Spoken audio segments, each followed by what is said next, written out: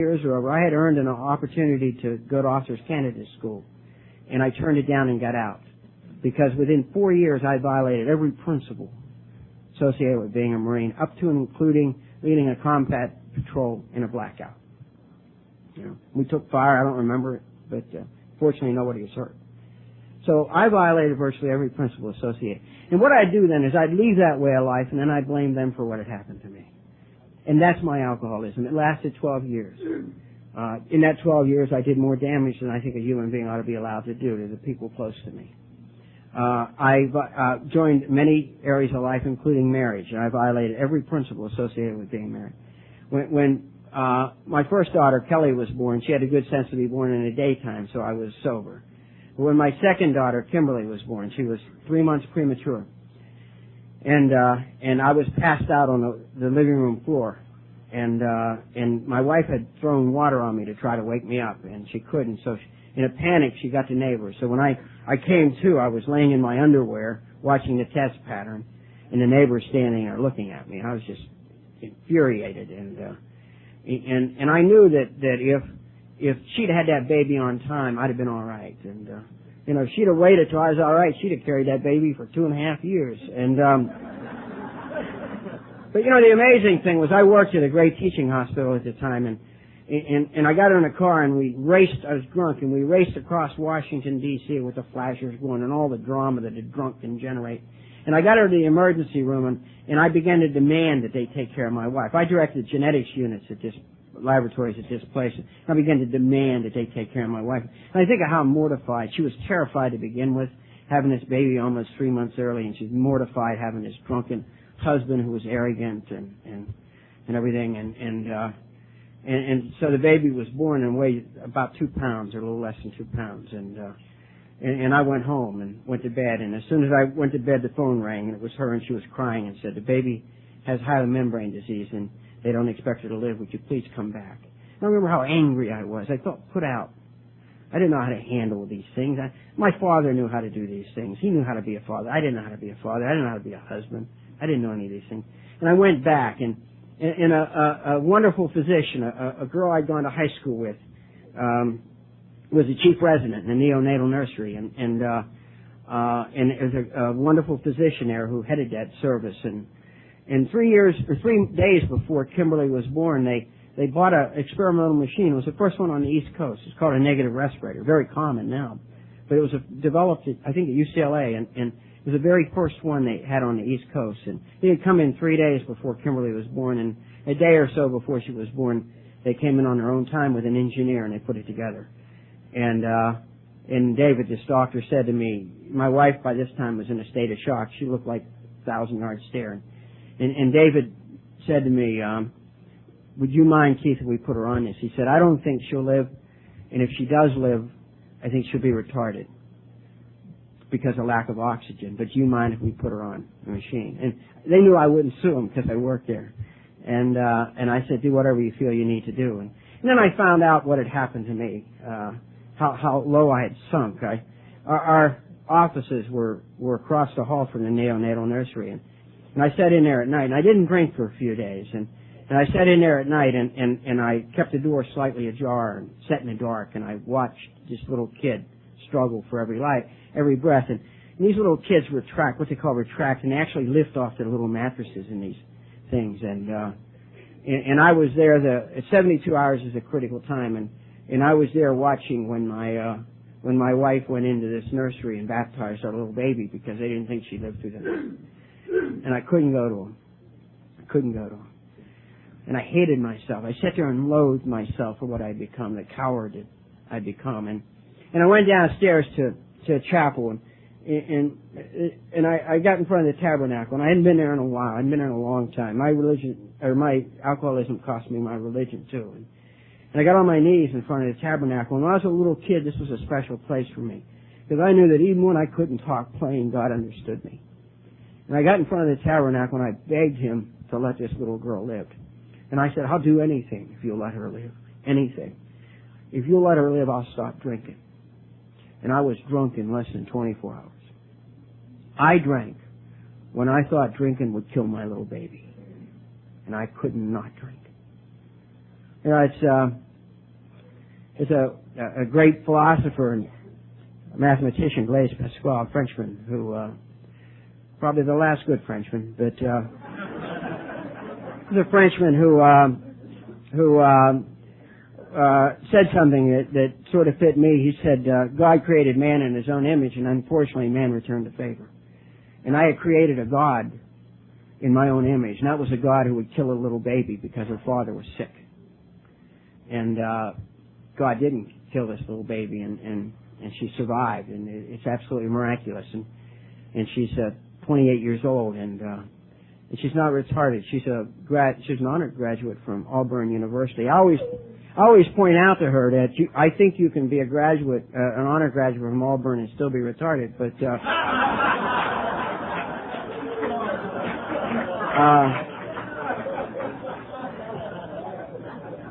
she and her husband claim not. He's a dentist. Now, he doesn't work on my teeth, but he's a dentist. And they live in a little town in Alabama, Daphne, Alabama, and just great kids. And this Christmas, they presented Julie and I with a little granddaughter. And I'm glad that God's not sick like me. You can't live like that and survive. And my wife knew that it wasn't safe for me to be around the kids. One day I needed a drink badly, and my wife wasn't there, and I left a 4-month-old kid in a crib to go because I needed a drink, and on and on. And I knew I was just hopeless. I knew there was, if a guy can't stop drinking to save his child's life, how can he stop drinking? And she asked me to leave, and I was greatly relieved. I could no longer carry the responsibilities, even poorly, and I was just greatly relieved. She asked me to leave, and I packed 2 bags, and I went to where I needed to go, and that was to the Skid Row section of Washington D.C. And during that six months, I remember the one time that I remember seeing her was Thanksgiving Day. I didn't know it was Thanksgiving, and I got up, and you know the drill. I woke up in a room I didn't recognize next to a warm body, you know. I remember my first thought was, God, let her be a woman. That was my first thought, you know. I mean, no, there are times when you'll settle for little, and then you went through the embarrassment of acting like you remembered, and she didn't remember, and I didn't remember, and I got up and got dressed. You know, that sick feeling, that loathsome, depression, and condemnation. And I was walking down the street. I went by a free clinic in Georgetown, and the woman asked me if I wanted a cup of coffee, and I got a cup of coffee, and she said to me, Happy Thanksgiving. And I realized it was Thanksgiving. And I went down the street to find a payphone, and there was 2 couples standing on the corner of Wisconsin and M Street in Georgetown. And they were standing there talking. And I walked up to them and stood with them. And they looked at me. I didn't think they could see me. I didn't think that I was present to them. I don't know if you know what I mean. And they just sort of looked at me, and I was embarrassed, and I walked away. And I found a phone, and I called my estranged wife and said, could I come out for Thanksgiving? And she said, if you don't drink, you can come here at 6 o'clock. So at 6 o'clock, I didn't drink all day. And at 6 o'clock, I went out and knocked on the door, and she opened the door and gave me a bag of turkey sandwiches and closed the door. And I got a 6-pack, and I went to the park and sat on a curb in the park and ate my turkey sandwiches and drank my beer. And that was the last social gathering that I'd been to go to. And I know how hard it was for her to do that. I know how hard it was for her to even give me a sandwich to what I'd done to her. I'd brutalized her emotionally, physically, every way you could think. I robbed her of everything that mattered. And I went to where I needed to go. And one day, I won't talk about drinking. You know how to drink. But one day I got up and it was over. And it was just over. I always used to think suicide was a big deal. But, you know, for an alcoholic, it's just the next thing.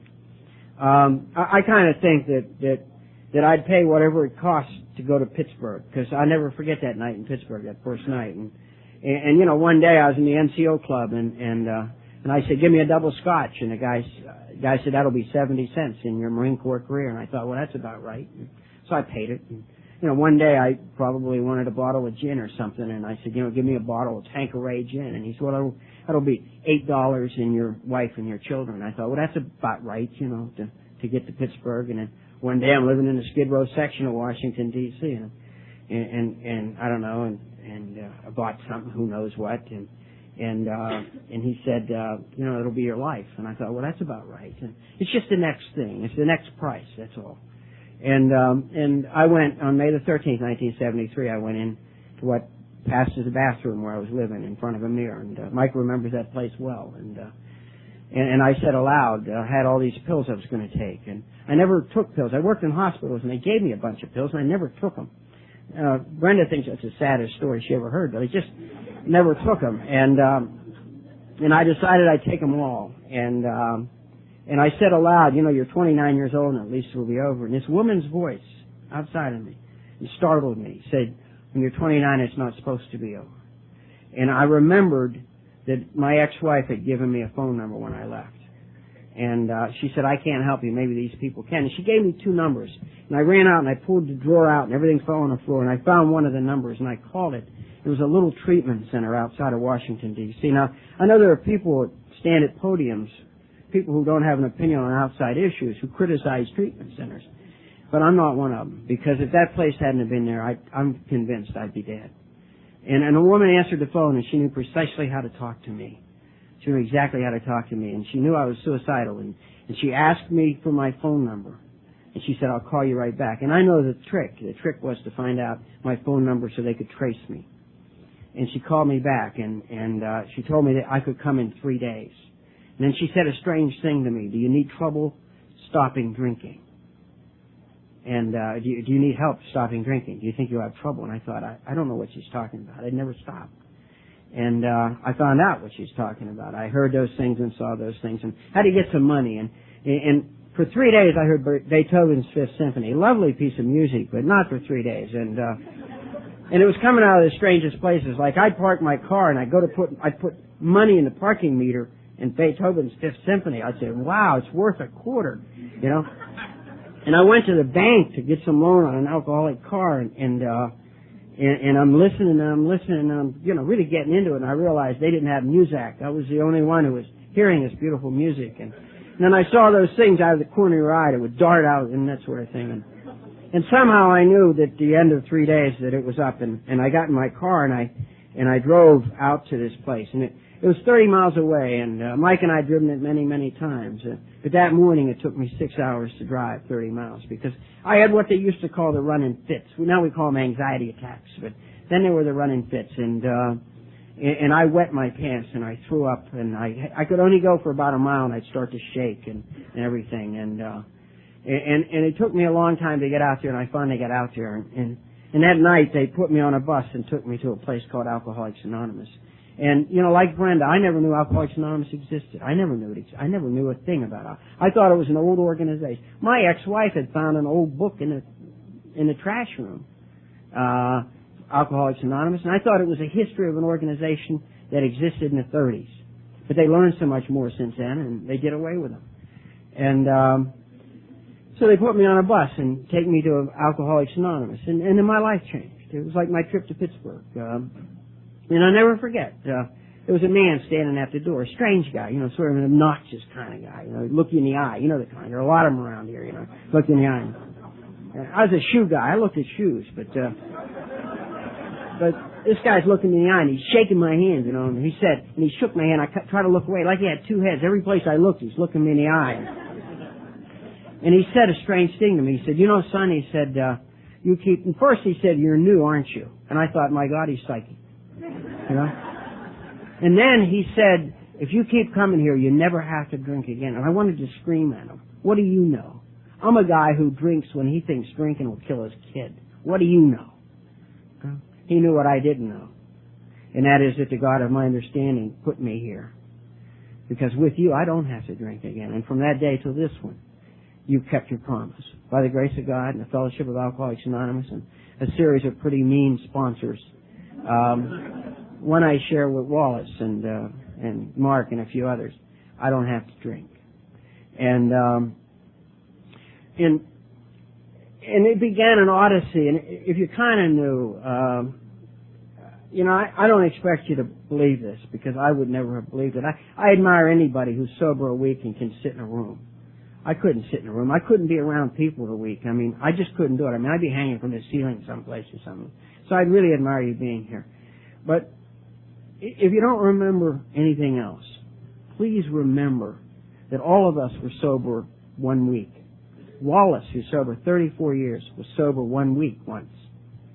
And I was sober once. And all the people you see here are members of Alcoholics Anonymous have been sober for 1 week.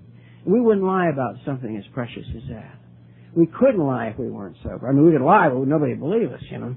And we couldn't show up here and not fight and things like that. So please believe that something that happens here is very, very special. Now, that you don't catch it like going to a corps meeting and catching venereal disease. You don't do that. You have to do what Vince said last night, you know. You have to work these steps. You have to become part of this thing. And if you don't want to be, that's normal because I was isolated. I was really isolated and people would ask silly questions like, what do you like? I had no idea what I liked. I knew what I thought I was supposed to like, but I had no idea of what I liked. And what I did was I immersed myself in Alcoholics Anonymous. And I finally got a sponsor. I like Vince was one of those people who waited to get a sponsor. And the old timers won't leave you alone. One guy kept saying to me, said, you got a sponsor yet? And I said, no, not yet. He said, why? I said, well, frankly, I've been waiting to find someone I can relate to.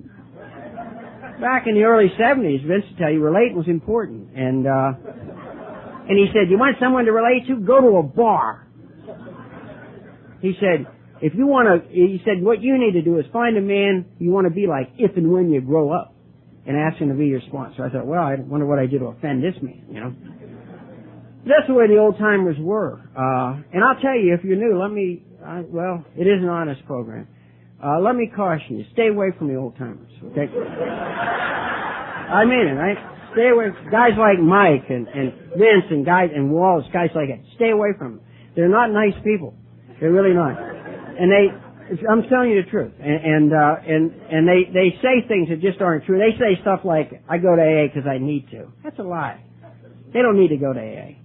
The only reason they go to AA is the only enjoyment they get out of life is watching people like you and me suffer. This is true.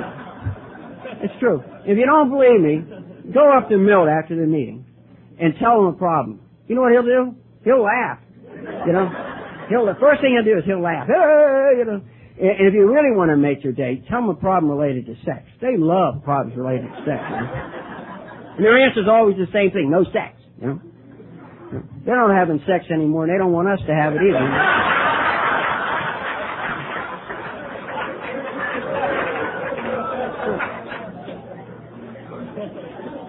And they always speak to you in parables. You ever notice that? They always speak to you in parables, you know? Say, well, you know, look, I can't sleep at night. You know, the world moves slowly. Yeah, right. And I remember I used to go to this old fool. I don't know why. I was just a sucker for punishment. But I go to this old fool with my problems, and he'd just get the biggest kick out of it. And I was impotent when I got sober. It happens to a lot of men, and I wasn't happy about it. I mean, I can't drink and this too. And I went to this guy and I hemmed and hawed fun. He said, "What's the problem?" I said, "I'm impotent. That's the problem." Oh, he loved it. He said, "It happened to a lot of us. It'll get better." I said, "When?" I thought it was important, you know. And he said, "What do you got, a full social calendar?" You know.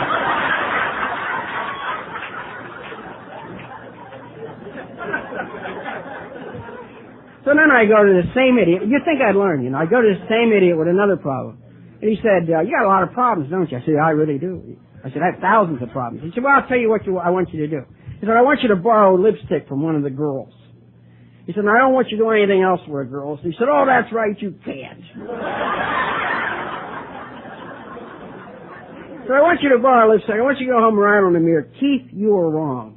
I said, "Well, I can't do that, you see. My problem is I have a poor self-image, and I need to be affirmed." Don't ever talk that way to an old-timer. They hadn't read any of those books, you know. And so I went and I bought a tube of lipstick. I didn't want to owe anything to anybody, especially a woman, right, guys? And so I went home and I wrote on the mirror, "Keith, you were wrong." And I threw the threw it away. I was just disgusted. I said, these people are nuts. They're insane. You know, and I went to bed and I had a normal night. Remember a normal night at 60 days? Oh, you know. I lay down and closed my eyes, and for the first time that night, my head woke up. You know, take off, you know. And it was talking to me. You're never going to make it. They're going to find out you're crazy. That's your problem. You know, this stuff. You know. You're going to be alone the rest of your life. What difference does that make? You're impotent. And, you know. I finally drift off to sleep, you know, and then remember the leg cramps? Oh. I'd be jumping up and down beside the bed with leg cramps. And then 15 minutes before I had to get up, I'd go sound asleep. You know? And it would take 3 alarm clocks to wake me up. Everybody in the neighborhood got up when I got up, and but my mind was still working, and it was saying, you're going to go to work today, and they're going to find out you don't know how to do your job.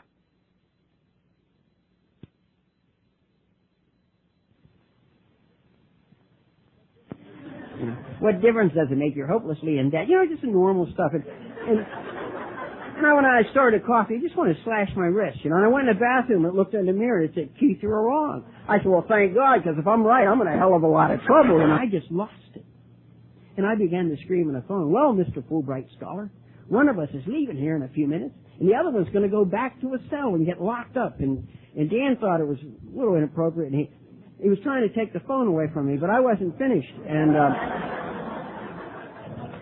And I got down on my knees cradling the phone, and I'm screaming at this guy, and the other guests started looking in our cubicle to see what was going on, and finally the guards came over. They were curious about what was happening. Dan finally got the phone away from me, and he said to the guy, yeah, I'll come back tomorrow. Yeah, I'll come alone. And he hung up the phone. And I just knew I was going to be drummed out of Alcoholics Anonymous. I knew it. And so we left, and I'm waiting. I'm just waiting, you know. And he's not saying anything. You know, it doesn't make you crazy. And so finally I got over to the car and I said to him, that was pretty bad, wasn't it, Dan? And you know what he said? He said, you know, Keith, he said, I'll be honest with you. He said, most guys wouldn't have done it that way. He said, but you'll discover that we all develop our own technique in Alcoholics Anonymous. I never heard another thing about it, you know. Never heard another thing about it. Early on, I figured out about sponsors. A sponsor's job is to find out the desire of your heart and then not let you do it. That's what they're designed to do. And I was working. I was working my way out of a deep hole at Georgetown University, and I was again in charge of experimental design and that sort of thing for the genetics bunch. And I was just sort of working my way back in, and they were just wonderful to me. They couldn't have been nicer to me. And as a matter of fact, the chairman of the department was a member of our fellowship, and I didn't know it until I was gone from the university. He kept the anonymity very closely guarded, but he was just wonderful. He arranged for me to do he got me a scholarship. And I didn't know he was an AA at the time. I was sober about a year, and he called me to his office. And of course it was to fire me. You never go to a chairman's office unless you're going to get fired. And he told me what a wonderful job he was doing, and he said, I'd love to give you a raise, Keith, but the wage and price freeze is in. And he said, so what I want to do is give you this instead. It was a full tuition scholarship. I could have gone to medical school or anything. And the desire of my heart was to study philosophy, and I was at Georgetown University. And so I took a degree in philosophy and theology, and I had to work at the same time. But what the hell? I mean, you weren't drinking. You know, just working and going to school full time is a piece of cake if you're not drinking. And all I do is go to 7 meetings a week, and I mean, it was easy. And compared to the life I've been living, but I was sober about 3 months, and I got a letter from a man. His name was Jerome Lejeune. He died last year, and he's probably one of the greatest cytologists who ever lived. It's just an extraordinary man. And he wrote me and invited me to come to his laboratory at the University of Paris Medical School in France to study. And I knew that my sponsor wouldn't let me go because it's something I really wanted to do. So I was just going to turn it down. And I thought, nah, hell, give him a chance. So we went to lunch, you know. And after I paid, God, I didn't have the money, but I paid. And after lunch, I gave him this letter. And he read it, and his eyes filled up with tears. And he said, my God, this is wonderful. And I said, you mean I can go? And he said, you have to go. He said, this isn't about you. He said, the best you can do is crap your pants in a Skid Row dive and, you know, on Harvard Street. He said, this is about Alcoholics Anonymous. He said, the difference between Keith then, 3 months ago, and Keith now is Alcoholics Anonymous. He said, this isn't for you. He said, this is so all of us in Alcoholics Anonymous can celebrate the miracle of recovery. And I said, I didn't think you'd let me go. He said, you have to go. And he said, and let me tell you something. I've never forgotten this. And if you're new, please hear this. He said, Keith, you can do anything in this world as a member of Alcoholics Anonymous if you prepare properly. And we began to prepare properly for me to go to France and study. And on New Year's Day, 1974, a plane settled through the clouds in Orly Airport. It was the first time I'd ever been on a plane sober. And we're settling through the clouds into Orly Airport. And I'm glad I was by myself in a corner seat because I couldn't keep from crying. And that day I walked the streets a free man. I'd been embarrassed before, but I couldn't leave the bar in the hotel I was staying in. I couldn't get past the bar. And I was there a couple months, and wouldn't you believe it, just what a coincidence. My sponsor came through town. And we took a train ride down to Chartres to see the beautiful cathedral, and he taught me a great lesson about fear. I have this tremendous fear of heights, and I thought that the way you dealt with fear was you were brave. You know, you kept it a secret, then you got brave, and that's how you dealt with the fear of heights. And he was telling me that we could go to the top of this cathedral on a catwalk and look down and see this magnificent thing, and right away my heart stopped. And I began to get brave. You know, when I was in the Marine Corps and I was afraid of heights, I didn't tell anybody, and I tried to go to jump school because I figured jump out of airplanes, you won't be afraid of heights. And I busted a kidney a few months before that, overcoming another fear, so they wouldn't let me go to jump school, so I went to mountain climbing school. So I spent a month in the Sierra Nevadas in the middle of winter, rappelling off the sides of cliffs, drunk. And the guy I'm rappelling with said, I'm not climbing with you anymore, you're drunk. And I said, I'm a hell of a lot better off drunk than I am terrified. And I said, we're both lucky. He said, I'm not lucky enough to climb with you anymore. And what I discovered was that being brave isn't the solution to fear. I always thought it was. It isn't being brave. You know, I started to get brave, and then I stopped, because I'd been a member of Alcoholics Anonymous for a little over 6 months now, and I knew there was a different way to do things. And I said to Dan, Dan, I can't go up there because I'm afraid of heights. And he said, oh, you got the old afraid of heights problem. I said, a lot of us have had that. I said, really? He said, oh, yeah, a lot of us had that. He said, you know, you don't have to go up there. He said, it doesn't matter. He said, or, here's a novel concept, you can go part way. He said, or you can go until you're afraid, and then you can take my hand. And that's how we did it. I went until I was afraid, and I took his hand, and we went to the top. And everything that I've done as a member of Alcoholics Anonymous, I've done it because I've taken someone's hand and gone to the top.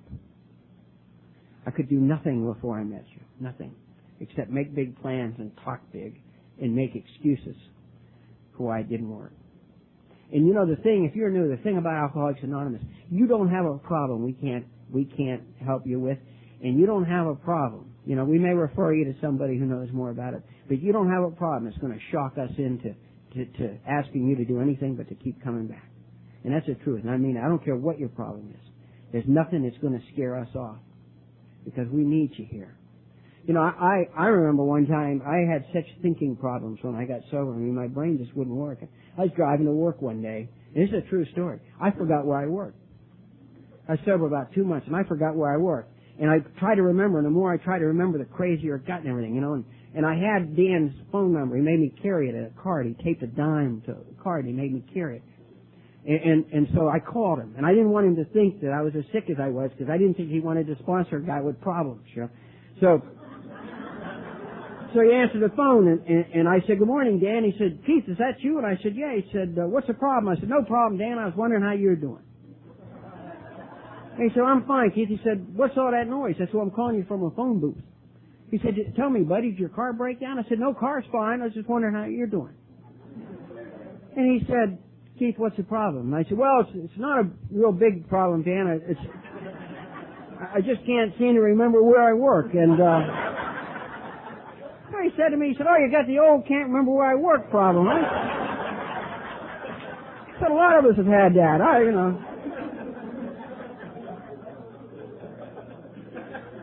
So then he said to me, he said, that's scary, I know. He said, it's scary. He said, you know, you've done great damage. He said, the book says that it's a very unnatural thing to pour that much alcohol in our brains. And he said, but I want you to know. He said, you're going to be okay. And he said, you know, your brain's going to readjust and you'll be okay. And he said, one day you'll laugh at this. I said, you sure? He said, I'm positive. And he said, may I make a suggestion? I said, anything. I'm honest, willing, and open-minded. And he said, if you ever have this problem again, Keith, he said, if you can just remember to look on the front bumper of your car, you have a parking permit for the university. And I remember thinking, where do these people learn these things? You know? They make it look so easy, you know. I mean, astounding to me. Let me talk a little bit about the steps, and I want to talk in particular about the 8th and 9th step. You know, there's just so much. This time next month, by the grace of God and Fellowship of Alcoholics Anonymous, I'll be sober 25 years, and that just can't happen.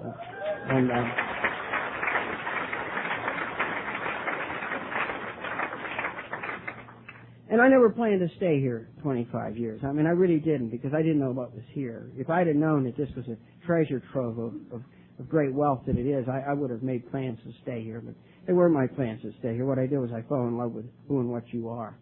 And I just aspire to be like you, that's all. And one of the things that you do to be free is to do the steps. And you know, and I had some people on my 8-step list. And I want to talk just for a couple of minutes about this, if I could, please. One of the people on my 8-step list was Dumb Denny. And some years ago, I drove, he was then living in Jersey, now lives in Northern California, but I drove from Washington up to New Jersey to have a talk with Dumb Denny. And we began to talk, and his wife Jan knew that this was a different kind of talk, and she excused herself and went to bed. And I was able to tell him how sorry I was for the way I had criticized him. And I said, any time that I found any flaw in you at all, I said, I broadcast it to the family. I said, I detracted from you. And I said, you look so good. You know, you did everything once. And, you know, and you're such a successful guy and everything. And I always felt, you know, I always envied you, and I always felt so inadequate around you. And I said, what I've done the last 6 months is just the opposite. I told him all the good things that are true about you, and I stand ready to do anything else I can do to prepare the friendship that we once had. I played second base, and Denny played shortstop, and we were a wonderful double play combination. We were wonderful brothers, and he just started to laugh. He said, you know, if you owe me an amends, then I owe you an amends. And he said, all my life I've envied you. He said, all my life I've been afraid. He said, I've been afraid to change majors. I've been afraid to do these things. And he said, I always envied you, Keith. He said, you never gave a shit about anything. He said, if things weren't going well in one country, you'd go to another country.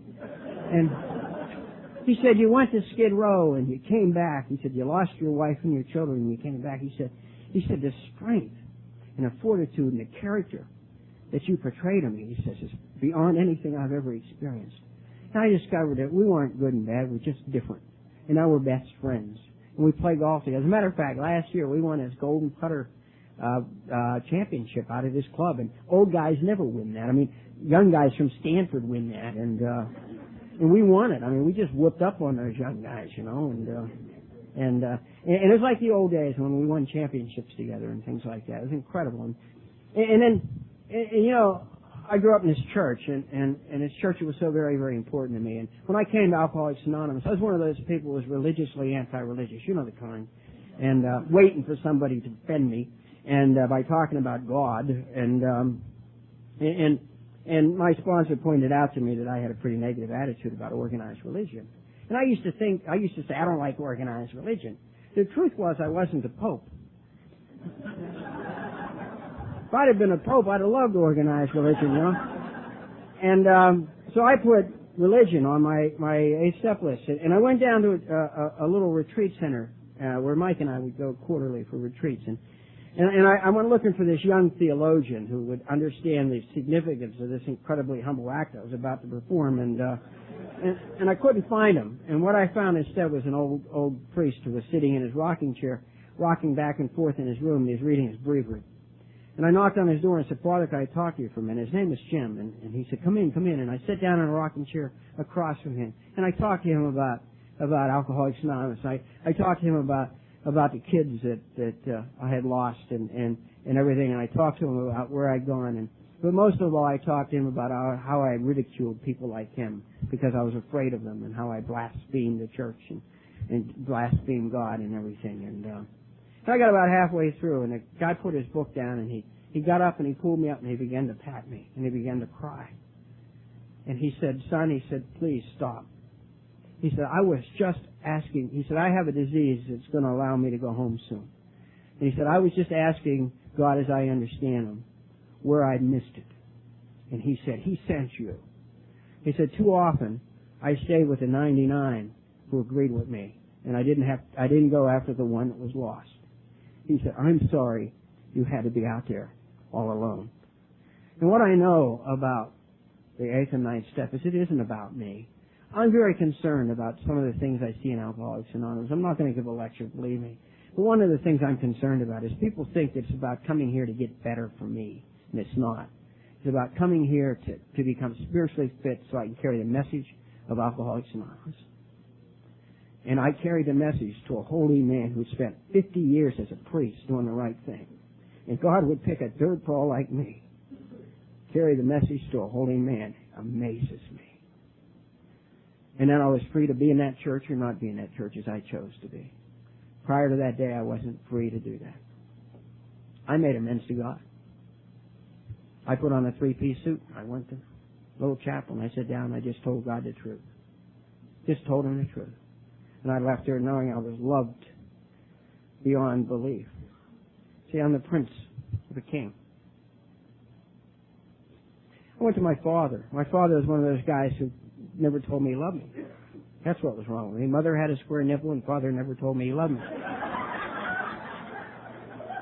And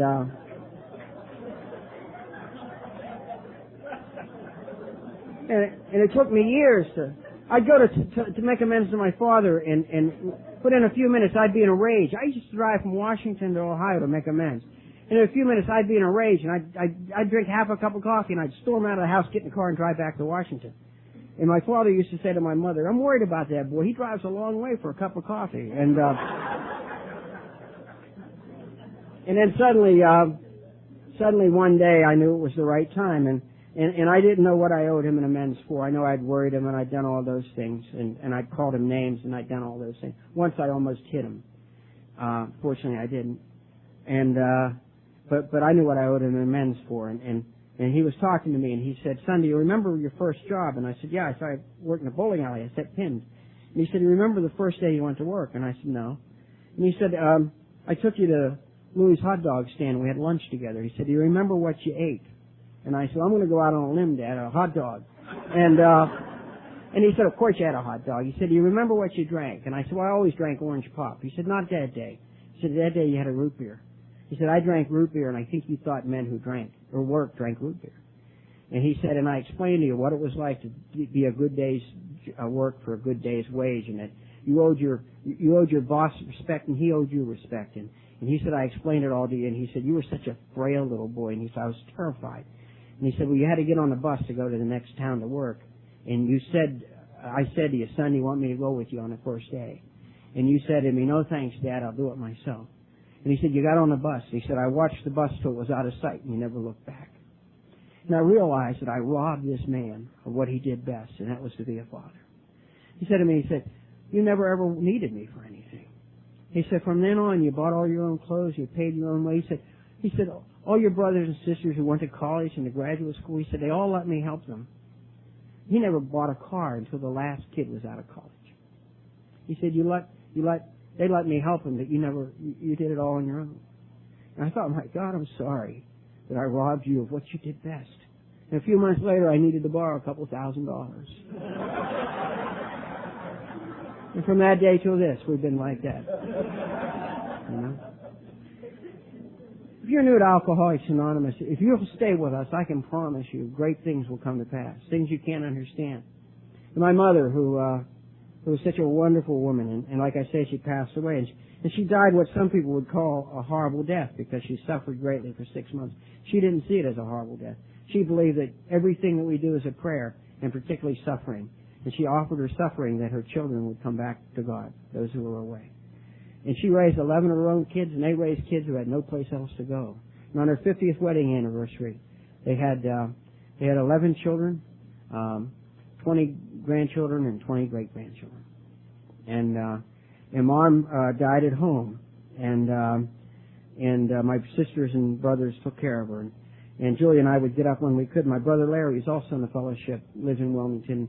He and I went up one night, and we were with her. And she loved the rosary, and at night, when everybody was asleep, I'd come down and pray the rosary aloud. And from time to time, she would wake up and smile, and then drift back. And they put the picture of all the kids and everything on the wall, and she would look at that and smile. And she was pretty lucid one night, and my niece, who was in the fellowship, ran in, and she was all excited because her sponsor was going to be speaking. And she said, "Come and hear Barbara speak." And I said, "Well, I thought I'd stay with Mom." And my mother said, "No, son. No. She said, "You go to that meeting. That's where you're supposed to be." She said, "Those were the people who brought you back to us." She loved Alcoholics Anonymous. And when I made amends to her, I asked her what I could do for her. She said, "Only one thing. Would you give me one of those coins that they give you?" And so every year on May the 13th, I'd send her a token. And when she listed the things that she wanted in her coffin when she died, the thing on the top of the list was my 23-year chip. Because you brought me back to her. My brother Terry, who died of alcoholism. Sounds horrible, but it isn't horrible. I saw a guy walking the streets today, and I said to Julie, "My God, it's Terry." The guy was a dead ringer for my brother, who was on the streets, like I was on the streets, and he lived in the basement of places, like I lived in the basement of places. And 20 years ago, he went to Alcoholics Anonymous. He was sober for 90 days, but for whatever reason, a miracle didn't happen for Terry. What did happen for Terry was that I tried to make amends to him, and he'd leave town when I went home, and he'd never let me around him, and I just yearned to make amends with my brother. And we went up for the 50th wedding anniversary, and I finally got an opportunity because he came to the 50th wedding anniversary drunk, and my brothers came to me and said, "Terry's here drunk." I said, "Of course he's drunk. He's an alcoholic." And they said, "Should we tell him to leave?" And I said, "Good God, no." And I imagined Terry sitting down the street. Remember how it was? One more drink and then I'll go. One more drink and then I'll go. I said, he must love them a lot to come here like that. And I not only made amends to him, but I freed my brothers and sisters to love him just the way he was. He contracted cancer and ended up in the hospital, and I went to see him, and nobody leave me alone when I go home. They're always hanging around you, and so I told him I was leaving to go home, and I ran over to the hospital, and I spent a couple hours with Terry, and we talked about stuff, and he asked me about the things we grew up with, about rosaries and about scapulars and things, and I had to have a few, and I talked to him about it, and we just talked brother to brother for a couple hours. And he let me hug him. When I study theology, there's a concept, for those of you who think it's over, or you've wasted time, there's a concept in theology, and it has to do with time, and there are two kinds of time. There's chronos, chronological time, which is linear, and there's kairos, which is God's time, and God's time is always now. And that's why in the program they teach us to live in the now.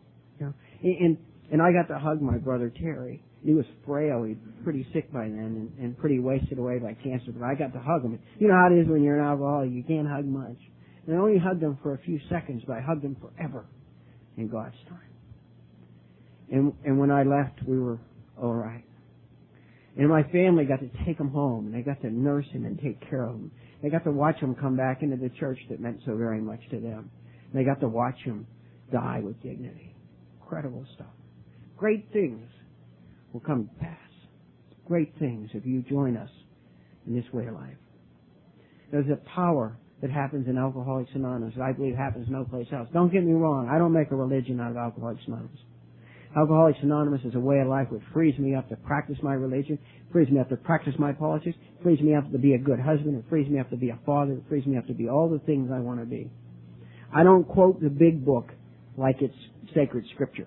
I just don't do it. There's a guy who's always bugged you. He says, "Don't you believe it's God inspired?" I say, I think God had a lot to do with writing that book.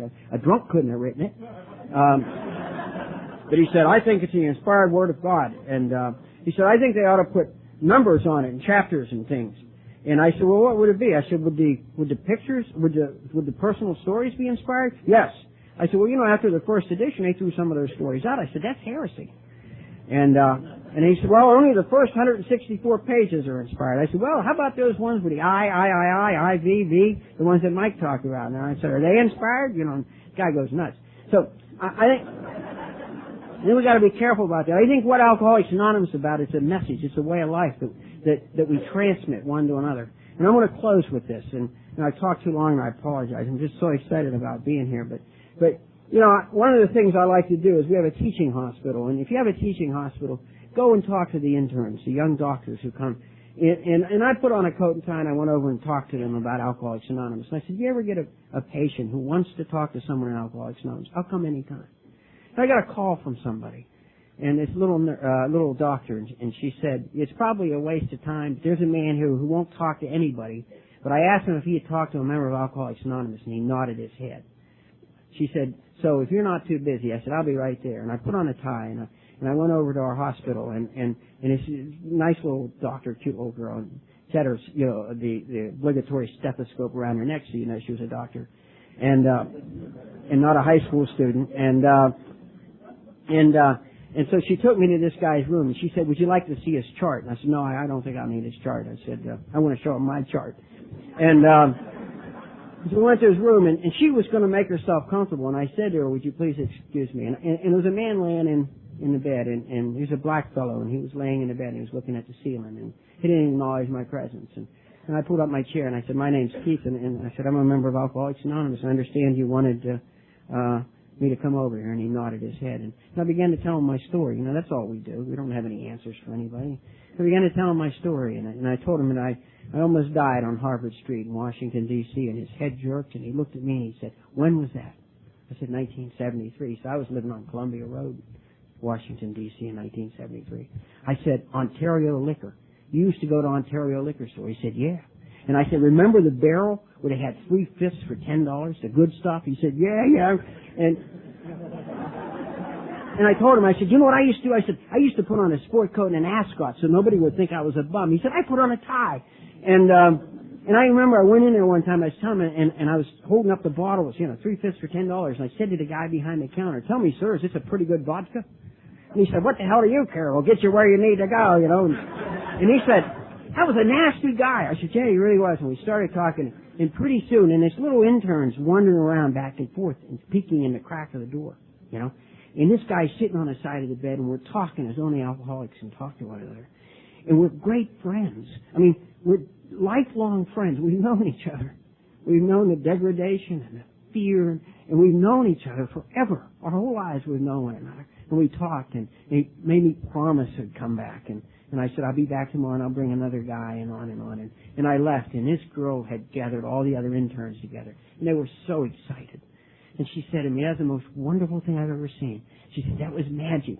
She said, would you do a workshop for us? And I said, would you be willing to do some homework? And she said, oh, of course. I said, you got to drink real bad for at least 10 years. I was able to say to her, this isn't about learning. I said, this isn't it. I said, you go on and be a great doctor. I said, because wherever you go, all you got to do is get the name of a couple alcoholics, a man and a woman, who are active members in Alcoholics Anonymous in your town, and let them come and do this. We need great physicians. You go be a great physician, and let us have the alcoholics. I said, God hasn't given me many talents, but He's given me the ability to speak to another alcoholic. And that's what you're going to have if you're new and you'll stay here. You'll have the ability to change the life of another human being. And once you watch it happen, you'll never go anyplace else. There's no action like this action. Again, I want to thank you so very much for your kind attention to my stammering words. And again, I want to thank the committee and everybody associated here. And God bless you, and I love you very much.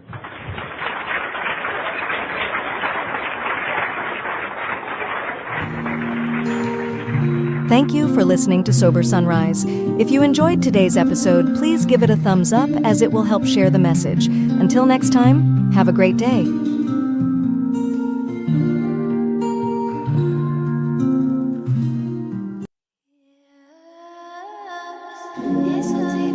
Welcome to Sober Sunrise, a podcast bringing you AA speaker meetings with stories of experience, strength, and hope from around the world. We bring you several new speakers weekly, so be sure to subscribe. We hope to always remain an ad-free podcast, so if you'd like to help us remain self-supporting, please visit our website at sober-sunrise.com.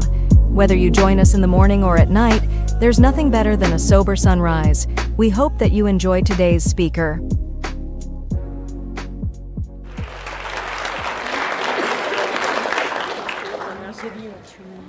Please do. Hi there, I'm Mary Thier. I'm an alcoholic.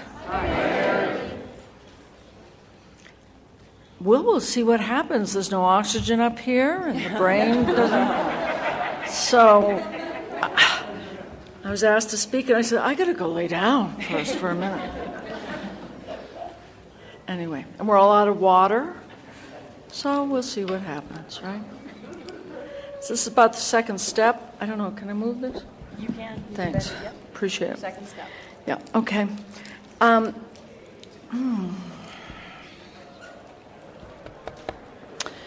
Well, the second step in my journey in recovery, I have found a different way of looking and applying this in my life. I wasn't raised with any religion, so I don't have that where I associated a power greater than myself with church. So I think in some way I was blessed not to have that.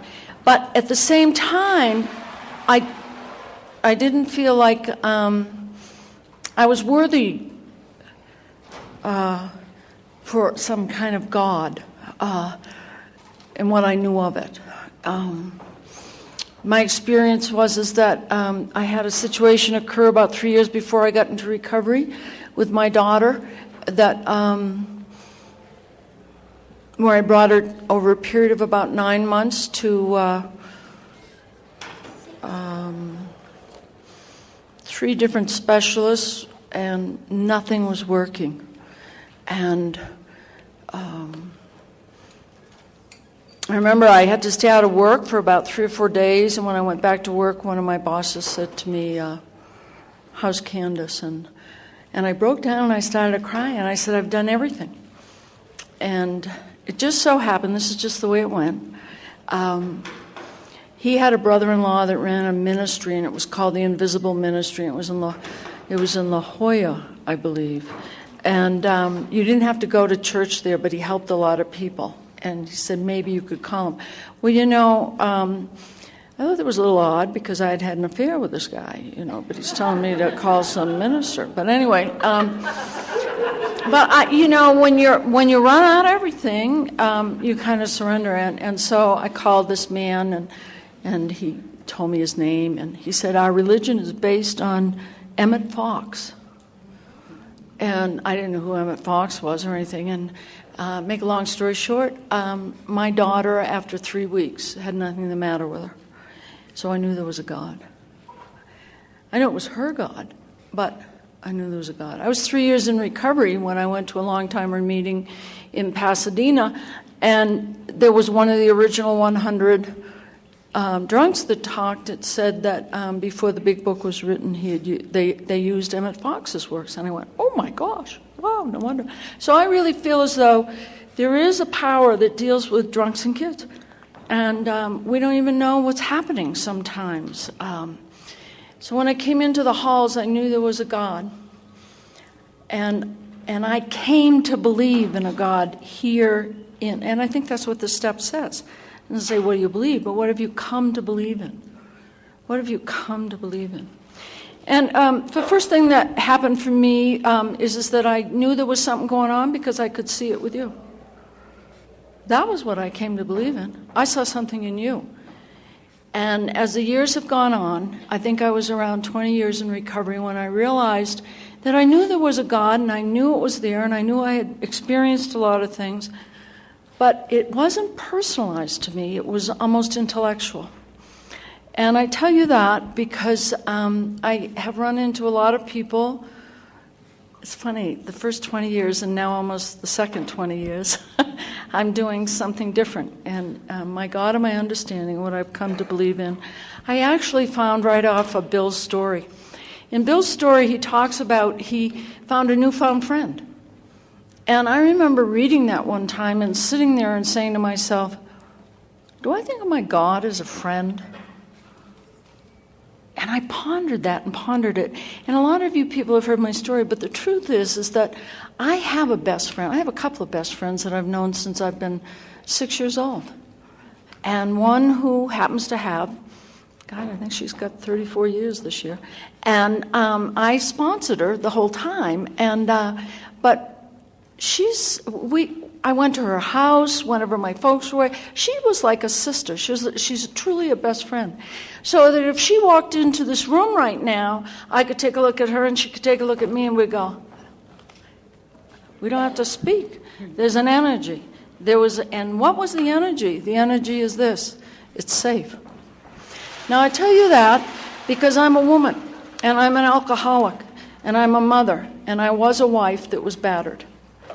And battered pretty severely, a weekend guest with the local police.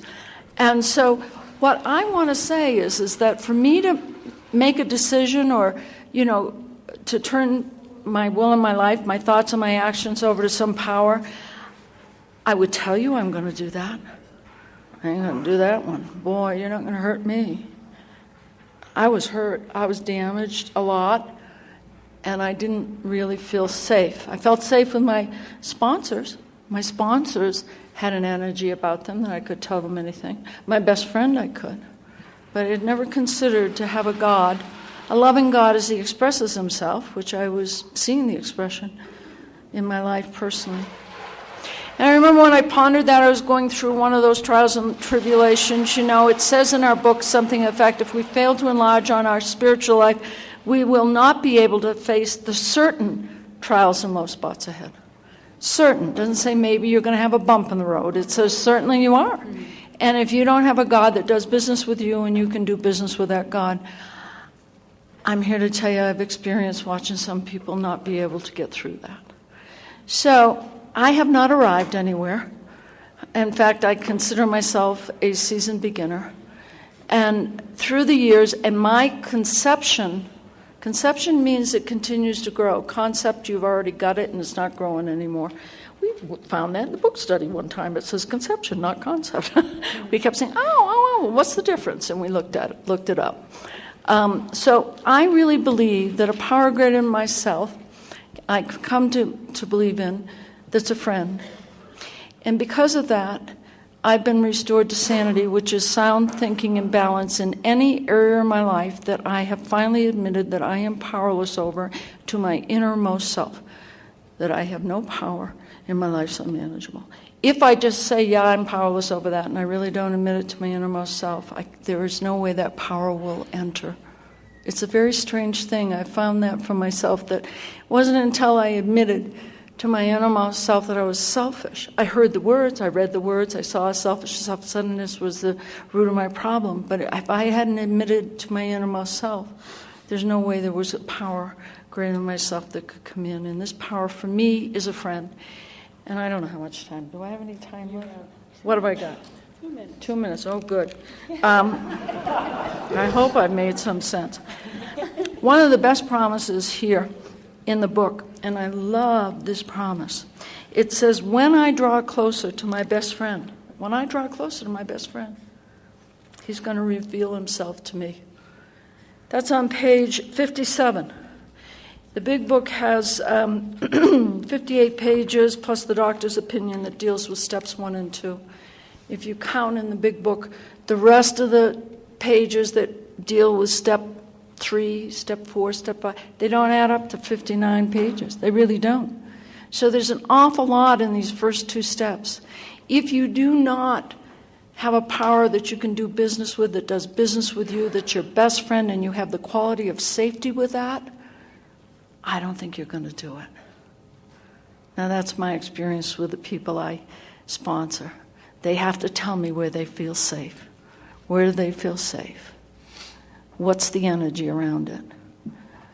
My power greater than myself grew from the cat that I had, E.T., who was very safe, that was always with me. She was always present even when I didn't want her. She lived 20 years. There was an energy that came off of that. I'm here to tell you my power greater than myself is much, much more vast than that cat. but you start where you are. Humility is to accept where you are right now. Thank you, and God bless. Thank you. Because it's a little warm up here, could I actually have somebody in the back row bring us, the speakers, all some water? I'd really appreciate that.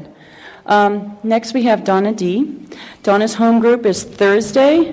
All are welcome from Aurora, Colorado. She is Al-Anon Family Group. Thank you.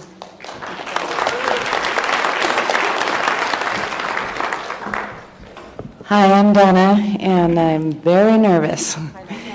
I am so grateful to be here up at FOTS. I'm actually glad that it came a month early this year. I didn't want to have to wait a whole year to come back.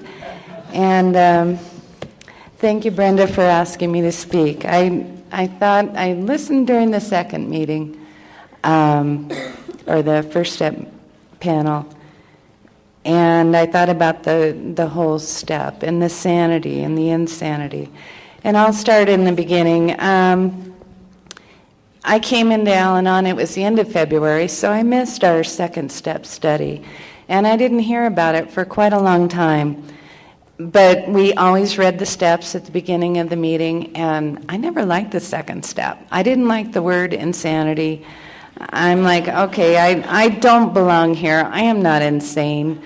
And like many have shared, it took me a good 6 months to, I finally heard, as everybody has, or most of us have now, the Einstein definition of insanity about doing the same thing over and over again and expecting different results.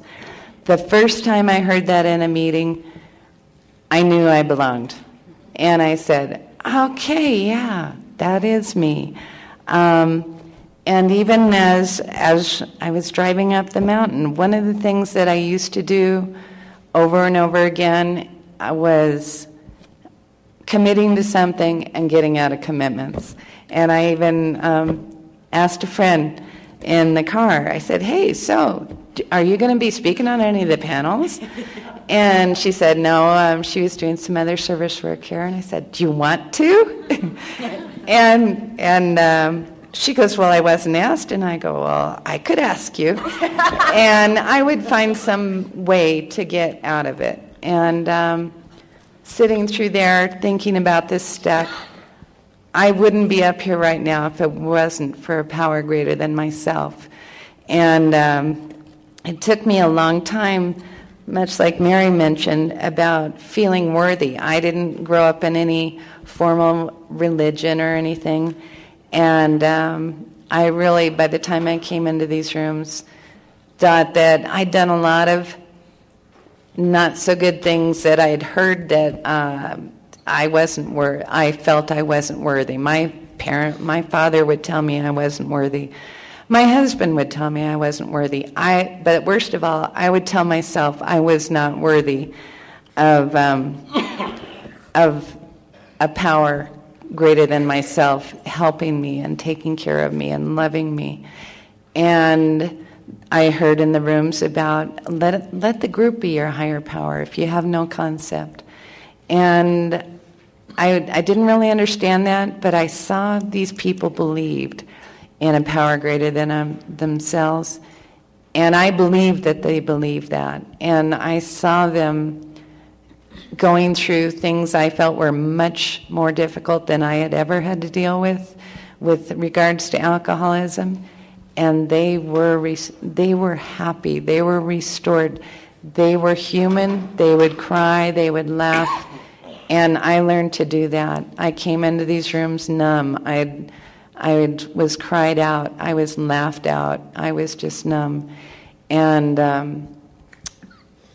I heard later the next year around when we talked about the second step, where they break down the second step into came to, and then came to believe. And I believe that. I came to the meetings. It took me a while to come to and wake up and get a sponsor and start working the steps. And then I came to believe that I was loved. I was loved by every one of you out there that didn't even know me. And I'm so grateful for that.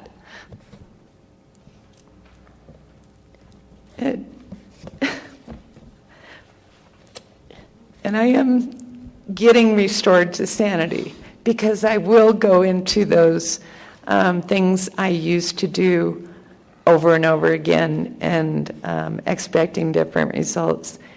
And people would they would share their experience about things that they tried differently that I was going through, that might be a better way to react to the disease of alcoholism.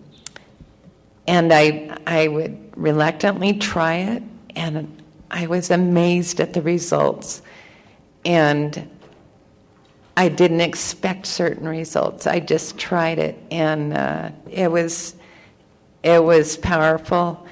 And I knew it wasn't me. I knew it was a higher power helping me. I'm trying to stay focused on the second step, but I am slowly but surely getting restored. Coming to this conference is the most powerful spiritual part of my recovery, because there's so much shared here that I don't always hear in the meetings about the spiritual recovery, the spiritual side of our program. And I was grateful, a speaker mentioned earlier about this emotionally sober. That's powerful for me. It was when I had probably been in Al-Anon, I think, I'm sure I'll get corrected later, I think it was about a year or so.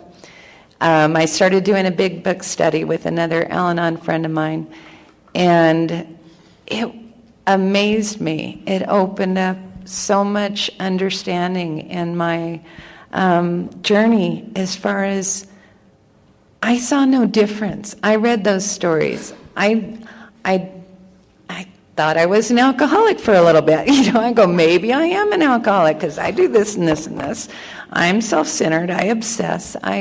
But my obsession is not over alcohol, and she cleared that up for me. And that is really the only difference that I have found between Al-Anon and alcoholics, is what our obsession is over. And I am no longer obsessed with the alcoholics in my life and what they're doing. I sometimes change my obsession, but it's to healthier obsessions, such as my recovery and things related to this program. And I get obsessed about coming to this conference every year and everything. And so, it's at least about healthier obsessions. I've been able to have healthier relationships with my husband, my family, my friends, that I could never have done without everyone in these rooms, without the knowledge in the big book. Bill's story especially, she already quoted what I was thinking about. And as one of the things I do over and over again, but I wasn't expecting different results, I left all my notes and my big book and everything over on a chair over there with my purse. And so I don't have them in front of me. But without a power greater than myself, if I didn't believe it, I couldn't stand up here right now.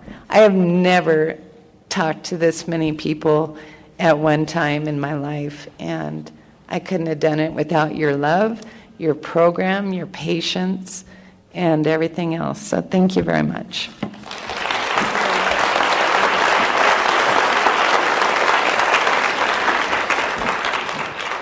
Next, on the second step, we'll have Catherine D.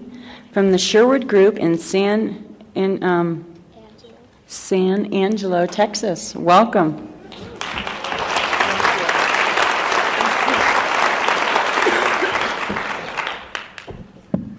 Hello, everyone. I'm Catherine, and I am an alcoholic. Hi, Catherine. I'm very grateful to be here, very excited about this. So staying on topic of the second step, I was thinking about where I was before I found this beautiful program. And I was living definitely in alcoholic insanity. I didn't believe that I had a problem. I was my own power. I had made a decision that there was no God. I was so alone, I was so desperate, and I was in the darkness, and I could not see outside of myself. So for me, if there was a God, he didn't care about me anymore. What I didn't realize, that it was of my own creating. So when I walked into the rooms of Alcoholics Anonymous, I was not doing it for myself. I was doing it for my husband and my children and my family, thinking, I don't have a problem. These people are crazy, even though I thought, maybe, just maybe. And I sat there and I did not realize that I was going to walk into a room full of living, breathing, walking miracles. It was a moment for me that I can't explain, but at that moment I thought, there's got to be something greater in this room. But I still had a difficult time coming to believe that there was a power greater than myself. I grew up in a religion as a child where God had strict boundaries, and if I didn't do what God wanted me to do, I was going to burn.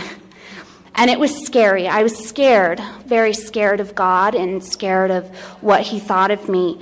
And when I started working with my sponsor that I have now, I learned that this power can be something that I understand.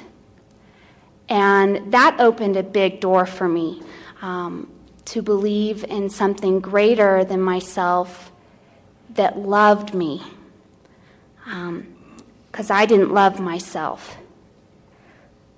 This power showed me a way of life through AA, through the people in AA. I am so blessed to be here talking to you all right now. And I realize that because of this power, I'm standing right here. I'm alive and I'm breathing.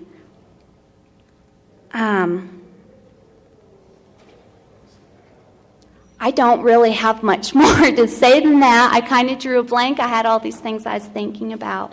But really, that's all I have. And I'm just really blessed to be here. And thank you all. And I do love you all very, very much.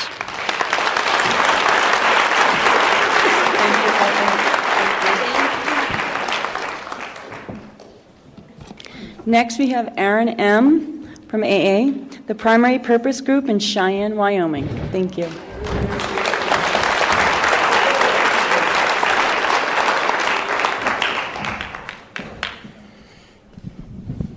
My name's Aaron, and I'm an alcoholic. I was the person that had once had faith and lost it. My first time, and I grew up, I didn't really have a problem with God. Wasn't really particularly religious. And, I hit AA at 20 years old. And, because I was unwilling to do some work, went to a lot of meetings, hung out with a lot of people in AA, and that was about the extent of it. 8 months of that, and that was enough, and I was back out. And, I got married, and as my drinking progressed, it really started causing some troubles in my marriage. And I prayed to God a lot, mostly that he would just make it easy. Because, like I said, I wasn't willing to do a lot of work. I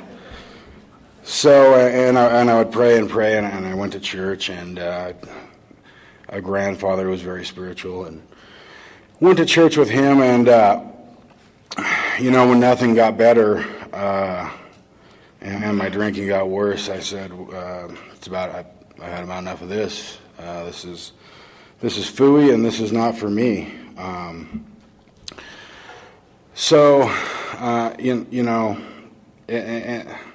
It fueled. The longer I was out, the worse I got. The more that resentment towards God grew.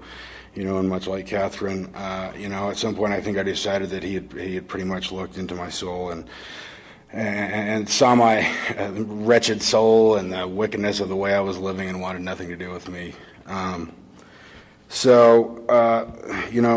continued on, and I used that to pretty much as an indictment of the whole.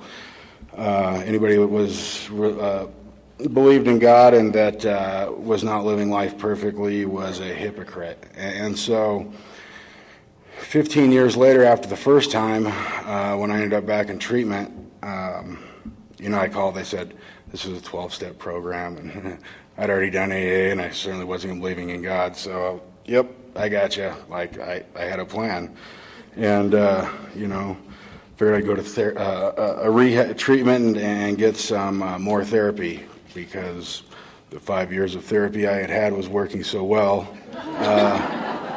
That like I just needed to cram it all into 30 days. That was probably it.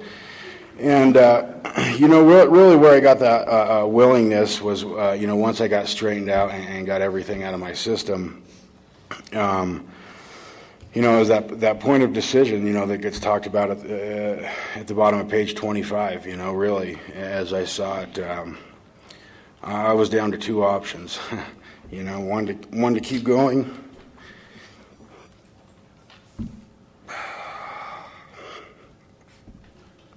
and the other to accept spiritual help.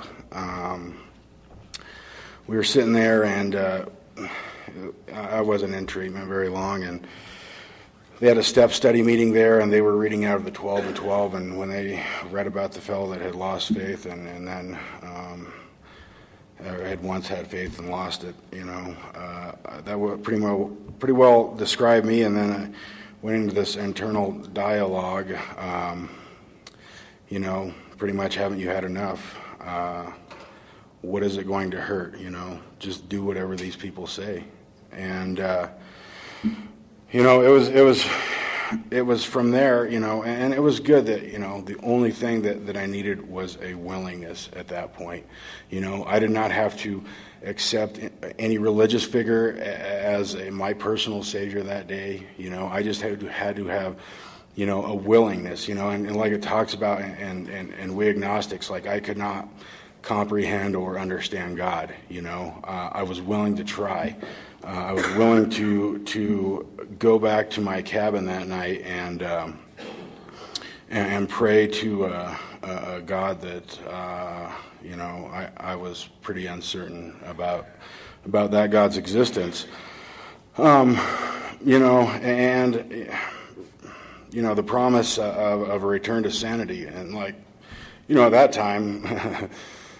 I'm not sure that existed either. I didn't want to, I couldn't live the way I was living anymore. I just wanted no more of that, I knew I just didn't want that anymore, When I was in there, my counselor said, I want your recovery to be I want it to be like the best drug you ever did. I wanted to blow your hair back. And I was like, this guy is crazy.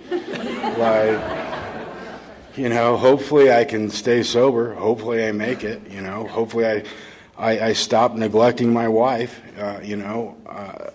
but this what this guy is talking about is, not possible, and really, it was a ways down the road, before I started getting into steps 9 and getting those amends done and 10 and 11, and before I really got to experience God and really got to experience that return to sanity, at least as far as alcohol is concerned.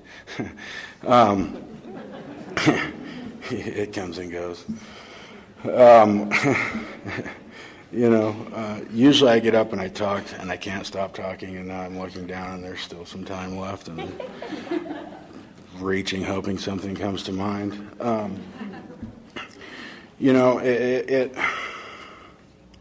Nothing's coming to mind.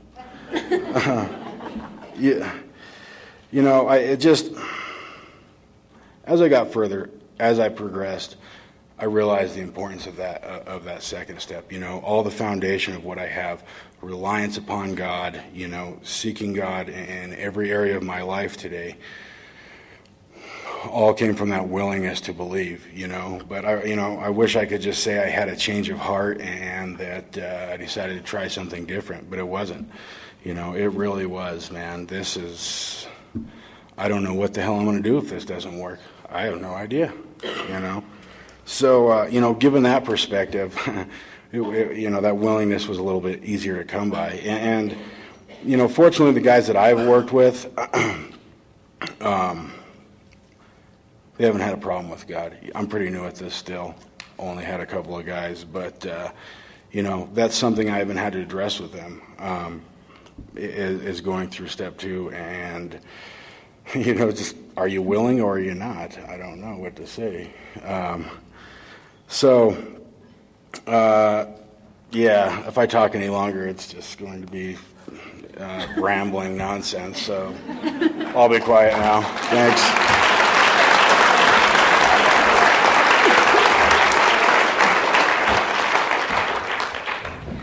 Now I'll open the mic. Please share on your experience on step 2. Thanks.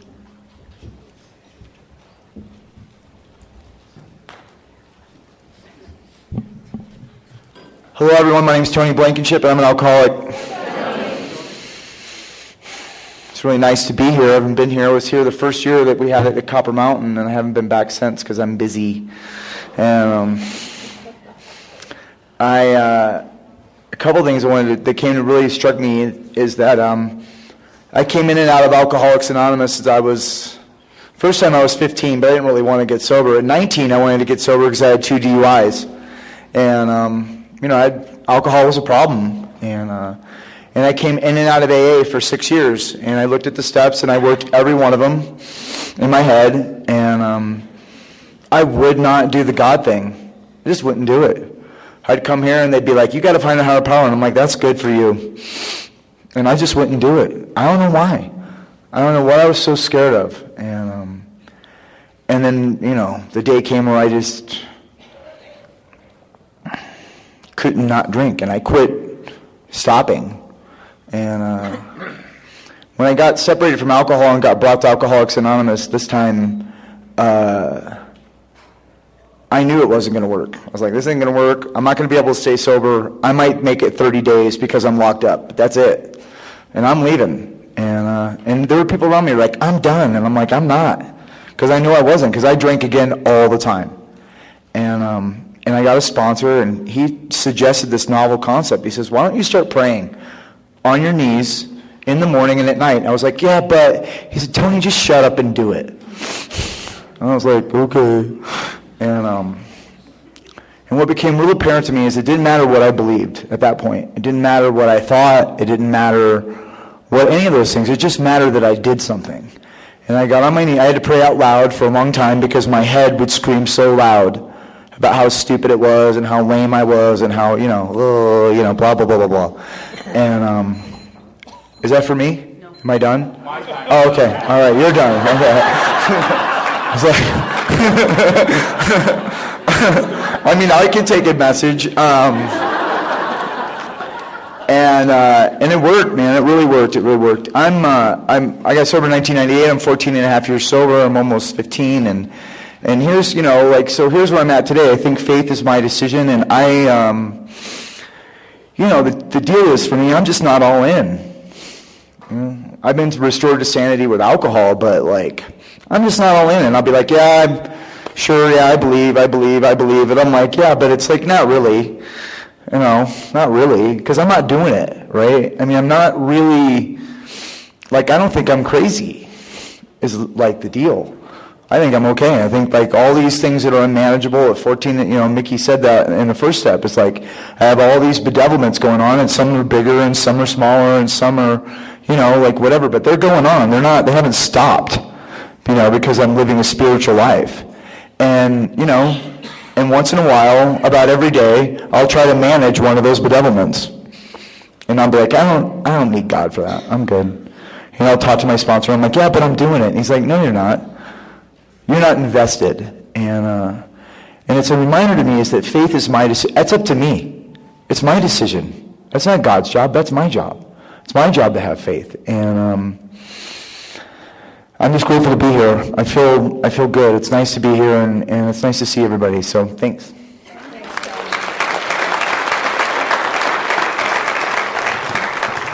Couldn't believe Tony beat me over there. My name's Tom. I'm an alcoholic. Sober by the grace of God.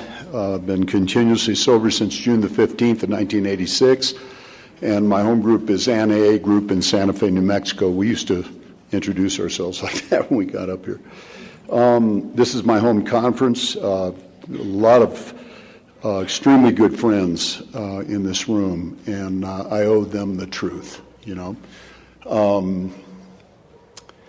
Brian P. spoke at our home group about 6 months ago, and he displayed a lot of courage, and I hope I can be that courageous. You know, I got sober in Albuquerque in a treatment center where I don't remember anything that happened there other than a AA meeting came in, and I glommed onto these two guys, and the one guy told me, he says, you need to find a higher power that you can do business with. And up until that point, I didn't believe in anything anymore. I had, but I didn't anymore. And I asked him how he stayed sober. He said, I pray every day. I ask God to keep me sober, and I thank God at night. And I started doing that because that was the only flimsy reed I had left. And amazingly, I stayed sober for 33 days in that place. And my personal best was 8 days in 16 years. And so I knew there was some difference. And so just, I guess out of superstition or whatever, I kept doing that. And I did it for many, many years. And then I stopped doing that because I understood I was trying to make a deal with God, and that you don't need to deal with God. I've got nothing to deal with. You know, I don't have any card to offer God. So I stopped doing that, and that's a whole other story. So try to quicken this. Years ago, I used to participate in Lakota Way, or the Sweat Lodge, and I was carrying the hot rocks. I was the fireman, and having a real hard time with it. It was winter time. It was slippery, and I'm carrying this hot stuff, and I've got a bad hip, and I'm praying the whole time, God, please give me the power. Please give me the power. Please give me the power. If you drop one of these rocks, you have to go back and pick it up and put it back in the fire, and it's just hard. And I'm praying this prayer, and a voice said to me, I gave you the power, now use it. And that was it. And so I shut up with the prayers, and I just did my job, you know. And so anyway, over the years, this will just amaze you, I'm sure, but I've had a real problem with gambling, casino gambling, specifically slot machines.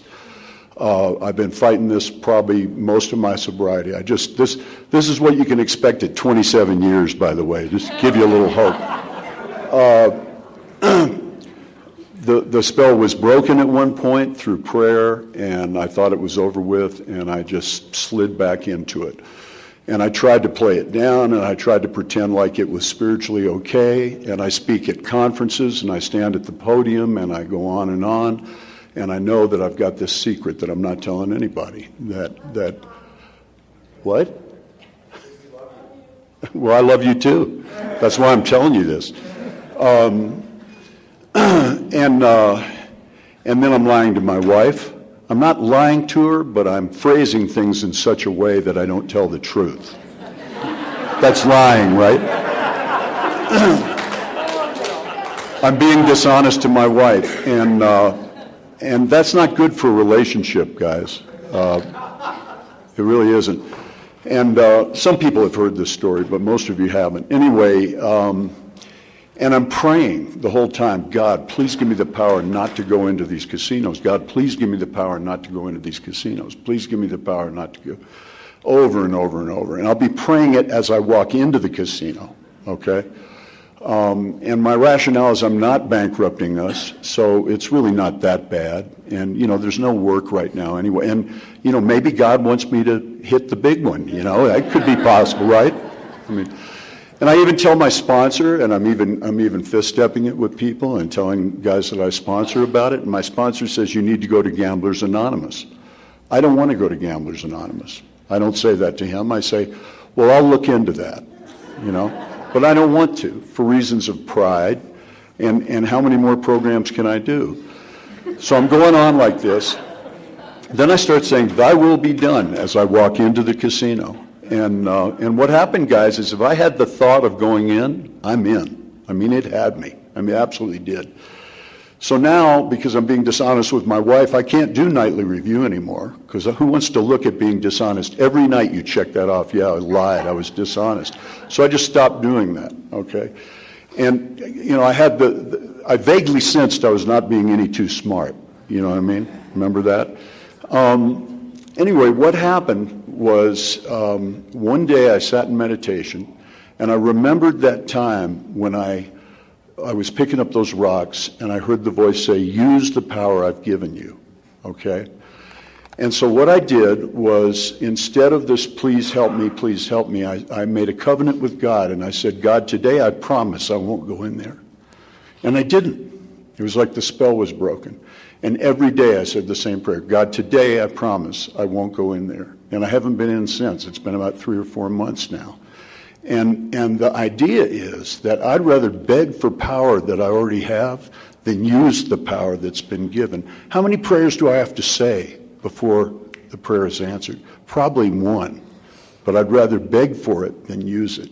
You know, I was thinking about Mark Houston, and he said this thing that really got me one time. He said, I was praying and asking God to show me. I said, "God, please show me how to tell people about you." And what I heard was, "Don't tell them about me. Tell them about your experience of me." Okay? Don used to say, you know, the big book doesn't say belief in God. It says belief in the power of God. And that's what we get here. Thanks.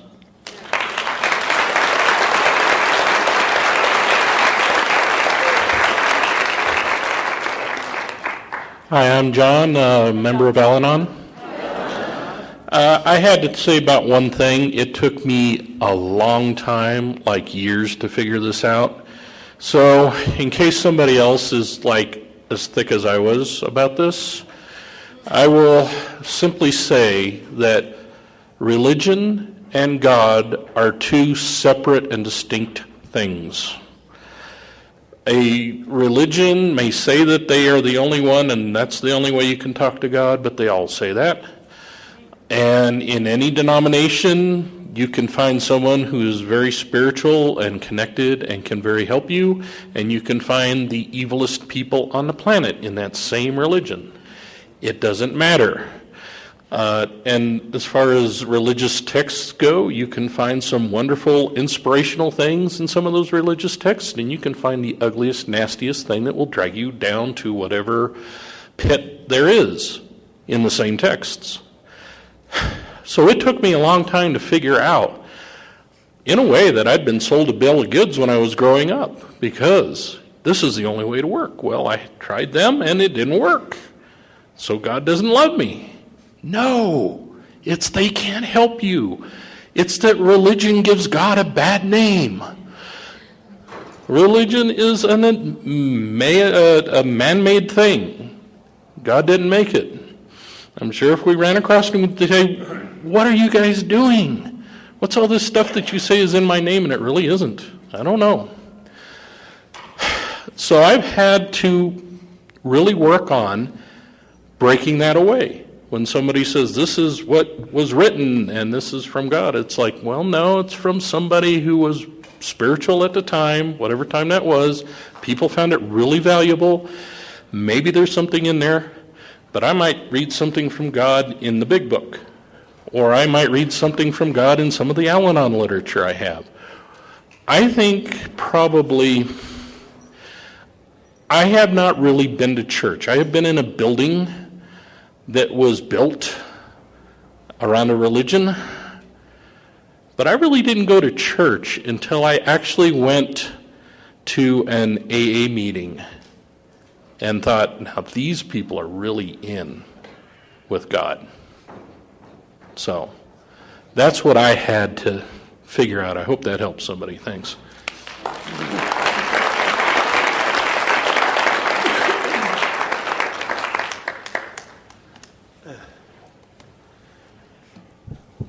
Hi, my name's Jim. I'm an alcoholic. Greetings from Iowa. I've never really considered myself a control freak. more of a control enthusiast. One of the things that I fall prey to is my ego will kind of squirrel up through into my brain to help me forget one of the pertinent ideas that no human power can free me from alcoholism. And I had a situation here recently where I had to do business, as has been said. I had many experiences. One thing that Tom said reminded me what I did wrong in this program for a long time was to try and understand so I could explain God to someone else. And what's happened with me today is that I'm able to experience and express God and my experience through my experience. And it's a wonderful place to be. I have found whenever I surrender another part of my life to God, my world gets a lot bigger. When I'm trying to figure it all out, it gets smaller. And, excuse me, as people are familiar with the mountains, the view from the valley is significantly different than the view from the mountaintop. And so I have some medical issues, and I have a foot that won't behave itself, so they want to take part of it, and I'm coming off a shoulder injury, and so we're trying to time this thing.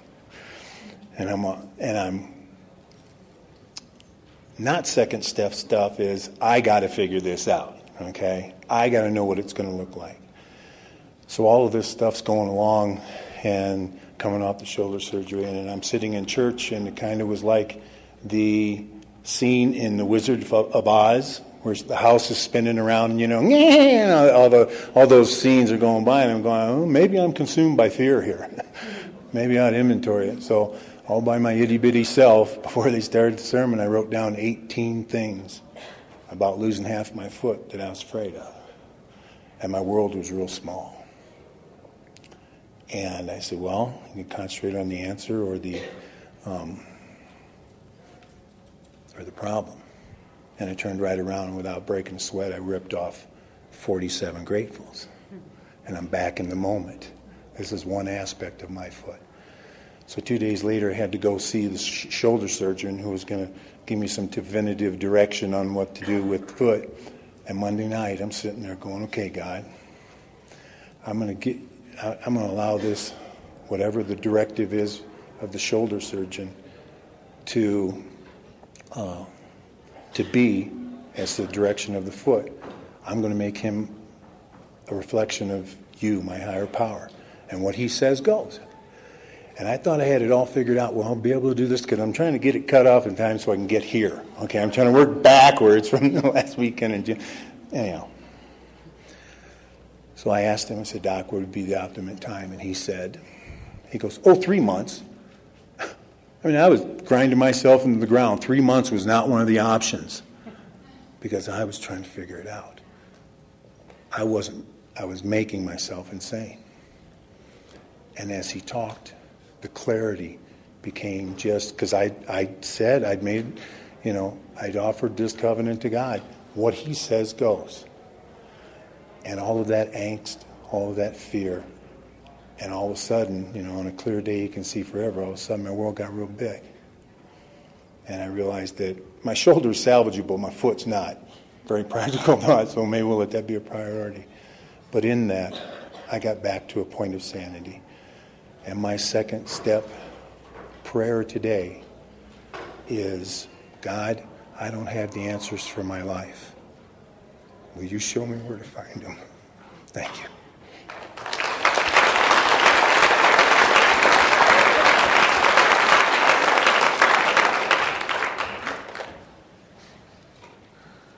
Hi, my name is Kat, and I'm an alcoholic. I'm a member of the Women in Recovery group, which is meets on Mondays in Boulder, Colorado. This has been a great workshop. Even though it's really, really warm in here, I wanted to hear people express how they came to believe. And with having reached 8 years, I still hadn't felt it. I felt nothing inside, like Chorus Line, I felt nothing. And I was a cradle Catholic, so I went 12 years of school, 12 years of study, religious study, and questioned it at about 10th grade, some of the precepts and concepts, and then just kind of stepped away, fell off a precipice, and started drinking, and that didn't fit well with religion, so I was off to the races, and I was able to take care of my own life. Thank you very much. I didn't need any help from God or anyone or any human person. And by the time I got into Alcoholics Anonymous, I was 52. I had step 1 down. I was done, completely done. Didn't have to convince me. And I went in there to save my life because I knew I only had a few years left if I continued on that path. And I used the group. I used the doorknob. And I used the group again. I tried to find God. I really struggled with it a lot. And then I let it go. I thought, well, I've got X amount of years. And then finally, I realized that I had to really work on it, because I started being a sponsor, and I had sponsees who had faith, and they had so much, I don't want to say easier, but if you have faith, it kind of can catapult you after step 1 into 2 and 3. It helps to know that you have a higher power there with you. And so I became jealous of them, and started going to a group that was reading the book Came to Believe, and decided, well, I tell other people, get a God box when something's going on, and I thought, well, gee, I don't have one, and I started putting, my problems in the God box, and I started to realize that they didn't feel so heavy, they kind of resolved on their own, and I'm like, whoa, there's something here. So by a combination of that and being around people who have faith, who have had miracles happen in their life, I came to believe for myself that I have a presence all around me, all the time, helping me to take the next right step in my life. And it's just amazing how much happier I am. And it, took me a long time to get there. So I would just encourage anybody who's struggling with this to look around and listen to the stories other people have to share with you, and to fake it till you make it. And I think it will happen for you. It did for me after 10 years. Thanks.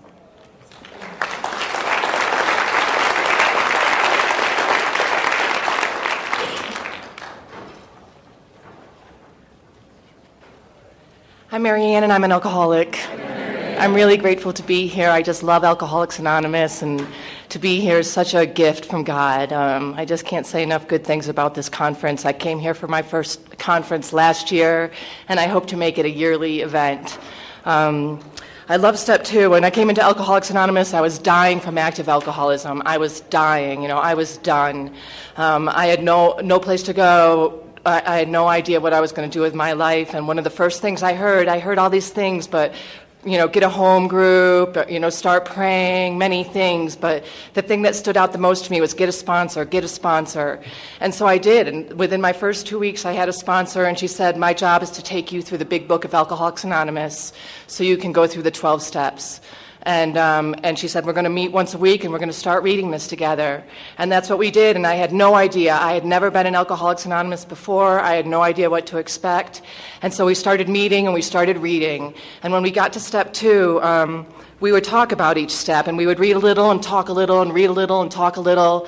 And when we got to step 2, we were talking about this idea of insanity. And she explained to me that the insanity of the alcoholic is the delusion that somehow, someday, I will be able to control and enjoy my drinking. And that delusion has to be smashed.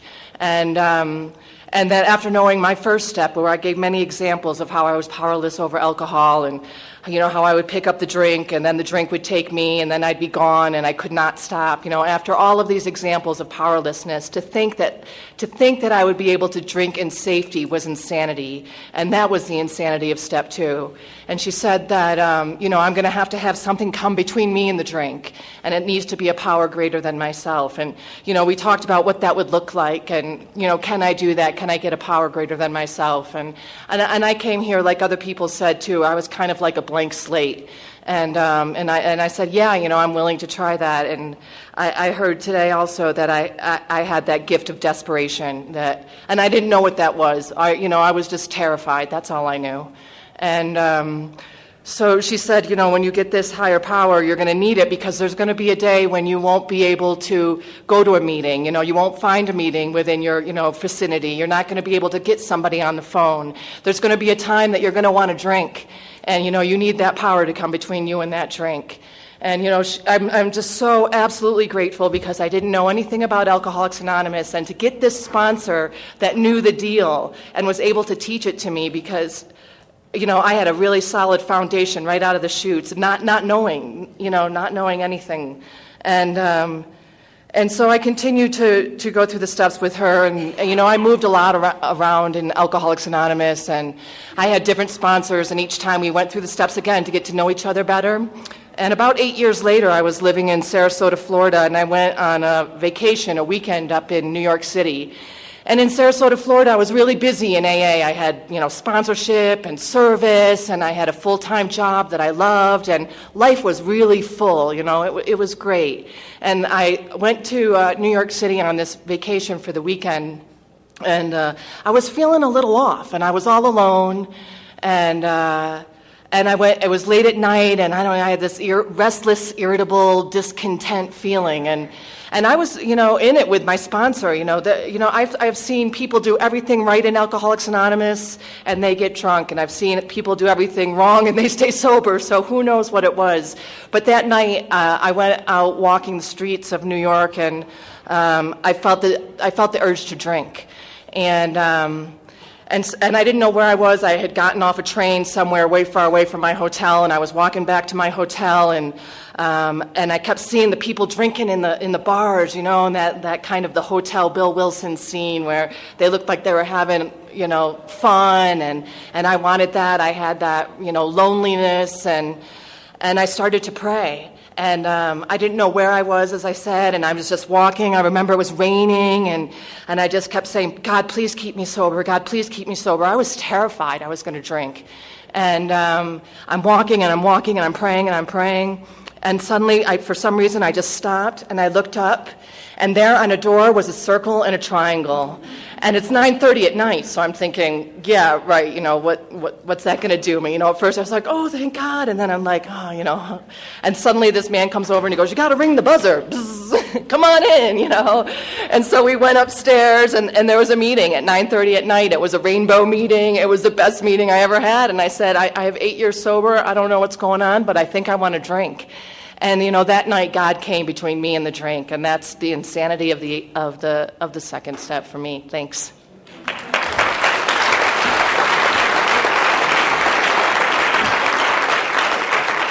Thank you to our leaders as well as the sharers. Thank you very much. We'll now close the meeting. By group conscience, the Fellowship of the Spirit Conference does not close each meeting with the Lord's Prayer. Instead, we encourage the entire conference to be treated with an attitude of continuous prayer, and we will then say the Lord's Prayer together at the close of the conference on Sunday. Please help me close this meeting by joining hands for a moment of silence. Let us share our spiritual experience and strength with each other so that we may grow together in a greater understanding and love. Thank you. Thank you for listening to Sober Sunrise. If you enjoyed today's episode, please give it a thumbs up as it will help share the message. Until next time, have a great day.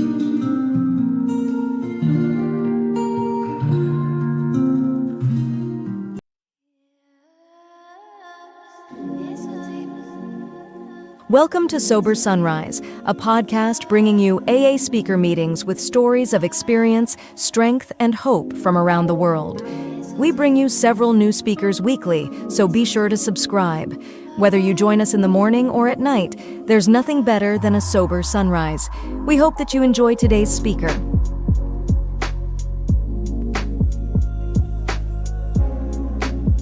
Now, let's welcome tonight's speaker, Louise C.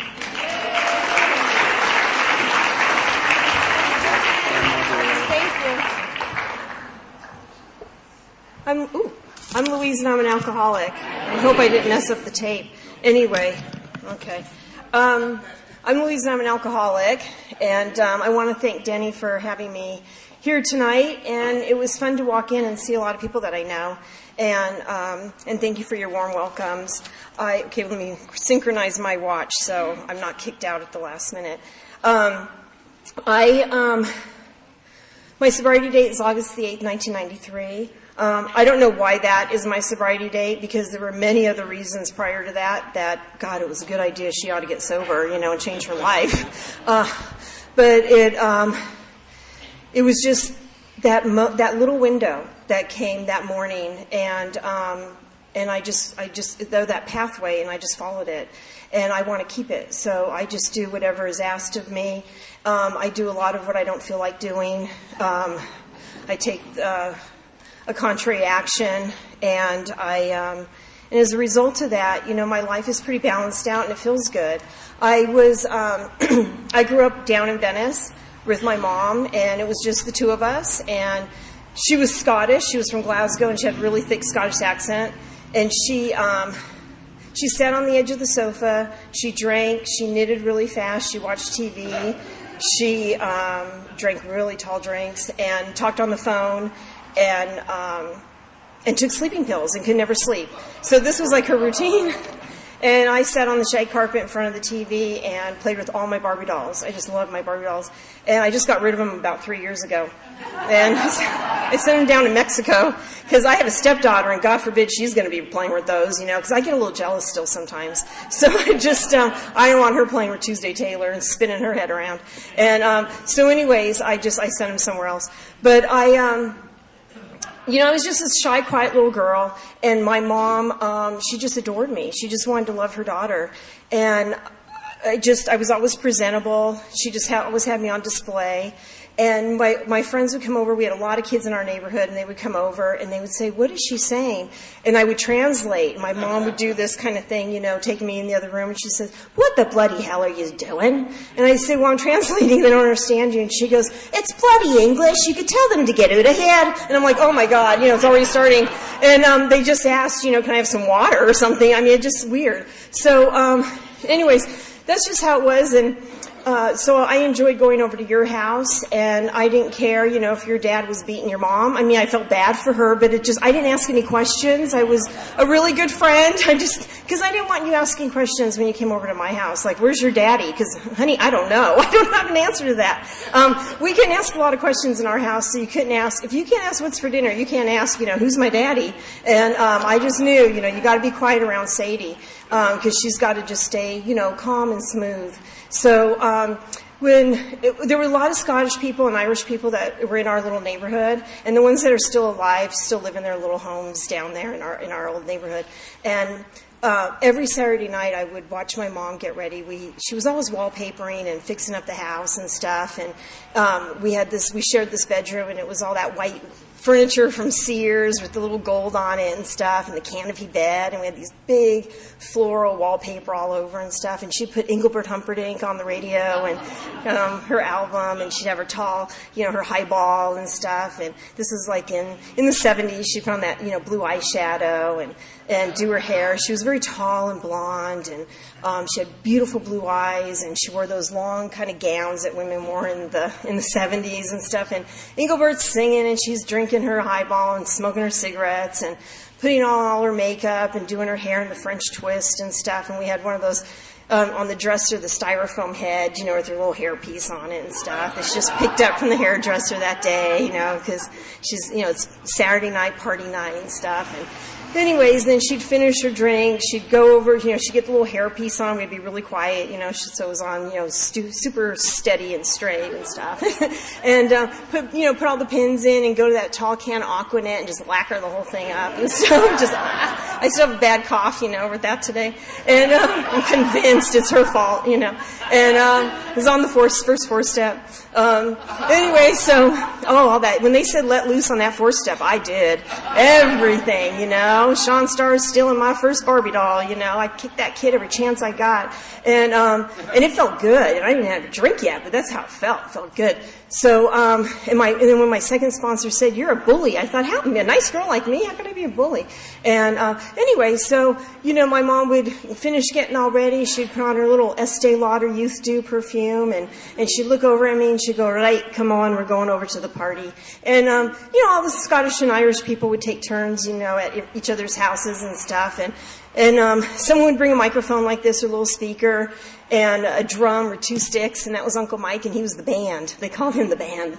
And and then everybody brought their own big bottles, and they'd have their names on them, and their record player, their little records with their names on them and stuff. And they just have a good time. And you go around and hug and kiss all your aunts and uncles, because my mom would say, we're all related through the drink, and those are aunts and uncles, and it just made sense. And so I had one aunt, my mom's one youngest sister that was in this country. She's the only one that came here besides my mom, and that would be there too. And anyways, they would tell stories, and the microphone would go around and sing their songs and stuff. And when Auntie would sing her song, she was like a little teaspoon drunk, just a little bit, and she's gone. She's gone. It's like a shame. What a waste, And it was just, it's like suffering to watch her, try to drink. And then she's singing, Stella by Starlight, and she wanted to be a performer, and her teeth would come flying out. And then Scottish people just had a bad time with teeth. And so, and Uncle Mike would do the sticks on the drums, and he'd say, Dunny move, Ina's lost her wallies, and that's teeth. And so then he'd go, ooh, Dunny move, the Doug's got him, the dog's chewing on him like a rawhide in the corner and stuff. And my aunt's very feisty, even at 80, she's 83 today, she's still feisty. And still has that dream of being a performer. I don't disappoint her. And so if she ever wants to sing, I let her. But I kind of, you got to watch it if the teeth are going to fall out. But anyway, so she would just get them and dunk them in someone's drink and put them on and finish her song.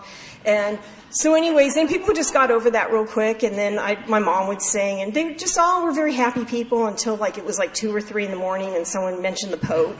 And we weren't Catholic, the rest of them were, so I thought the Pope, I really thought it was a bad word. Because nothing good came out of anybody saying something about the Pope. They'd just kind of look at each other, and the eyes would go, and it'd get real quiet.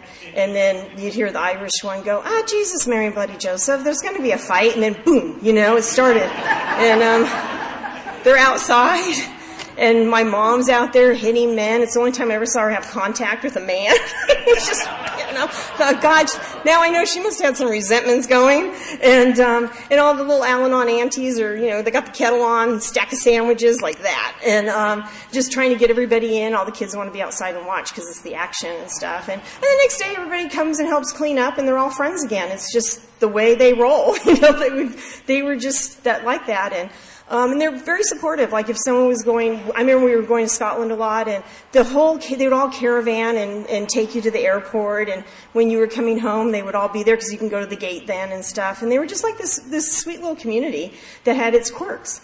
And anyways, I was about, 13, 14, it was summertime, and my friend Joanne and I heard about a band that was going to play in a backyard in Venice, and we thought, well, we better go because now we're getting into boys and stuff, and I just had a thing for guys with really long hair and all that. And anyway, so I picked her up on my cruiser, and we ended up at a liquor store. Someone bought us 2 bottles of Boone's Farm, and then I don't know if we went in an alley behind Bush, what we did, but I cracked that bottle open. I didn't know what it was. But it was a nice size, and that made me kind of happy. And then I just started drinking that Boone's Farm, and it didn't taste that great, but I just loved the feeling instantly that it produced in my body and what it did to my brain, and I just felt so happy. And Joanne's spitting it up. She's gagging. She's only got the neck down. I felt so sorry for her. And because it was clear that it wasn't doing anything for her, but it was doing a whole heck of a lot for me. And Anyway, so I finished her bottle, and for some reason she got on the handlebars and let me drive the bike after 2 balls of Boone's Farm. But anyway, so we made it to that party. I don't remember much, but I remember, like, meeting this guy, and he was this drummer in another band, so, and he was a lot older than me, and anyway, so, I don't know if it was a few days later when it was, he comes cruising along on his bike, and I'm all ready to go out, and my mom's looking out her curtains going, "You're not going out with that now?" And he had this long, scraggly hair, these bandanas, he just looked like a scruffy thing, and I loved it. And I thought, you bet I am. So I got out there, I jumped on those handlebars, and we went down Lincoln Boulevard to Joe's Liquor, and he said, okay, wait out here. And I did, and he came back out. And he had a big brown bag, and he said, hold on to this. And I thought, okay, and I looked inside, and it was a big bottle. It was clear, and it said 151. And I didn't know what that was, but I just thought, wow, okay, and it's big, so I got excited. And then there was a 2-liter bottle of Coke, a bag of ice, and So Romantic, 2 cups upside down on the neck. And I just thought, you bet I will. I just got really excited. I thought, you bet I'll hold on to this. And then away we went down Lincoln Boulevard, up Superba to Penmar. And I thought, oh my God, I remember summertime. It's just, sun's just going down from the day, and I holding on to this. I can smell his hair kind of whipping in the wind, And I thought, oh, I have no idea where we're going, but I thought, wow, what a lucky girl am I. I'm going on a date. I'm so excited. I'm so thrilled. And I didn't even know, my mother never sat me down and told me what a date, what you do or whatever. Anyway, so we end up at Penmar Park, and he pulls up, to a bench, and takes the bag from me and starts pouring some drinks. And gosh, I just loved it. I didn't know what was going on, but a ton of kids show up, and it was kind of like those places you start where you may even end up there, or I go right into a blackout. It's like the Dream of Jeannie show. Blink, ooh, okay, here I am. Blink, ooh, I'm talking to you. Blink, oh, now we're at the beach, and you're not my boyfriend. What happened? The scene and the people have changed. And, but I never cared. It seemed kind of exciting, just go with it. And that's what I did. I always was coming out of blackout. I came out of blackout, I was blonde. I had no idea how that happened. And, I got out of the shower, and I was just at the beach all day, and I was like, oh my God, I was just blonde. And then it turned orange, and I had to shave it all, just really cut it short and stuff. And it was that Super Sun, and if any of you remember that from the 80s, and it says, you spritz it in, and it enhances your natural highlights. So I poured the whole bottle on, somebody told me, on my head. I was out there in the sun all day, and I just do weird stuff like that. And I came out of blackout once. I was in a golf cart, and it was nighttime, and I thought, ooh, I didn't know you can golf at night. I was really confused. Do these things glow in the dark, or how do you do? And we're not even at a golf course. It's a parking lot. I was really confused. But that's the thing. You can't let them know that. That was always those secrets. Can't let them know that. I got to just act oh yeah, and the guy's like, do you see it? And I'm thinking, I guess I'm looking for a golf ball. I was just so weird. And it was it didn't click till later. I had been at a concert, and I lost my car, and the guy's driving me around, on this thing. So it's just, but to connect all those dots, it's so confusing, because you can miss days and not even know, what the heck? And so I could be talking about something that happened 3 days ago, and they're like, no, you're here now, or something. And it's really weird. So it was awful confusing, but it was very exciting to me, to always be drunk and be in a blackout. It was so exciting to me, but it wasn't to my mother, I can tell you that. She would, she started just, locking the doors at night. She didn't want me in. Oh, do you need something? Oh, is there a doctor here? Okay. Okay.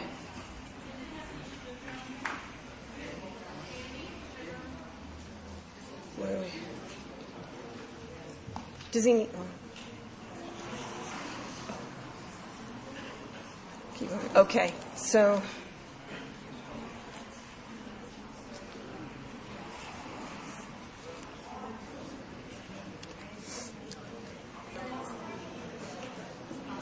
Should we say a prayer? Okay, all right. Well, okay.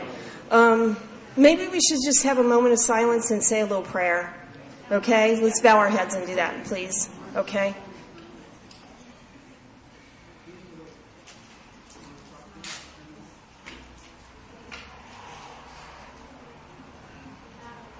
Okay. Denny, I have a water if you need water. This hasn't been open.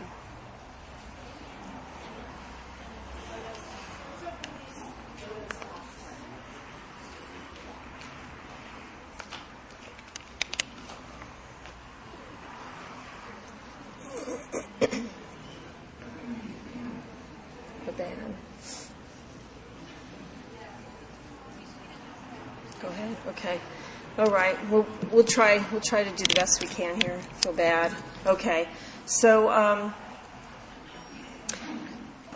alcoholism took me down really quick, but I just kept going.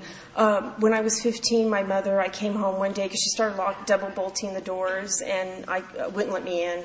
I would stay away for weekends. I love going down to Ensenada. You can forget about stuff down there, you know.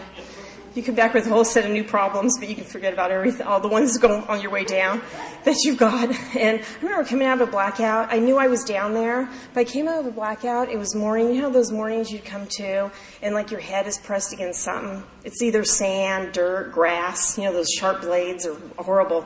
And or you know, this time it was something hot. It was hot metal. And I came to, and I felt the sun beating on my face. And it was hot metal, and when I looked around, I was in the back of a pickup truck in an alley, and I have no idea how I got there. I had no idea, like, nothing. But I never, like, stopped to kind of try to figure it out. It was like, I got to get out of here and get going, you know, because who knows who's going to come back if someone, I didn't know what happened. And still to this day, I don't. There are a lot of those things. And anyway, so my mom was... she was locking the doors and from the inside, so I couldn't get in. She had all new locks put on, and because I was harming her, and we weren't getting along at all. And I came home one morning. It was probably about 5 or 6 in the morning. And she was sitting there, and she just took one look at me. I was 15 years old, and she said, "You can't live here anymore. You're just breaking my heart. I can't go through this anymore." And she probably did like the bravest thing a parent could do, is just like, you know, without having any Al-Anon, any tools in her, she just surrendered and said, "I can't live like this, and therefore you can't live here." And I called some people, and it took a few phone calls, and somebody took me in. And this family, I lived with them for a little while, and they were very kind to me. But I wasn't any different. I was still doing the same thing. And they, one day they came to me and they said, "You have to go. You know, our home has no harmony in it anymore. There's no peace here with you." And I remember I'd all scratch my head thinking, what's wrong with these people? I just want to have a good time. You know, I'm a nice person. And like, what's their problem? You know, they're pretty boring. I just had all this judgment as the time, like, I'm moving boxes and I'm the one that's homeless. And they're in their home just comfortable. And then I lived with another family, and I lived there for a little while, and the same stuff was happening, and then they asked me the same thing, to leave. And I finally, I went back home. I didn't tell my mom that I had gotten removed from all those other homes, and she let me come in, and nothing was different. And we went to Scotland, we came back, and she was feeling really sick. And she went to the doctor, and she was diagnosed with cancer. And she died within 6 months. I was still drinking. That's when I wasn't coming home a lot. It was really embarrassing to ever admit what kind of daughter I was to my mother while she was dying. I thought I would never, ever tell anybody how I was. I never took care of her. I think I fed her once, and I gave her one bath. I couldn't do it. I couldn't see any farther than here. It was all about me. I had so much going on in my head. I didn't know how to be of love and service until I came here, and you showed me how to do that. I didn't know how to care for anybody. When I got sober, my mom died July 3rd, 1987, and it took me quite a number of years to get here. And when I got here on August the 8th, 1993, the woman who made the 12-step call on me said, you need to get commitments. And I didn't know, she was so excited about that, and I didn't know what that meant. Like, why are you so excited about me, like, picking up stuff off the ground. And she said, that's how you're going to be sober. You're going to stay sober today because you thought of others. You cleaned up your meeting place. You've got a little job. And I just kept doing that. I went to like 2 and 3 meetings a day. I went to women's stag. She said it's really important to go to a stag. I did that. Oh, good, they're here. And so, anyways, and she said, you have to go to a women's stag. Those women are going to get to know you, because if you can't get a hold of me, you've got a whole phone list of all these women, and they know you. And so it's not so hard to pick up the phone. And that's what I did, and those women saved me. You know, they were quite a crew of women. And then I would just tell myself whatever I was doing at the time, and I was just, I thought, okay, I'm sober, I haven't taken a drink like in, 30 or 60 days, I should be fine now. Everything should be good. And they would just laugh at me, because I would say, like, why am I doing this? Like, I can't even go to the market, I get an anxiety attack. I go into a cold sweat. And this old-timer, Gloria, she said, is that the same market you went to when you were drinking? And it's like, well, yeah, it's a market in my neighborhood. And she'd say, then you need to go to a different market, even if you have to drive 5 miles away, go to a different market. And don't go through the liquor department. And she'd tell me all these tools for living. So,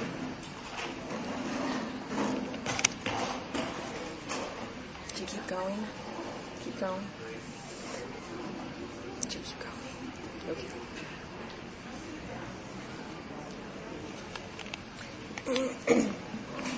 One thing.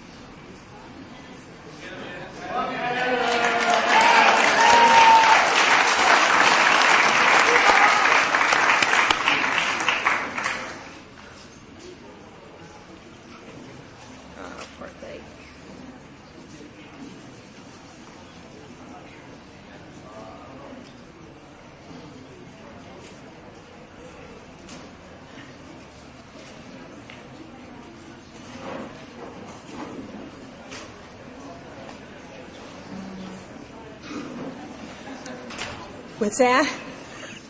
Okay.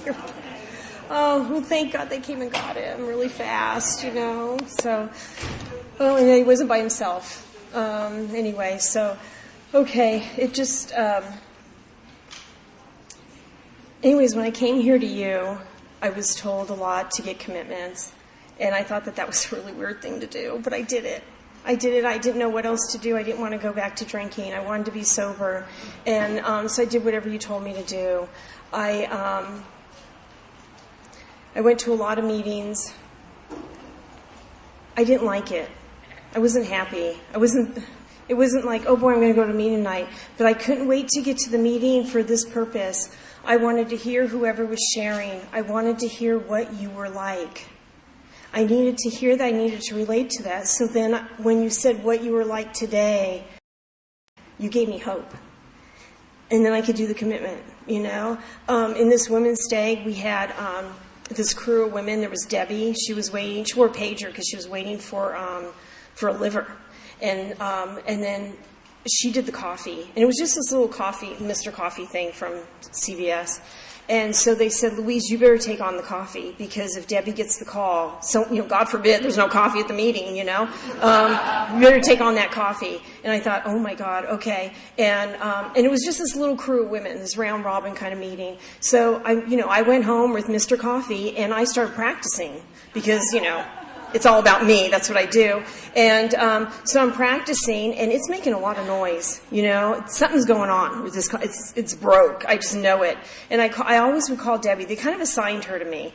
And I would call her, and I'm like, Deb, I know you're waiting for a liver, but like I got a problem right now that needs an answer. Like, so we need to focus on Wheezy now. And she would just laugh at the end of the phone. And I'm like, listen, it's making noise. It didn't do this when you were making the coffee.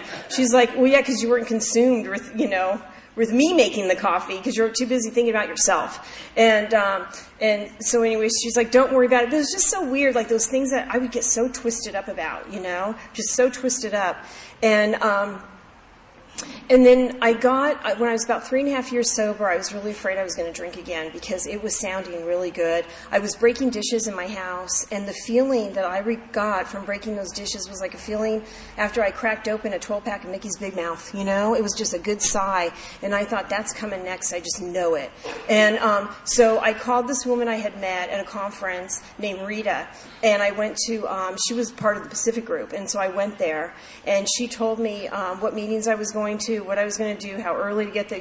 She gave me this whole rundown of what to do, and I thought, oh my God, I drove away with what the heck did I get myself into? Oh my God. Well, I got to tell you, I just surrendered to her, and she saved my life. From 3 to 9 years of sobriety that I had. Then she moved away and I got another sponsor. But she made me go through those steps again. She made me be of service outside of the room. So those commitments I now had to take a commitment out into other areas of my life. She said, who is in your family that you could be of service to? And there was this lady, and I just want to tell you this story. And before I stop, and her name was Deary, and I knew her since I was 6 years old, and she was this little old lady, and she was like my adopted grandma, and I called her Deary, and the older she got, the littler she got, and she was just this cute little doll. I mean, she was the sweetest thing, and she drove this big old Lincoln Continental, and until all you saw was a little white poof at the top, when she was driving down the street. She lived up in a big house in Malibu off the cliff. I loved going up there and just listening to the ocean. We'd snuggle up at night and just hear the ocean. And she was like a dream, this little lady. And she loved Christmas. Like, she would come down, from her house in her big Lincoln, and she'd have all these hefty bags. She was like, and I think, what the heck is in here? And it was like, all like, look what Santa Claus is bringing, And she was just she's like a little kid. Just loved it. And Deary was getting older, and her daughter, who I call my Aunt Ruth, they just lived a few doors down from each other, in the same place my mom and I grew up. And anyway, so I thought, oh, Deary, because, Aunt Ruth probably needs help. So I called Aunt Ruth, and I said, can I come over and stay with Deary? And why don't you go out for dinner or something with a girlfriend? Because she was kind of tied to having to take care of her. And all there was silence on the phone. And I thought, what's wrong? Oh my God, what am I doing wrong? You know what I mean? And I got to call Rita, and she's like, really? It's like, yeah. And so I did. I went down. She just went to a quick dinner. She was back an hour. And I think there just wasn't that trust, for this. And anyways, so I always, I did it regularly, all the time. And before I knew it, Aunt Ruth's calling me, I'm going to go to Palm Springs for the weekend. You come down, take care of Deary. Fine. And now it's Italy for 2 months. It became like, whoa, boy. And, but, I loved it. I would stay at Aunt Ruth's apartment and take care of Deary during the day, and at night, I'd tuck her in. I'd get up in the morning and go down to see her, because the night before, now I know how to make the coffee, because you taught me. I had that woman's commitment at that stay. So I knew how. I'd set up her coffee the night before, and I'd have her little coffee cake, and what she liked, I'd have it all set up for her. So in the morning, I'd go in, and she'd already eaten and drank her coffee, and she would be sitting watching TV, and I'd go in, and she would ask the same question over and over and over, like, where's Ruth? And I would think, I'm doing something wrong. It's all personal. And I call Rita, and I'm like, I'm doing something wrong. She keeps asking for Aunt Ruth. She keeps asking me all these other, she had short-term memory loss. And Rita, and I said, this is getting on my nerves. I can't take this. And she said, you know what? You're a member of Alcoholics Anonymous. You're a sober woman today. You have to behave with love and service. You have to go in there, and when she asks that question, you have to turn your memory off that she's already asked that, and that you have to react to her as if it's the first time she's asking this question, and give her the answer with joy and love. And I thought, oh my God, like, what an order, And so I thought, okay, I can do this. And she said, think about all those things this woman's done for you, because that switch goes off. all the time in my alcoholism, that switch would go off. I wouldn't think about the kindness that people gave to me and the patience people had for me. And so I had to do that for Deary. And I'd say, okay, well, she'd go, want to watch a movie? And I'd say, sure. And I'd say, okay, what do you want to watch? And because I knew the answer. And she said, put my John Wayne movie on, Donovan's Reef. We'd watch that sometimes 5 times a day, through the night, watch it over and over. And I watched it like it was the first time we were watching it and stuff. And then at night I'd make her dinner. I would run the bath. And I would give her a bath. She had her favorite little towel. I'd wash her back and just massage her, do her hair, and I would dry her all off, put her little pajamas on her, and I'd sit her in her chair, and I would do her nails and put lotion on her face, and she'd go, oh, this feels so good, and rub her feet and just pamper her, And then this one night, we're doing our same little routine, and I was sitting on the floor in front of her chair, and we're watching Donovan's Reef, and anyway, and she's just, I had long hair at the time, she's just, doing this with my hair, rubbing it and stuff, and I looked up at her, and it was like all of a sudden, her memory, she was there, and she was looking right at me, and she'd said, your mama would be so proud of you today, and I was just like, whoa. That was like that, for me, that was like a spiritual experience completely. And I couldn't wait to tuck her in, to go back to Aunt Ruth and called Rita. And I told Rita about it. And I said, I can't believe this because you're saying to be of love and service to others, and I'm doing it, but I feel like I feel better, like I'm getting the prize out of this whole thing. And she said, you're just one of God's kids taking care of one of God's kids. You're giving back, and that's what we learn to do here. And she said, and then she'd get that serious voice and say, you know what, Louise, a drunk like you got to keep doing this stuff. You can't stop. You got to go, go, go. And so I've been going ever since. And anyways, I think that's my time. So I'm going to stop. Thank you.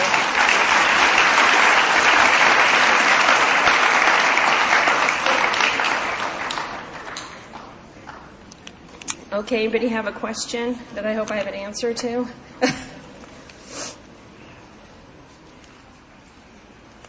Oh.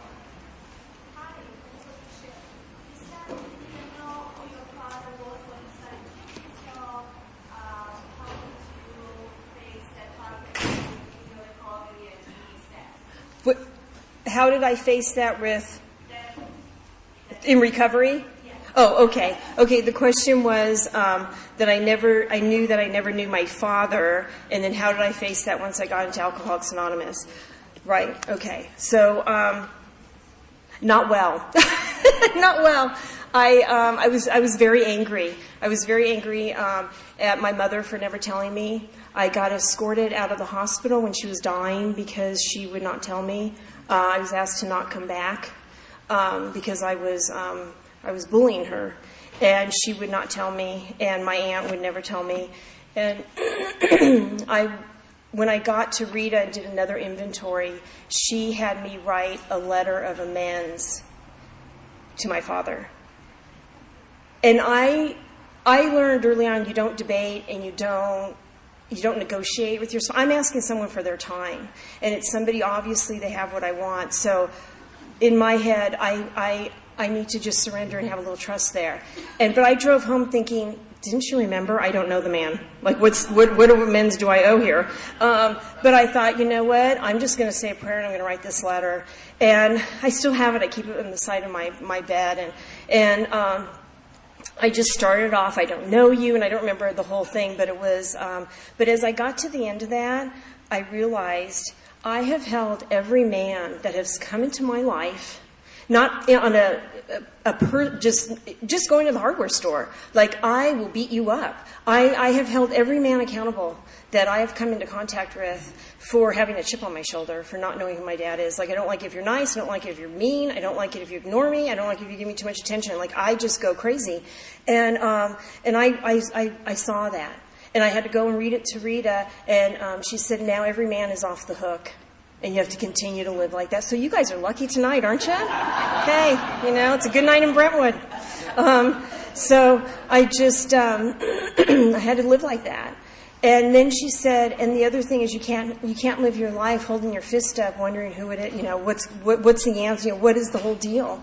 You have to let it go, and you have to pray to that on a daily basis. And I started doing that, and I just let it go. And my aunt and I were together.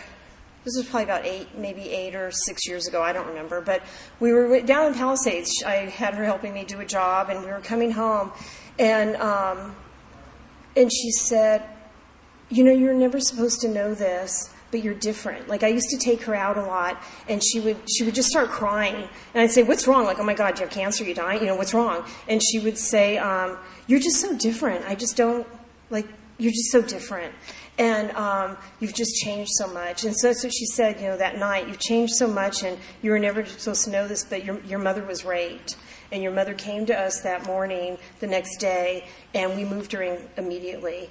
And we just took care of her. And her boss gave her the dignity of every morning coming to my aunt's apartment, bringing my mom her work. My aunt said I would help her do her work because your mom was very depressed and suicidal. And she said, but we did her work for the day, and your boss would take yesterday's work to work. Because in 1965, it just wasn't socially acceptable for a woman to have a child, and let alone be taken advantage of. And last Father's Day, I was on social media, and I saw everybody posting about their dads and pictures and all this stuff. And usually I would get so angry inside, and that wasn't happening. I thought, God, how nice, how lovely. Like, all these people have these memories of their fathers, and I felt happy for them. It was the first time I really felt that joy. And I wrote on there, I've really enjoyed everybody's, photos and stuff, and however, I never knew who my dad was. But I started thinking of men that I know in Alcoholics Anonymous who have stepped up to the plate and have taken sole custody of their children, my husband included, and have just followed a path and just raised their kids. And I started talking about, how they're just good, they're good men. And one of those like Scottish-Irish cousins private messaged me and said, you mean you don't know? Like, you really don't know? And I said, no, what are you talking about? And anyway, so it turned out we talked, and it was a man my mom worked with. It was a man that was married to another Scottish woman. It was really weird, and I knew him. I used to play with his children. I have siblings, and that I knew. I had pictures of them. I had no idea I had pictures of these people. And he's like, well, do you want to get in touch with them? Like, now, people get on that bandwagon and want to find the answer for you. And I'm just like, no, I'm in Alcoholics Anonymous. I don't go. My first thought was, I don't go somewhere to walk into your life so to make me comfortable. And now I've wrecked this is your dad, So I'm just letting it be. And now I know. And this is the other weird thing. I found out there was a girl I went to high school with that we were actually friends, and she's my cousin. And it's just a trip, and I'm just going to leave it at that for now, because if anything else, I feel like I'm forcing the will, and I can't live in that will today. I have to live in God's. So anyway, thank you for that question. I'm sorry for the long answer. Anybody else?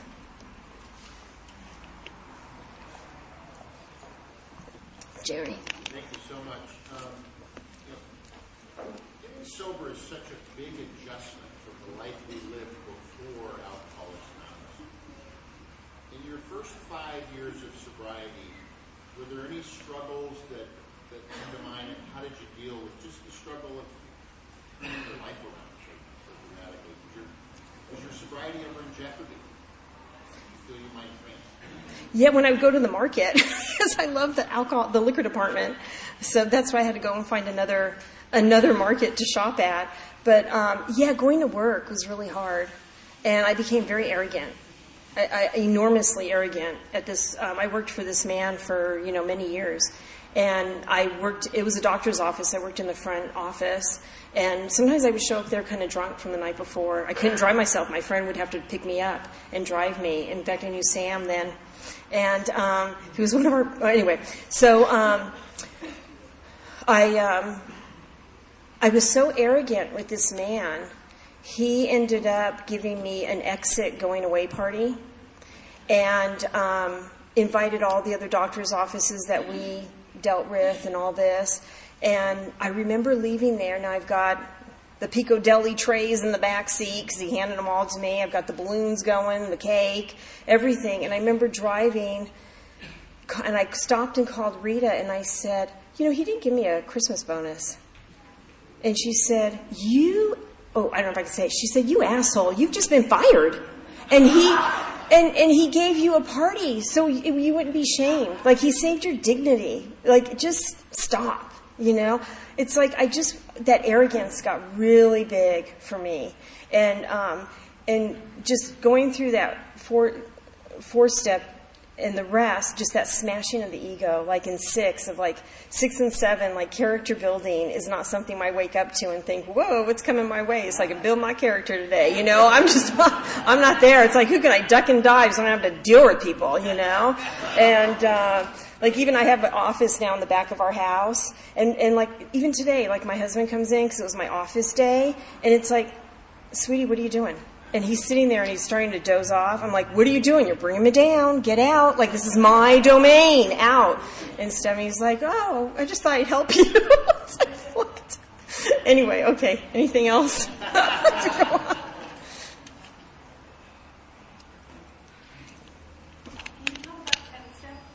My 10th? Oh, gosh, I sure can. I can tell you a real fresh one. Last Tuesday night, I have this meeting Tuesday night in Glendale. I love my meeting. Denny spoke for me. I put a lot on this meeting, so of course now I'm doing 10 commitments and all this. No one's asked me. I just feel like I got to do it because the arrogance is coming out again. And so this woman, I had this interaction with this woman, and because the church has asked us not to give this other woman money because she's becoming a nuisance and stuff. And so I was telling this lady, because she was about to do it, and I said, well, the church has been asking us. And anyway, so we left it at that. I wasn't as quiet about it like I am right now telling you this, but I was just I get very forceful and still.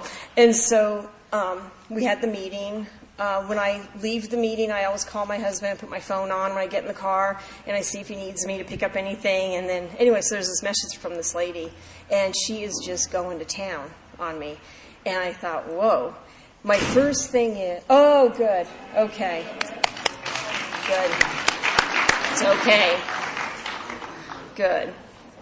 So my first thing is I want to call her back and say, you should really talk to your sponsor before you go calling me and going off on me, you crazy thing, and I just wanted to go, and because I'm justified, everybody calls her crazy, and then her name. And so there's always one of those. And so I'm like, I just want to go off. And I didn't. I parked the car. I said a little prayer. And I called her. She didn't answer. And but I left her a message. And I said, I'm very sorry for my behavior. I know I have a tone. I know I can be forceful. And I'm really glad that you called me on it and brought me down a few pegs. And I hope you hear this tonight so the rest of your night isn't so bad, because she had to leave the meeting and all this stuff, and I want to say I'm not responsible, I want to go off and all that. I did not. I stayed on my side. And I don't know, I was talking this with a friend, like, maybe, I don't know, maybe sitting and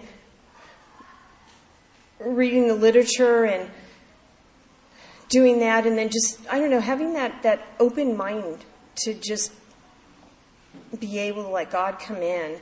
And for that night, I was being mean to one of God's kids, and I got called on it from a person I really don't even like. And God's messages don't always come in the way from people we want it to come from. So I had to now just clean that up and take care of one of God's kids and go home and love my family, So thank you. One more, Denny said.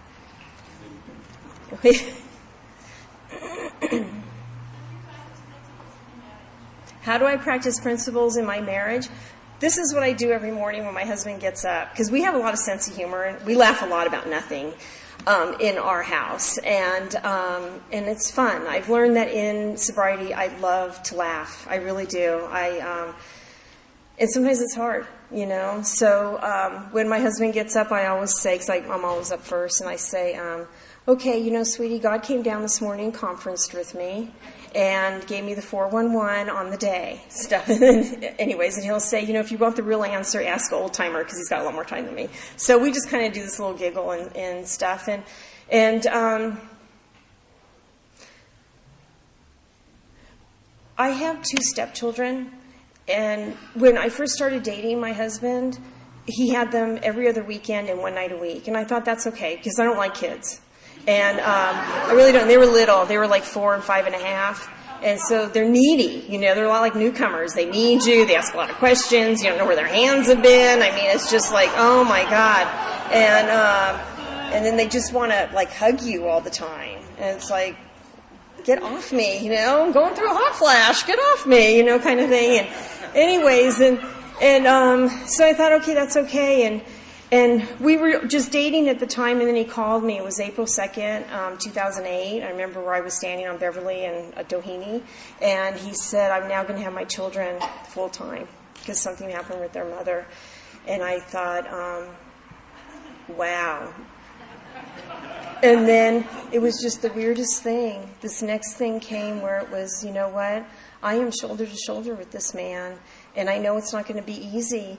And I really felt like this the softness in my heart that I really love him and I love these kids. And that was weird because I really don't like kids. I never wanted them. Give me a pack of dogs, I'm good, but not a stroller. And that's just me. It's good for you. If you want them, if you're going to come over, don't stay long. You know what I mean? That's just the thing. And so I've never changed a diaper, none of that stuff. And anyway, so we've had a lot of a lot going on, from they were like 6 and 7 when they came to live with him full time, and then we waited a year and got married. And now we're just shoulder to shoulder. Daniel, my stepson, he's 15. He's never been passionate about anything but the Xbox. And last summer, he got really passionate about football. And it was really weird because it's like, I didn't even know he knew what a football was. Like we don't watch any sports or anything. And he started playing football. He was in conditioning all summer and stuff, and just loving it. This kid's up at 4 a.m, he's ready to go to Hell Week. He'd be up and ready, and just minutes. He was just itching to get out there. And then he wants to tell you about it and all these positions. And I just act like I acted when I was taking care of Deary. Like I'm interested in what he's saying. I don't know a thing about what he's talking about. And he wants to show me all this stuff on the TV. And I sit there and watch, just like when he was little and wanted me to watch him play like these Lego things, I do that. And I've realized that's love. September, Daniel got hit really bad in practice, and he had a cerebral hematoma, and they had to do brain surgery on him and drain all the blood. And then this kid, he still wants to play football. He still wants to play football. And Charlie and I, we're just like, what do we do? So it's like, okay, you know what? We print out the piece of paper. We have to go to this doctor. We have to go, bring him into it to show him, give him a little dignity. He's 15. He's almost 16. He's becoming a young man. He's very mature. And he's not going to be playing, but he doesn't know that just yet. And we sat today and just was like, what do we do? And that's like our marriage. We just sit there. It's like, okay, what do we do with this and stuff? And we pray for this kid. I said, well, hope, I wish they could find something for him to do, at least get him through the summer. Give him, I hope he gets another passion. And anyways, I have to believe God has that path for him. So thank you for your question. I think that's it.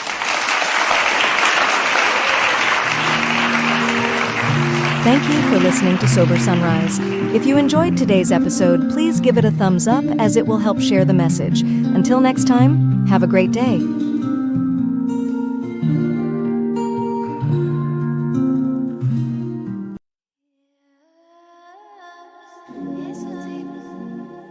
Welcome to Sober Sunrise, a podcast bringing you AA speaker meetings with stories of experience, strength, and hope from around the world. We bring you several new speakers weekly, so be sure to subscribe. Whether you join us in the morning or at night, there's nothing better than a sober sunrise. We hope that you enjoy today's speaker.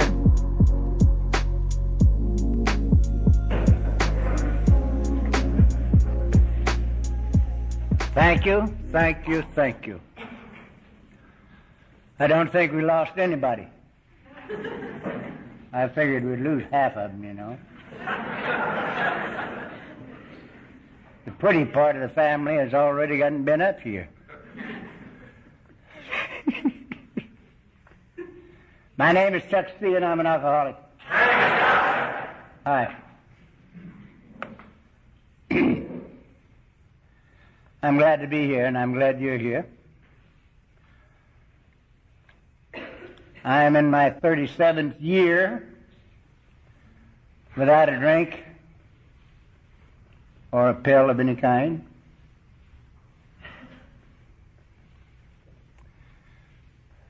Due to the fact that there's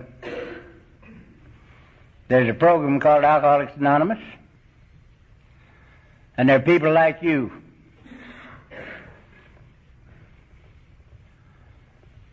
who share their experience, strength, and hope with people like me. It's been no chore for me to be around here for 36 and a half years. This is the only easy life I have ever known. The only good life that's ever been mine. And I hope I have another 36 years. And I think I will. You don't think so, huh?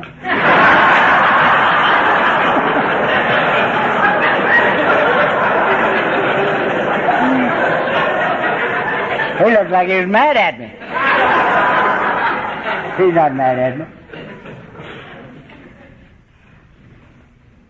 I think he delivers Miller's Light Beer. And he don't want to spoil his sales. I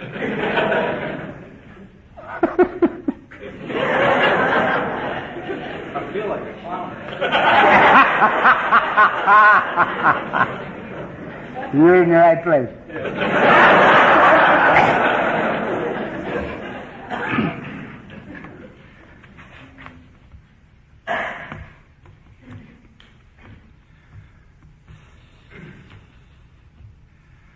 I've had a little trouble breathing the last few years. I don't think it had anything at all to do with the fact that I smoked 4 packs of Camels for many years, every day. They told me about 20 years ago that I could either smoke or breathe.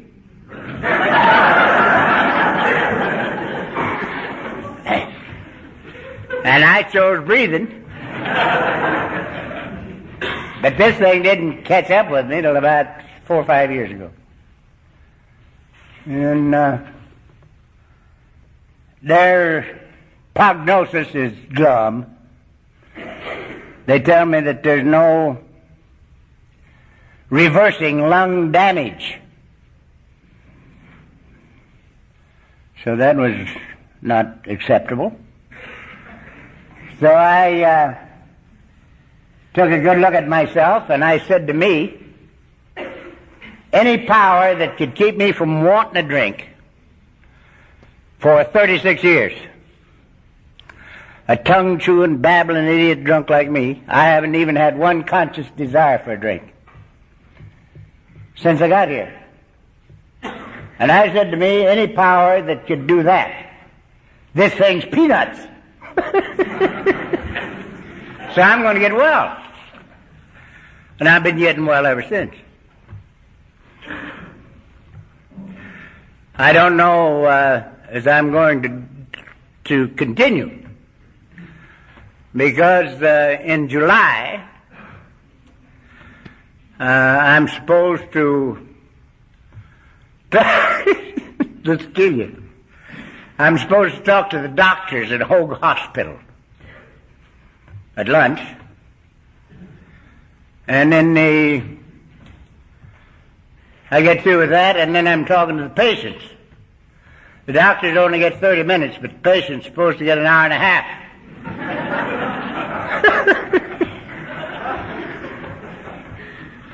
Now, I don't know why I ever accept that kind of commitment. What the hell am I going to tell a bunch of doctors? Huh? They probably all need this program.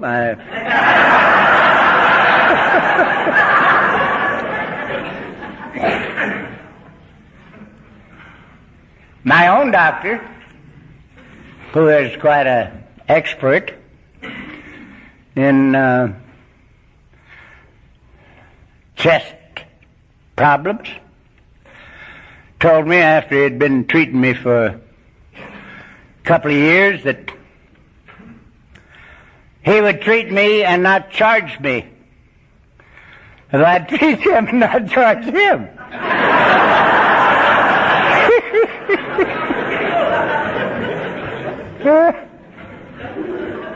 I said, I can't do that. You have a license that gives you a right to charge. I ain't got no license. So you treat me and charge me, and I'll treat you and not charge you. Because when I talk, I have to call them as I see them. Even in this leper colony of ours. And I can't take an honorarium. Sometimes I get an assignment that has pretty good stipend for honorarium. But I can't take it. Because I figure that if they paid me, I would have to say what I think they want me to say. And I can't talk that way.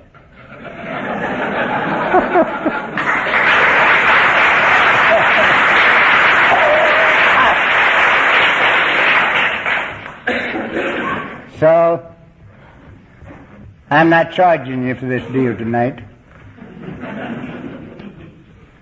I wanted to when I saw this crowd.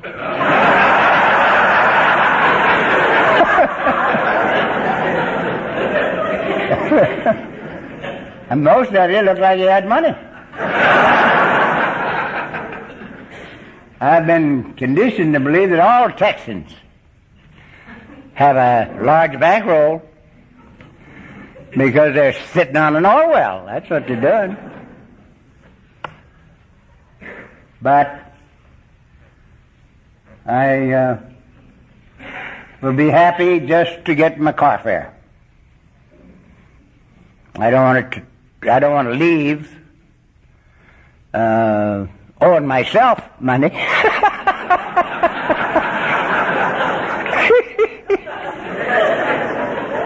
Oh, man.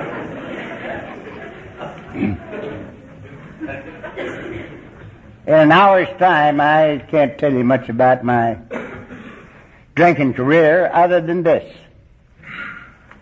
That I had to die to get here. In the first 43 years of my life, I never made a mistake.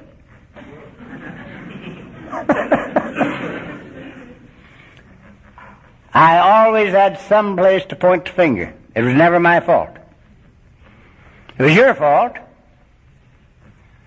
It was conditions. It was circumstances. It was the rotten society in which I was born. It was my wife's fault. And as good an excuse for drinking as she was, she couldn't hold a candle to her mother.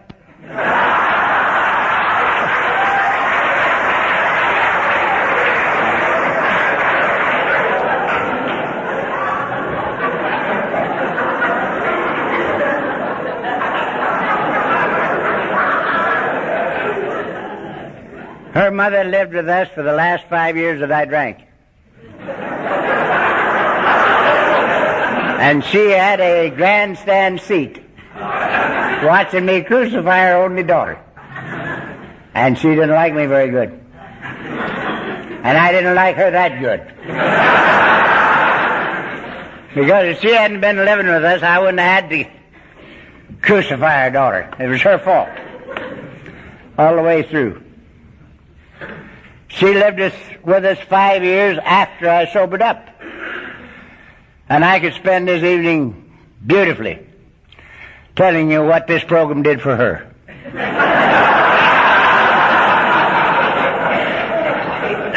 If you ever saw an old bag straighten up and fly right, it was her mother. And she never attended one AA meeting. She used to just embarrass me to death because she wouldn't believe that you people had been any help to me. She wouldn't believe that God had been any help. She would come up and put her arms around me and she'd say, "Oh, son, I always knew that you had it in you." Well, I did too, but I wasn't thinking of the same thing she was.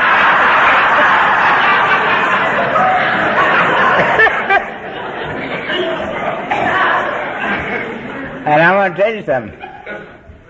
I rode this thing right through the gates of insanity and death. I'll tell you a little about my last go-round. It started on the Friday before Christmas, 1945. And I just got a note from a chap that called himself my brunette son.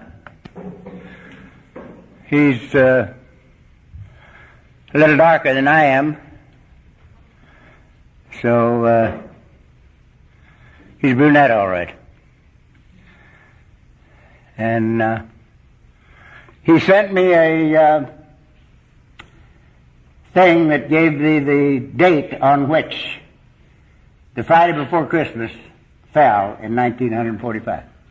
And it was the 21st of December. So I had 10 days in December and 18 days in January that I lost. I don't remember anything about it at all. Nothing. I don't remember the first drink, the middle drink, or the last drink. Don't remember anything. Now that lady that you just heard talk says that during all that time I destroyed 7 quarts of whiskey every 3 days. And I can't even argue with her. Because I wasn't there. She was. And I just have to keep my mouth shut. And that's one reason. The next reason is I don't think 7 quarts is too much for 3 days.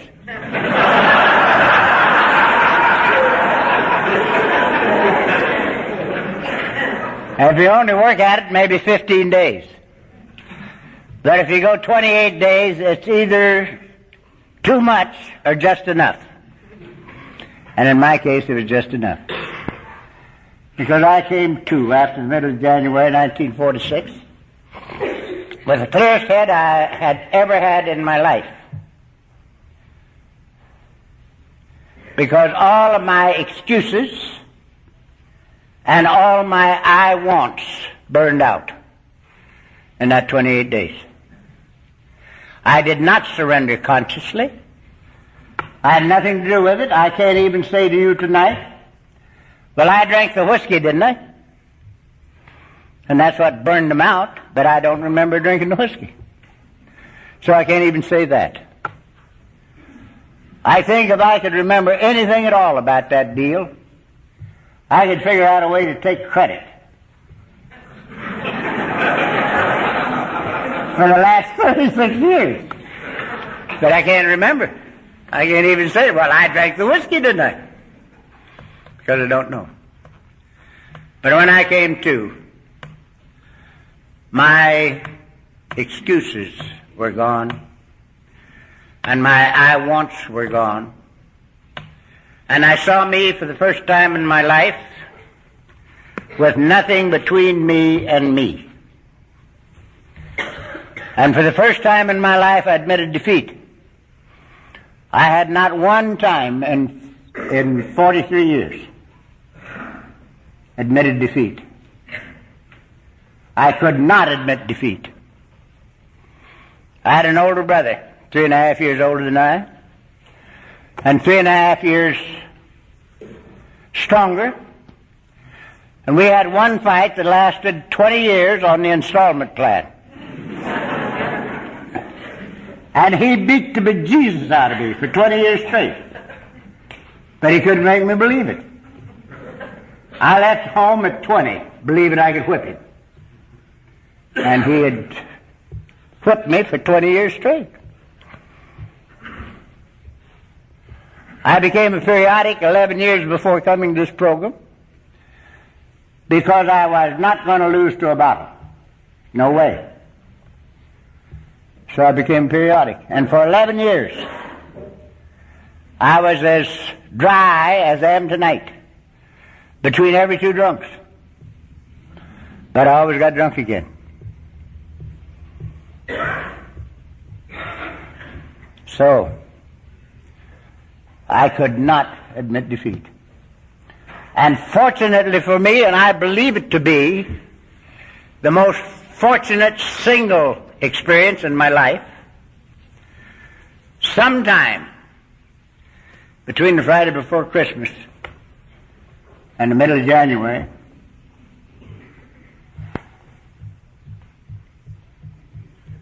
the ego and the excuses all burned out. And I could look at me and see that I'd lost the battle of life. I did not know why, because I knew nothing of Alcoholics Anonymous. Nothing at all.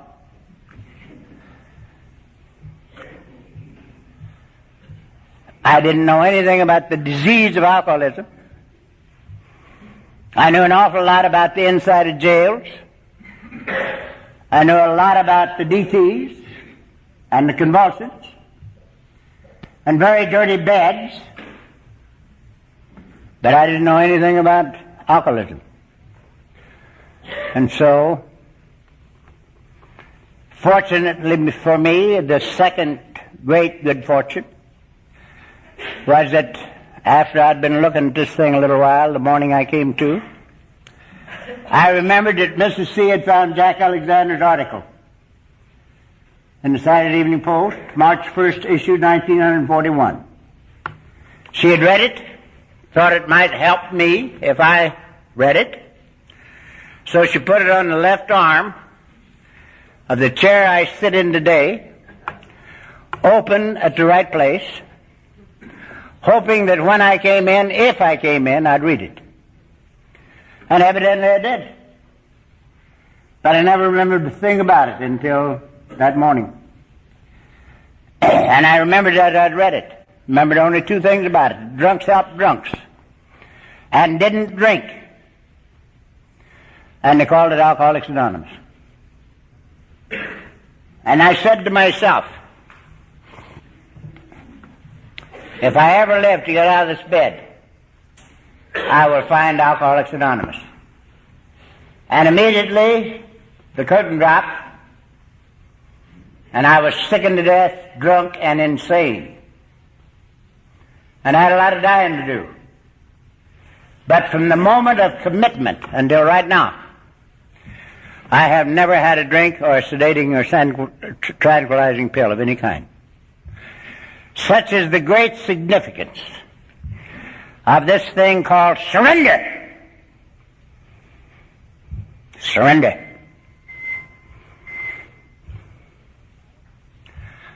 This is a battle we win by giving up the fight. In my opinion, one of the greatest lines in our book is we cease to fight anything or anybody. Because that's what happened to me. And I haven't had a drink or a pill since. And furthermore, and this I get a lot of repercussions over,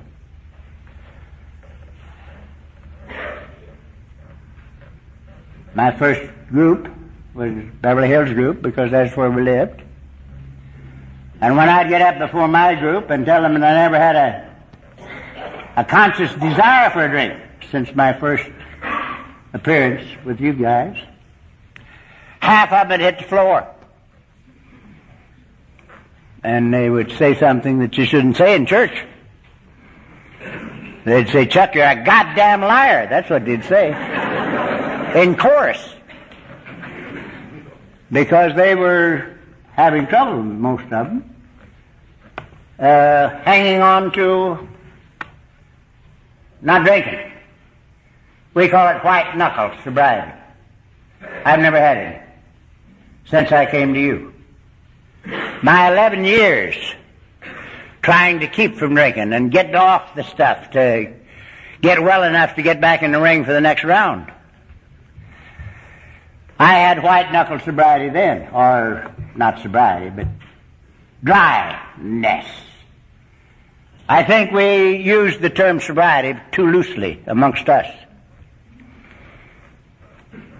My definition of sobriety is the ability to live comfortably, peacefully, and joyously with myself.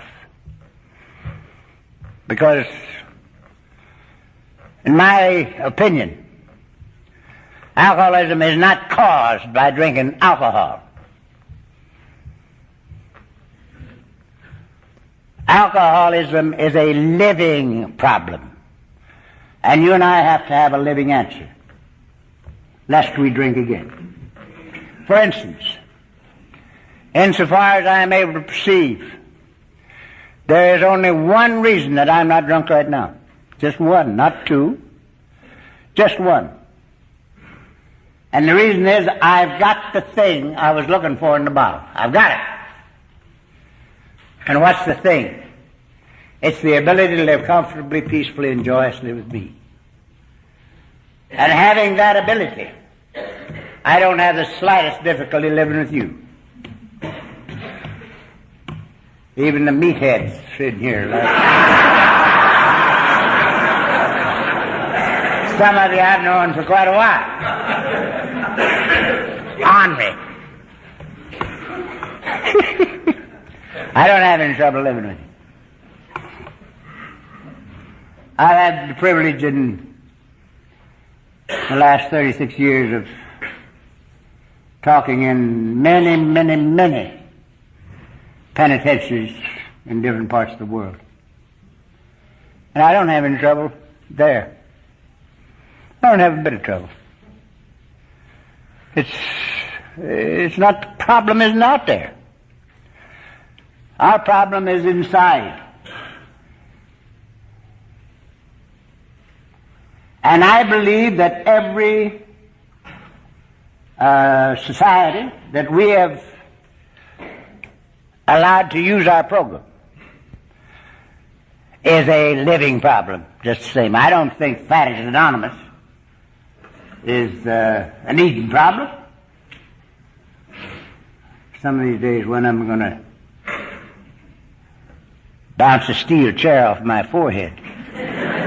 Because they've been trying now for years to get me to say, Overeaters Anonymous. That don't mean nothing to me.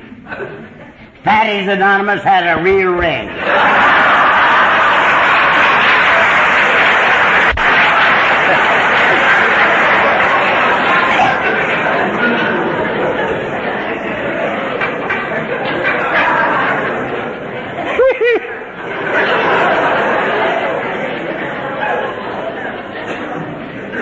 Gamblers Anonymous. I'm a gambler, always was, love to gamble. But I'm not a compulsive gambler.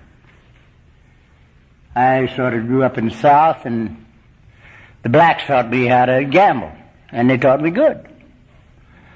And so I've won a great deal more money than I ever lost gambling. But I don't go out and throw money away. One of the things they taught me, if you win some money, you're not playing on the house. If you lose it, you ain't got it. And if you win it, they ain't got it. It's yours. So you're gambling with your own money. So don't think you're gambling on the house. Put it in your pocket and keep it. They taught me never to gamble with scared money. One of my wife's bad problems. And she can't gamble with without having scared money. She pays the nickel slot machines and condemns herself. Hits a jackpot and hates it because she's got their money.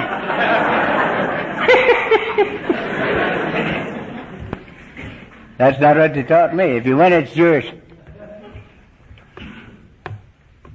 And they taught me not to sit around and try to wait for your luck. If you sit down in the game and your luck's bad, get up and leave. Come back tomorrow. You know, those things are fundamental. But that's not the way the compulsive gambler does it. I'm going to tell you a little story.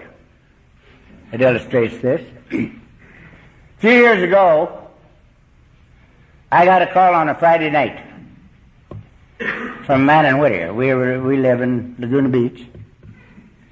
And this chap was in Whittier. And he says, Chuck, I'm sitting here with a 6-gun in my hand, and I'm going to blow my brains out. But Jim told me not to shoot myself until I talk to you.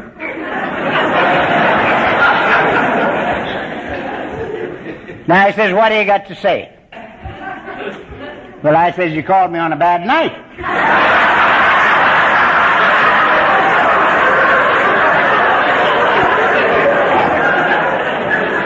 I says, I'm talking tonight, Saturday night and Sunday night.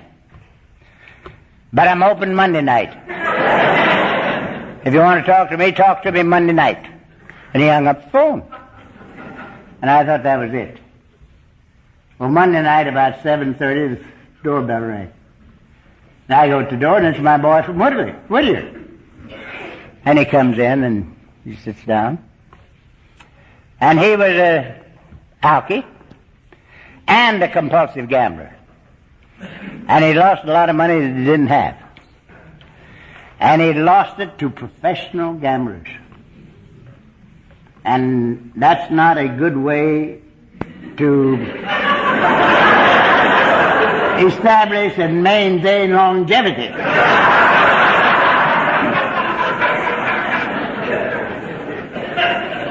And so we sat down there at 7:30, and we started to preamble, and at about 2 o'clock we were at step 8. And step 8 says we made a list of all persons we'd harmed and became willing to make amends to them all.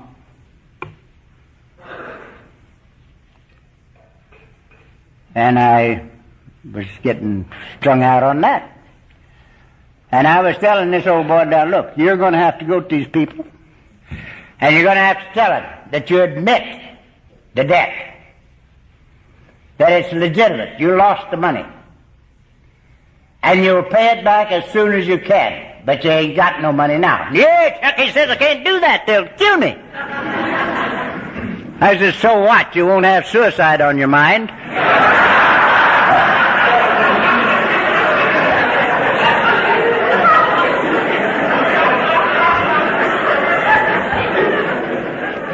And he started to laugh.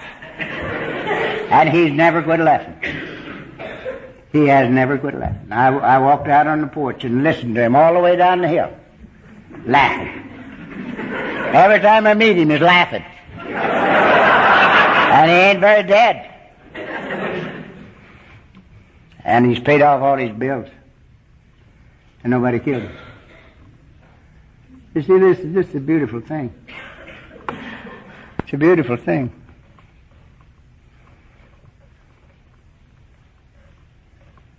That's the reason I told you.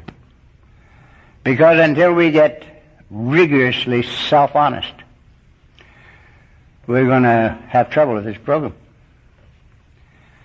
We got to learn how to be honest with us before we can think too much about being honest with other people.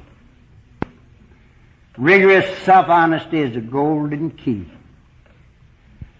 to this life that we find here. It's a fabulous thing.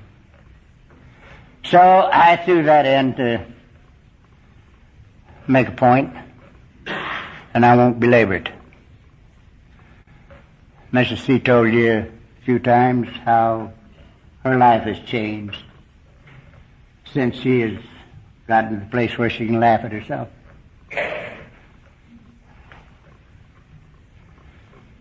I had my crying before I got here. Oh, I cry easy now, but it's not for me, you know. I cry a lot. And when I feel like crying, I cry. I stand up here at these podiums and cry like a damn baby. And it's all right with me, because I don't mind, you know. So,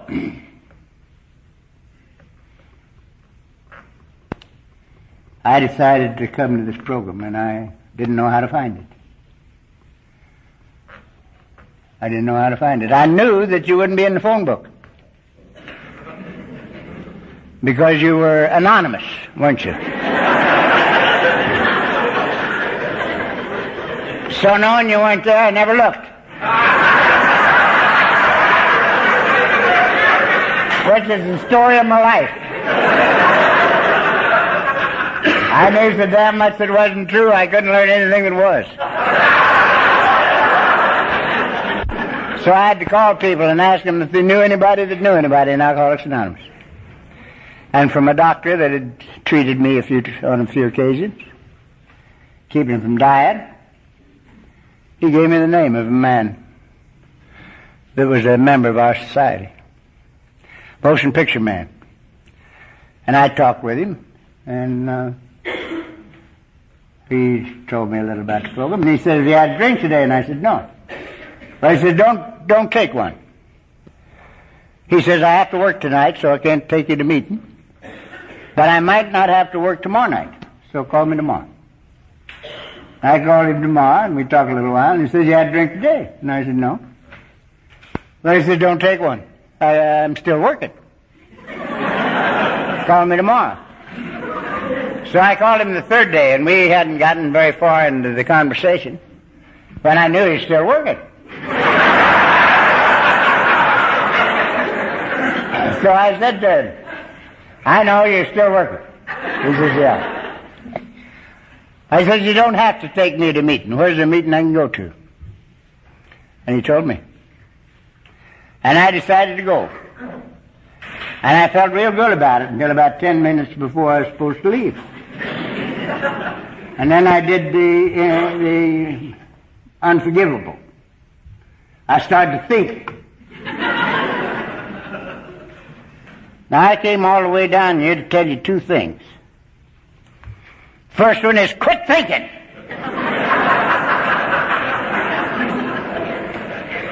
This is our problem. Liquor never was our problem. Thinking is our problem. If there was ever a bunch of screwball thinkers in the world, it's the alcoholics. We can justify anything in the world, including murder. You know. So quit thinking. You can live yourself into right thinking, but you can't think yourself into right living. I'm totally convinced that you can't find God looking for him. Because what you're looking for, you're looking with. And how are you going to find God out yonder when he ain't out there? Yours isn't. Yours is right there. So you got to turn your eyeballs around. It's an inside job. So, quit thinking. Get lost in life and find yourself in God. And the second thing is,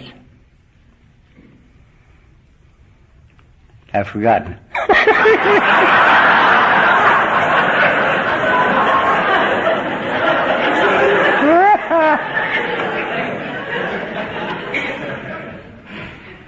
Forgotten.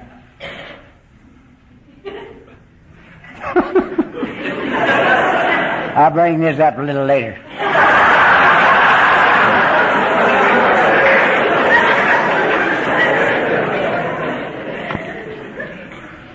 So, I started to think. And my alcoholic mind said to me, look, son, you've lived in Beverly Hills a long time. And it just might not be good for you to be seen with a bunch of drunks. Now, you'll never know how funny that is. Because the only guy in Beverly Hills that spent more time in the Beverly Hills jail than I did was the jailer.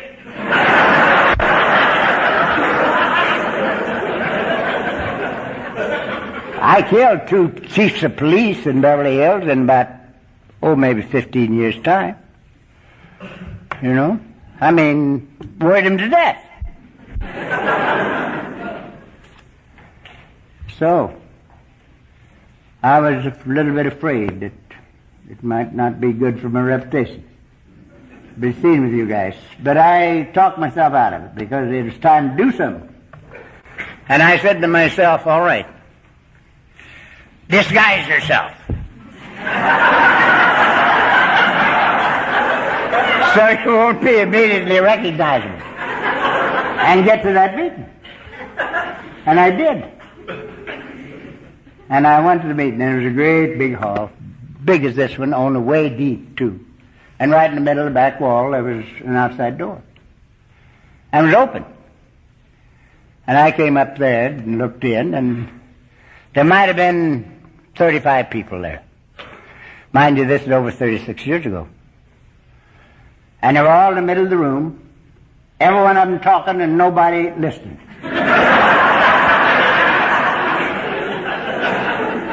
And it's been that way ever since.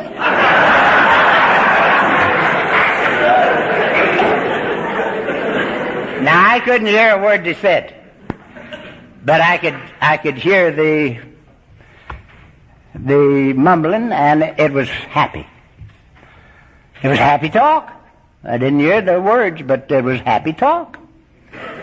And I said to myself, they've given me the wrong dope. This is the wrong night. These are the veterans and their wives, and they're here for a party. Because it was the veterans of Foreign Wars Hall where they were having a meeting.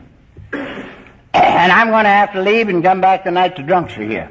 And I turned to leave, and I was as near dead as I'll ever be, I guess, because at long last I'd come, and it was the wrong night. And here, the next minute, is the very essence of our program. This is the reason it works. When maybe nothing else does. I don't know. Somebody in the middle of that room had been watching me. And when I turned to leave, he came running over to the door. And he called after me. And he says, "Mister, were you looking for somebody?" And I said, "No, sir." Well, he said, "What were you looking for then?" And thinking he was a veteran, I said, "Well, if it would interest you, sir, I was looking for sobriety." And everything about that man changed just like that. He just lit up. Lit up just like he'd turned a light on inside him. And here's what he said to me. "Why, take off your hat and coat. You're in the right place." Well, he didn't know it, but he'd just stolen my disguise right there.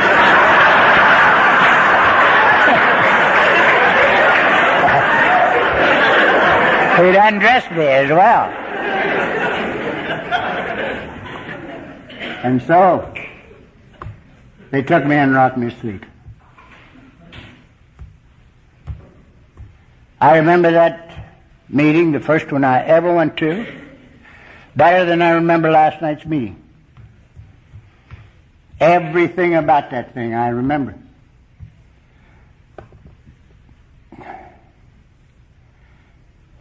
The very first thing they told me, they said, if you're an alcoholic, it's the first drink that's killing you.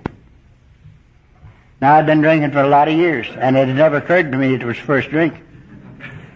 I thought it was the last gallon. I was trying to knock it off before the trouble started, for years. And the very first thing you monkey said to me, it's the first drink that's killing you. If you don't take the first drink, you don't take the second one. So,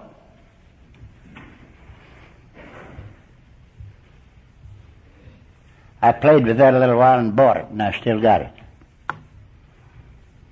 The second thing you told me, and this I wouldn't take all the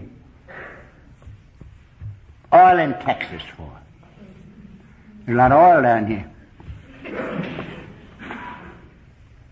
I know drunks down here that's got 43 oil wells.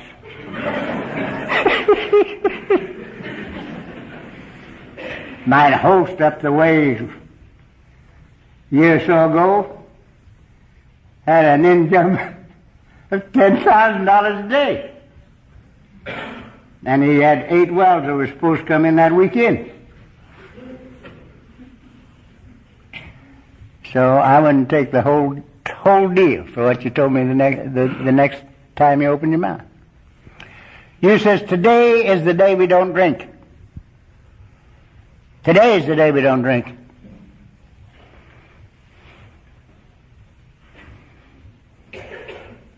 If you had told me that I had to stay sober 36 years, I'd have dropped dead. If you had said 36 days, I'd have dropped dead. But you didn't. You said today's the day we don't drink. Now, said you, regardless of how long you live in Alcoholics Anonymous, never expand that time more than 24 hours. And you went ahead to tell me that the past is nothing but guilt and the future is nothing but fear. And if you live in the now, you duck them both. Hear me? Right now is our time. This is my day. I have no past. I want no future. And I've lived this way for over 36 years now. And it's a cinch. It's a cinch. If I had to depend on what I read in the papers and what I hear over that insane TV stuff for my peace of mind and serenity purpose, I wouldn't have any. I wouldn't even finish this talk.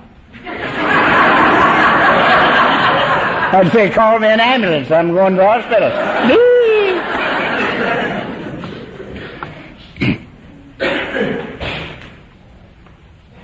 It's a beautiful thing. And somebody said something about that a long time ago. You know, in another book that we read a little bit once in a while. Now's the only time we'll ever know. Right now is eternity. You don't wake up tomorrow morning. You wake up and it's now. And that's the reason it took me so long to get here. Because I'd come to, I never woke up. I'd come to, and I'd have to have a tumbler of liquor. But I wouldn't take it. I'd look at yesterday and I'd see where I made my mistakes. And I would be able to argue myself into the position that today I'm only going to take what I have to live. Just what I have to live. And tomorrow I'll wake up and I won't have to take that tumbler of liquor. And when I got it all laid out right, I'd take the tumbler of liquor.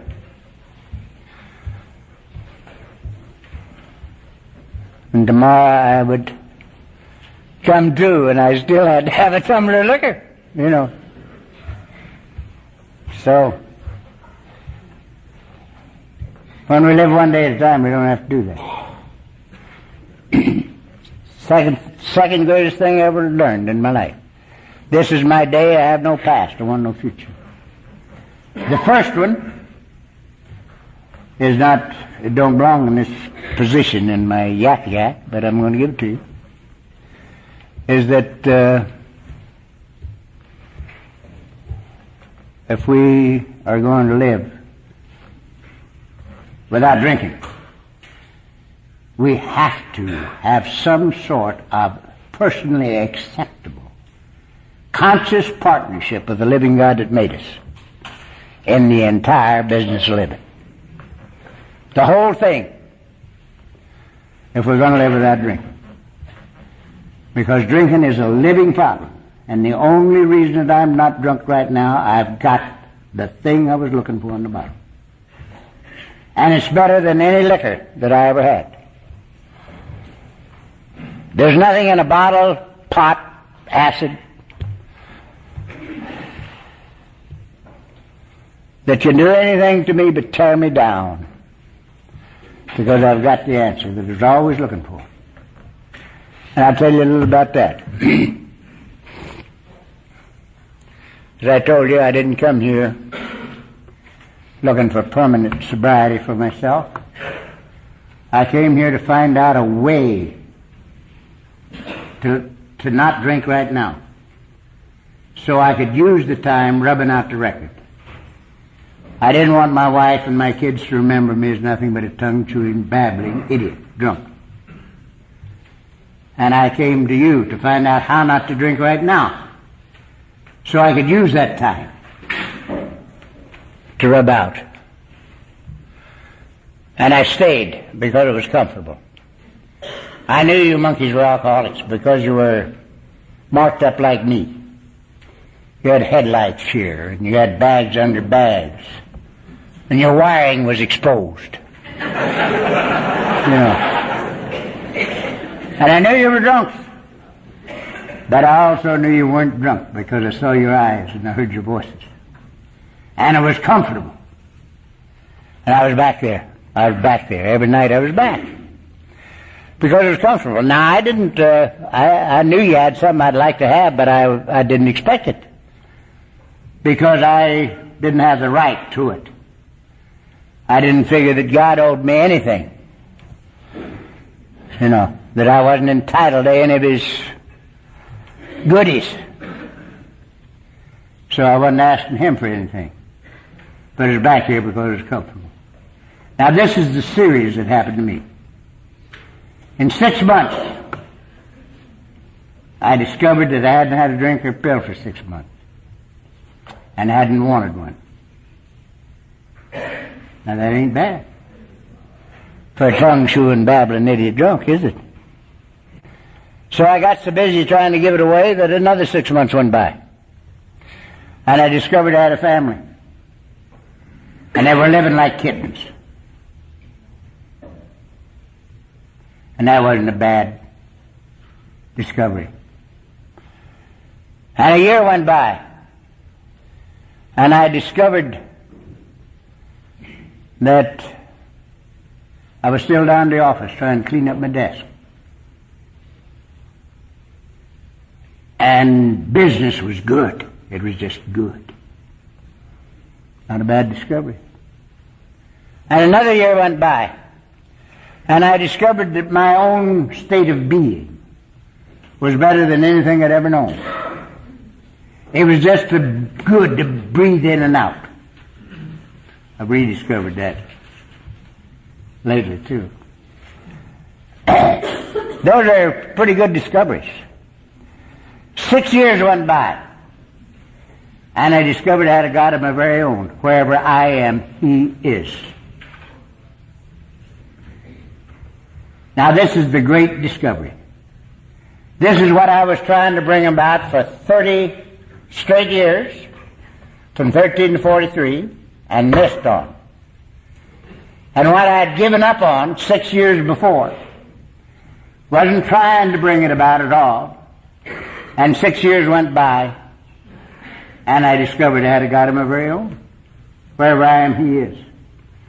And I was so elated over this that I immediately started trying to figure out how I was going to show my gratitude. And the first thing I decided, I was going to build Him a plaque We were in the woodworking business, and I had some of the finest mechanics in the world. He could make anything out of wood and stainless steel and formica and stuff like that. So I'm going to build him a plaque. And I got it designed in my mind, and I finally, before I started him on the project, I said to myself, who are you going to give it to? And I could see me handing him this plaque, and he didn't take it. And I dropped it on my foot and broke my foot.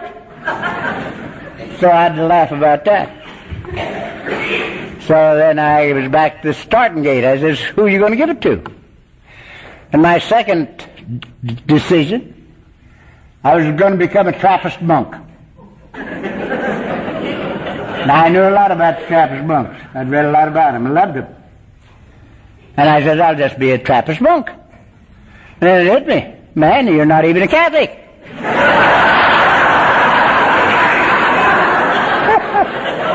How are you going to be a Trappist monk? So I had to give that up. So I'm back to starting gate again. And this time I got the answer. And there's a guy called St. Peter.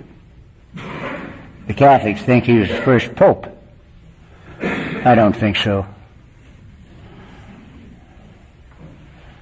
I won't explain that. But anyway, I call him Old Pete because before he became a saint, I could identify with him a little bit. You know, when he got caught with red-handed, he lied out of it. And I said to myself, he's a little bit alcoholic.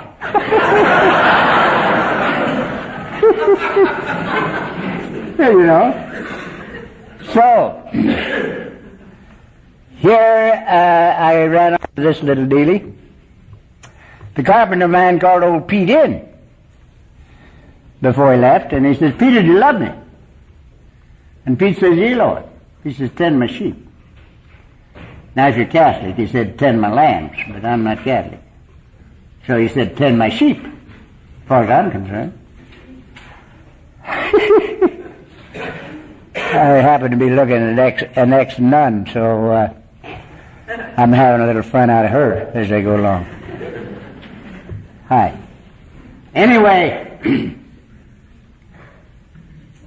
Pete says, Peter, do you love me? He says, yeah, Lord. Tend my sheep. And he turned right around and said to him again, Peter, do you love me? Yeah, Lord. Tend my sheep.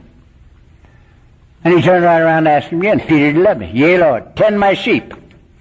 I said, he must have meant tend my sheep. He said it 3 times, you know. And I said, that's all I'm going to do. And that's all I've done. That's all I've done for 36 years. I've never tried to get anything for me in 36 years. I've never tried to go any place. I don't run my own life, or my wife's, or my kids. And everything's happened. Since I quit trying to run my life, and hers, and the kids, we've become a family. Since I quit trying to go any place, I've been all over the world.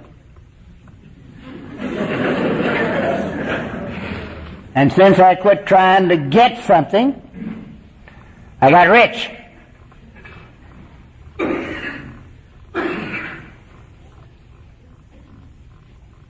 That's what happened to me. And I never tried to bring any of it about. I just tried to tend the sheep. That's all I've done. And if I'd go ahead, I would tell you that I had probably one of the greatest experiences in the business world that anybody ever had. In my 11th year, I bought the business that I was thrown out of. And when I sold it, I was wealthy. And my people made me wealthy. They wanted me to be wealthy. Now, you business people in this room, including my friend Ed back there, and he's a whale of a businessman, will know that this couldn't happen. Now, I'll tell you a little story first. I'm about to quit anyway because I'm getting hungry.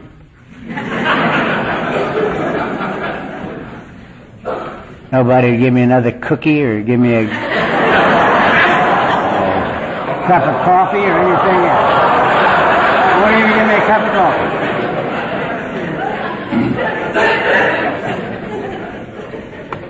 We have a group at home called the West Covina Group. It's a big meeting and it's held in a church. And it's about 20 years old. And I've talked at every anniversary they've had. Clancy talks the Saturday before Christmas every year. It's a Saturday night meeting. Clancy, incidentally, claims that I'm his sponsor. I'm pretty sure that he asked me to be his sponsor so he can sponsor me. Because he's been running my life ever since I said, well, I won't really be your sponsor, but I'll give you anything I've got. But I won't think of you as my baby. So, he takes that as giving him the license to run my life. I ain't bad. But anyhow, I was out there last year waiting for him to call the meeting. And a man that I'd done hundreds of thousands of dollars worth of business with, I looked up and he was walking down the center aisle in that place. And he was non-alcoholic. I'd known him and done business with him for years and years. And I thought, what in the world's Bob doing here? He's not an alcoholic. So I went out and hugged him a little and told him how much I loved him. I said, Bob, what are you doing here? Well, he says, I was over to see so-and-so, a friend of his and a friend of mine who's a member of this society, this afternoon, and we had a good visit. And I said to him, what are you going to do tonight?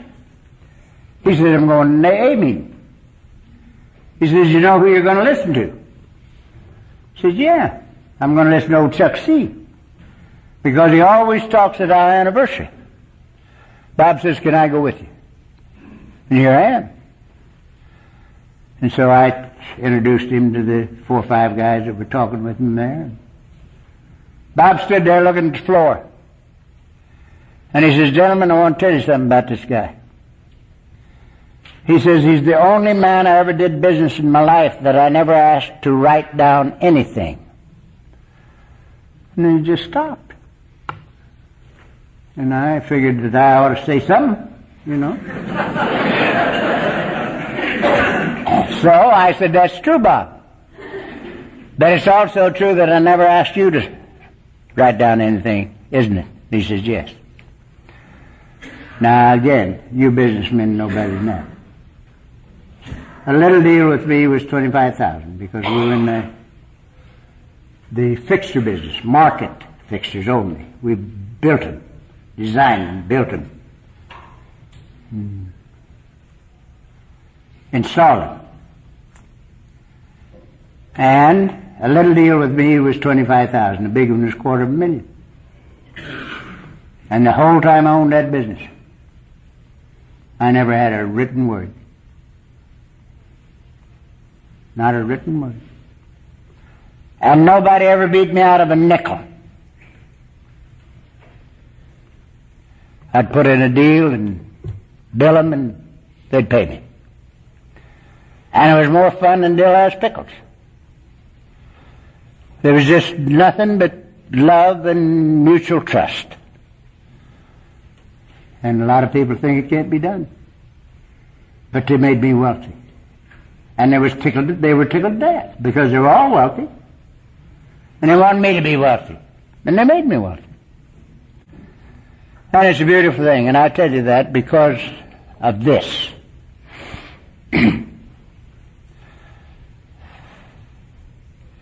I am totally convinced that God don't think more of a salmon than he does of you. And you know that a salmon born at the headwaters of the Klamath River, he'll go down that river when he's about that long, and he's liable to have gone clear to Japan and back, and right back up that Klamath River, where he was born, and he spawns and dies. Now I get lost on the freeway with a sign every 90 feet. I have to have help in the airport. I suppose if there was just one line coming in, I'd have to have help because I get lost. And here's a salmon, goes all the way to Japan and back. And I said to myself, I wonder who his travel agent is.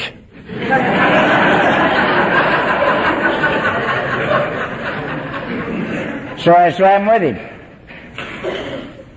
in my imagination. And I knew who his travel agent was.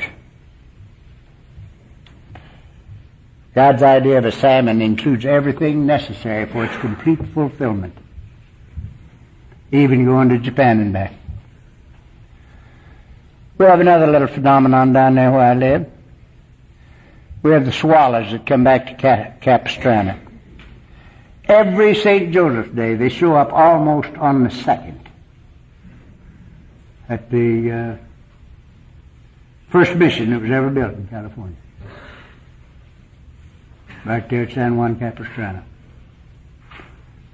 And they winter in Venezuela. Now, who do you think is their travel agent? And I had to fly with them. And it was obvious that God's idea of a swallow includes everything necessary for its complete fulfillment, including going to Venezuela and back without any road map. Now this is a sermon that just carries me clear to the sky. Do you think that God's idea of a salmon or a swallow is more complete than his idea of his kids, you and I? I don't think so. I don't think so. When you and I get simple enough to live as we live in Alcoholics Anonymous, sharing our experience, strength, and hope with anybody that needs us in love, just because we want to, we discover that underneath are the everlasting arms. And it's terrific. It's absolutely terrific. And I learned it from my Blue Jays. You know, my Blue Jays and my hummingbirds sit in the same tree. You know? And I've been watching them. I feed them all the time. They break me up in business. Peanuts and sugar and stuff. And I have never yet heard one of those Blue Jays say to his partner, "Look at that so-and-so, he's flying backwards." I can't fly backwards. Why can't I fly backwards? You know. He don't even pay attention to him. He don't even know he's flying backwards. You know why? He don't give a damn. He's busy being himself. If I was a Blue Jay, I'd want to be a hummingbird.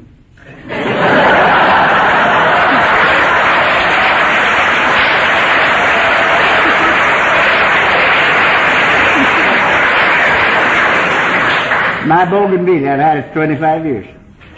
And it looks right up at the rose garden. And you know that bougainvillea has not decided to be a rose yet. It's perfectly happy to be a bougainvillea, and it knows how. And it knows how. Well, I'd want to be a rose, wouldn't you? No. Everything up to us is perfectly satisfied to be what it is, and it knows how. But we come along and they tell us we've got to improve on God's handiwork. We got to be this, have that, and be known as before we can live. You know. And we get all involved in trying to self-improve. And a lot of the people in our program thinks this is a self-improvement program. It is not. It's a self-discovery program. And with this, I'm going to quit. You sent me back to New York, the second delegate to the General Service Conference from Southern California. Cliffy Walker was first, and I was the second. And I got to meet all the old-timers. I got to meet the whole bunch back here. Eddie and Bill and Bob and their wives and Snyder and the whole bunch, you know. And it was a fine experience. Very fine experience. Something I wouldn't trade for anything. At the end of the second conference, you go back for 2 years, you know. And I was there in 53 and 54. At the end of the conference in 54, Bill sought me out and he says, Chuck, you've been back here 2 years straight. And you've never taken 5 seconds of my time. And I think I know why. And it's time for us to become acquainted. And I'm going to come out and see you. Well, Bill lived in Bedford Hills, New York. And I lived in Beverly Hills, California, clear across the continent. And he was the head man. And here I'm a neophyte. And he's going to come and see me. And for a while, I couldn't speak. And what I could, I said, Bill, if you're serious, we got room for you. And we'd love to have you. Now, that was in April 1954. In June 54, he was in our house in Beverly Hills. And from then until he died in 1971, Mrs. C. and I spent much time with him and Lois and in their house and in ours. And we got to know them quite well. And so quite often I say that our program, our formula for sobriety, is the finest formula that was ever conceived in the mind of man through the grace of God for obtaining and maintaining sobriety. But it has 2 other facets that are equally miraculous. It's the finest program for the good life and for self-discovery, not self-improvement, self-discovery, that was ever conceived in the mind of man through the grace of God. And this is the reason I say it. Bill was telling me about writing the book, you know. And they had written 4 chapters. And it was time to write chapter 5 with our formula in it. And Bill said he had to write. Now, the reason he had to write, kids, was that the book, in its original conception, was to spread the word faster to the drunks. Then they could do it on a personal basis. But the more they thought about it, the more they thought that it was a money-making scheme, too. And they were all starving to death. They were all meeting around Bill's kitchen stove, and the only one of the bunch that was working was Bill's wife, Lois.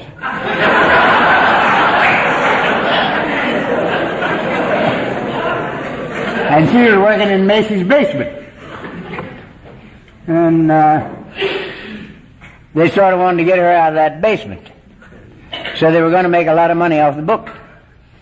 And it's time for him to write chapter 5. And Bill said he sat down and he had absolutely nothing to write. He was totally void.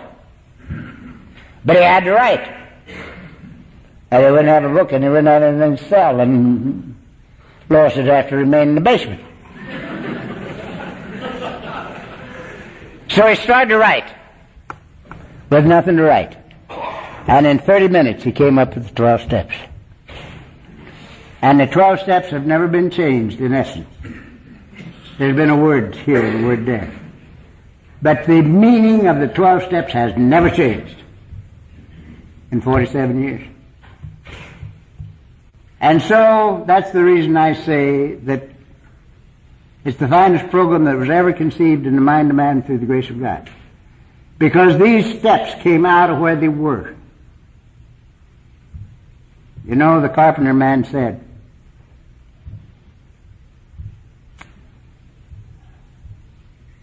I am in the Father, and He in me, and I in you.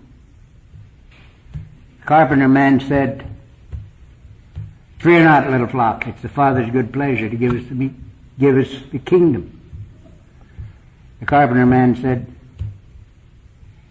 in Him we live and move and have our being. And that means to me that you and I are living in the very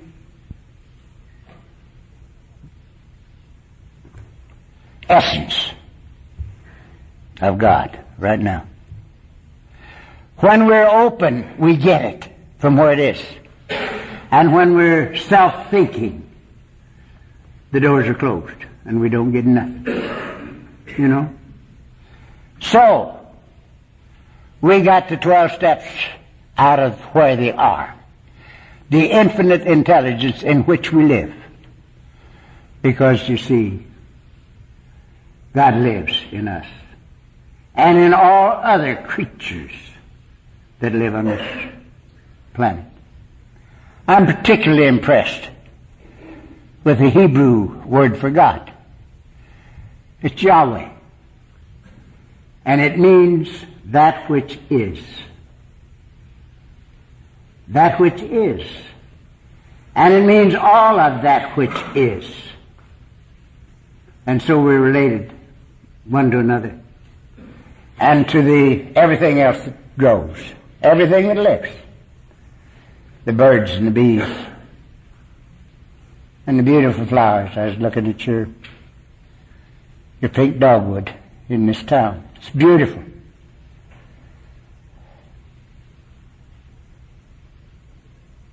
I happen to be a Cherokee and got a hunk of it in me. They got mixed up over there in the Carolinas and forgot that there were Indians and others. So we got all mixed up with the Cherokees. And I've always had this feeling of unity, but I never brought it into conscious awareness until I was through with the business world. But since I've been out of the business world, I've taken all my so-called intellectual wisdom and turned it into conscious awareness. And it's fantastic. And it includes the fact that God in me, as me, is me. And God in you, as you, is you. And we can't change it. We can't change it. The carpenter man said it like this. Who by taking thought can add 1 cubit to his stature? Which means we can't change the reality of our own being. We can only change our experience in reality. I sit in the same chair I sat in for 10 years in hell. And now I have 36 years in heaven. In the same chair. Nothing happened to the chair. Nothing happened to the wife. Nothing happened to the kids. Something happened to me. And I moved out of hell into heaven. And that's a sermon as long as from here to Mars and back. And it says, son, heaven was always in that chair. You were in hell. God bless you. Thank you very much.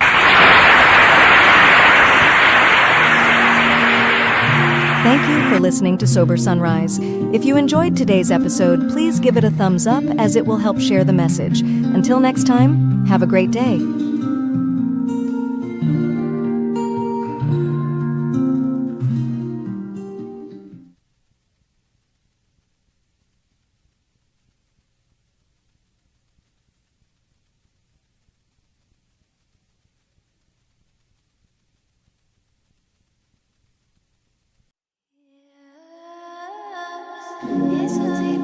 Welcome to Sober Sunrise, a podcast bringing you AA speaker meetings with stories of experience, strength, and hope from around the world. We bring you several new speakers weekly, so be sure to subscribe. We hope to always remain an ad-free podcast, so if you'd like to help us remain self-supporting, please visit our website at sober-sunrise.com. Whether you join us in the morning or at night, there's nothing better than a sober sunrise. We hope that you enjoy today's speaker.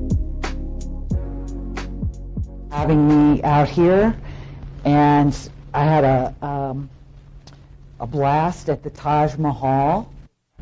Last night at the Taj Mahal, which is Tom and Maryanne's place, and got picked up this morning by the little roadrunner, Tony. Yeah, Tony Blankenship.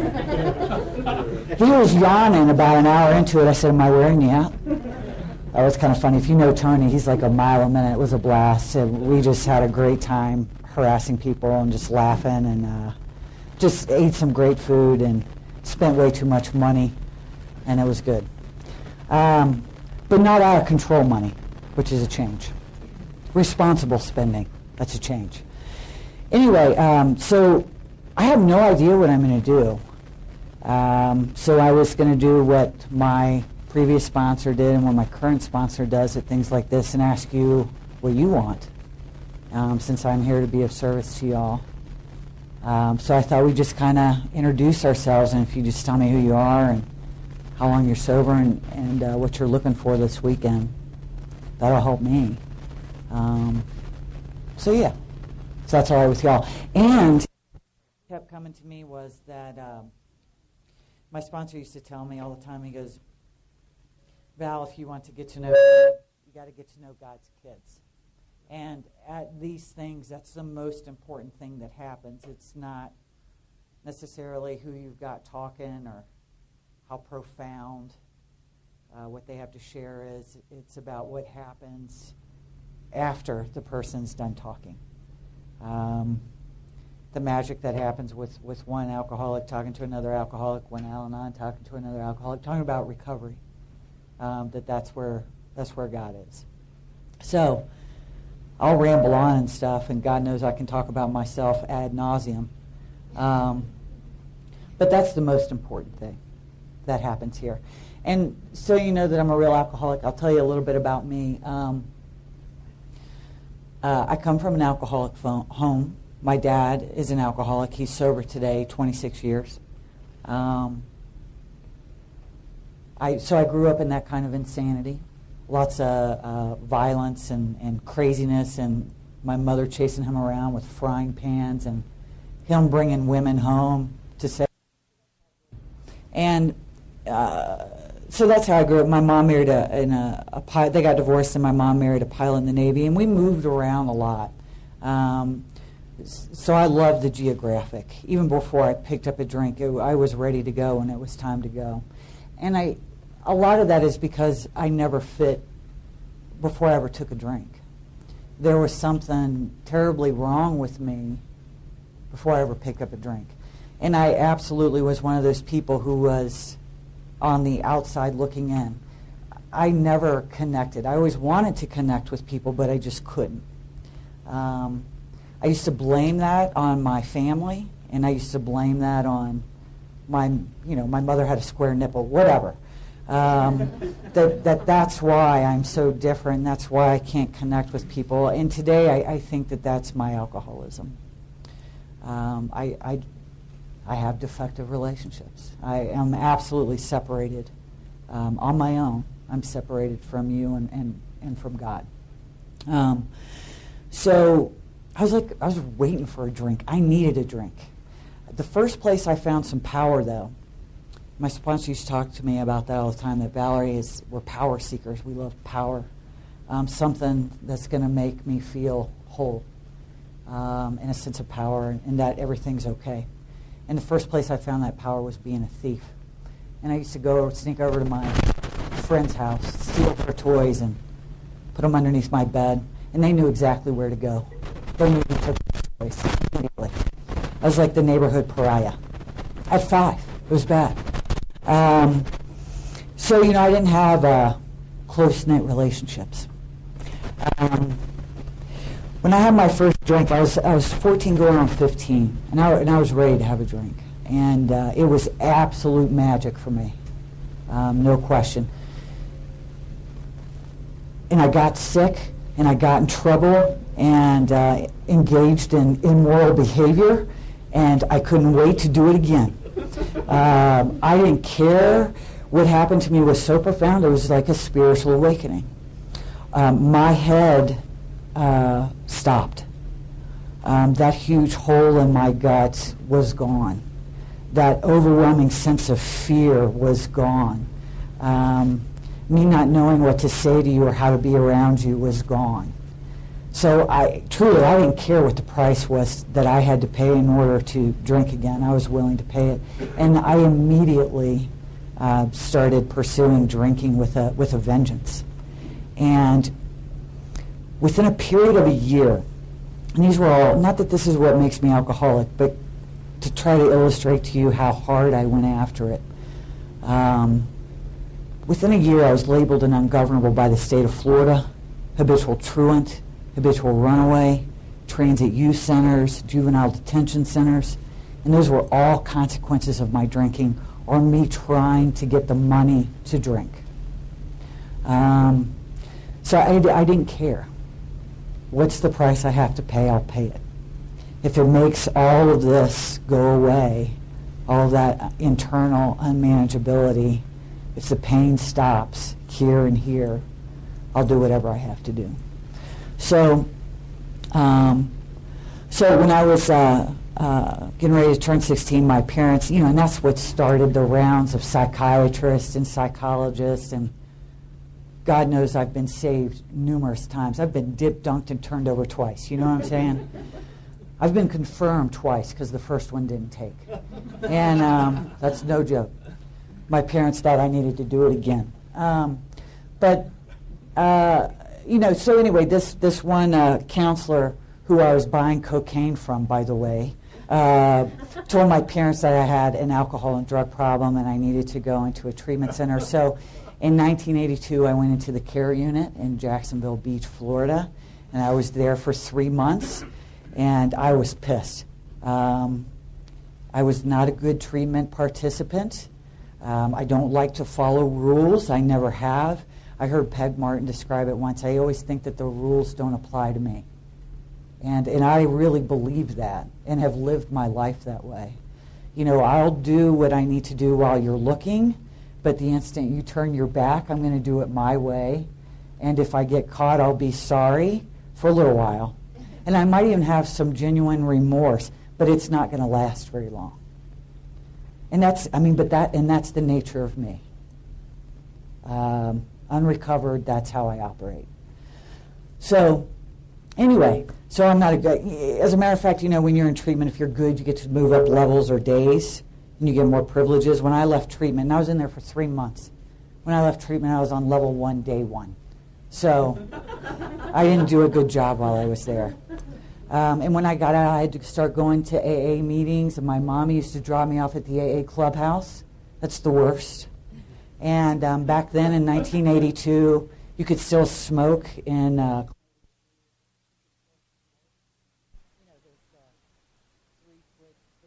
smoke hanging. And, there's the coffee pot and very old people in that meeting. Crusty old dudes running around in that meeting. And I was angry that I had to be there. I didn't want to be there. And at that point, when I came in that area of the country, there wasn't a lot of young people coming in.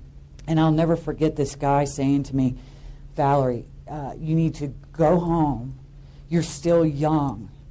Do what your parents are telling you to do. Go to church. Be a good girl. You don't have to do what we have done.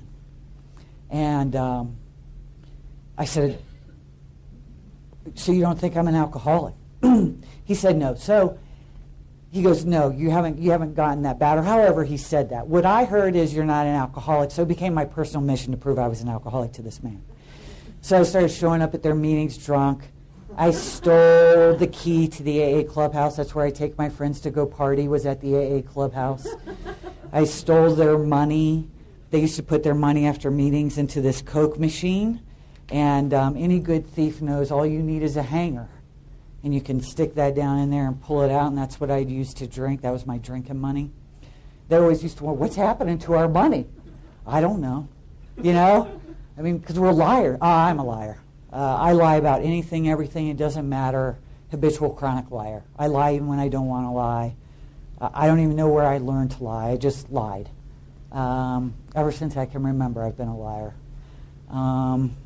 So anyway, not a good AA member. Not a good, upstanding AA member. I didn't want to sponsor, because then, they're messing around in your life, trying to tell you what to do. I didn't want any of that. It was going to interfere with my lifestyle. I didn't think I was really an alcoholic. I was going to AA because of consequences. That's why I was going. And I was going in and out, in and out, in and out, in and out. I don't think I ever got more than 3 months at a time, maybe 6. And it would just show up when I got in trouble. And, would hang out in the clubhouse for a while. And when I was 17, though, I got into a lot of legal trouble with my pursuit of alcohol. And the option was given to me, either get sober or you're going back to juvie. And, of course, I'm going to choose sobriety. I'll get sober again. But I had hit a bottom. As much as a 17-year-old can, I was at the end of my rope. And I surrendered. And I said, I will never, ever drink again. And I meant it. I really meant it. And my father was now sober about 5 years, and he was living in L.A., and family relations were strained in Florida, so I went to L.A. and conned and manipulated my way out there. My dad wanted me to work the steps before I came out there. I didn't want anything to do with that. So what I did was whip out the 12 and 12, read up, call him, and just kind of make up something and say, yeah, I just completed steps 1, 2, and 3, and this is what I learned. I didn't do anything. I just read a book because I wanted to get out of there. I wanted to get out of where I was because, it's all their fault. And it'll be different when I'm with you because you understand and you're in AA and all of that stuff. So I got out there, and he said the moment I got off the plane, he knew. He knew that nothing had changed. And that's so true with us. And I'm sure people that have been around for a little while, something happens when we wake up spiritually. We change, and people see it like that. They just see it. They know. We sound different. We look different. We're taking different actions. We're compelled to go help other people. Can't get away from it. Some crazy stuff is going on. And anyway, so he knew. And so I ran around Los Angeles for a while. My favorite place to hang out was the 502 Club in Covina, California. And the saying there was, who's on who at the 502? And that was the place for me. I loved it. As a matter of fact, this guy named Big Book Mac, he said, girl, you need to sit down, shut up, and keep your legs crossed because you're missing it. And I went to a meeting every day, though. I was in a meeting every day. Went to we called them the 13th step dances, looking for love in AA at the dances, which quickly moved to the parking lot.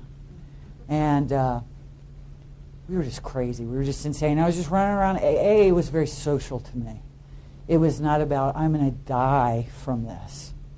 I just got into a lot of trouble.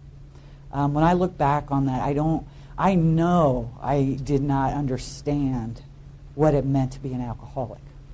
I didn't get it at all. I didn't understand what AA was about. And I don't know if I heard that message or not. What I heard was, don't drink, go to meetings. That's what we do here. And, I had a sponsor, which my father picked for me. And the only reason I let him pick her for me was he was making financial amends to me for pilfering mine and my brother's trust fund when we were younger. And, but getting that amends, I was harassing him because he was up last weekend for my anniversary. And I was harassing him because he was making financial amends to me. But every time I went to go pick up that check, a lecture ensued, about how I needed to straighten up and fly right and all that other stuff. And I was like, Dad, I thought amends were supposed to be free, I know something now. I didn't know anything then, now I know. But anyway, so I, that's what I did in AA. I ran around, chased boys. I led a very ugly life sober. I got very, very, very spiritually sick sober. I was doing things sober that I hadn't even done drunk. So I know that alcohol is just a symptom of what's wrong with me. No question. No question. I slowly developed into somebody sober with no conscience. I could do a lot of things and feel nothing whatsoever. Nothing. Stark raving sober. Very, very sick. So alcoholism is progressive, and I need something that's bigger than my alcoholism. So as a result of living that way, and I'll talk more about that, but living that way, I drank, and it happened just like that. Somebody said, do you want to drink? I said, yes, I do. Just like that. 3.5 years gone. And I stayed out there for 4 years. I moved to Atlanta. I tried the sheep experiment. It's going to be a sheep herder. And I thought that whole back to nature, cleaning out the barn, hugging trees, that kind of thing, was going to solve my problem. It wasn't alcohol. When I drank, my mind got around that really quick. I was too young.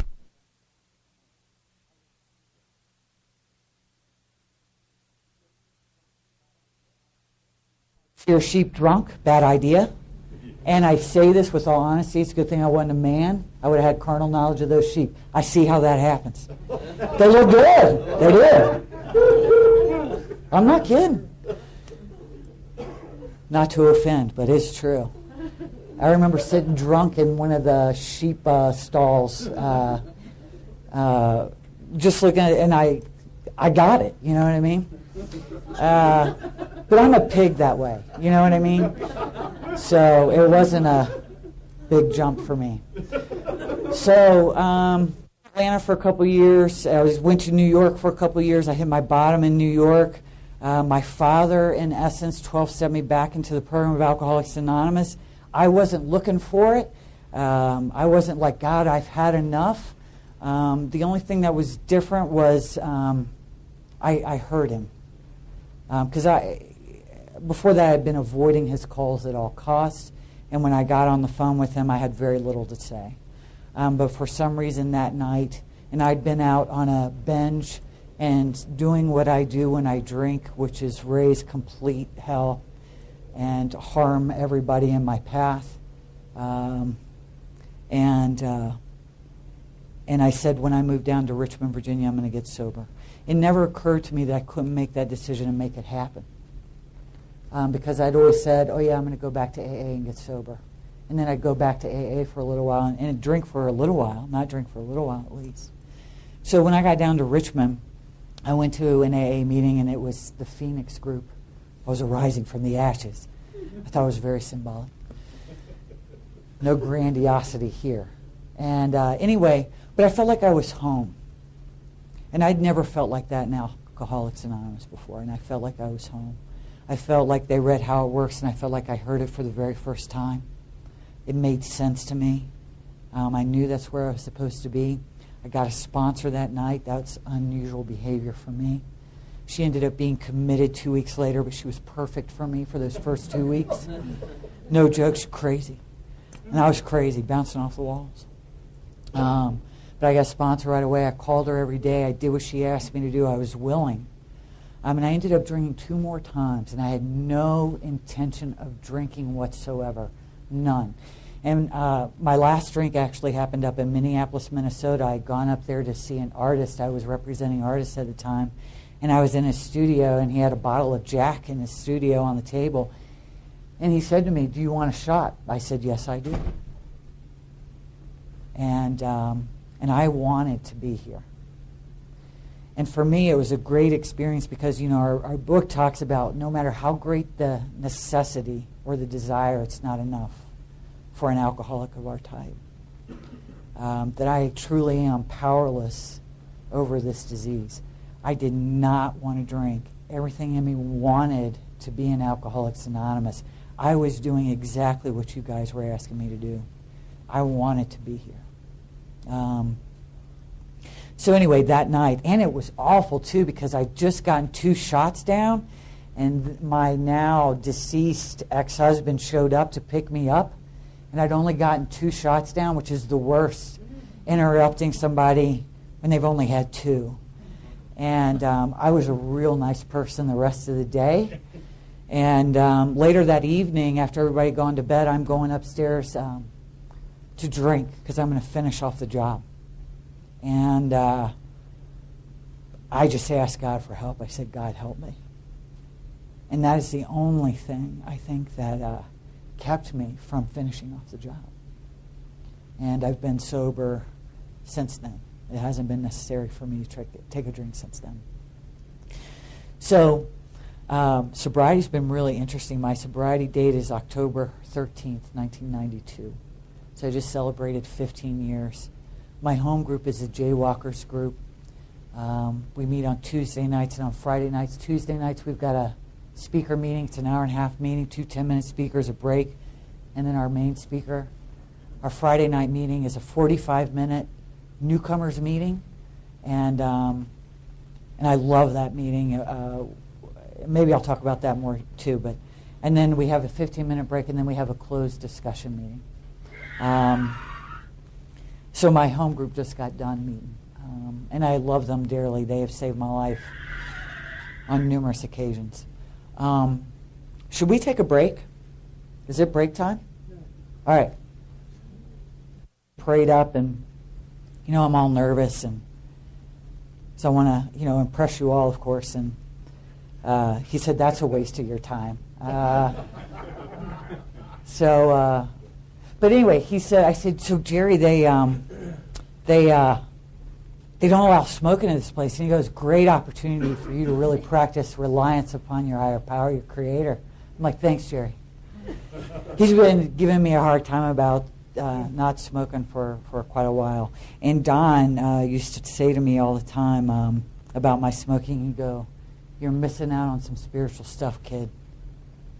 Which, you know, tell me what it is. I want to know what it is. I don't have to stop smoking to figure it out. Just give it to me. Which reminds me of another story with Don.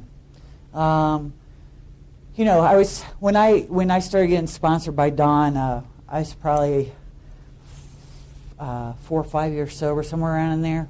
And I remember calling him one day, and I'm like, "Don, tell me what to do." You know, because I want him to run my life. I want my sponsor to run my life. I don't want to make any mistakes, because if I do the wrong thing, I'm going to experience pain, and I don't want to experience pain or discomfort. And I want to do everything perfectly. And I said to Don, "Tell me what to do. Tell me what to do." And he said to me, "Quit trying. You're such a thief. Quit trying to steal my experience. Go pray. Go follow the directions. Go pray. Go get quiet. Ask for guidance and direction. Follow that. And if it's the wrong thing, you can do something else." I did not like that direction. I want a sure thing. I want a sure answer. I want safety in all things. And what I started to learn from that was that my Creator is within me. While I walk with you guys and travel this path with you guys, I've got this little nest within that I nurture with prayer and being quiet and taking the actions of AA that allow me to go out into the world and live and to carry all these things into all of my affairs. So I'm not hiding out in Alcoholics Anonymous. And that was, I won't say beaten into me, but it was, I was sponsored strongly with that idea that I'm not to hide out in AA, that I've got to take this way of life and these principles into my work life, into my home life, into my home group, into my relationships with the women I sponsor, in my friendships, my family, besides my extended family. And I've had amazing experiences as a result of just trying to live this way and making many, many, many mistakes. I was talking to Tom yesterday. I used to be so afraid and very rigid. Don used to tell me all the time, lighten up, it's only a matter of life or death here. I didn't like that either. I'm like, what does that mean? I was this big thinker. I used to think a lot and try to wrap my mind around this way of life and wrap my mind around spiritual principles and wrap my mind around my Creator, because I want to be God in my life. I want to dictate the path that I will take. And I also, while we're at it, I'll dictate to you what you need to be doing in order to make my path more comfortable. And you'll love it. It's a great plan. Once I explain it to you and get you on board, you're going to be really excited about it. Hasn't happened yet. I was talking to Bernadette, too. I was like, I've always thought I've known what I've needed, and I haven't been right once. Not once. Not even one time. And that's probably a good thing, because then I'd probably try it again. You know what I mean? Think that this is going to be the time again. What have I found out that AA is all about? What I have found out that AA is all about ultimately is about service.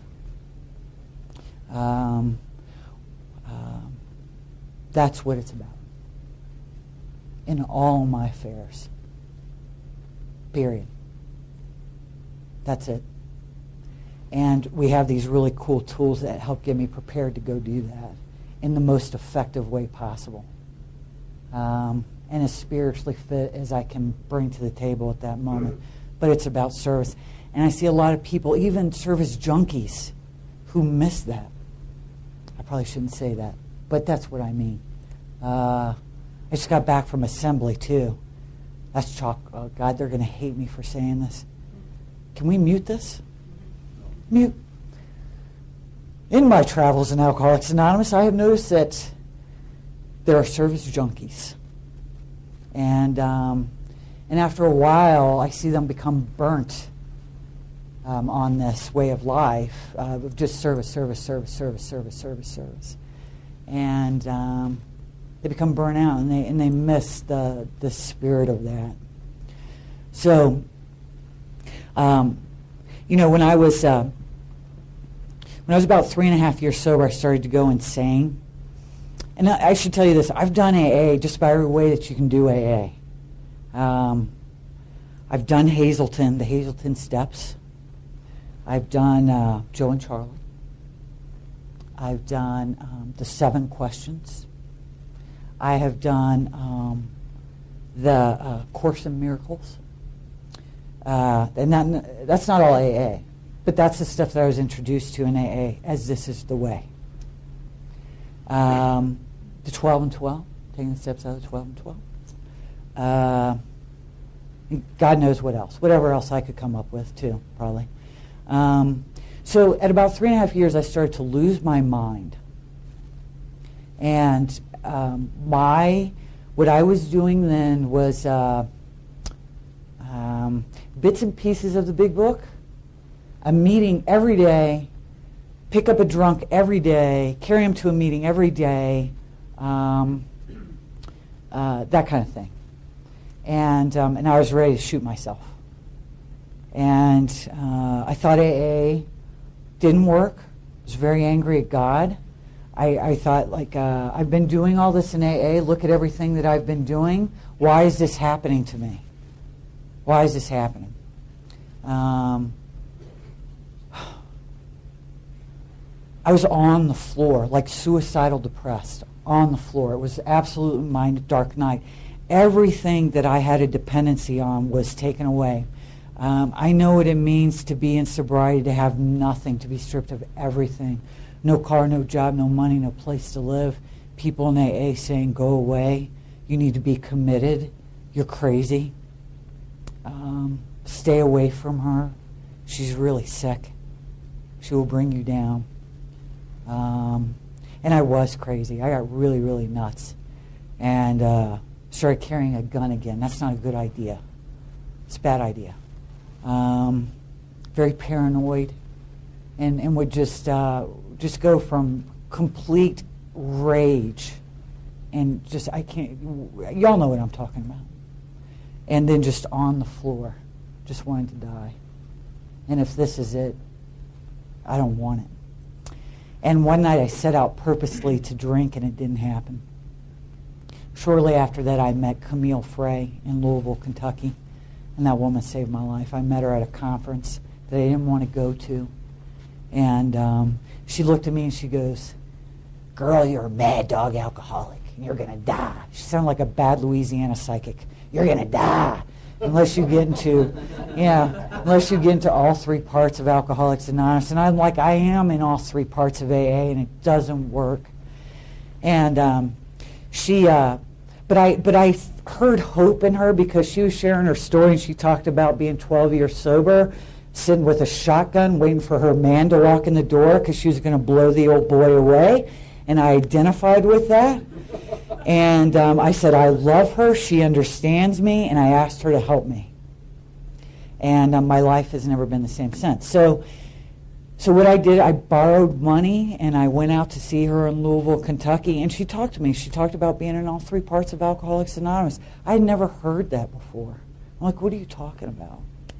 And and she talked to me about our circle and triangle and about recovery, and she asked me some questions about, well, what have you done with the steps? Tell me about that. Well, there's some things I left off the inventory, and this is how I wrote it. And I wrote it, the last inventory I'd done was the check mark thing. And but there were things that I had left off of that, and there were amends that I was never, ever, I mean ever, going to make. They owed me amends. And I had a lot of whole choice, lovely words that started with MF that went along with those people. And it was not going to happen. And she didn't fight me with that. She said, well, if I'm walking with you, you do it or see you later. Love you, mean it. Don't waste my time. And it was good that she spoke to me in that way, because I don't know that I would have heard it any other way. And she talked to me about the unity piece of this program. And unity was about convenience to me. That's how I conducted myself in Alcoholics Anonymous. I showed up late. I would leave early sometimes. I was at my home group. That was not a committed meeting to me unless I was there, unless I was really tired. Or I had something better to do, something better came up. And she told me, she goes, you will be there unless you are dead sick or out of town. And I'm like, that's harsh. And she goes, and when I say sick, I mean sick. Not any of this mamby-pamby stuff you like to pull. And she had me nailed, because I like mamby-pamby. I don't feel good today. I hurt today. What's my favorite ailment, And she said, how are you being of service to Alcoholics Anonymous? Are you a taker in AA? And, hell yeah, I'm a taker in AA. Yeah, I am. I give when it's convenient to me. Are you willing to be inconvenienced by Alcoholics Anonymous? Are you willing to be inconvenienced by the newcomer? So I was so desperate. Thank God for desperation. I said, I will go anywhere and do anything that you're asking me to do. And she says, well, we're going to start at the beginning, and where it says write, we're going to write. When it says pray, we're going to pray. When it asks a question, we're going to answer it. When it says go here and do that, we're going to go there and do that. And that's the deal. Are you willing? And I said, yes, I am. And so I started taking the steps out of the big book ever since then. And it changed my life. So that's the message that I carry today. She had me do a lot of things that I didn't understand and I didn't agree with. And one of the things that she said to me, she goes, well, Val, they're not lying in the big book. What they're saying in there is true. Valerie, and she put it in terms that I could understand. If it said that sleeping with newcomers was a great way to gain spirituality, it's be in there, wouldn't it? But it's not, because it doesn't work. You know what I mean? So she put it in terms I could understand. She had me now. And my life was a train wreck. I didn't know how to live at all. I mean, unmanageability everywhere. And very angry. And I was telling Tom, I'm happy to report that I haven't had the cops called on me in a long time. Because if you pissed me off, I'd go after you physically. And I'm, something that Don used to say, I'm just not capable of doing that anymore. I couldn't do that even if I wanted to. And that's absolutely God changing me. Because that's how I handled anger ever since I can remember. If you made me mad, I was coming to get you. And I saw real value in that. One of the things that I love about our 4th step is that I can't fool myself about the value of my character defects anymore. And with my anger, for a long time, I still had a lot of value with that. And because it kept you off balance. And if I scared you bad enough, you'd do what I wanted you to do. It'd keep you away from me. If I needed to get you away from me, I could get my way with it. And where I hit bottom with that is I was around 7 years sober, and I was at my home group. And there was a woman who came in, and it was a closed discussion meeting. And she was introducing herself as an addict. And it was my duty after the meeting, being little Miss AA that I have now graduated to, because I am armed with facts now. I'm dangerous. You know what I'm saying? I know something now. I'm on fire. And truly, I was like, I became a little, I hate to use the term, but it's true. I mean, that's how I was labeled too. I became a big book Nazi. And hate to use that word, but you get the picture. Big book thumper. I was a thumper.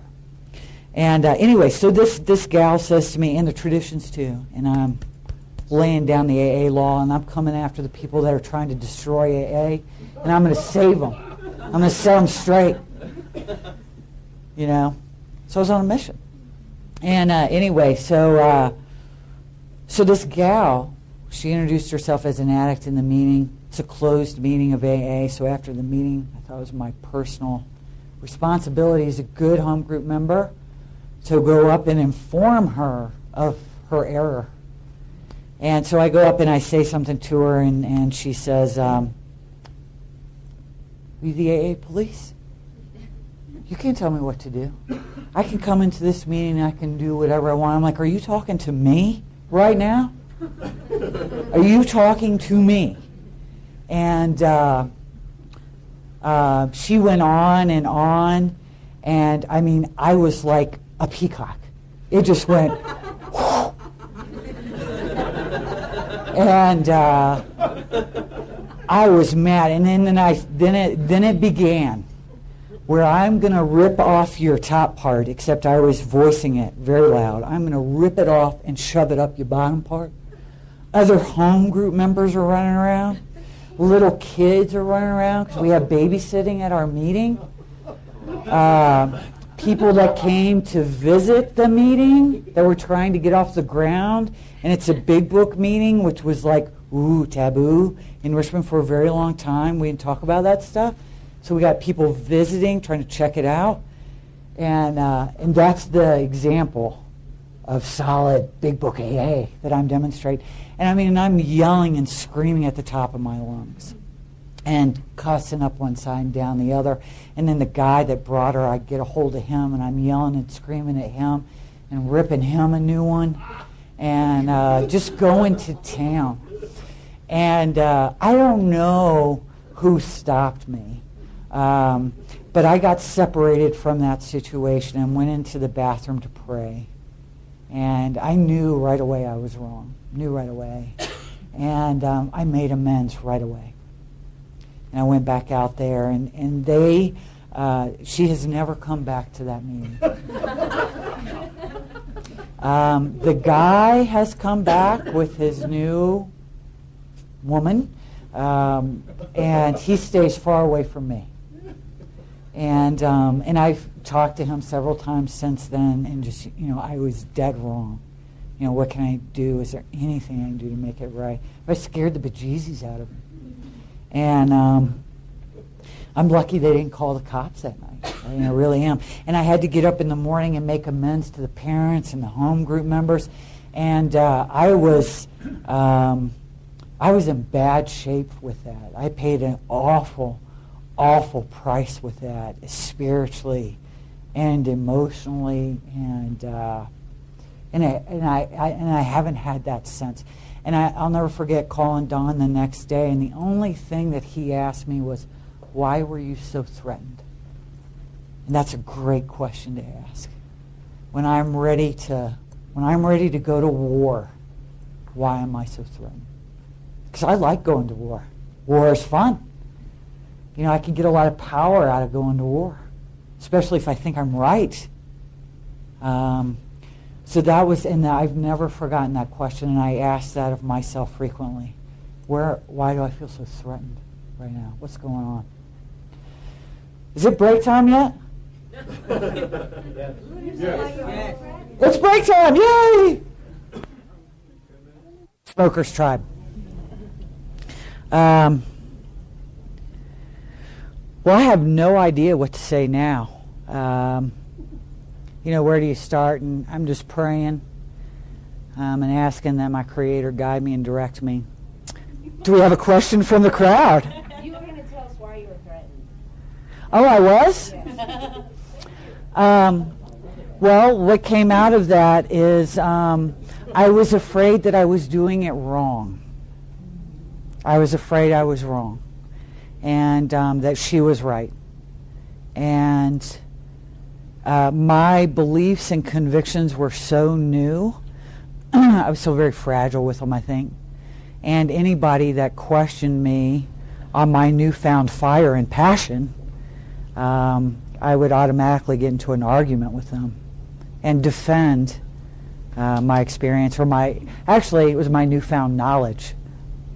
And so I think that was a large part of it, was what if I'm wrong?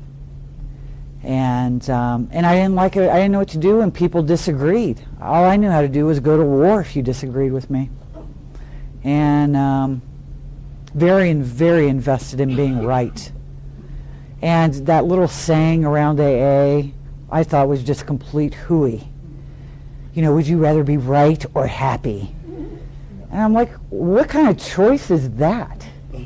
That made no sense to me whatsoever. I thought that was pretty mamby-pamby response.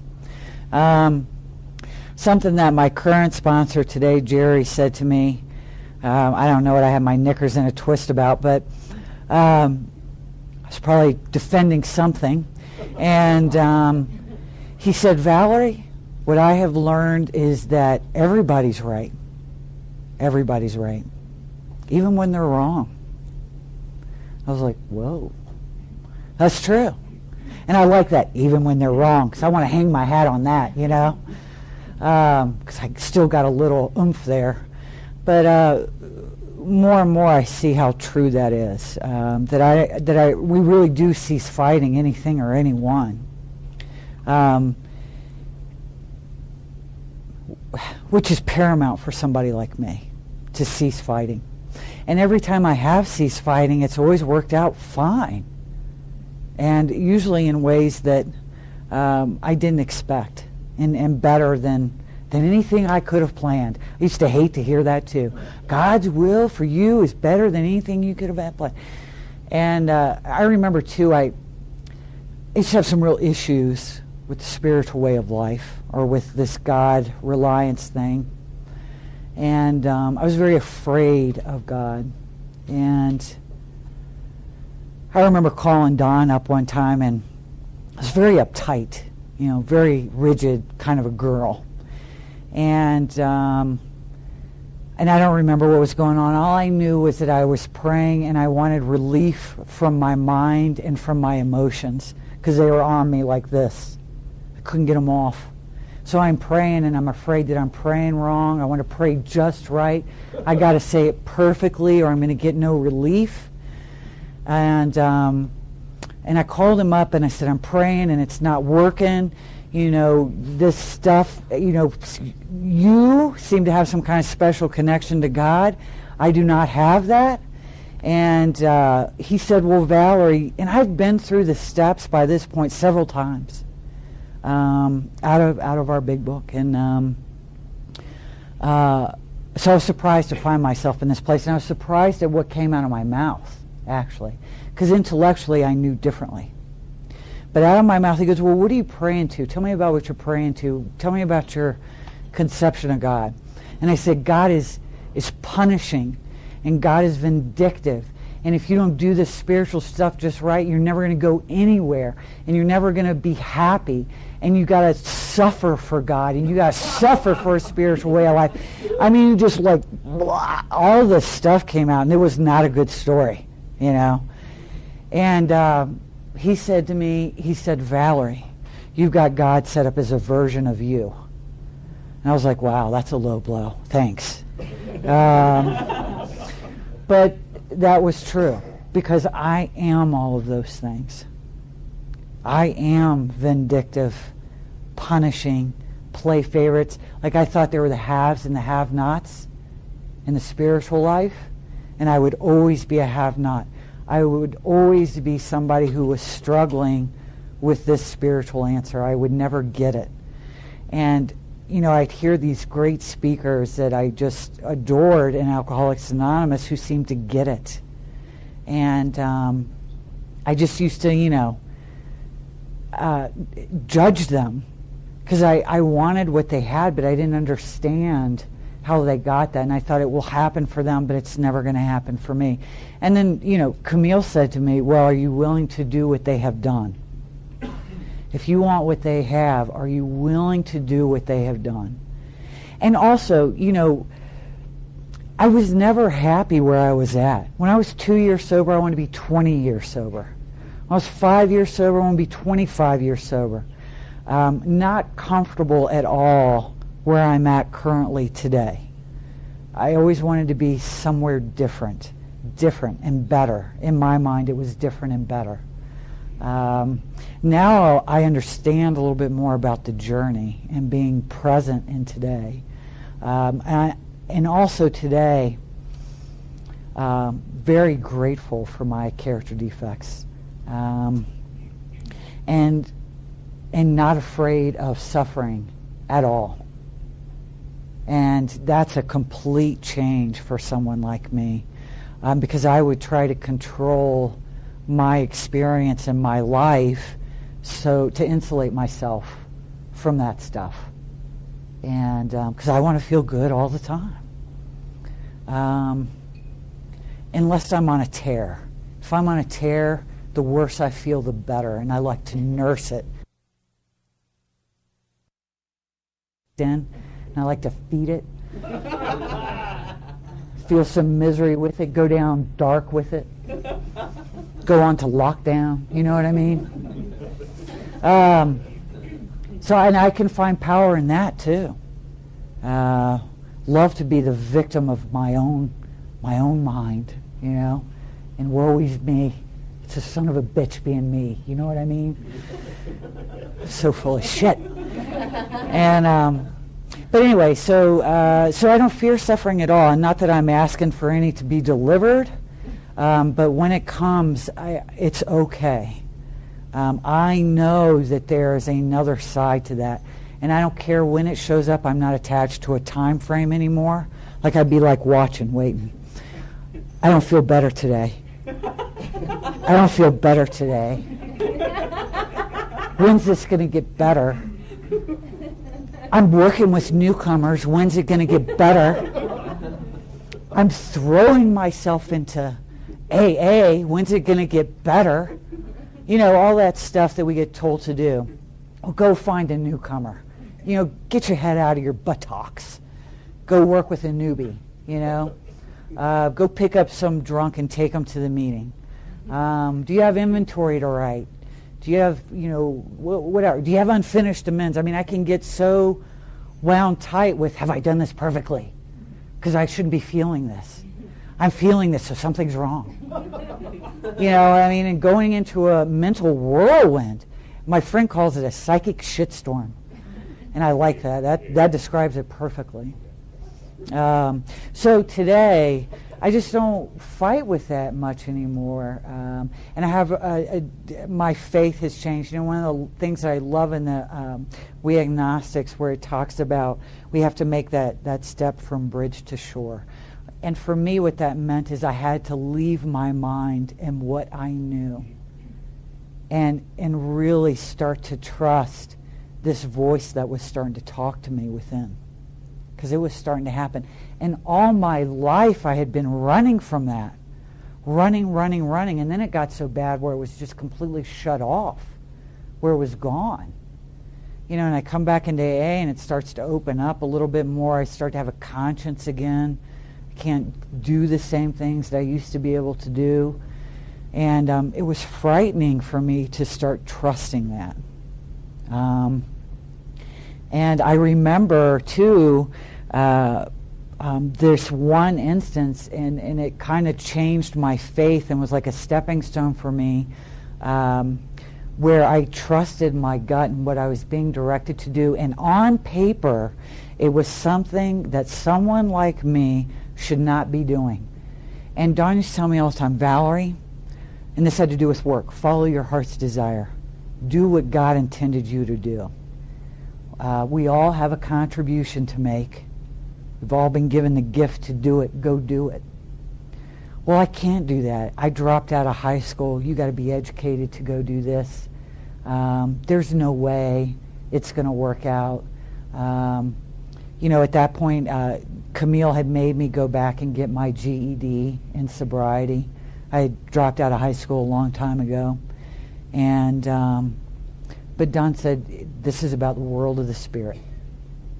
And I don't care what you think you know about this, because I shared with him about what was going on in my gut, and it was to go teach. It was to, and I couldn't go teach because I didn't have a college education. So my next option was to be a trainer. And so I started interviewing these trainers and finding out what they did and all this stuff, and doing some volunteer training in correctional facilities. Now that's a joke. I have to tell you about that. I digress for 1 second. But it was a good thing, because then we got a meeting started in the jail. So I did this volunteer training, and I go in to do this training, and it's about with offenders. It's moral psychology. If you help them to understand the consequences of their behavior and the impact that it has on other people, they will go forth and never sin again. And I'm reading this stuff going, this is a crock of poo. I can't train this. We're starting a meeting in here. Because most of the people that were in that room were addicts and alcoholics. And I just could not, in good conscience, continue on with that training. So we started a meeting. And I didn't do that training. And but anyway, but I was willing to put myself out there. I was willing to follow my gut. And everything in the world told me, you can't do it. People in the world said, it can't be done. You don't have an education. You have no experience. And Don said, yeah, whatever. Put it together and send it out. Put together your skills and send it out. And I did, and I got a job 2 weeks later. I couldn't believe it. And making more money than I'd ever made in my life, and I was making it honestly, which was a different experience for me. And was learning how to become self-supporting through my own contributions. All my life I've been a thief, in every way that you can be a thief. I stole from everybody. I was an equal opportunity thief. I didn't care. I'd steal from anybody under any circumstances at any time, and I did. So anyway, so I've grown up in AA, I guess, and learned how to become self-supporting through my own contributions, like pay my bills, not be a spiritual thief, not be an emotional thief. You know, I used to go to people, tell me what to think, tell me what to believe, you know, all that stuff. You know, and thank God for strong sponsorship that said, you know what, you go figure it out and let me know. And I don't mean that to say that I didn't get strong direction. I got very strong direction. But, like, they knew when to let me go. They knew that line. And I think as a sponsor, you know, it's a conversation that I have with Jerry. You know, when am I giving direction, and then when am I trying to run their life? And sometimes it seems like a very fine line, which requires so much prayer, which is good. Good thing about sponsorship, the little shits will make you pray.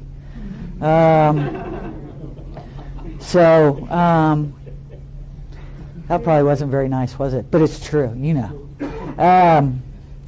But I went off on a tangent. So anyway, that was like a turn for me, that trusting God was good, that trusting God was okay, that really what God has planned for me really is it's better than anything I can come up with.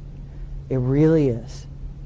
And so I don't fear God's will anymore. I used to be afraid of God's will. I was like, oh my God, it means I'm going to have to never have sex again in my life. I'm going to have to be a nun in South America and be poor. That was my vision of doing God's will. It was bad, you know? And I'm like, I can't, what an order, I can't go. And, you know, and Don said to me, is it possible that maybe God's already got somebody going down there doing that? And if you were directed to do that, that it would be okay. And my God, that sounds better than what you got going on anyway right now. You know? Which was true. So my recovery life has been all over the map. A lot of different things, which I guess we'll talk more about tomorrow when we start to get into the steps a little bit more deeply. And is everybody tired or not tired? You want me to keep going? I'm trying to, because it's Friday. I'm fine. I can keep going. Keep going? Okay. Well, y'all leave if you're tired, right? When the room starts to thin, I'll shut up. So what else?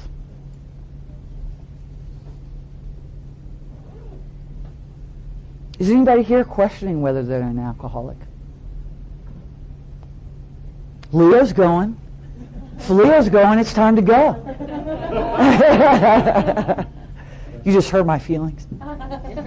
I'm kidding. Is anybody here not clear on whether they're an alcoholic or questioning that?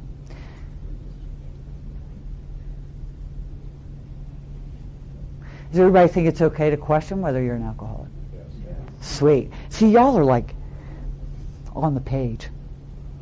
Actually, I think it's time to stop because I'm done on the inside. It's done. It's quiet. There's nothing else coming. So I'm done. And telling stories and stuff.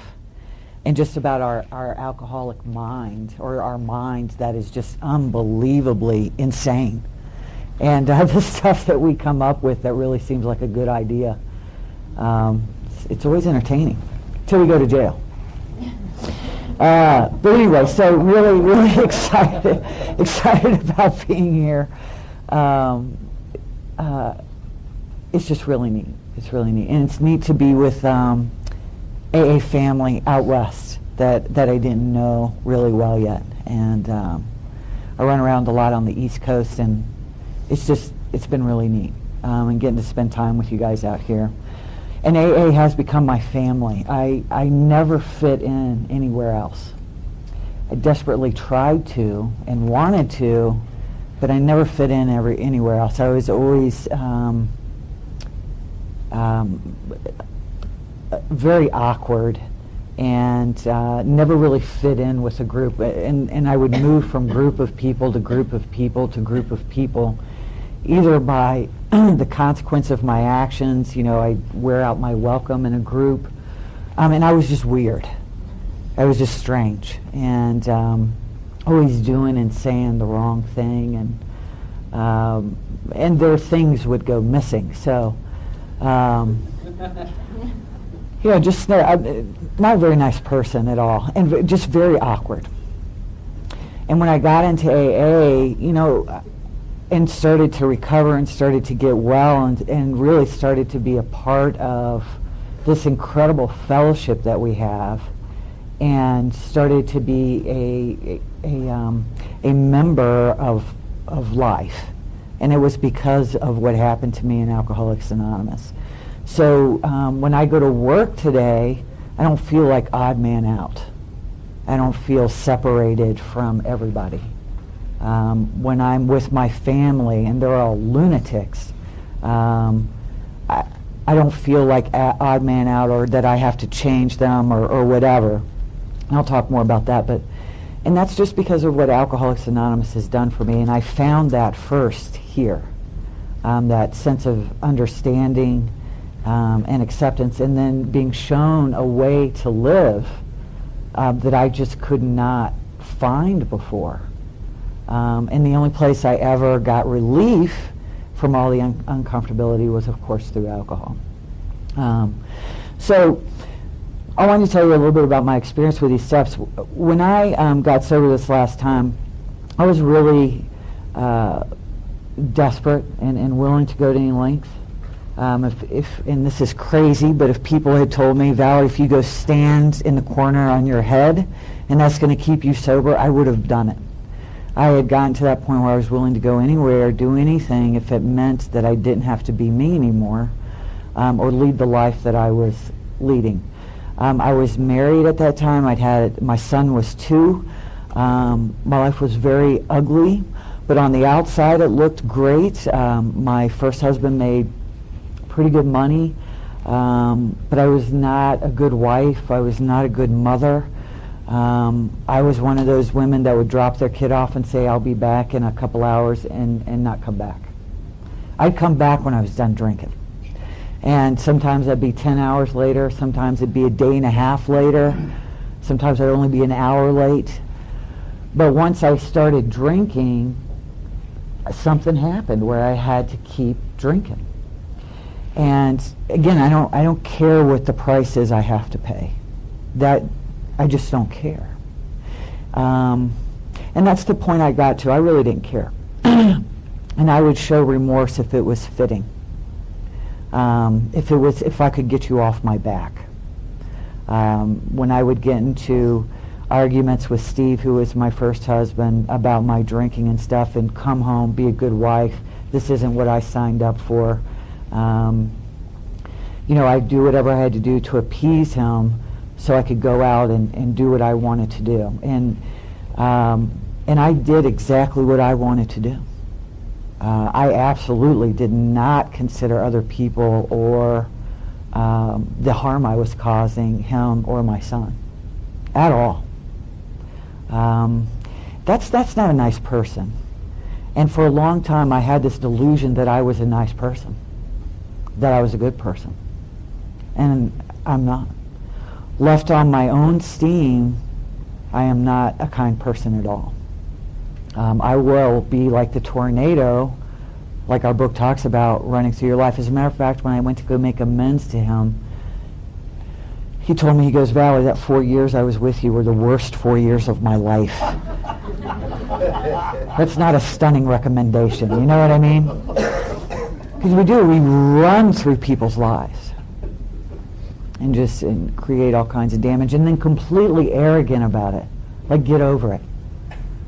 Get over it. And I really used to feel that way and think that way. Get over it. I've been appropriately sorry. I've been appropriately remorseful. Get over it. And getting mad at you for still being mad at me. You know, that's why I love, you know, when we're new and we come into AA, it's like, God, I've been sober a whole 3 months and they don't trust me. You know, they still won't talk to me. You know, we're such idiots with that stuff.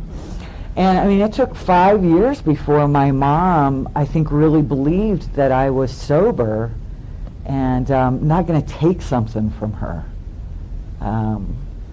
And that's been an incredible demonstration in my family. But so when I got here, I was really willing, and I got a sponsor. And I told you about that last night. She got committed, and then I got another gal who ended up not being an alcoholic. She ended up leaving Alcoholics Anonymous. Her name was Joanne. She was just having a rough patch, and she came into AA, and you know, just a small suicide attempt. And with some booze involved. But she wasn't one of us. She was just having a rough patch. But she was in AA and running around, and she sponsored me for a while and called her every day, and I thought she was an alcoholic because she told me she was. And you know, and she took me through the steps out of Hazleton. About 9 months sober, I lost my mind. And started bouncing off the walls really, really bad. And I had left Steve. Once I sobered up, I left my first husband. I left him and started doing some construction work and cleaning houses and stuff. I didn't know anything about living in the world at all. I didn't know how to pay bills, do a checkbooking and that stuff, because I always found somebody to take care of me. So I didn't know anything about that, like paying rent and paying it on time, and you get in trouble if you don't. That kind of stuff, that I have to actually be responsible for a car and making sure it's legal. I had no clue about that stuff. I'm happy to report that my car is completely legal today. All speeding tickets have been paid.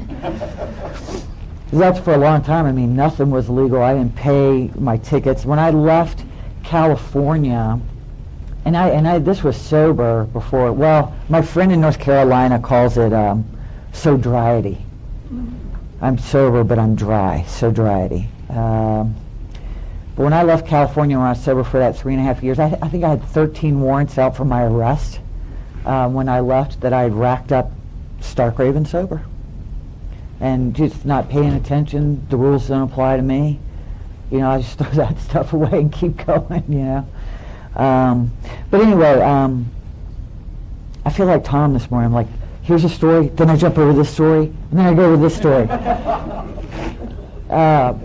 So I left Steve, and whatever, I'm learning how to live, I'm learning how to work a little bit. I'm not very good at it at all. I'm not very good at showing up on time.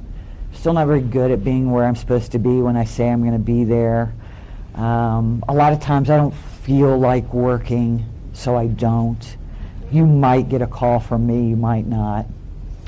But I was going to a meeting and wanted to be here. You know, and something, you know, sometimes I forget when I'm working with new people, and it talks about us in our, I think it's in one of the prefaces, that we are very ill when we get here. Very sick people. I mean, I don't know anybody who comes into AA on a winning streak, you know. And AA is not known as an emotional and mental hotbed of great mental health, you know what I'm saying?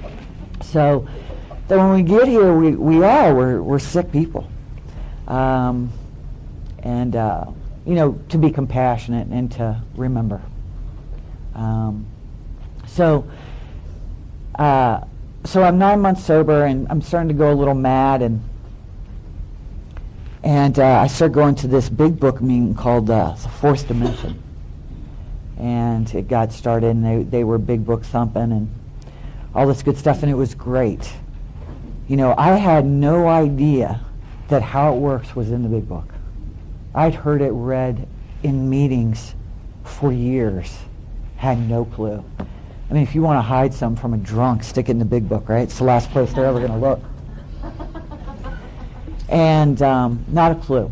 So it was magic for me, because I was like, oh my God, there's directions in here. The first directions I discovered in the big book were the 11th step directions. And I started practicing those, and I just had a blast. I just had a great time, and I kind of had a spiritual experience. I did. I woke up a little bit. Before, where God was very nebulous, and it's like, yeah, God, whatever. I'll pray because you tell me to. I had an experience, and it was like, God is here. You know, it's like a big blinking sign. It's like I woke up inside, that there was something going on here. Got excited about AA. Got excited that there were these directions in there. And just started on that path and being a member of that home group. And I had, at that time too, I had switched sponsors again because Joanne had gone out, and that sponsorship line that I was in was very, very big on commitment. And that's where I really started to learn about respect for Alcoholics Anonymous and being committed in AA. That's when those ideas started being introduced to me. And I didn't fully surrender to those because they were a tad inconvenient, but I started to hear that message and was held somewhat accountable to that stuff. So I'm going along in sobriety, and of course I've gotten into a relationship, and he's the one. And it is absolutely God's will. We've been on, 2 dates. We've slept together, of course, and it was magic, and he understands me. And I think I even said to my sponsor at the time, Nancy, I know it's God's will. I know God's direction because we just connected. And I've never had sex like that before in my life. And I'm sure she was like, yeah, whatever. But I'm glad that nobody can see that on tape, what I just did. But anyway, and she had been around, so she was laughing. It was funny. But we really believe that. We really believe that this is God's will. And so I got into this relationship, and it was insane. Of course, we moved in with each other right away. With that joke with you get 2 alcoholics together, at the end of the first date, do you say the Lord's Prayer, or do you pack up the U-Haul, and move in? We packed up the U-Haul, and he was at home living with his mama and daddy. And I'm like trying to learn how to live, can barely pay rent, and it was crazy, it was insane. But it seemed like a great idea at the time. And, and we're different. I listened to other people's experience in AA, and I listened to my sponsor's experience, and I'm different. And I remember thinking that I am different. What you're saying does not apply to me. I'm going to do it different. I'm listening to all the mistakes you made. I'm not going to do that. I'm going to do it different because this is true love. True love. And so anyway, disaster. Disaster ensues. Why? Because I don't have a relationship with God. It's brand new. It's just a baby. Just a baby relationship. And of course, this man becomes my higher power. And I start worshiping at the altar of Alex. And gets very sick. I start missing out on my commitments in AA. Start getting into arguments, so I don't go to the meeting, or I don't talk to that new girl because we're arguing. That's more important that we get this thing resolved. And it never got resolved that way, ever. So just a lot, just crazy time. And then, the big dramatic breakups. Well, I'm going to go find some strange because I'm mad at you because I like to retaliate. So I'll go back to what I know. I'll just go find me a new boyfriend. That'll show you. And I might do it so you can catch me, and I might not, want to keep you off balance so you never know really what's going on. Because that's how I like to maintain control. And it's just insane. And having a hard time working, and because that becomes paramount in my life. That becomes the all-important thing. So I hit around 3 years. It's another breakup. It's nasty. It's ugly, and I hit another bottom in AA. And it was good. It's the most painful thing I've ever gone through in sobriety. And it took me a while. Sometimes I even hate to talk about how long it took me to come out of that. And a lot of the reason why is because I added to it by the bucket load. But it was the turning point in my sobriety, and I am forever grateful for all of that stuff that went down at that time. So at that time, the sponsorship that I was involved in was about a meeting every day. Didn't really do the big book. It was about go find a new drunk and carry him to a meeting and write me a letter once a week and let me know what's going on. And I started stealing in earnest again.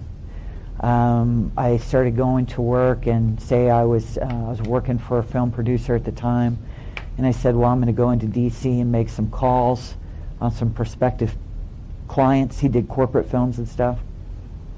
You know, try to find some, and then I'd just go home and get in bed, not go to work.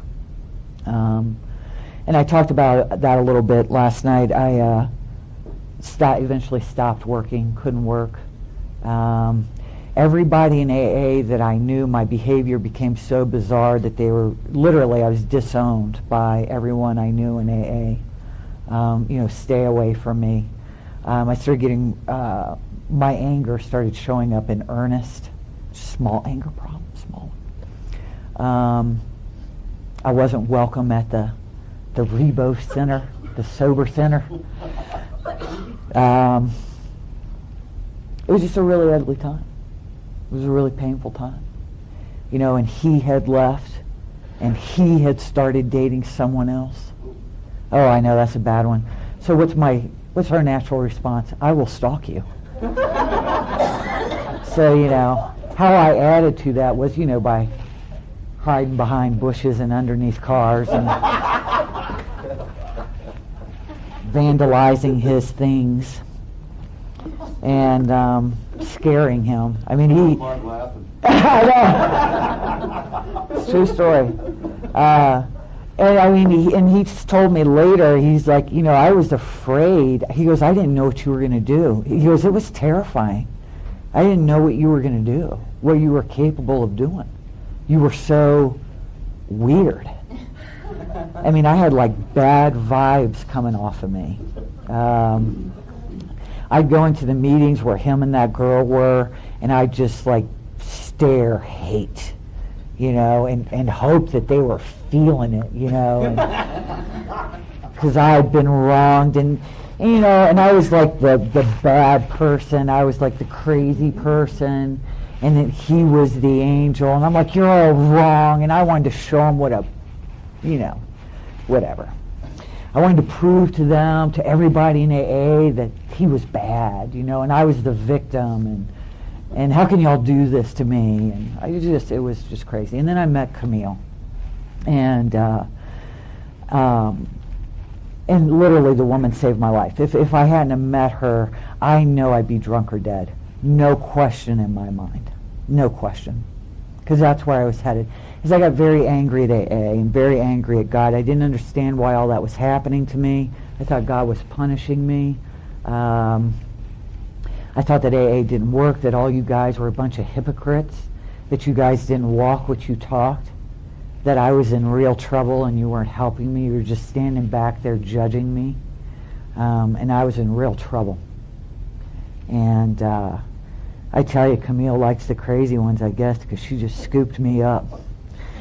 And she didn't pat me on the tutu or anything. She told me, you're going to die. You're in real trouble. And there's some real work that we got to do here. So I became willing to do what she asked me to do, and she laid it out clearly. That Thank you for listening to Sober Sunrise. If you enjoyed today's episode, please give it a thumbs up as it will help share the message. Until next time, have a great day.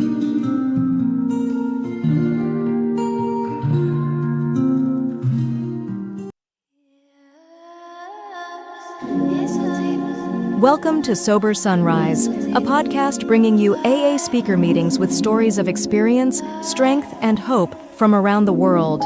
We bring you several new speakers weekly, so be sure to subscribe. We hope to always remain an ad-free podcast, so if you'd like to help us remain self-supporting, please visit our website at sober-sunrise.com.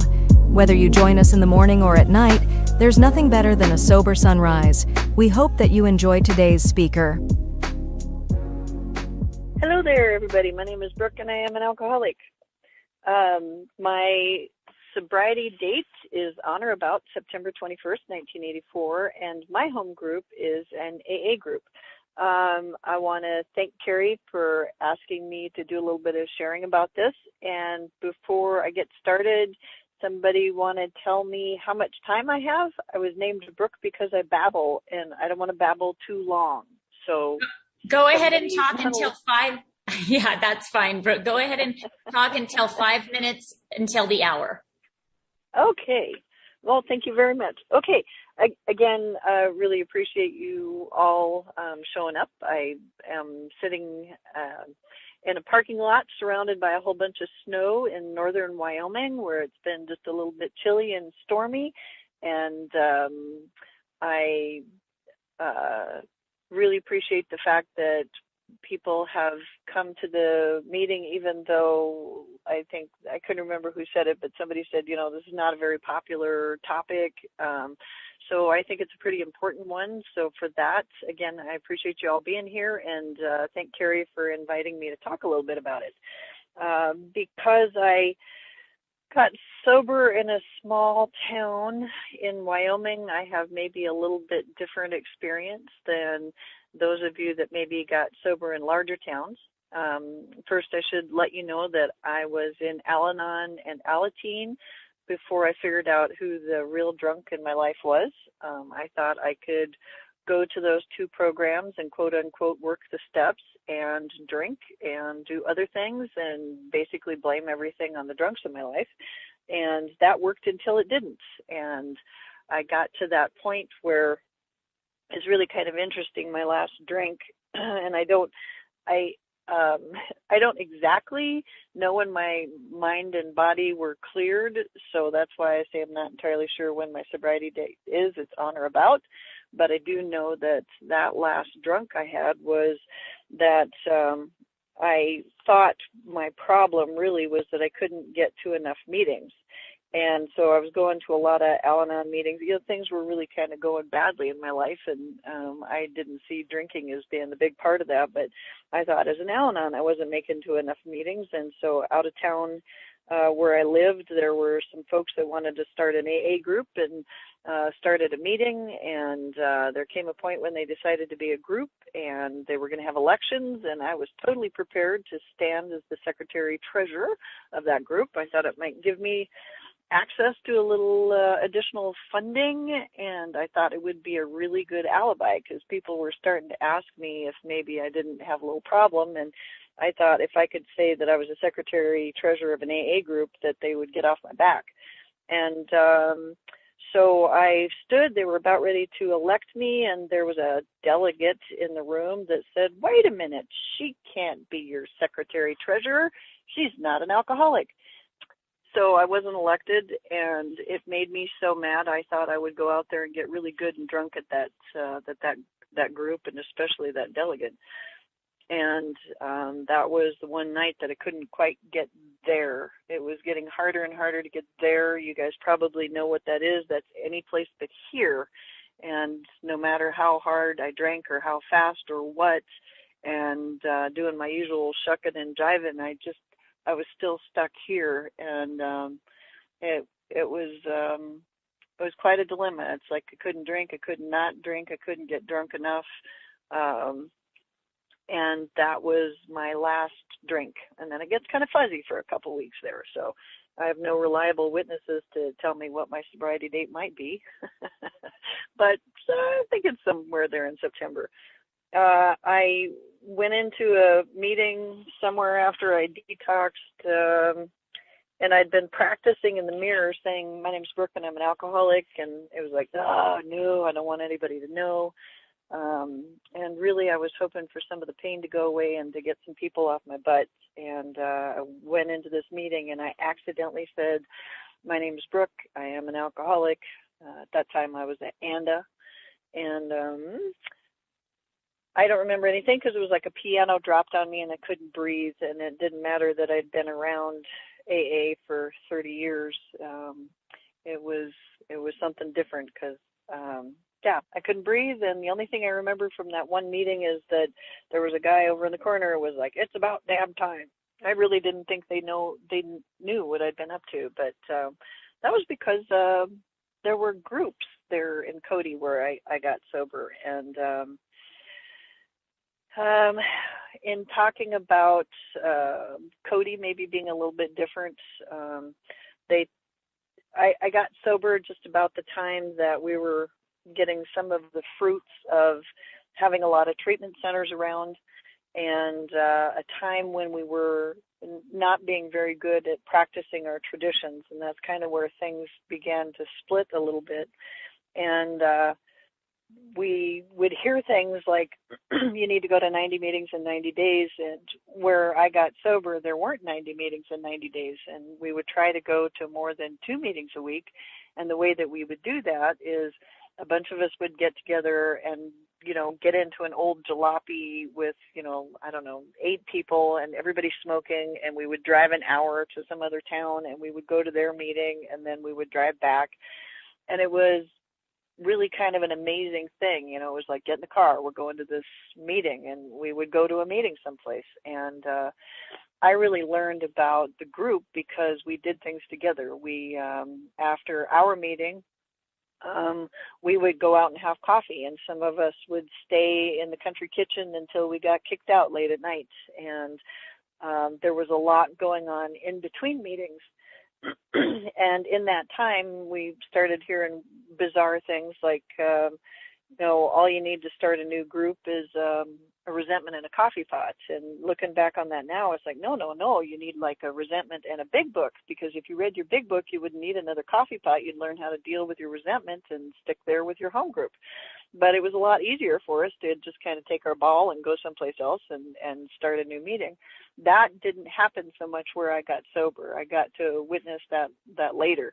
And then we would have a lot of people saying, wouldn't it be nice for us to have another meeting and have another meeting and have another meeting? And the town where I got sober, it's probably got 18 meetings a week now, and they're all one group. They never found it necessary to start sharding off into different groups. And but it was during that time where we just had more and more meetings all the time that it got to where it was really hard for us to be able to tell the difference between a meeting and a group. And because I'd come from a group with these meetings, when I went other places, it was even more confusing to me because, everybody would show up at this meeting and, everybody go, keep coming back, it works if you work it, and then poof, everybody disappeared.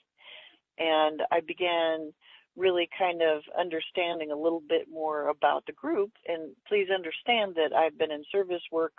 I tried to be in service work before I got sober, but I've been involved in one form of service work or another since I got sober. I was around people that were like, you need to go put the chairs up, you need to go put the chairs down, why don't you do the coffee, stand there and greet people. So it would be a couple of years before anybody would invite me to look at being a GSR, but certainly I've always been involved with it. And I understood from being involved in service about the group, but I'm not sure that I really clarified that until sometime later. And probably my favorite thing comes from the big book where in A Vision for You, it talks about there are many informal gatherings of these people happy in their release and trying to find some way to pass this message on to the next person. Then it says it became customary to set aside one night a week where everyone and anyone would be welcomed and newcomers could bring their problem. And so as I was really looking at that and started reading like Pass It On and Dr. Bob and the Good Old Timers, and really getting a better understanding of the traditions, I started really understanding how important the group is. And I've always tried to have a home group. There have been a lot of times when I didn't like my home group, but I participated in it anyway. And I feel really lucky now because I have a Three Legacies home group. We are a hybrid group. That means that we use one of these platforms. We're actually a teleconference call. We have one meeting a week. We meet on Thursdays at 6 o'clock. That's Mountain Time. And you can call in from any place and take part in our meeting. So our meeting is hybrid, and so far it's been pretty incredible, and it's really nice. The big book says we'll help you to create the fellowship you crave, and so I'll tell you that it's been a lot of work, but we all really enjoy it. So to kind of back up a little bit, the group is at the top of the service structure, not the meeting, but a group. And now I think when we still have things like, go to 90 meetings in 90 days, we're really undermining the importance of the group. We used to have directories of all of the groups, and we've gone now to the meeting app, the meeting guide app, which kind of further undermines it because you can always find a meeting on the app. Well, most of the time you can find a meeting on the app, but it's hard to find a group. And because we have gotten to where it's really hard for us to understand the difference between a meeting and a group, I think it's, that's kind of getting worse. So the group is at the top of the service structure, not the meeting. And the best way for me to kind of describe that is that a group exists outside of the meeting. And so our group gets together, we talk about different things. We talk about public information. We talk about cooperation with professional community. When we have a 12-step call that comes into one of us, we send out a text to everyone, but we get together in between times and talk about what happened on the 12-step. So those are our informal gatherings. And then we set that one time aside to share with newcomers where anyone is welcome. So we're carrying that message. I've been involved in a lot of group inventories, and the one question I always ask is, what is the purpose of this group? And everybody generally chimes in right along with the traditions and says, well, the primary purpose is to carry the message to the alcoholic who still suffers. And the tradition says their message. So we're talking about the group's message. And so the next question I usually ask is, what is this group's message? And it is really surprising how many groups do not agree on what their message is. And we'll hear everything from there's a better way of life to you can stop drinking to, Three Legacies stuff. But the big thing is that group of people has not spent time talking about what their message is. For my current home group, we actually met as a group for 6 months before we had a meeting, before we actually had that time set aside to have a meeting where we invited everybody, because we wanted to make sure that we understood and agreed on what our message would be, and that we were making good decisions about what to put in the format, and that we did that in a way that it was the entire group. Because going to meetings is a marvelous thing. I love meetings, but a group is where I really had to learn how to grow up. And I say that because when you're so mad at somebody, you just want to throw something at them and stomp off and leave, only you have to come back because it's a matter of life and death to be connected to Alcoholics Anonymous. So I've got to find a way to get along with these people. And I'm really lucky because I got to watch that, early in my sobriety, throughout my sobriety, where you'd see, like two old timers just like screaming and hollering at each other. And you thought, oh my God, they're going to start throwing punches here. And then they'd like hug afterwards and go out and have ice cream. And it was always just kind of a mystery. And so I had to learn how to get along with other people in the group. And what I was taught was that I could do that if I would practice the traditions. And I promise you that learning how to practice the traditions in my home group and then trying to carry that to like district and area has improved my life so much. And I hadn't thought about it until I had a new gal that I took to her first group conscience meeting. And when we're all done, she said, I feel terrible. I want to get drunk. And I laughed and I said, why is that? And she said, it feels like I just spent Thanksgiving with my family. And I was like, yes, that's kind of what having a home group is like sometimes, because we're all in different spots. We're in different places in the steps. We have different understandings of the traditions, but we stick together and stay together and try to hammer out these things so that we can keep carrying the message. And so from the service structure standpoint, the group is the most important entity in Alcoholics Anonymous. And if the groups collapse, the entire service structure collapses as well. We can't put meetings in places of groups. But from a personal standpoint, the opportunities I've had for growth because I've been a member of a home group just blow me away. And I learn more and more about that all the time. Learning that our common welfare comes first was kind of a rude awakening for me. And there's different hours, like there's our welfare when I'm talking about, our group. But there's also our welfare is in Alcoholics Anonymous as a whole. And so there is a surrender that's kind of implicit in tradition one that rivals the surrender that shows up in step one. Because it's like, what? You mean I'm just not going to be able to stomp around and get my own way on all this stuff? And that I can't just be thinking about me. I need to think about our group. And then that, for me, again, I'm so grateful for that because that's carried over for my family. Like when I'm in a difficult family situation, I can take a deep breath and say, okay, our family's welfare, common welfare comes first. And so I'm going to have to subjugate some of my own selfishness so that we can get through this as a family unit. Sometimes I laugh that somebody will say, well, there's a workshop going on about the traditions and relationships, and I kind of laugh at that because that's all the traditions are about. It's about my relationship with my home group members. It's about our group's relationship with your group. It's about all of the groups in the world, and then certainly how we relate ourselves to the outside world. So those traditions I learned in the group, and I think that that's the best place to learn it.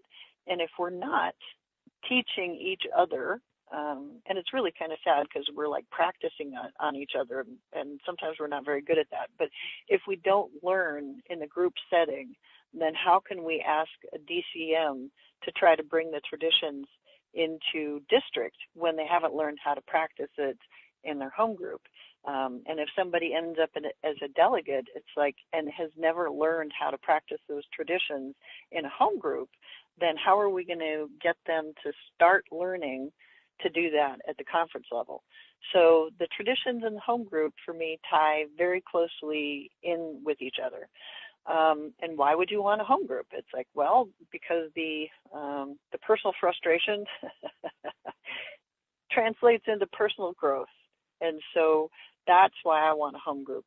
I also, I don't want to be alone. I know that AA will do fine without me. I will not do fine without AA.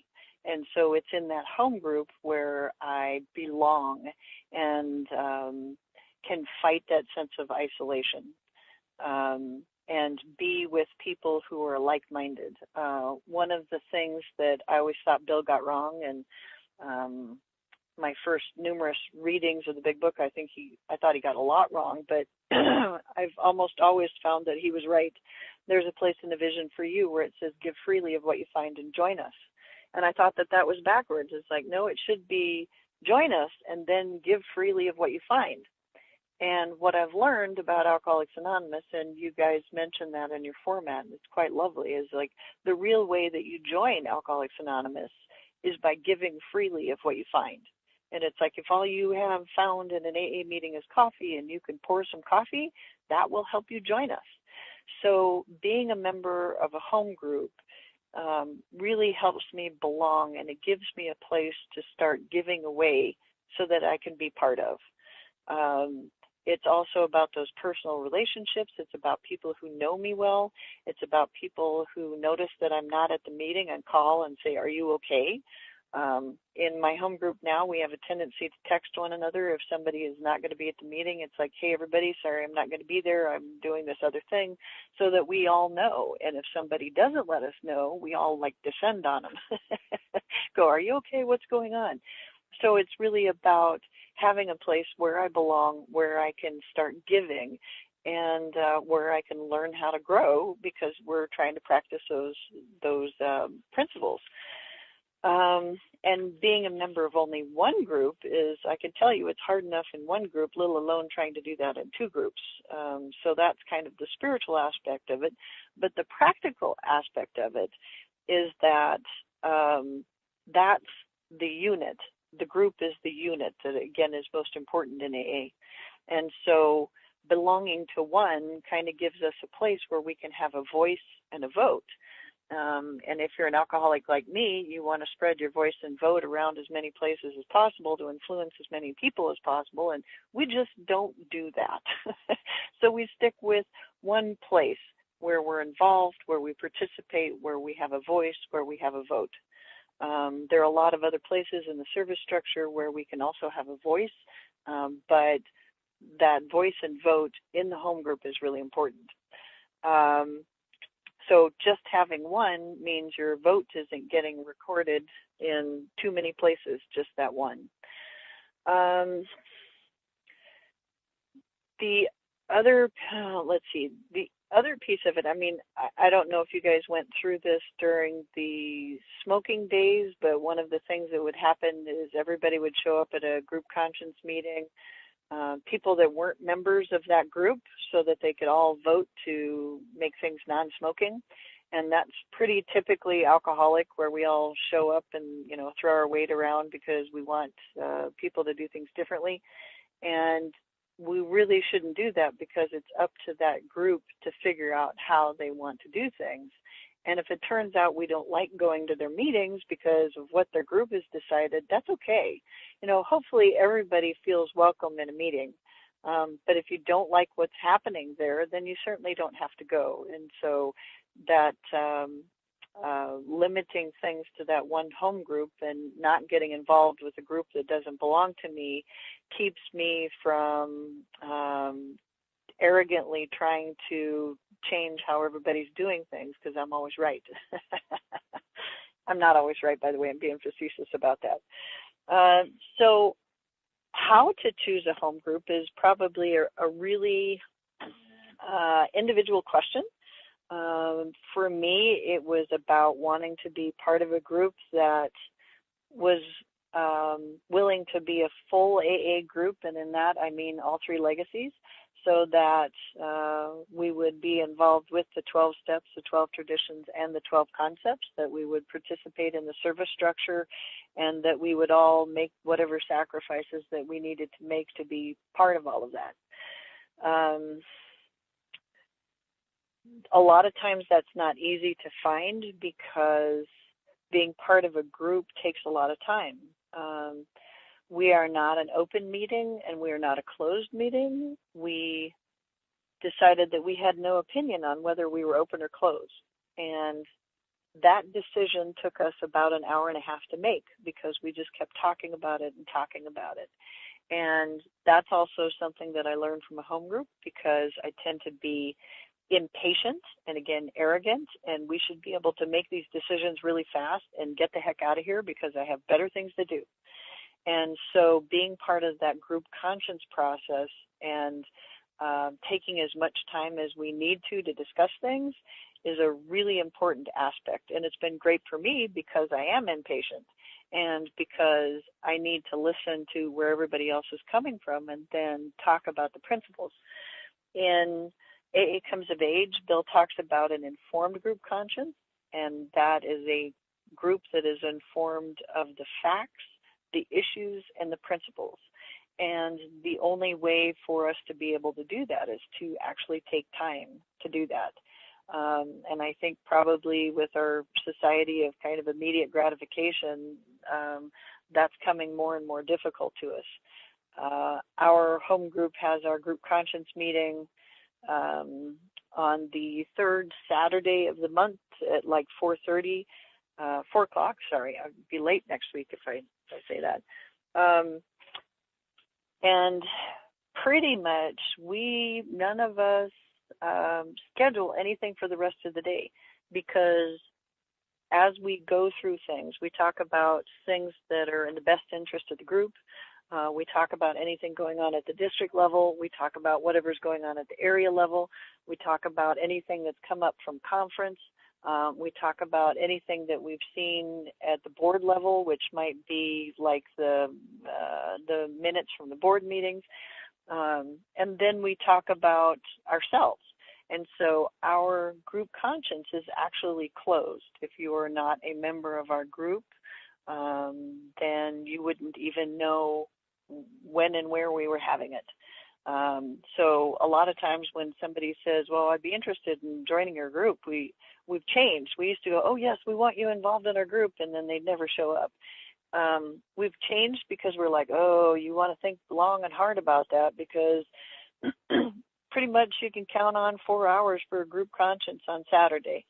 And we are all committed to being there. And we're all committed to showing up to our meetings and being responsible for the things that we're supposed to be responsible for. So unless you're ready to work, you don't want to be a member of our group. Because that time where we take, that seems to be the hardest part. And it's like, I have been given so many gifts in sobriety that the idea that I would have to, that I would be begrudging about giving up 4 hours a month for a group conscience is really kind of silly. But in the moment, it's like, my favorite movie's coming on or something. So making that commitment is kind of tough. The other thing that takes time, and we do this on purpose, probably because of people like me, is we look at concept 4, which talks about the right and responsibility, by the way, of participation. And we do all of our things sharing session style, which means we go alphabetically on each one of those things that we're talking about. It's like, Brooke, Bob, do you have anything? And Bob shares or passes, and then it's Brooke. And like I said, we're going alphabetically. We go through all the way around the entire group of people to see if anybody's got any feedback, and then we go around again in case somebody came up with something, and then we go around again just to make sure we're done talking about it. The interesting thing about that, even though that takes a lot of time, is that really is the AA process. And we rarely vote on anything, and the reason that we don't vote on anything is because by the time we're done talking about it and everybody feels heard and everybody's addressed the facts, the issues, and the principles, we're almost always unanimous on everything. So if somebody still has something that's kind of sticking in their craw, they'll say, wait a minute, I got one more thing. But again, that takes time. And so a lot of people don't want to be a member of a home group like that. A lot of people want to be a member of a home group where they don't have to go to group conscience meetings, which kind of defeats the purpose of having a home group. And again, there is a big difference between that meeting and the group. The group sets the tone for the meeting. And I think a lot of times, again, that we're just kind of getting worse at that, because when you do talk a lot of times to someone about a home group, they're like, well, I go to this meeting. It's like, right, is that your home group? It's like, well, I don't know. And a lot of us have been at meetings where we said, I want to be a member of this group. When's our group conscience? And they all looked at you like you were crazy. And so the next thing you know, you start having a group conscience, and then maybe there's a GSR, and it takes time. So I think that if we're looking for an easier, softer way, that's the meeting. The group is the difficult part. And the neat thing for us, and I'm kind of all over the place, sorry about that, trying to cover a lot of different things, and I probably won't talk until 5 till, because maybe there's some people that would like to share some of their experience or have some questions about it. But Uh-oh, now I just lost my thought, so maybe I'm going to be done faster than I thought I was. I was talking about choosing a home group. I think that it's really one of those things where it says we'll show you how to create the fellowship that you crave, right? And I didn't know that I craved fellowship. It's like I fell off of a bar stool into a group of people that already had that fellowship, and I just rode off of that for a long time until I was asked to start being part of that, and I balked almost at all of it. And I balked at trying to learn the traditions. I balked at trying to learn how to practice the traditions. And I think that that's because those traditions point directly at my character defects, which is why they kind of are hard to deal with sometimes. There are also a couple of places that describe a little bit about what that fellowship is about, and that fellowship is just really kind of a I feel badly sometimes for people who are recently getting sober. I mean, the whole COVID thing is one thing, but the other thing where it's like, I love the fellowship here, and it's like, what exactly is that? And it's like, well, it's when you run into somebody at Walmart, you sit there and visit for a little bit. And I think about really how that's not nearly as deep and meaningful as maybe, and not that running into somebody at Walmart isn't good, but when we talk about a true fellowship and what that means, and I was just trying to see if sure enough I do. The best definition that I've ever found of fellowship actually comes from AA Comes of Age. And it talks about what that is. And it's a result of when we are staying sober and sharing this message. And I'm actually going to read it to you because I do have a little bit of time here. It's on page 276 of an AA Comes of Age. And I always really love this because I always wonder, is that the way my group seems when somebody walks in the door? Is that the way our meeting presents itself? And if it's not, then maybe we've got some work to do. One of the things I really love about the long form of Tradition 5 is it talks about each group ought to be a spiritual entity. And so when I started thinking about being part of a spiritual entity rather than just sitting my butt in meetings, things kind of started changing for me. So I'm just going to read this to you because this is something that's kind of a favorite of my home group, and we revisit it every once in a while and talk about whether or not this is how we are as a spiritual entity and as a group. So from 276, it says 3 conditions are necessary for true fellowship. The possession of a common ideal involving a complete release from selfishness and division. And of course, that's something that I've always needed help with. The discharge of a common task big enough to capture the imagination and give expression to loyalty. The comradeship, the togetherness thus involved as we find out the joy and power of belonging to an organic society and engaging in a whole-time service. We can find it at its fullest extent where the ideal is highest and most exacting, where the task extends and integrates every ounce of our strength and every element of our being, where the comradeship is so solid and deep that we respond one to another without conscious effort, realize the unspoken need, and react to it spontaneously and at once. Under such conditions, all the vitality that we usually waste upon our jealousies and our vanities, upon keeping up appearances and putting other people in their proper place, becomes available for creative use. So that is one of the things that certainly my group talks about. There's some other stuff in the vision for you about, how we, that certain something in the eyes of the people, and it's like that's how we want to be.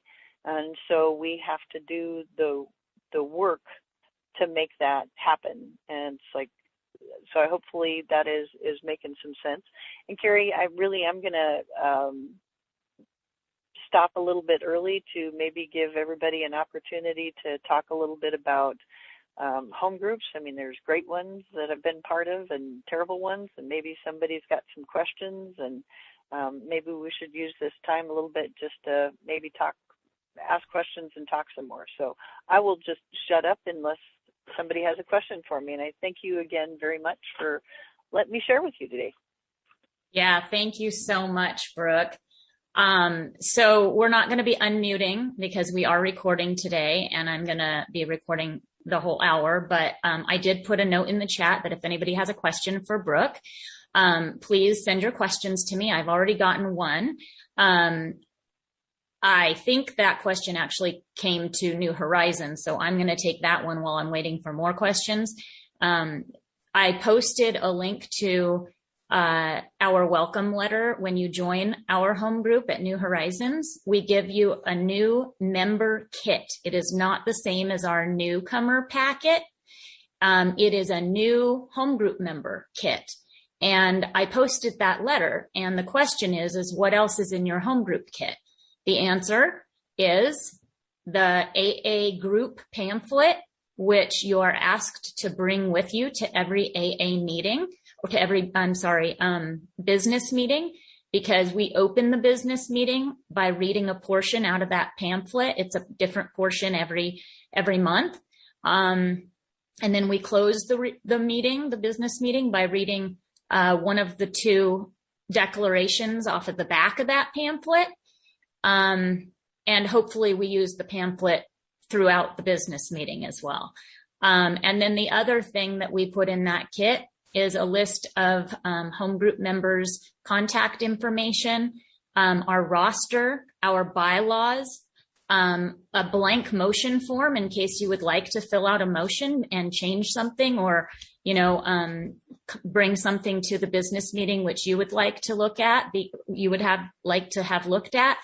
And the 12 Traditions Illustrated, which we encourage heavily for people joining our group to, acquire a working knowledge of the traditions. So that's the first question. Mario, I don't know if people are maybe sending questions to you. I haven't gotten one yet. Oh, here's one. Brooke, how to deal with, if at all, a member calling the question at a meeting? That is a really great question. And so I think probably the first place I go is something that my sponsor taught me, which is tradition 2 always trumps Robert's Rules of Order. And so in my home group now, we're not formalized enough that we make motions and take votes. Like I said, we actually talk about things until we're unanimous and we're all agreeing to go in whatever direction. And the only experience that I have with that is as an area chair. My first assembly, somebody called the question and I ruled them out of order. And then I gave a really good explanation of why I ruled them out of order. And it's because I think anything in Alcoholics Anonymous that stops the process of us fully discussing something goes against our spiritual principles. And that even though it can be irritating sometimes and it does take a lot of time, our spiritual principles really say that we're just gonna keep beating the dead horse, because that's what we do. And then I also let the area know that they could rule me out of order if they wanted to as well. What ended up happening was that no one called the question for many years after that, because everybody understood that we just needed to take the time. So it's possible that whoever is chairing your meeting could remind the person that Robert's Rules of Order is not, it's something we follow quote unquote loosely, because tradition 2 sometimes asks that we do things not in accordance with parliamentary procedure or Robert's Rules of Order. Hopefully that's helpful. All right. Thanks, Brooke. The next question seems to be for New Horizons again. But, if you have a question for Brooke, please, there's a couple of questions. So I think the next one is for Brooke. So how long do you consider a person a home group member before they stop showing up? And for our group, and every group is going to be autonomous, right? You're a member when you say you are, period. To be put on our roster at New Horizons, our bylaws read, and you can get our bylaws right off of our website, newhorizonsgroupaa.com. And you go to the About Our Group page, and at the very bottom of the page, there's a link that will take you to our bylaws. And what works for our group is, if you would like to be a member in good standing, which is a term that the AA Comes of Age book uses, you show up for a business meeting, and you put your name on our roster. You don't have a voice that day, and you don't have a vote that day. But if your name is already on our roster at the next meeting, you have a voice and a vote. If you miss 3 business meetings in a row, you automatically drop off our roster. You automatically drop off the list that we send out for minutes, for an agenda every month, for all that stuff. And one of the reasons is, like Brooke, we want to make sure that our members are doing work. And the other reason is we don't want to be spamming people who don't want to participate. Like, why would we want to continue giving you our minutes and our roster and all that stuff if we're bugging you? We're not telemarketers. So hopefully that answers that question. And then, Brooke, how long have you dealt with minority opinion? I heard you say you're unanimous. That's also a great question. I am usually the minority opinion, so yes, I've dealt with it a bunch. So the minority opinion is really important to us. I mean, we really do look at Concept 5 and also the warranties, which say that, we're going to do things with substantial unanimity. So in the times when we do have a minority, because we always ask for that, it's like, okay, we're kind of feeling that we're like at 3/4 here, but not everybody's bought into this. So minority, talk to us a little bit more. And we all just kind of listen really closely. And sometimes we say, maybe it's not time for us to make a decision about this. Especially if the person, it's like, we had one not too long ago that had to do with money, of course. And one of the people was just dead set against what we were talking about. And it was just a holdout. And it's like, okay, so until we can do this and substantial unanimity means substantially of one mind, and unanimous is all of one mind. And so we're trying to get that all of one mind thing. And so if the person has the ability to articulate it, more often than not, we'll just say, well, how about if you, find some more material in our literature, or pray about it, or talk to somebody about it, and we won't make a decision about it this time. We can talk about it next time. And then sometimes it's like, well, this is important enough that we need to get back together again in 2 weeks and have a conversation about it. So we do have minority, and what happens is we just keep talking about it until everybody feels heard and everybody feels like we're making the right decision. So it is a tough process, because there's sometimes where a couple of years ago we had something and the gal just said, I'm just being a brat. I just can't stand it. I will support you guys going ahead and doing it, but I'm just really struggling. And so let's go ahead and do it. And if I get resentment over it, I'll do some step work. And it took about 3 or 4 months. And she said, okay, by the way, I want to go back on that subject and say that I've come around to that thing. So we're not always unanimous, but that is what we're shooting for, and we pay very close attention to the minority, especially if it's based in principles. Thank you for listening to Sober Sunrise. If you enjoyed today's episode, please give it a thumbs up, as it will help share the message. Until next time, have a great day.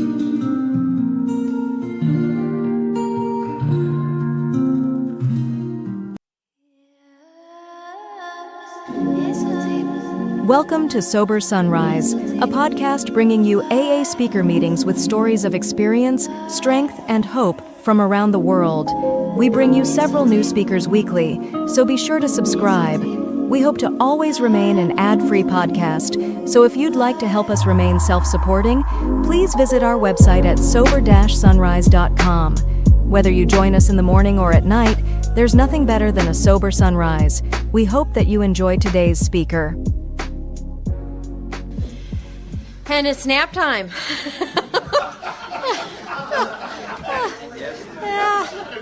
Yeah. I was thinking, well, maybe, if I'd brought some sex inventory, I might have been able to, wake us up.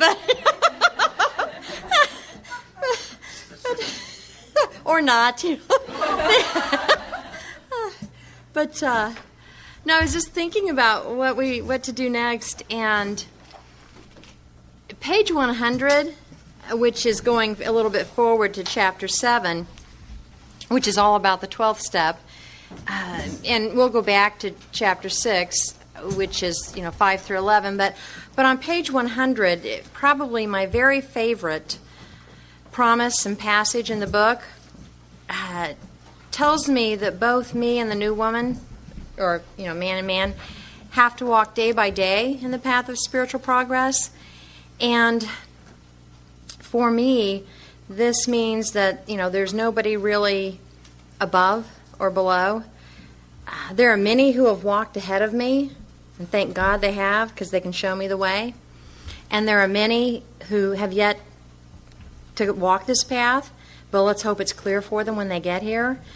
But the important thing is that both of us, all of us, have to walk day by day. It's one day at a time. And the promise there, if we do walk day by day the path of spiritual progress, is that remarkable things will happen. And ironically, when we look back, we never see it apparently when it's happening, but when we look back, we realize that the things which came to us when we put ourselves in God's hands were better than anything we could have planned.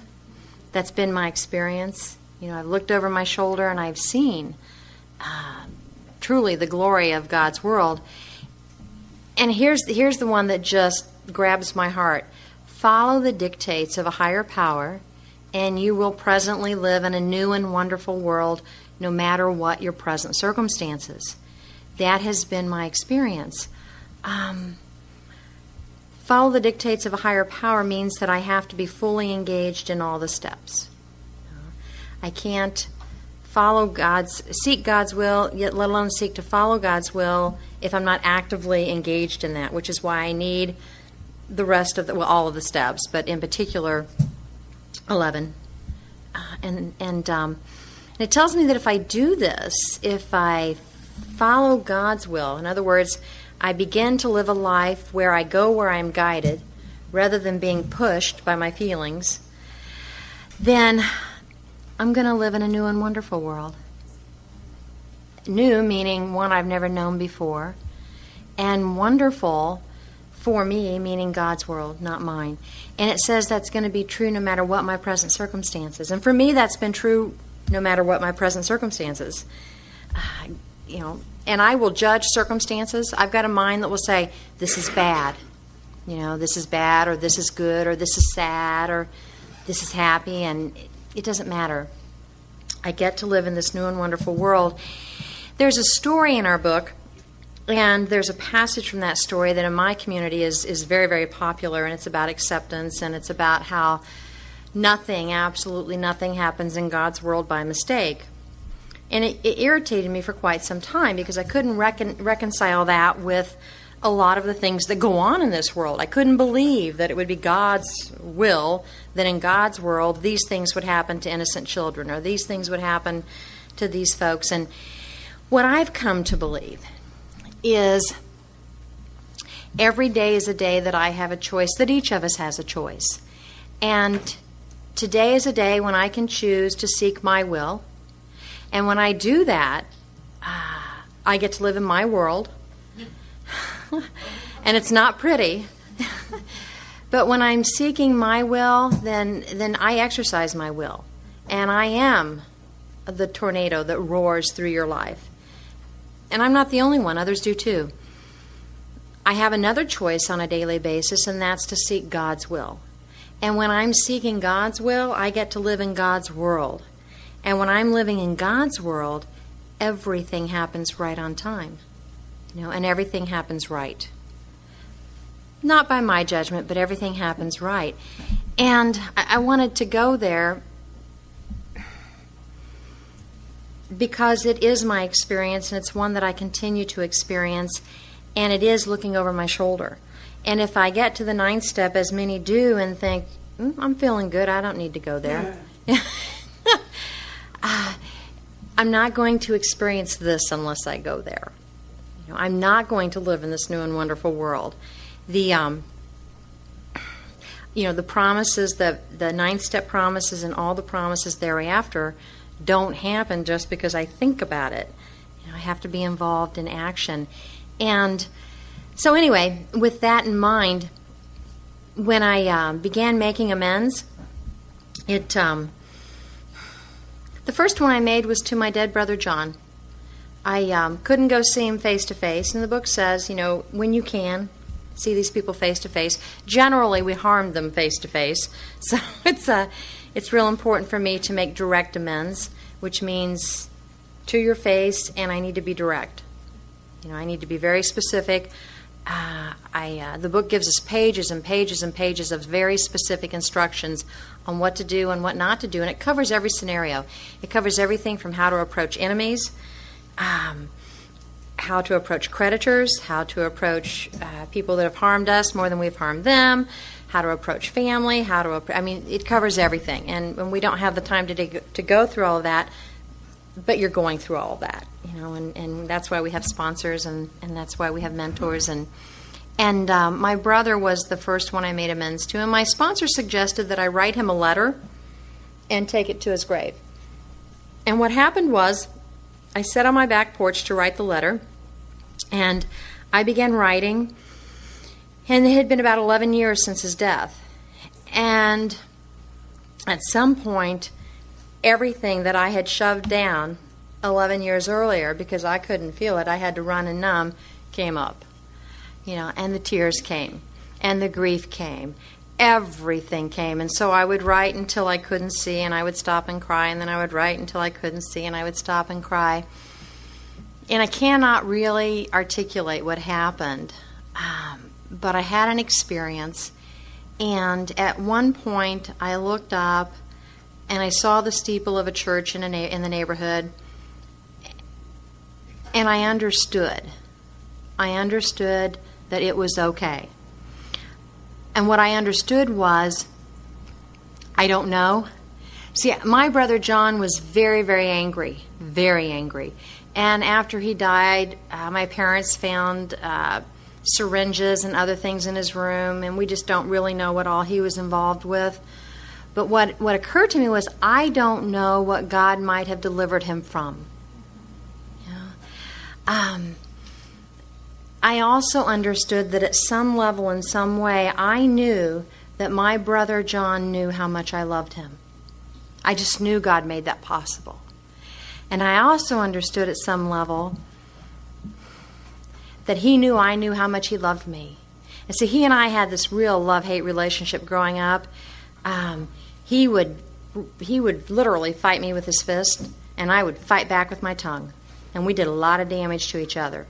And then there were other moments when I just loved him so dearly I thought my heart would burst, And I've still got a little paperweight he gave me, and just a precious, precious spirit he was. But anyway, on that back porch, I'm writing, and I'm having all these experiences, awarenesses, whatever. But where I got with that was, I just knew that all was well, and forgiveness settled in. There was no. I don't have the power really to forgive anything. I believe, to the extent God, I don't even think God forgives us. I don't think God ever holds anything against us. These are just my beliefs. But anyway, the state of forgiveness settled in. And from that day to this, I walk with my brother in peace and with love. I never could have brought that about on my own. I didn't even need to go to the grave. It just happened. I don't know what your experience will be like, but if you're willing to just go forward, you will have an experience. Because I do believe that what God wants to restore us to is that state of wholeness, that state of love, that state of knowing and understanding that we are loved and that all is well. and we get so far away from that. I told you that Charlie and I, the best we could do was agree to divorce. My sister, when I was 11, I was convinced that yes, I'm going to talk about it, Marcy. I was convinced that my life would be better. I had 3 brothers. And I was convinced that I needed a sister, and that would make everything okay. And my parents were separated at the time, but I started praying for a sister. My parents had a brief reconciliation, and 9 months later, I had Cindy. And I was convinced she was mine. By the way, that set the stage. That set another idea about God, that if God really loves me, He'll give me what I want, And I took that into every relationship. If you really love me, you'll give me what I want. And if you really love me, I won't even have to tell you what it is. You'll just know. Talk about a Santa Claus.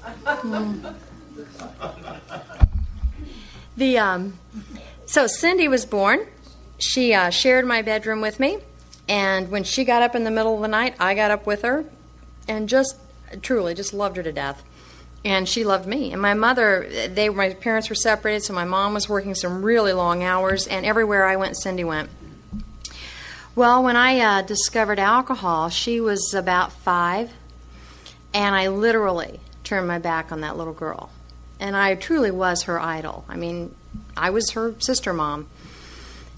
And literally turned my back. I can remember her standing on the other side of our bedroom door, knocking and crying and wanting in. And I couldn't let her in because of what I was doing and who I was doing it with. I just walked out of her life. I carry this around. It's a copy of a little letter she wrote me. February 9th of 1980. Now, I didn't get sober until 89. And she's probably 8 or 9 at this time. It says, "Dear Linda, how are you? I am fine. Are you going to marry Charlie? I want to meet him. Why don't you come over sometime?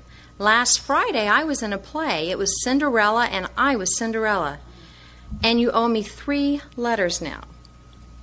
I didn't copy the picture. I looked at a Valentine and drew it as good as I could. How do you like it? Read the Valentines and Snoopy and Woodstock.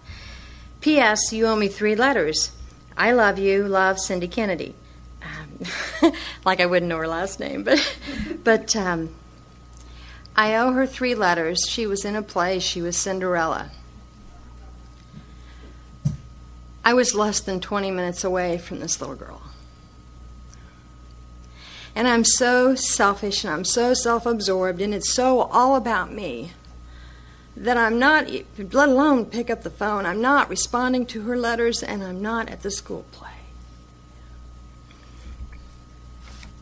And she loves me, and she loves me. Those are the kinds of harms that I did. I can't undo that. I can't go back and make that different. Well, I did approach my sister and admitted my wrongs. Told her how I understood I must have harmed her. Asked her how I had harmed her. Asked her what I could do to make it right. And at this time, she had just had her first child, Dustin. And she didn't ask for much. She just said, well, just be my sister again. Be a part of my child's life. See, her childhood's over. But be a part of my child's life. The wonderful thing about the 12th step and practicing these principles in all of my affairs is that if I'm paying attention to that, what that means for me is that I have to listen.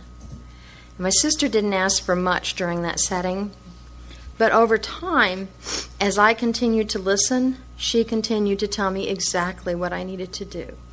And I was given blessing after blessing after opportunity after opportunity to be there, to be present in her life. Could be God. Should we get it?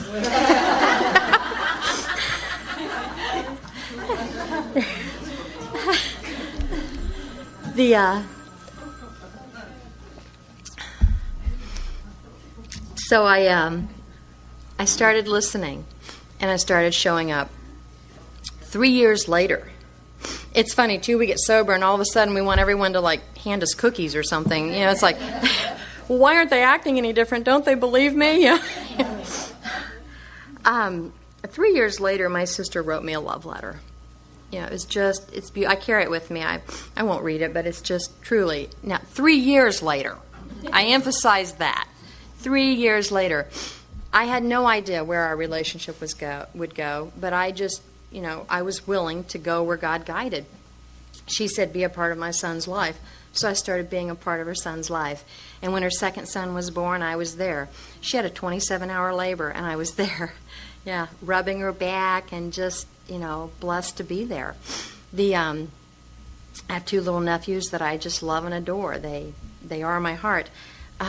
When my sister was growing up, this is a photocopy, but she would bring home pictures from school, and the original is like red and blue and yellow, and it says, I love you, Linda, Mom, Dad, in that order. My nephews they bring me similar things. This says Venom, but this is guy love, you know? This is what little boys do, and I still get pictures from the youngest one to put on my refrigerator, and they're usually things that are bleeding, and knives and guns, and I'm not getting worried yet, but my sister and I have a love affair today, and it's deep, and it's rich, and it's beautiful, and it's more than I ever hoped for or imagined or expected. Well, there are no words for it. So I continued to make amends one at a time. And I told you that Charlie and I divorced, and Richard and I met in the rooms of AA. And I need to be totally honest, we met, we held hands, we tried to be friends. My sponsor actually chaperoned our first couple of dates, honest to goodness. Yeah, she went with us, sat right in the middle.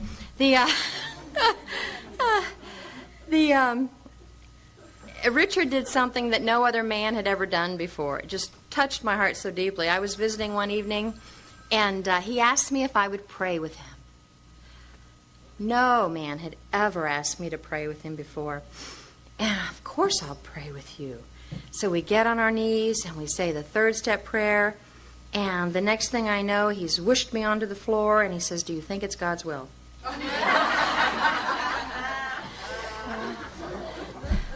And that's just the kind of fun we had. Shortly thereafter, it wasn't God's will that particular evening, but it was shortly thereafter. And eventually, you know how we think, well, you know, we're paying rent in 2 places, that's kind of silly. We spend a lot of weekends together, so next thing you know, we're combining homes. And he tells me very clearly that he would like to wait a year before we get married, that he'd like to get married, but he'd like to wait a year. Now, I mention that because it's very important to the whole story here. Richard, several ex-wives, but his first ex-wife, the mother of his 2 oldest children, had history, long history. I mean, at this point, his children were in their early 20s, and I was very, very intimidated by that, very insecure with that. And his oldest daughter was planning to get married, and we were going to the wedding. Well, I was convinced that I could not go to that wedding as his little shack-em-up honey. I needed to go to that wedding as his wife. You know, not because of this deep and everlasting love, which I believed I had, but because of what she would think. I needed her to know who I was. I am always driven. You know, there's always selfishness and self-centeredness at play here. I know that today. The only difference today is that I'm aware of it. You know, my entire life I was driven by selfishness and self-centeredness and thought it was generosity, purity, and good intentions. I understood, at some level that was what it was about. And I can tell you today that I had my way. I mean, I do what I do best, and I manipulated, and I connived, and we got married. We were married in May. His daughter was married in August. I went to the wedding as his wife. I'm not proud of that. I'm just telling you that, a few years sober, doing lots of good things in AA, I'm still doing those kinds of things. This journey is about progress, not perfection. If I think I'm ever going to wake up and be St. Linda, then I'm in big trouble, because I'm not. I pray that I continue to wake up and be willing to examine my life, and be willing to look at what's really going on, and let God take me somewhere. But I mention that because Richard and I had a good, happy time together, and we did lots of service together and apart. We took AA into prisons and institutions, and just the things we do in Alcoholics Anonymous, and lots of fun and lots of opportunities for growth, whether it's chicken sandwiches or whatever. I used to refer to him as my rose, my real rose, because real roses have thorns, and if you don't want any thorns, fine, but you're going to be stuck with a silk rose. It's not real. So we're doing our thing, and I'm continuing to make amends, and I get all my amends. I get current, with the exception of my father. And I can't know what I don't know, but today I believe it is so important to get current with amends, because I don't believe that we get to really be rocketed into that fourth dimension until we're current with amends. If I've made that third step decision to turn my will and my life over to the care of God, I don't believe that happens until I'm willing to be current with my amends. And as long as I'm holding back, I'm managing. And that's not what the deal's about. But my father had hurt me more than I had hurt him, and so I wasn't going. I wasn't making the amends. And I got to tell you, it wasn't any big stuff. It was things like, as a child, he took us to the circus, and he drank, and he passed out and spent half of the time leaned over, passed out on me. Now, I missed the fact that he took us to the circus. And what was I doing when I was drinking? I was drinking, I can tell you that. You see, my alcoholic arrogance, I couldn't see that my dad, in the middle of his disease, was willing to take his children to the circus. I couldn't see that because he might have been a real alcoholic, he couldn't not drink. All I could see was he humiliated me. It was all about how he affected me. And it was lots of little things like that. My sweet, sweet sponsor, Janet, who taught me so much, continued to teach me. And Janet taught me, she got a resentment at her sponsor. And it was justified. Her sponsor was wrong. Okay. But Janet was unwilling to do exactly what she had taught me to do. She was unwilling to inventory the resentment. She was unwilling to get free from the resentment. She hung on to the resentment. And she got sick. And she got Vicodin, and she got a drink. And I got to watch it all. And I got it. I got it.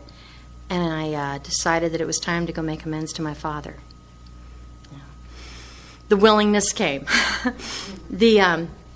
So I approached my dad and sat down and admitted to him all the ways I believed I had been wrong, the usual deal. And an amazing thing happened. My father began to weep and began to tell me all the ways that he believed he had harmed me.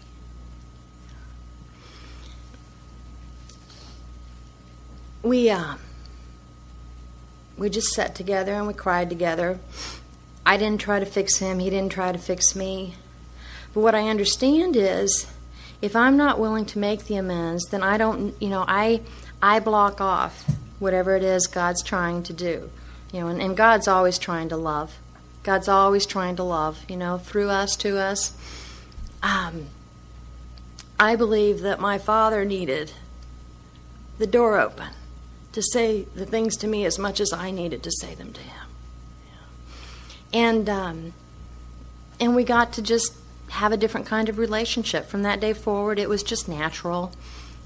We didn't go fishing every weekend. You know, he loves the track. I didn't start going to the track with him. It wasn't like that. It was just natural and easy. And that was the amends that got me current. I mention that because I believe that was a turning point. That put into motion some things in the spiritual realm that I'm not even aware of. And it is about living in God's world. And just briefly, what happened after that was life went on.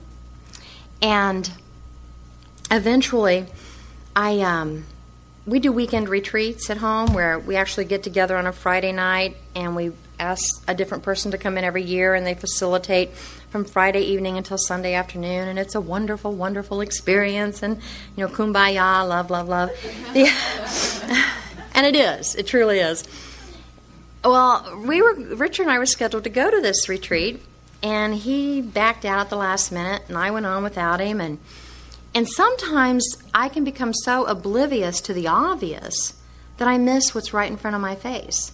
And I came home from this retreat, and I don't know if it was the contrast or what it was, but I finally saw that my husband was terribly angry and unhappy and seemed to be blaming me.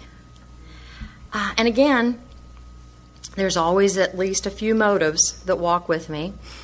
I genuinely care about him, and cared about his spiritual condition, cared about his sobriety, cared about him. And at the same time, I genuinely didn't get sober to live like that. You know, the selfishness, the self-centeredness.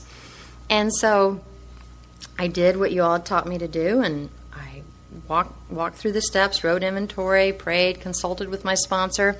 Where I was guided was to suggest to Richard that maybe we needed to live separately for a while. And I'd had a little awakening prior to that. We were laying in bed one night, and I realized that I had the power to make him feel different for a minute.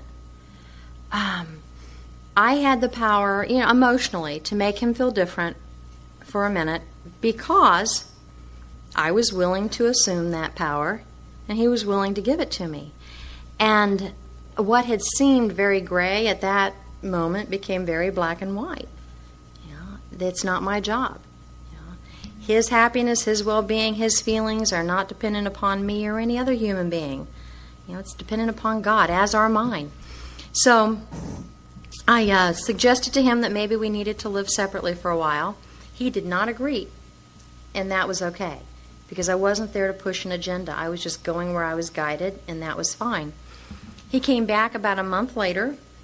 I didn't come back. We were living in the same house, but he approached me about a month later and said he thought I was right. And so he packed up his stuff and he moved into the cabin. And another journey began. I got to tell you that every day I prayed, what do I do about my marriage? What do I do about my marriage? I never, ever got an answer to that question. No email came, no burning bushes, nothing. Lots of guidance came, but nothing about that. These steps become a design for living in a way of life.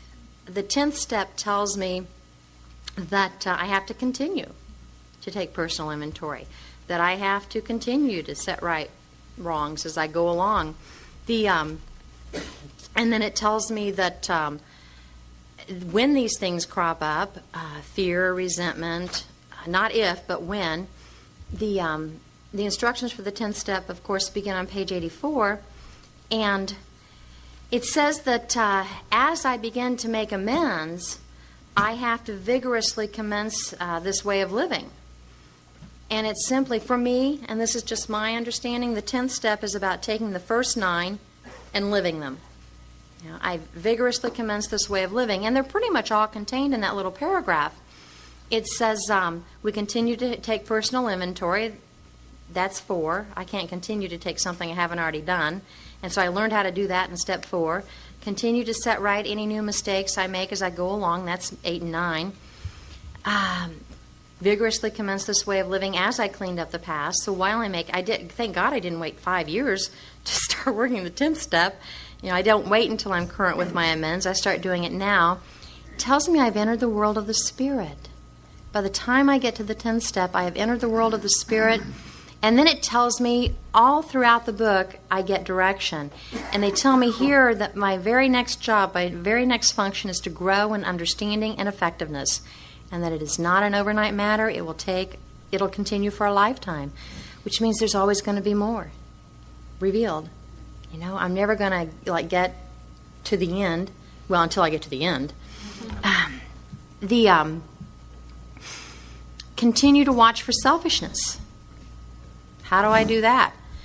I continue to watch for dishonesty, resentment, and fear. I got to tell you that at the beginning, the 10th step, I would be living for days in resentment and fear and not even know that's what I was doing. I'd just get that knot in my belly. I'd get that attitude going on. I'd get that self-righteous indignation. And it was just with practice. Eventually I suffered enough that I would, that's a resentment. And I'd sit down and write the inventory. And then with practice, eventually, it came quicker. And today, one of the best places for me is the workplace. I spend so much time there. And today, I know immediately when I want to start defending myself, I'm afraid. And so today, and I had a very recent example of that. My boss called me in, and this was just last month, and said, and he was very, very courteous. He said, basically, he liked everything about me. I loved the job I did, blah, blah, blah. But every time he and I have a difference of opinion, the short version is I get hoity-toity. I get hoity, and I want to tell him what to do. He's the boss. And for like 3 seconds, I had that feeling of wanting to defend myself, and then I thought, and I said, you're right. You're absolutely right. Thank you so much for bringing that to my attention. That is not how I do not want to behave in actions that make you feel that way, because it's not the message I want to send. And you're right. And I will be more conscious of that. What a freedom. What a freedom. I promise you that a year ago, 2 years ago, I would have been defending myself. I would have been rationalizing my actions. I would have been all over the place. One of the promises at the 10th step is we stop fighting. Later on it says, we have ceased fighting anything or anyone, even alcohol. What a freedom. Now that doesn't mean that if someone's not right, I say they're right. I haven't had that experience really. But he was right, and I was able to get it like that. But that's after 15 years. I'm sometimes slowly. But if I practice, then when these things crop up, I see them more quickly, and I know exactly what to do. And I have to wear them for a while to recognize them. I know after many, many experiences in the office where I've had times where I've had to excuse myself because I knew if I didn't, I was going to reach across the table and do physical harm. In the office. It's not a pretty world. So we watch for these things, and when they crop up, not if, we ask God at once to remove them. That's a prayer. We ask God to remove them. Well, again, I don't always see them. Sometimes I have to write the inventory before I even understand what's going on. So that's just a process. We discuss them with someone immediately, sounds like a 5th step, and make amends quickly if we've harmed anyone, 9th. And here's the piece that I always forgot for the longest time. Then we resolutely turn our thoughts to someone we can help. Love and tolerance of others is our code. Not I'm right, which is where I want to go. And then we get a whole set of promises. By this time, sanity will have returned. We'll seldom be interested in liquor. If tempted, we recoil from it as from a hot flame. I understand today that I am powerless over alcohol. I understand today that I do not choose not to take a drink. I don't choose not to take it. I cannot take a drink today. God has restored me to sanity. I can no more choose to take a drink today than I could choose not to take a drink 16 years ago. That's my experience. And I've been in situations where drinks are there. I've been in hotel rooms that have mini bars. I can't do it. Now, that doesn't mean I haven't had a thought. I can remember the first time I saw the Zima billboard. I thought, oh, I wonder what that would taste like. But it wasn't an obsession. It was a thought, and then I thought, oh, yeah, right, you're missing something, Linda. And say a prayer and go on. I understand today the difference between a thought and an obsession. If it's an obsession, I'll drink. If it's a thought, I can pray, I can move on. I didn't have that freedom before. If I thought it, I did it. And it wasn't just about drinking. Yeah. He goes on to say in step 10 that we react sanely and normally, and we will find that this has just happened automatically. We'll see that this new attitude toward liquor has been given us without any thought or effort on our part. It just comes. I used to take issue with that. It's like, I've done a lot of work. What do you mean it's no effort on my part? And it really wasn't. It really wasn't. The things I've been working on are a relationship with the source. What the steps do is the steps give me a way to grow in relationship with the power that keeps me sober. I don't keep myself sober. I don't change that within myself. A power greater than me does that. And in order for me to live happily and serenely and sober, I have to engage in having a relationship with this power. It goes on to say we're not fighting it, nor are we avoiding temptation. We've been placed in a position of neutrality, safe and protected. The problem has been solved. It doesn't exist for us. We're not cocky, nor are we afraid. That is our experience. This is how we react, so long as we keep in fit spiritual condition.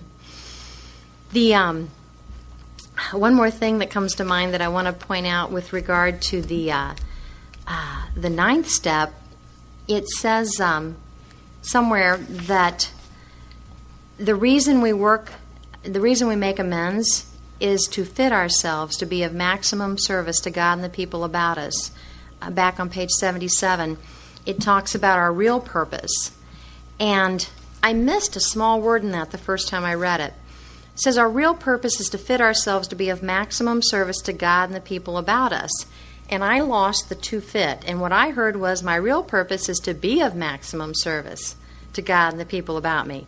So I was saying yes to everything.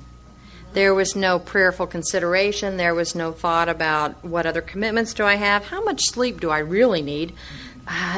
Should I make time for dinner? No, it was just, I'll do it. And then I would start raving nuts.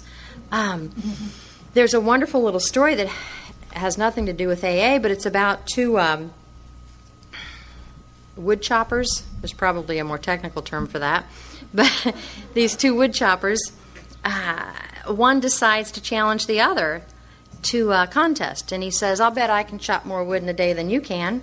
And so they agree, and they meet, and they get together at sunrise, and they're going to chop until sunset. And the first guy's just working, chopping. And mid-morning, he looks over, and he sees the other guy sitting down. Phew. Okay. Keeps chopping. Later, around lunchtime, he looks, and the other guy's sitting down again. I think, well, this is going to be a cinch. What's this guy thinking about? And this happens a few more times during the day. Well, at the end of the day, they're comparing. The first guy can't believe it. He said, I don't get this. I chopped all day long. I looked over here, and at least 3 or 4 times today, I saw you sitting and doing nothing. Yet you've chopped more wood. I don't understand this. How'd this happen? And the second guy says, well, what you didn't see was every time I sat down, I was sharpening my saw. And that's why I need prayer and meditation. That's why I need the 11th step. I've got to pause. I've got to sharpen my saw. Otherwise, I'm just who I was before, but I'm real busy doing it. And So anyway, Richard packs up his stuff and moves to the cabin, and I get to, at 8 years of sobriety, I get to take a look at my relationship with money. Now, up to this point, I had been in debt, out of debt, in debt, out of debt, and, various men and their wallets in between. I thought that I was living the seventh tradition, which is about being self-supporting, declining outside contributions as long as I paid my Visa and MasterCard bill. The fact that there were thousands and thousands of dollars charged up on them, for me, that just wasn't a problem. Well, when Richard moved out, we agreed that we were leasing at the time, that when the lease was up, if we hadn't figured something out, we would be financially independent until we did figure something out. And that time came, and I've got to tell you, I'm just crazy because I've got lots of debt, and not a whole lot to show for it unless you count all the plastic stuff, from Walmart and Target. Tons of debt. And I want to file bankruptcy. And I go see an attorney, and I even leave a retainer, but it's bothering me, and it's bothering me, and it's bothering me. And a lot of people, loving, well-intended people in this program, were supporting me with that. And bankruptcy is the spiritual solution for many. It is. It just wasn't my solution. And the book tells me that I have to face my creditors. I have to lose my fear of my creditors. And for me, I just, this wasn't about some medical trauma, that I couldn't take care of. This was about Visa and MasterCard and clothes and makeup and junk, okay? And so I got to do what you all taught me to do, and I've got just I've got that inventory with me, and if you'll allow me, I'd like to share it with you. The prayer was, God, thank you, and please help me to grow toward what you'd like me to be. I understand intellectually that I should pay my bills, but in my heart, I want the easier, softer way of bankruptcy. I'm angry at myself. Why? Because I can't buy what I want to for people for Christmas and or birthdays. It affects my self-esteem. I think I'm someone who ought to be able to buy gifts for others. I hold myself in higher esteem than all the other people in the world who can't buy gifts for others. Ego places me above others. It affects my ambitions. My plans for a happy Christmas and birthdays always include gifts. It affects my personal relationships. I've always used gifts as a way to show my love and appreciation of others. It affects my security. Of course, what will they think? If I don't show up with good gifts, what will they think? I'm angry because I can't buy what I want to for myself, including getting the kind of apartment I want when my lease is up.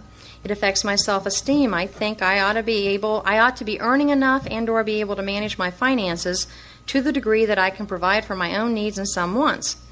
It affects my security. Things, clothes, cosmetics, outings, household goods, they all make me feel a part of, equal to, and okay. Sound familiar? It affects my ambitions. My plans are to dress the way I'd like, look as good as I can to others, go and do the things that demonstrate to the world around me that I'm okay, and invite people into a home that reflects the same. It affects my personal relationships. Friends may not invite me to join them if they think I can't afford it, or worse, they might feel compelled to treat me out of pity, and for God's sake, don't feel sorry for me. I'm angry because I got myself into all this debt, and I'm angry that there's no easy way out of it. I won't accept responsibility for it. It affects my financial security. I could have the things I want if it weren't for the debt. Duh. It affects my ambitions. If I commit to paying my bills, I can't live the way I'd like to materially. It's all about me. Self-esteem. I'd like to find a way to file bankruptcy and not experience guilt. I'd like to be a thief without spiritual consequence. I hold myself in higher esteem than the rest of society. I'm so special, the rules shouldn't apply to me. And then when I sat in the prayer and meditation, I realized that I'm not really so angry with myself as I am afraid. I'm afraid that I can't buy gifts for the people I love. I'm afraid that I can't buy what I want to for myself. I'm afraid of not getting the right kind of apartment.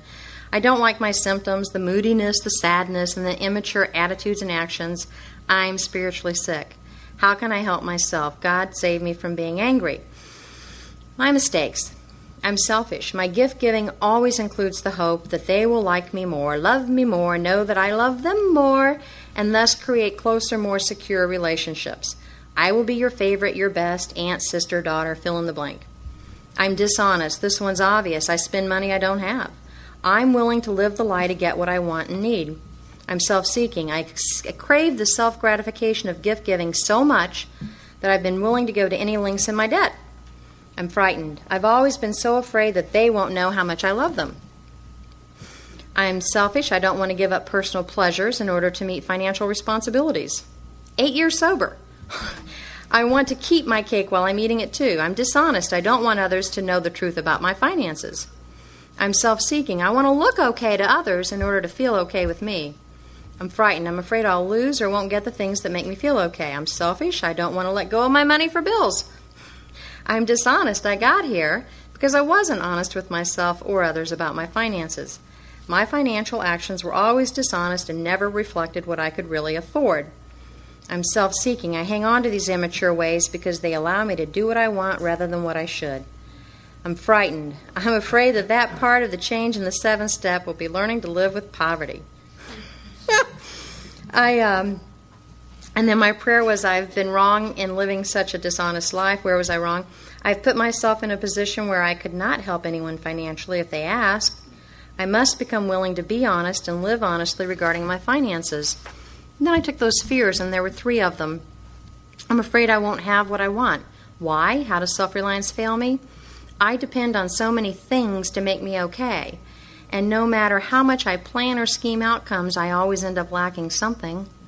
I don't have any ultimate control over whether or not I will have what I want. Self-sufficiency fails me, always has, always will. I'm afraid that others won't think of me the way I'd like them to. I still depend on what others think of me for a sense of self-worth. No matter how nice my clothes, cosmetics, cars, or stuff, I can still feel less than. I'm depending on what I project out to you and get reflected back from you for my emotional security. This is precarious at best and never works on any long-term basis. I'm afraid I'll never change. Why? Because it's true. In that I will never change on my own. Of myself, I am nothing. I have no power. It doesn't matter how many new budgets I write or how many coupons I clip or how much whistling in the dark I do. I can't change me. Even a blind man could see that. Why couldn't I? What a freedom. I can stop trying. Thank you, God. And then the solution, what a different basis of living would look like, is stop being so arrogant and trust God. He has always filled my cup and always will. And then I got a piece on my mom. And moms, I don't know about you, but my mom has been a multiple inventory kind of thing, and more is revealed. And this, I think, it's the last piece that I'm aware of. There may be more yet to come. But then I went on to write, things do not equal love. Do you hear that, Mom? Things do not equal love. I know love, and yet I keep going back to the space of denial and lack. Help me, God. See, my mom still is like that. She does not know how to show love other than that way. And she doesn't know any other way. And she will literally give you the coat off her back, literally, because she loves you so much. And I got that things don't equal love. And I know the different kind of love. You've given me that. Thank you, God. Help me understand your will. What role would you have me play? Please remove my fear and direct my attention to what you would have me be. I am yours, God. Change me as you will. And while you're doing that, I'll make a list. Thank you. I dance, I sing, I smile for freedom. Something happened, and I understood that I do know love. There is no deprivation here, and I was willing. And so I contacted a not-for-profit deal agency, and they negotiated with my creditors and got interest to stop being assessed. And anyway, I made the best deal possible to pay them back, not the best deal for me, and entered into a 5-year get-out-of-debt program. It was pretty significant. I had to abandon all credit cards, all rights to credit, which meant I had to live on a cash. Financially honest. It meant if I don't have it, I can't spend it. It also meant an entirely different standard of living because, a huge amount was going to be paid every month on this deal. And so I'm at a family birthday party, and this is where, if we just go where God guides us, everything happens right on time. I'm at a family birthday gathering and sharing with my family that I'll be looking for a different place to live, much different place to live. And everyone at that table invited me to come into their homes for as little or as long as I wanted. Yeah. I mean, I am the person that just roared through their lives. And 8 years later, they're all opening their homes to me. Well, after some prayerful consideration, I moved into my sister's, and a little bitty bedroom. I've had closets this size, but a little bitty bedroom, and I got to share a bathroom with my nephews. And it was different. It was sharing a bathroom with little boys is a constant, perpetual party. You know, there's always something going on, and they're always there to keep you company. Yeah. And the room I was in was adjacent to where they watched TV, and I can remember on Saturday mornings at 6 a.m. hearing those two little munchkins out there watching those Three Stooges and giggling and laughing and just laying there realizing what a blessed life I have. And I was aware of it. I had always loved my nephews, but I just felt head over heels in love with them. You know, to just be there and to really be a part of their lives. And see, if I had listened to my mind, I would have filed bankruptcy so I could have stuff. And I would have missed what was really important and what was really precious. And I got to tell you that I wrote this in early December, and that Christmas was really uncomfortable because I showed up with cookies. You know. But you know what? I had time. I wasn't spending any time at the mall. I wasn't wrapping gifts. I showed up with me and my cookies. And we shared love, you know, and I got free. And this is a deeply rooted belief I had, that I had to have things, you know, so that you would know that there was love, freedom beyond my wildest dreams. And I would have missed it. Quickly before we take a break, I moved into my sister's on November 1st of 1999, and that meant moving from one side of town to the other side of town.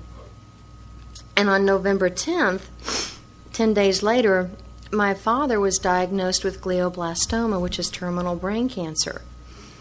And because I was there, I was literally minutes from his home.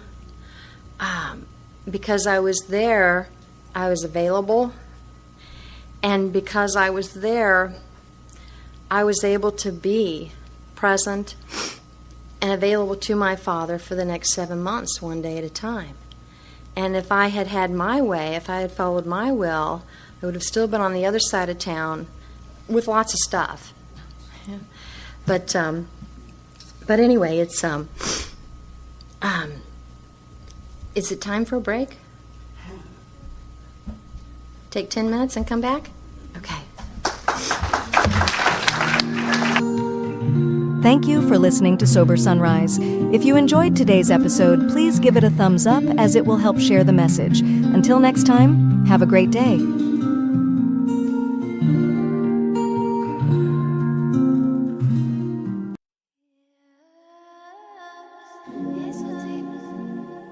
Welcome to Sober Sunrise, a podcast bringing you AA speaker meetings with stories of experience, strength, and hope from around the world. We bring you several new speakers weekly, so be sure to subscribe. Whether you join us in the morning or at night, there's nothing better than a sober sunrise. We hope that you enjoy today's speaker.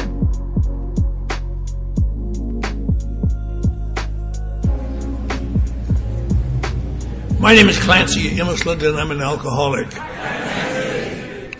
I'm very glad to be here tonight, safe and sane and sober, because I didn't used to be, and I may not be again someday, because that's a waiting trap for everybody like us.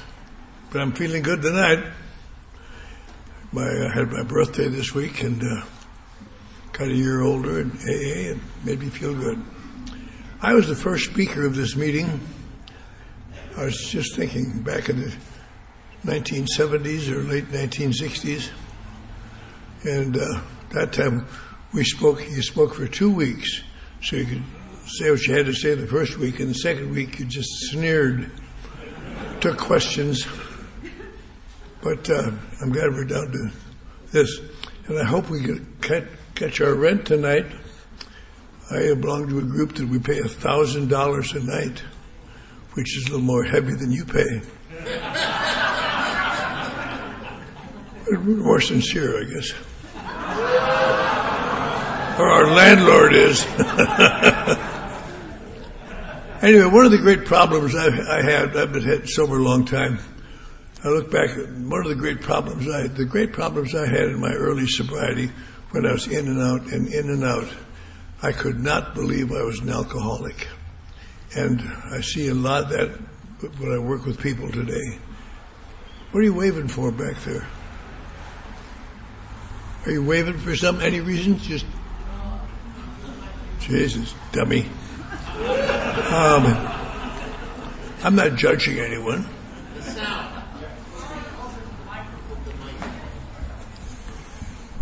There you go.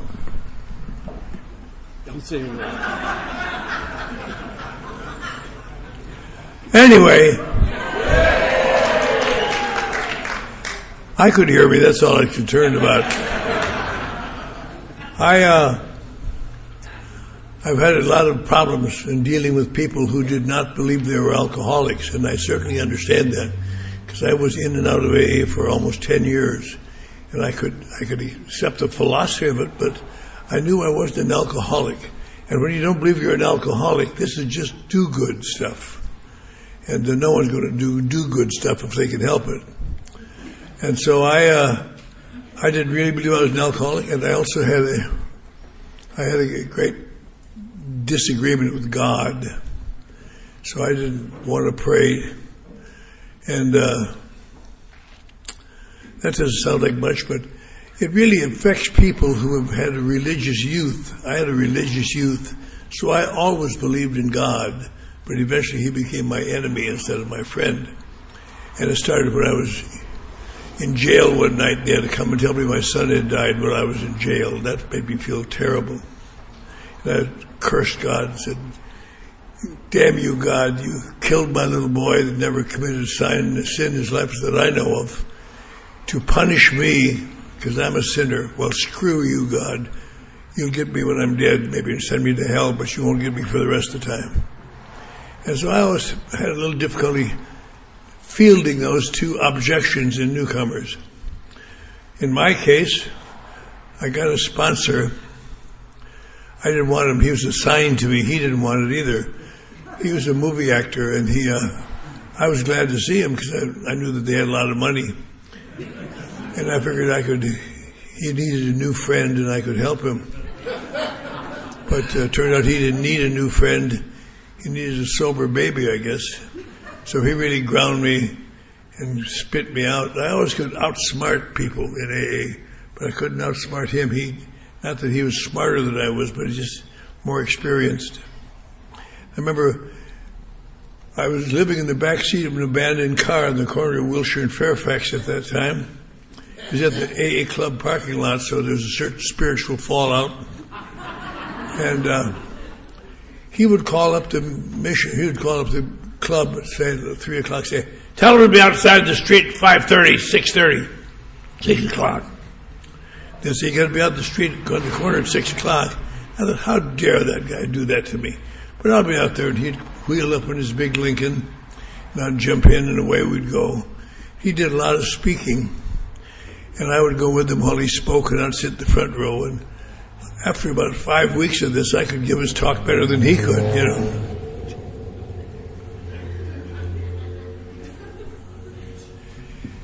And I thought, he's not so smart. And then on the way home, he'd tell me about God all the way back to Wilshire and Fairfax from wherever we were. Is our starting time inconvenient?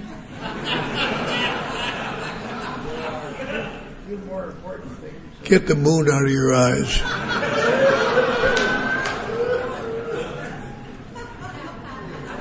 I'm going to tell you something sad about that man.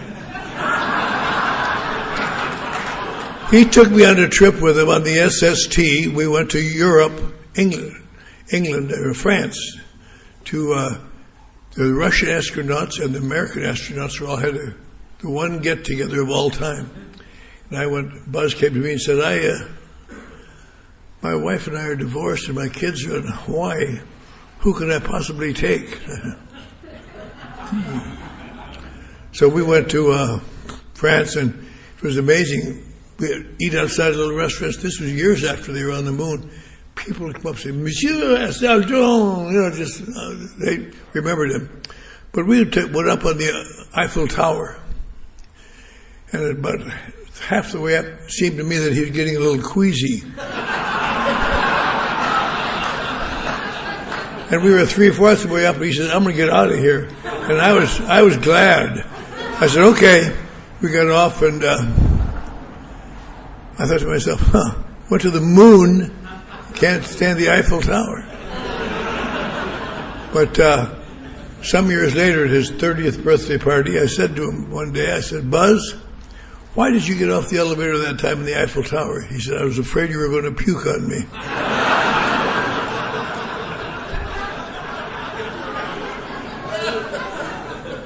Why should I be nice to him? Anyway, this guy, as he'd leave me a meeting, we'd drive back to the mission, and he would tell me about God and his experiences with God, what a miracle it was in AA, and I just couldn't stand it anymore. I thought, how could I get this guy to stop his interminable sermonizing? I thought, well, I'll ask him some questions. He's such an egomaniac, that should eat up the whole space going back. So I said to him, I said, Buzz, his name was Buzz. That's Buzz. His name was Bob. I said, Bob, one thing that's puzzled me, I was in and out of AA for a long time, and I know a lot about AA. And I just don't understand it. My problem never was really alcohol. My problem was always these feelings I had that made me so uncomfortable. And alcohol would soothe them. That's why I drank alcohol. And I started drinking. I started keep drinking. But I didn't drink and start drinking because I craved alcohol. I just craved a cessation of the emotions inside of me, the feelings of difference and loneliness and sadness and such as that. He said, well, kid, he said, that's not unusual. He said, that's not unusual. I said, but my emotions are my problem. Do you think I should go to a psychiatrist again? I've been to one. And he said, no, I don't think so. I said, what do you think is my problem? Now, I've told you as much about me as I can. What's my problem? He says, you're an alcoholic. I said, how could I be an alcoholic when my number one problem is not alcohol? He said, kid, alcoholics aren't people whose problem is alcohol. Alcoholics are people whose answer is alcohol. If it's your answer, you're in trouble. And you must always drink it, because eventually reality will become untenable around you. I thought about that the next day, lurking around the club. I thought, what if that guy's right? And I run little tests on myself, and remember I got out of the nut house in Texas, and I stayed sober I swore to stay sober till I committed suicide. And I always had a great problem in living in reality, and I eventually always drink. Now, what if that's true? What if that's accurate? I just have to assume it is, maybe, for the time being. So I'll do what he's telling me to do, these dumb things.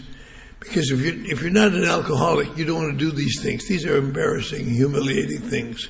But if you're an alcoholic, they seem to be rather reasonable. So I pretended to be an alcoholic to myself. And I started doing what he told me. And That was the beginning of my life.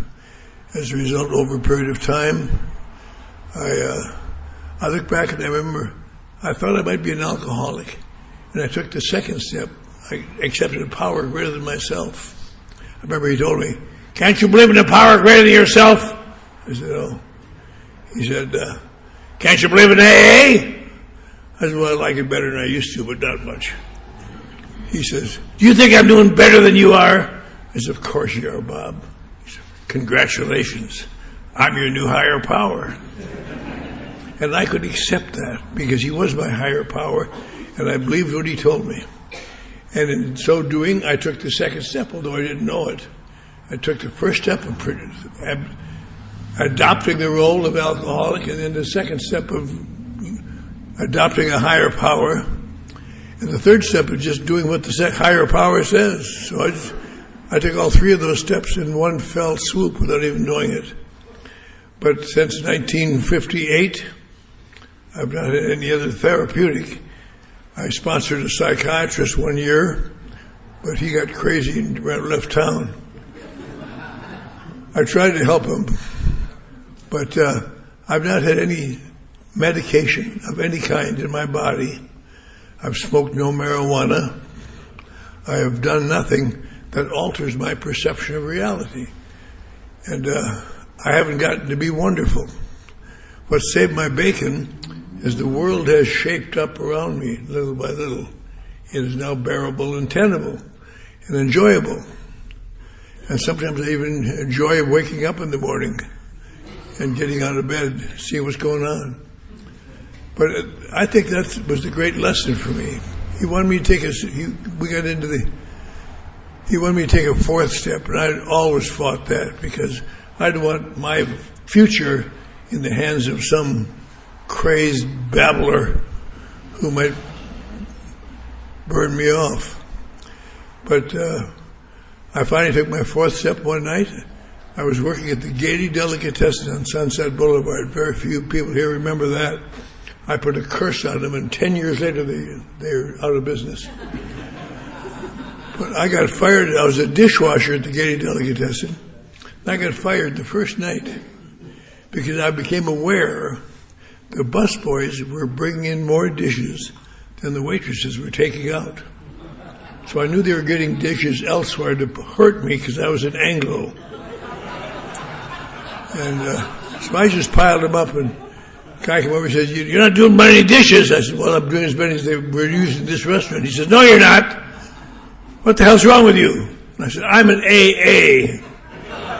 He said, "I don't give a shit what you're in. You just don't wash enough dishes." And I've thought of that many times now. If you're kind of new, you might remember that. It sounds kind of crass to say it, but nobody really gives a shit what you belong to. They want you to do your work. Do your work, and you'll be in business. But anyway, I got fired. I went back to the AA Club, Wilshire and Fairfax, and everybody had gone home from the meeting. It was about 11 o'clock, and just the manager was sitting there, a guy named John Sullivan. I said, "Sullivan, man, I just got fired as a dishwasher. People I got sober after me got cars and girls and doing long, and I can't even get a hold of a job as a dishwasher, and I'm smarter than any of them." Yeah, I said, "I might as well be drunk." He said, "You're right." That's what you expect from that thing, man. I said, "What do you mean, Sally?" He said, "Well, there's about 180 members of this club, and at least 170 of them think you're a jerk and would be glad if you'd get drunk and die. The other 10 have to defend you incessantly all day and all night. Now, you might make those 10 people feel bad, but you'd please the 170 people if you just get drunk."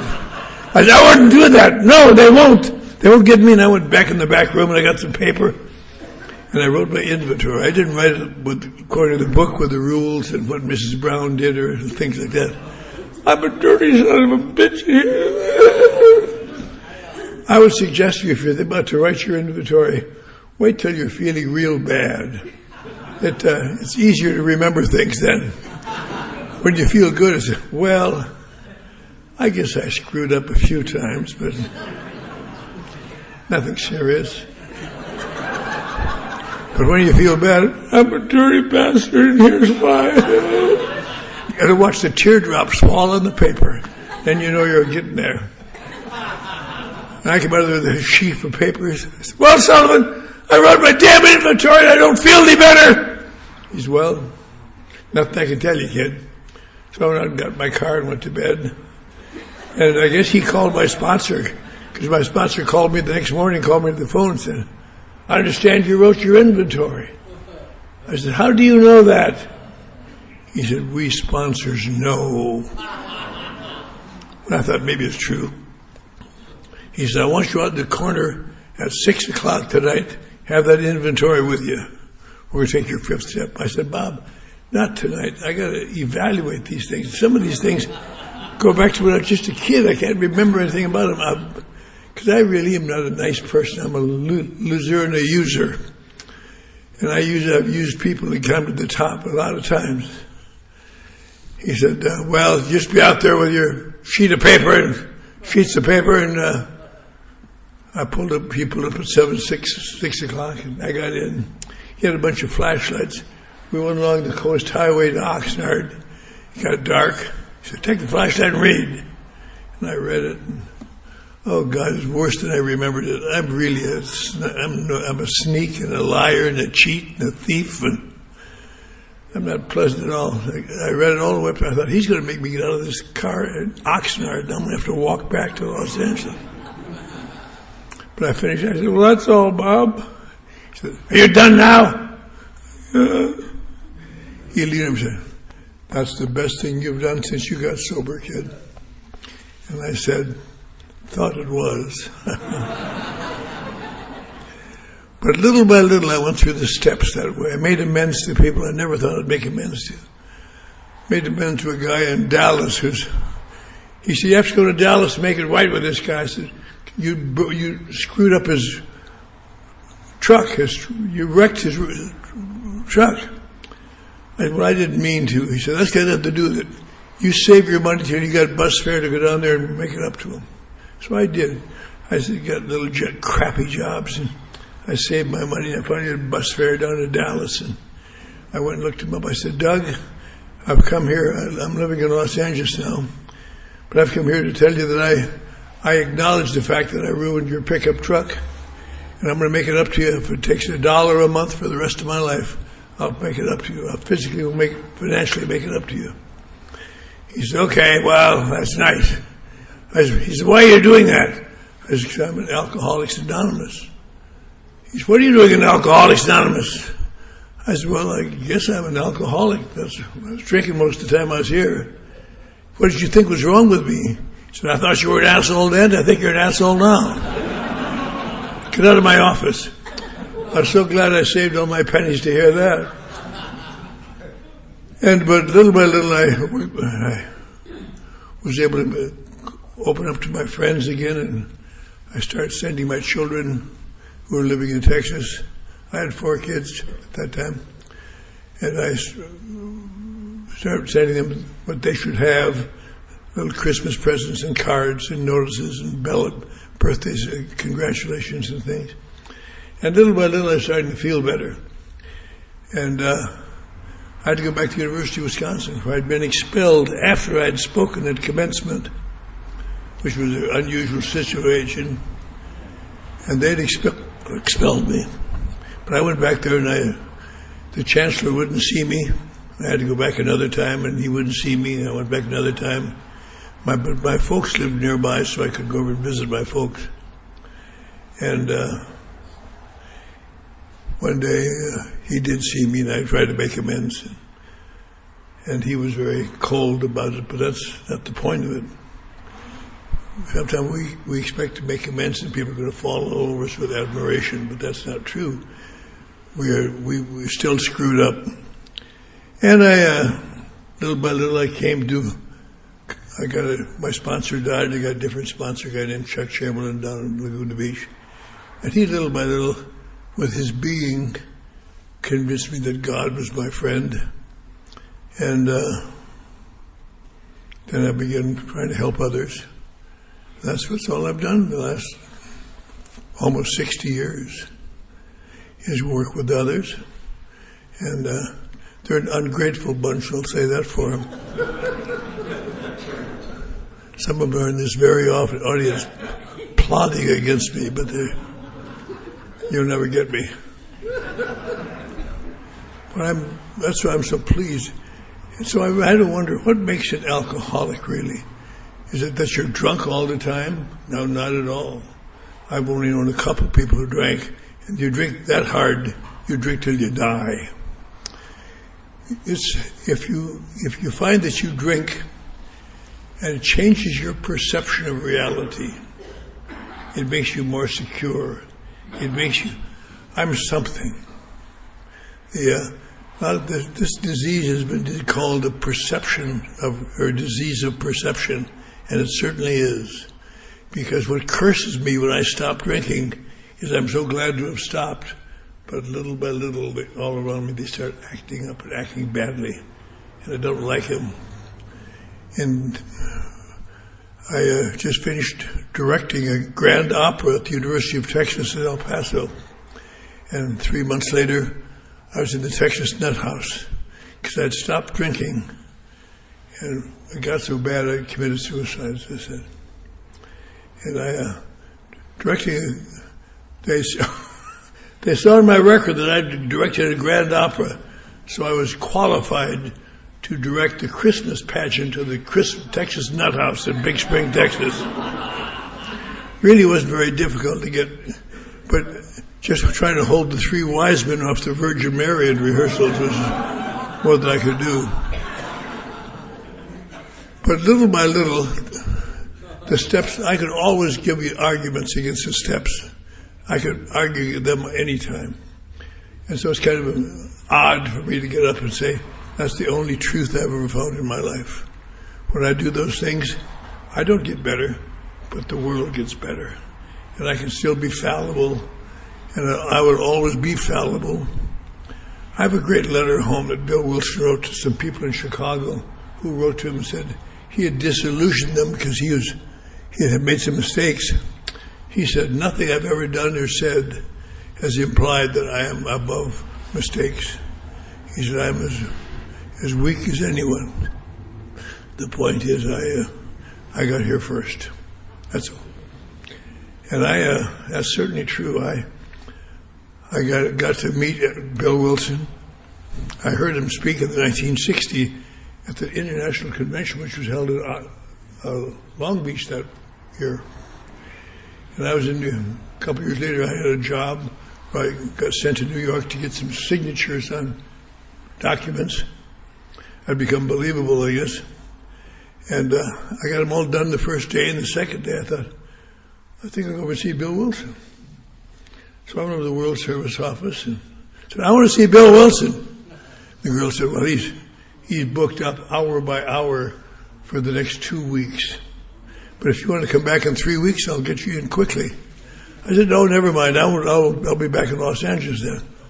So I went over to the archives and was kind of looking through the pictures, old pictures of Bill and Dr. Bob and their children and their family and letters they'd written and newcomers. And all of a sudden, here comes Bill Wilson. He said, are you the young man who wanted to see me? I said, yes, sir. He said, well, my 11 o'clock didn't show up. Come on in. So we sat and talked for an hour. And you know what he said? I don't remember. But it would have been something for you needed to hear, I'll tell you that. But, so I knew Bill Wilson. I knew Dr. Bob's son very well. Dr. Bob died before I got sober.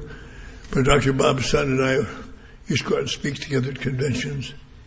And he was a nice young man, good guy. He always talked about how the day Bill Wilson called around and found someone and got a hold finally of this wealthy woman in West Akron and said, yes, this week my doctor told me he was an alcoholic.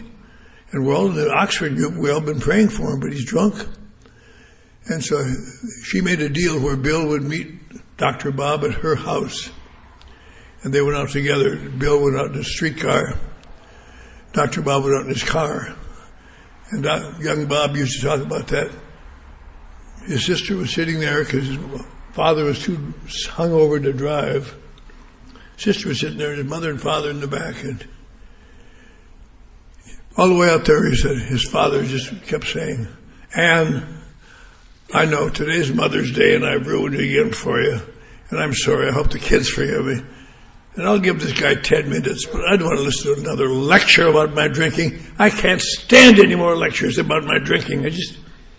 And they got out there and they had a bite to eat. And this guy, the doctor, and the Wall Street operator from New York got together in a room, and they stayed there for 3.5 hours. And they came out, and the doctor said to his wife, "My God, Ann, I can't believe it. That guy knows how I feel and why I drink. Nobody else in the world does. I thought I was the only one in the world like that." He said, "He's just like me. Would you stay with me? Would you stay with us for a week? I know you're busy, but could you stay with us for a week and we can talk some more?" So they sat together every day for a week, talked to spiritual matters, and Bill got impervious and said, "Bob," or Bill, he said, "I'd like to have you stay this weekend with my family because I'm going to New York, to Atlantic City, National Convention of the Medical Association. I was there last year and I was so drunk and they ridiculed me and treated me badly. I want to go back there and show Brian Michael that I'm sober." And Bill said, "Sure, I'll be glad to." He said, "I'll be home Tuesday morning." And Tuesday morning, the phone rang. Mrs. Smith answered it, and the woman was on the phone. She said, "I'm sorry, so sorry to tell you this. This is Dr. Bob's office nurse.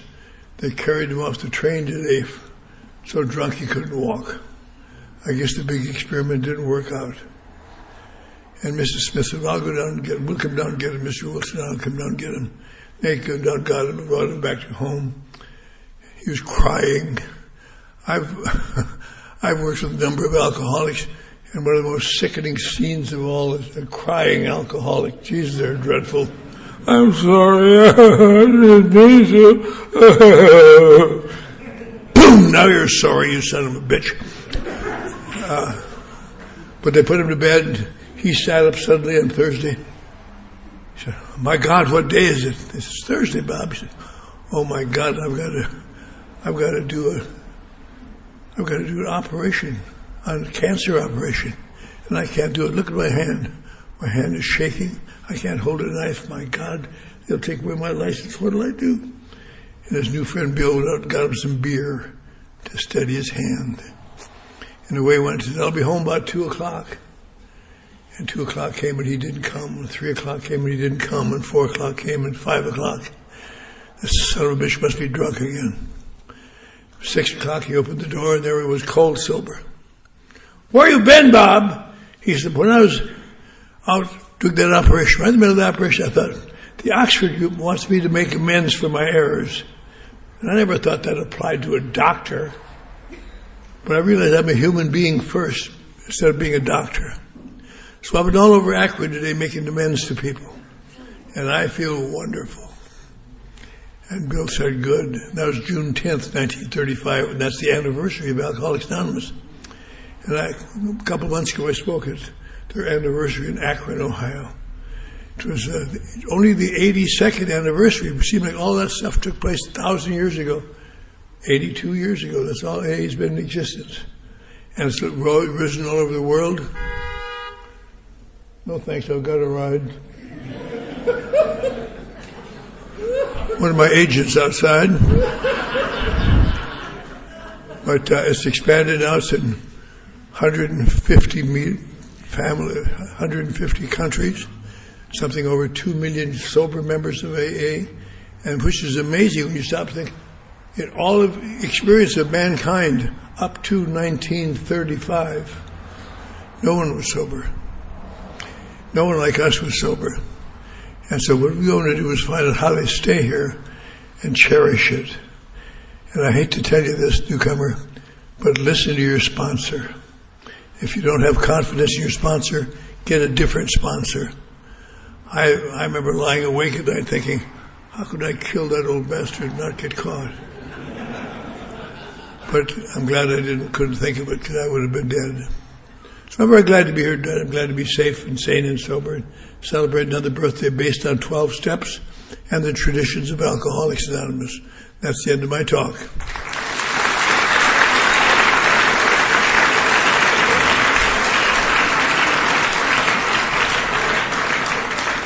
And now I believe is the question and answer portion. Any questions? Yes, sir. How has AA changed the most?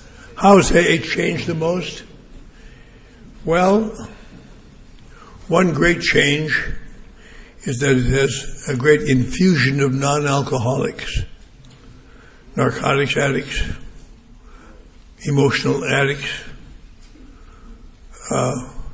Many times I hate to say this, but it's true. People go to Al-Anon and think, I guess I'm an alcoholic because I feel the same way they do.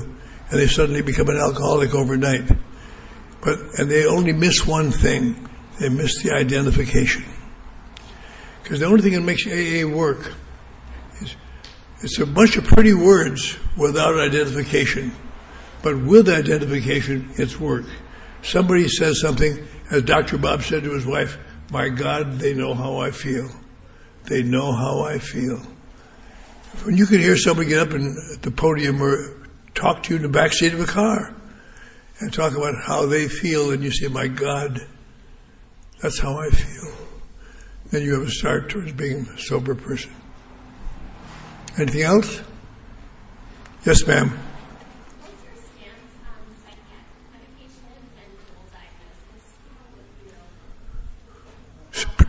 What did she say, Steve?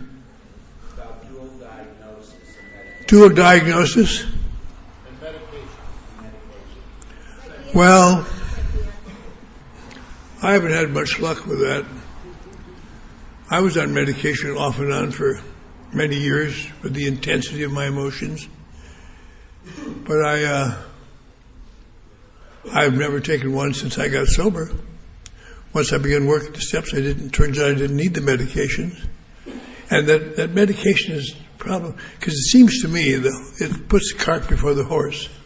We are not in AA to get off drinking. We are in AA to learn to live in reality. And if I'm taking something else, smoking marijuana, taking dope, I'm not in reality. I'm somewhere else. And it's not working for me, in my opinion.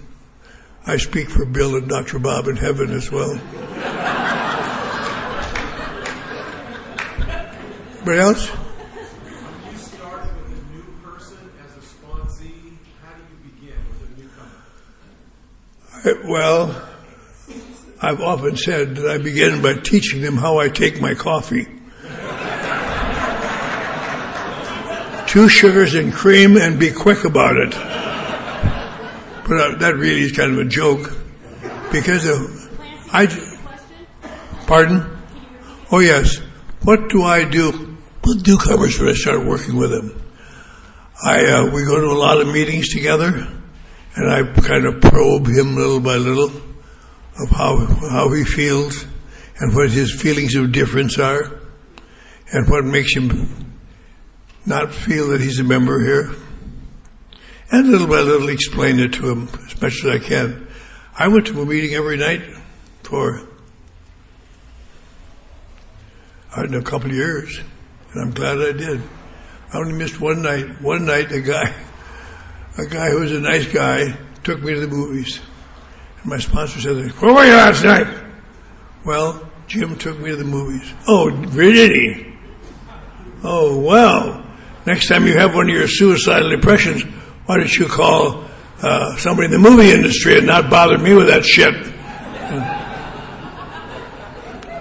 I've said that many times to others. Anything else? I just help in a lot of meetings and talk. Meetings and talk. Meetings and talk. I think that's the way you break through the wall. Yes, sir. Yeah, can you tell me how you incorporate the 11th step into your program on a daily basis? The 11th step is difficult for me. It was always difficult for me, especially after I read it and thought about it. It says, sought through prayer and meditation to improve my conscious contact with God as I understand Him. And I'm not much of a meditator. Class A people, type A people are not meditators much. But I've learned to meditate a little bit when I go to bed at night before I go to sleep. And when I'm sitting in traffic, an endless supply of traffic as I did tonight, I meditate a little bit for a few moments. All I try to remember is God means good for me. If I'm not getting good, I'm doing it wrong. And but the second half of that step is more conducive to thinking. Praying only for knowledge of His will for me and the power to carry that out. Every night when I go to bed, that I have for many years, I ask God to help me find the actions that will allow me to become the type of man that I was meant to be. I don't know if that's the right answer or not, but I seem to sleep better when I may be able to say that sincerely. And I remember I have to ask God, and if power comes with it, allow me to use that power wisely and well, not in some self-aggrandizement. But that's the 11th step is just, to me, is quite simple. Just as long as I remember to pray for knowledge of God's will for me and the power to carry it out. I think that's the operative part of the step. Anything else? Yes, sir. How did you get involved in Midnight Mission? How did I get involved in Midnight Mission? Well, the last day I drank, October 31st, 1958, I came out of an all-night theater, sick. My front teeth were kicked out from the Phoenix jail, feeling terrible, penniless. And some guy said, "You want to sell a pint of blood?" I said, "Jesus, do I ever." And we walked up for about 5 blocks to the blood bank, took a drop of blood over here, and we said, "Sit in that room." He said, "Who's Emerson?" "I am." He said, "You don't have enough iron in your blood to sell a pint of blood here, sorry." I did, could you give me a cup of coffee anyway? I'm so sick. I'm so sick. Can't help you, pal. He said, "But down here about 4 blocks, there's something called the Midnight Mission, which is designed for bums like you. I think they're serving breakfast." So I went down there and I said, "I'll some breakfast, please, Beth." "Just got done serving. Sorry, we're all done." I said, "Come on, for Christ's sake, give me a bite to eat and a cup of coffee." He said, "Sorry, can't help you." And I grabbed him by the lapels. I said, "Come on, as a human being, help me."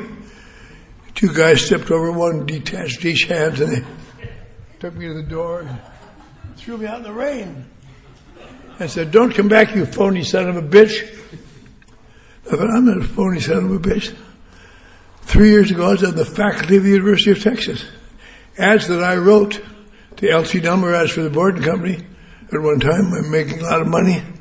I've had my picture in the New York Times for my achievements. But it's really hard to explain these things in midair. But some years later, I was working at KHJ, where I helped create Boss Radio, if any of you are old enough to remember it. And got a call one day, said, "The director of the Midnight Mission just dropped dead of a heart attack. You know anybody who wants the job?" I said, "Tell me a little bit about it."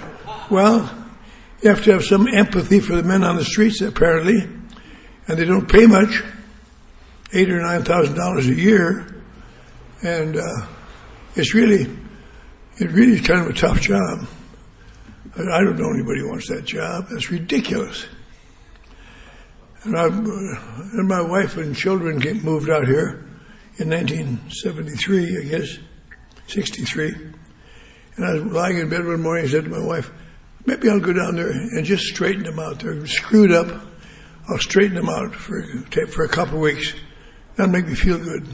So I went to talk to the authority, and I said, "Yeah." So I went in there, and I worked around at all the jobs, and I straightened out their finances and straightened out their paperwork. God, they were a mess. But I really enjoyed it because there's a lot going on there, people getting stabbed and shot and killed and drunk and I'm going to kill you, you son of a bitch. I could hardly wait to go to work in the morning, see what's going on. And one morning I was lying in my bed in January of 1974. I think I'll take that job for maybe 6 months. She said, well, if you want to trade $100,000 a year for $8,000 a year, you're welcome. I said, well, I know it isn't the money, it's excitement. And so I went down and told him I'd like to be the temporary director of the Midnight Mission. And I went again today, because I'm still the director of the Midnight Mission from 1974. I've been there a long time, 43 years, on February 1st. And it's been a lifesaver for me. It's given me a lot of time to work with others. I've had a lot of people in my office where I've denounced them and hurt them, and they cried and left, stayed sober. And everybody that I sponsor has been in the Midnight Mission, sitting in my office thinking, why doesn't the old fool die? But that's my experience with it. I was thrown out of the Midnight Mission physically, and I went back many years later and exacted a horrible revenge. Yes, sir.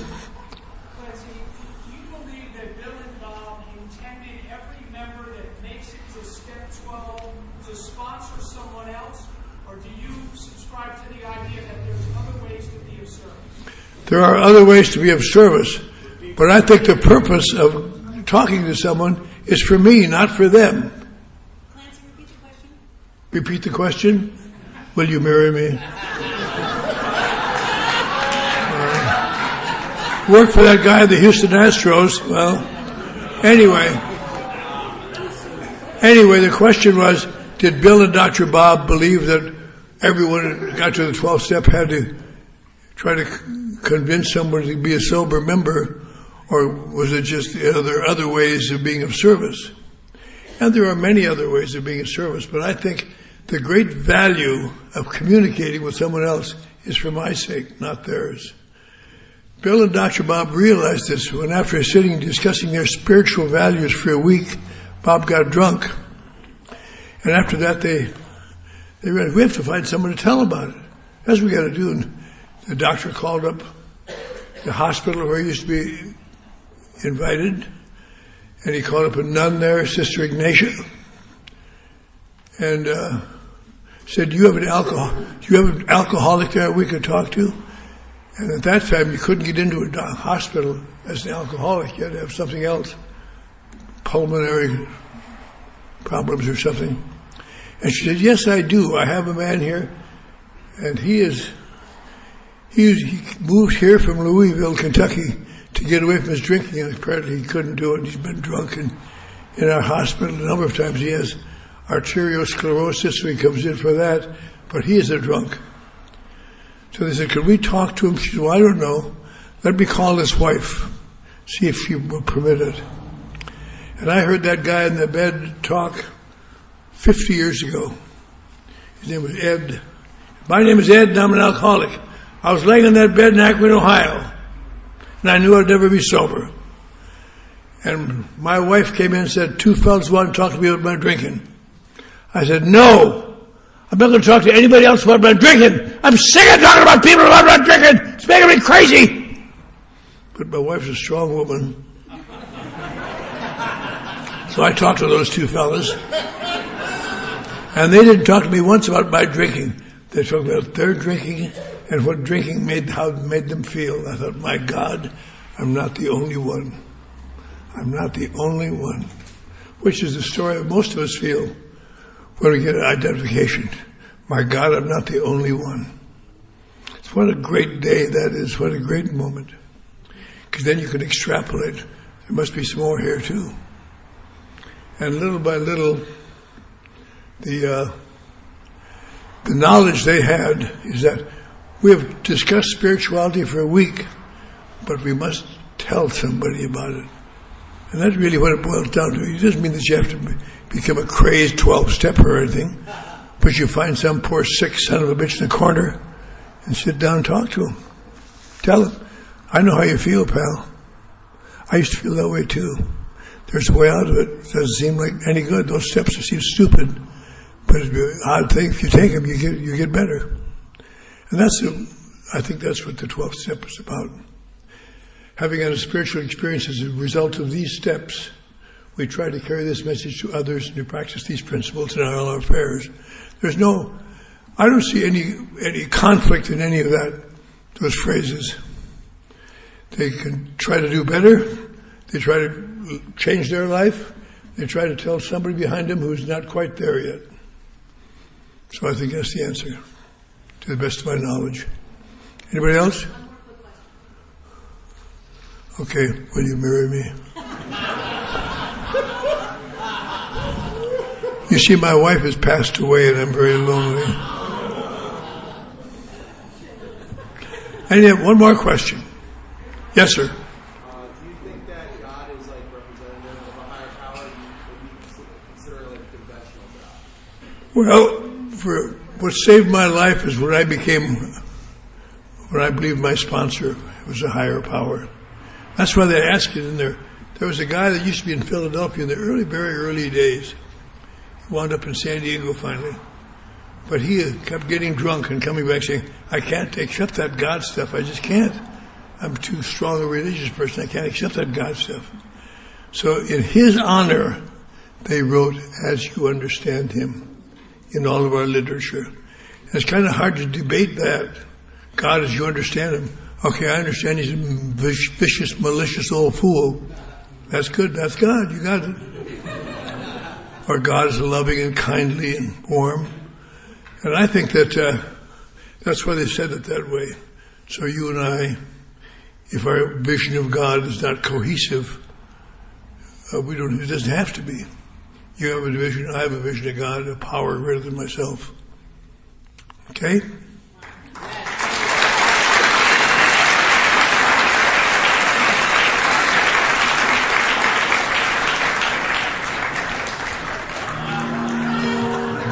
Thank you for listening to Sober Sunrise.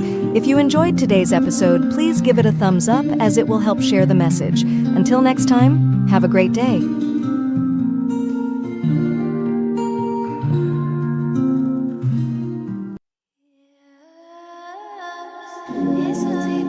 Welcome to Sober Sunrise, a podcast bringing you AA speaker meetings with stories of experience, strength, and hope from around the world.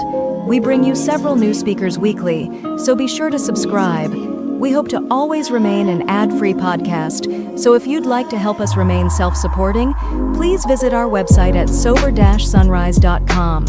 Whether you join us in the morning or at night, there's nothing better than a sober sunrise. We hope that you enjoy today's speaker.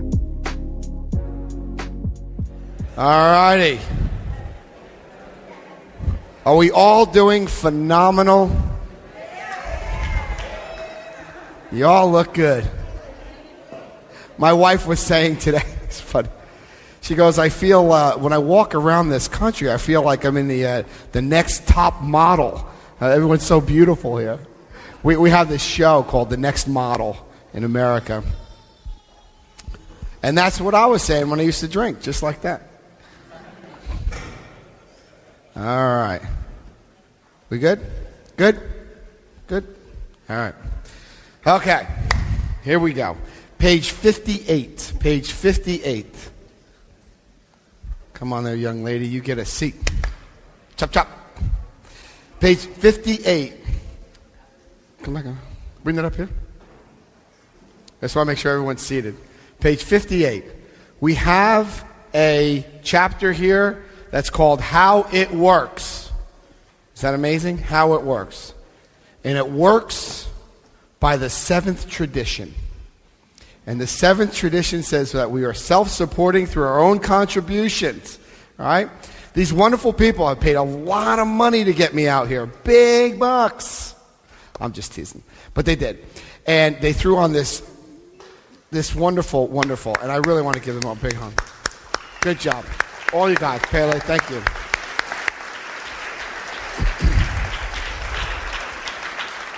Well, what's the name of your group that's helping putting in this on, or is this just the whole? CBS 12. Okay, I'll put this on. They've paid for everything for you, so please, please donate, because this is going to go to next year's conference. And if you all like me, I'll come back out. No, for a little self-promotion. I love Copenhagen. I love the pork. Now we got to go for Wiener Schnitzel, and what else we having? More pork. Oink oink oink. Yeah, like. That's all I'm eating is pork over here. My goodness gracious. Okay, seventh tradition. We're self-supporting through our own contributions. I'll tell you a quick story about that while we're passing around the basket. Rockefeller, the Rockefellers in the 40s, the Rockefellers are very, very, very wealthy people in the States. And they throw a party for one good cause every year. Bill Wilson's sister was married to a very prominent doctor in Manhattan, New York City. And he got an interview with the Rockefellers to throw the party for Alcoholics Anonymous. And Bill always wanted to have big Alcoholic Anonymous hospitals, and he wanted to have big treatment centers. He always thought big, big, big. Dr. Bob, on the other hand, said, Bill, we really need to keep this to ourselves. If any money and stuff comes into this, then we'll be beholden to them. Okay? So what happened was, Bill is going, we're in the money, he's singing all the way to the bank, and the Rockefellers threw a party for Alcoholics Anonymous. There's a few people that showed up from Alcoholics Anonymous and told their story. Bill Wilson and Dr. Bob were one.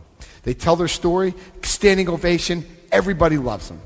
Now, at this point in time, what was happening was we were making the big book, and we were broke. Dead broke. Bill hadn't worked in 3 years. Dr. Bob hadn't worked in many years, and they were broke. And we had barely enough money to print this big book. So they were all done. They walk into the room with the Rockefellers, and they're waiting for this big old check. And they were very excited. And Rockefeller said this. He said, listen, boys, I'll tell you what. This is a God thing. You have something that's so beautiful here, I'm not going to mess it up with money. I could just see Bill Wilson out like, and Dr. Bob's like, rock on, right? What happened was, about a couple weeks later, he put a little committee together, and that's how we have general service in New York. There are 2 non-alcoholics on that, and then the rest are alcoholics, okay?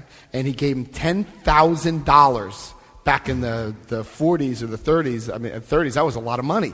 $10,000, which helped them pay themselves a very little stipend. I think it was $61 a month for Bill and Bob to continue on, because Bill was sleeping in people's houses every week. Every week.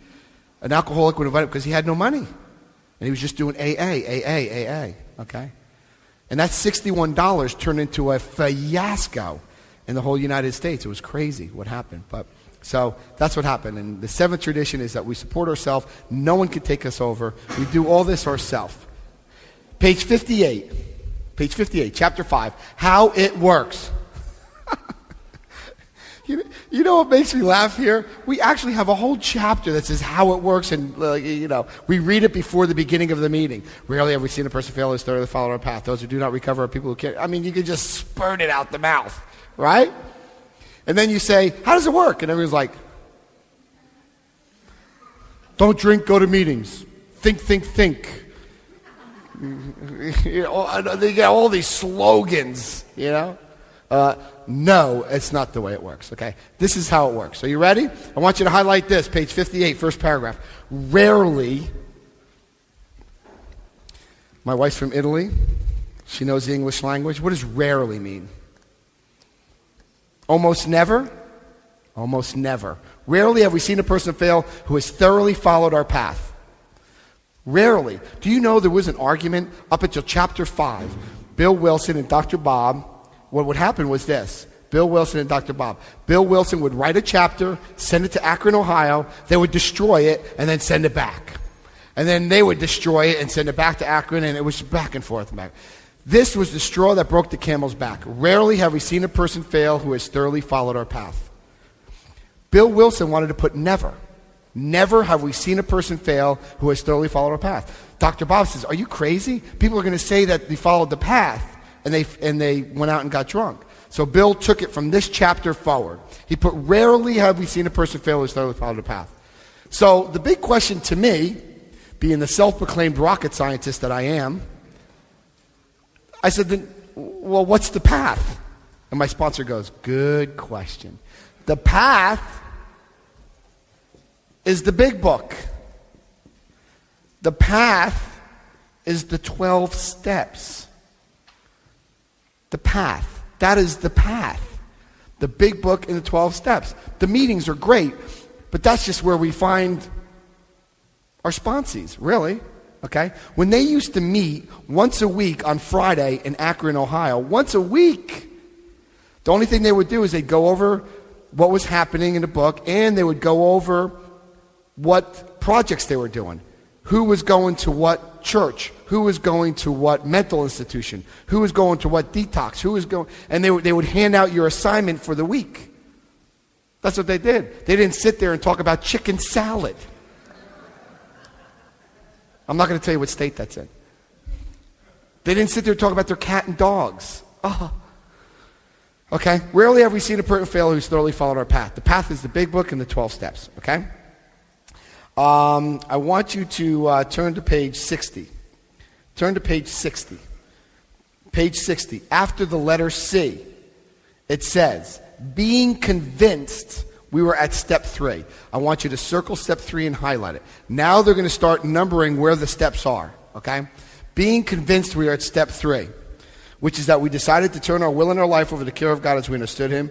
Just what do we mean by that, and just what do we do? Question, answer. Ready?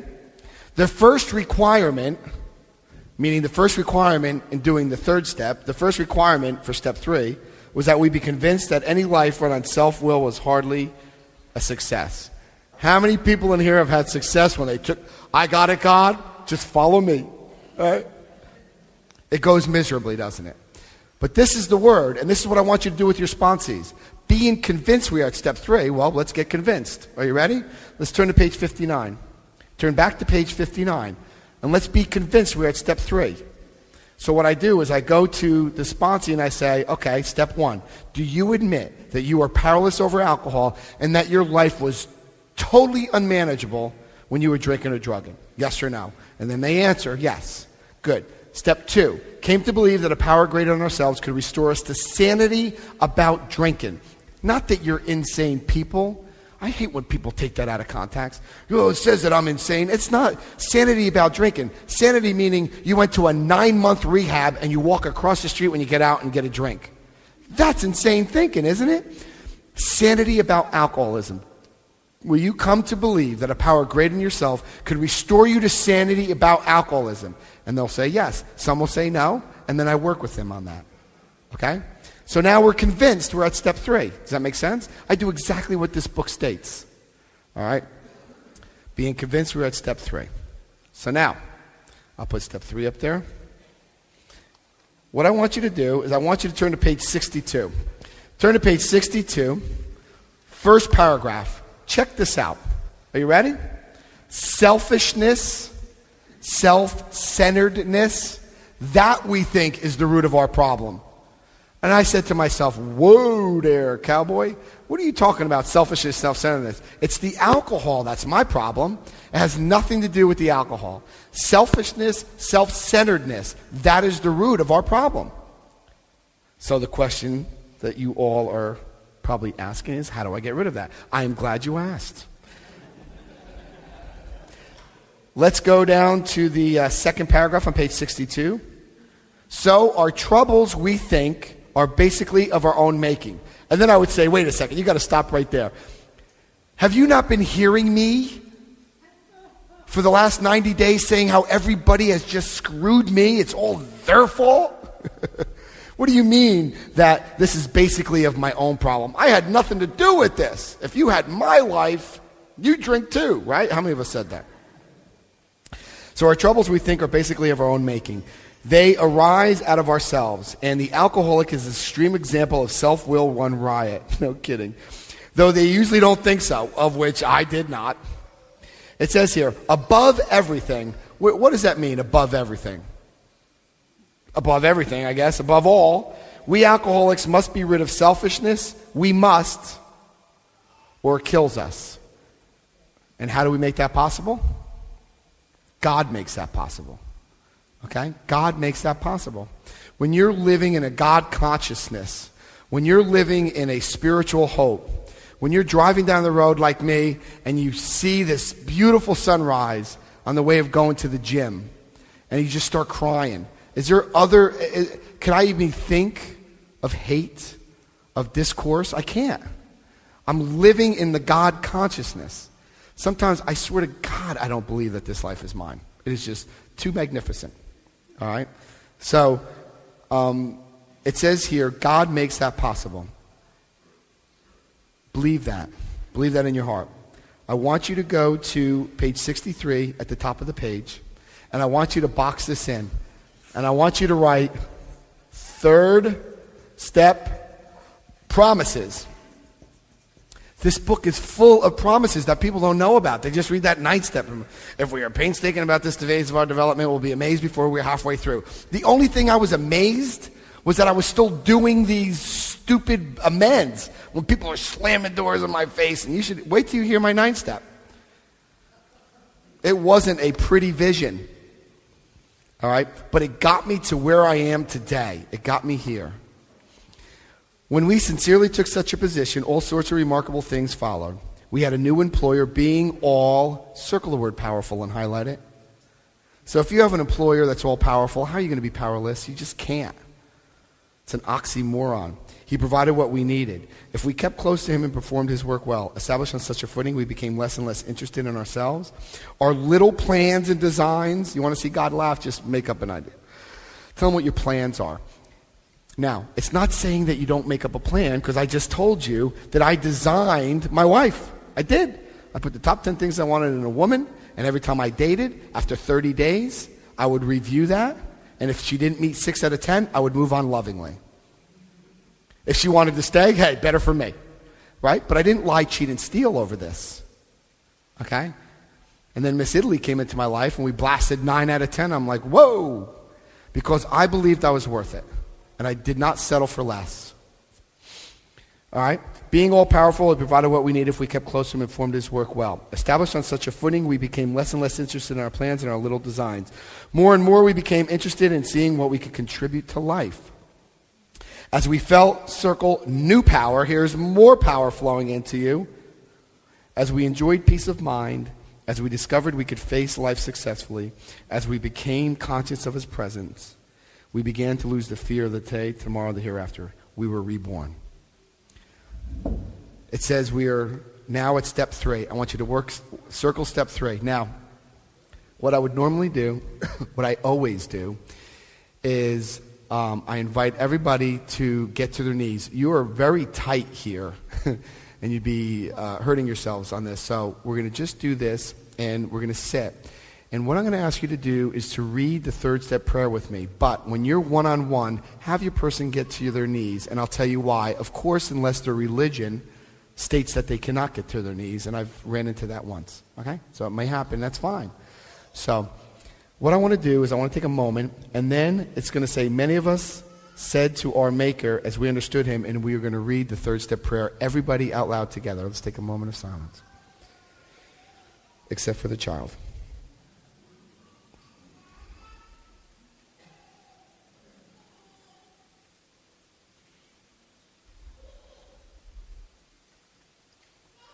God, I offer myself to thee, to build with me and to do with me as thou wilt. Relieve me of the bondage of self, that I may better do thy will.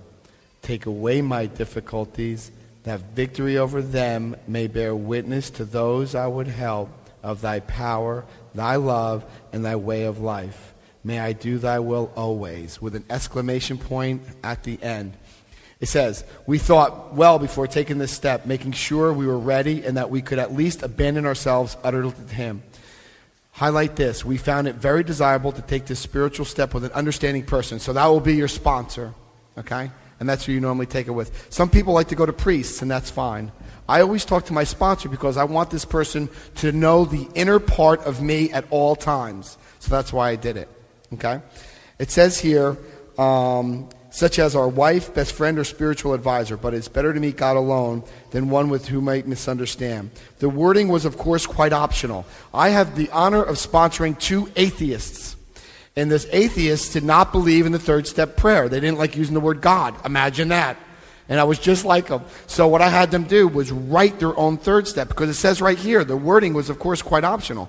They wrote the most beautiful third step prayer that I have ever read in my entire life. It was beautiful. I'm like, and you don't believe in God? You know? And then I was like, oh, sorry about that. I'm not teasing you. Yeah. It was absolutely beautiful. It says here, voicing it without reservation. This is only a beginning. Please circle this. How many people have seen that old dance, as we call it in AA? 1, 2, 3, drink. 1, 2, 3, drink. And they stop at 3. They don't go on to the 4th step. They just 1, 2, 3, drink. You want to come up and dance with me? 1, 2, 3, drink. I see it time and time and time again. Now is not the time to stop. So it says here, voicing it without reservation is only a beginning, though if honestly and humbly made, that's why I do it on my knees. How much more humble are you going to get than being on your knees? Okay? Humbly upon our knees. In effect, sometimes a very great one was felt. Now, you ready for this? There are no time frames in AA, correct? That's what we hear, no time frames in AA. Let me dispel that right now. I want you to highlight this. Next, we launched. How fast is launched? Launched is pretty darn fast, isn't it? I always tell of my roommate from college, who, by the way, I just found. And he's living in my town in Jacksonville. He's a colonel. He's flying an F-15 for the Air Force. He's been in there a long time, 25 years or so. And I talked to him once, and I said, what is it like to be launched off a carrier? Because I wanted to make sure I got the definition correct.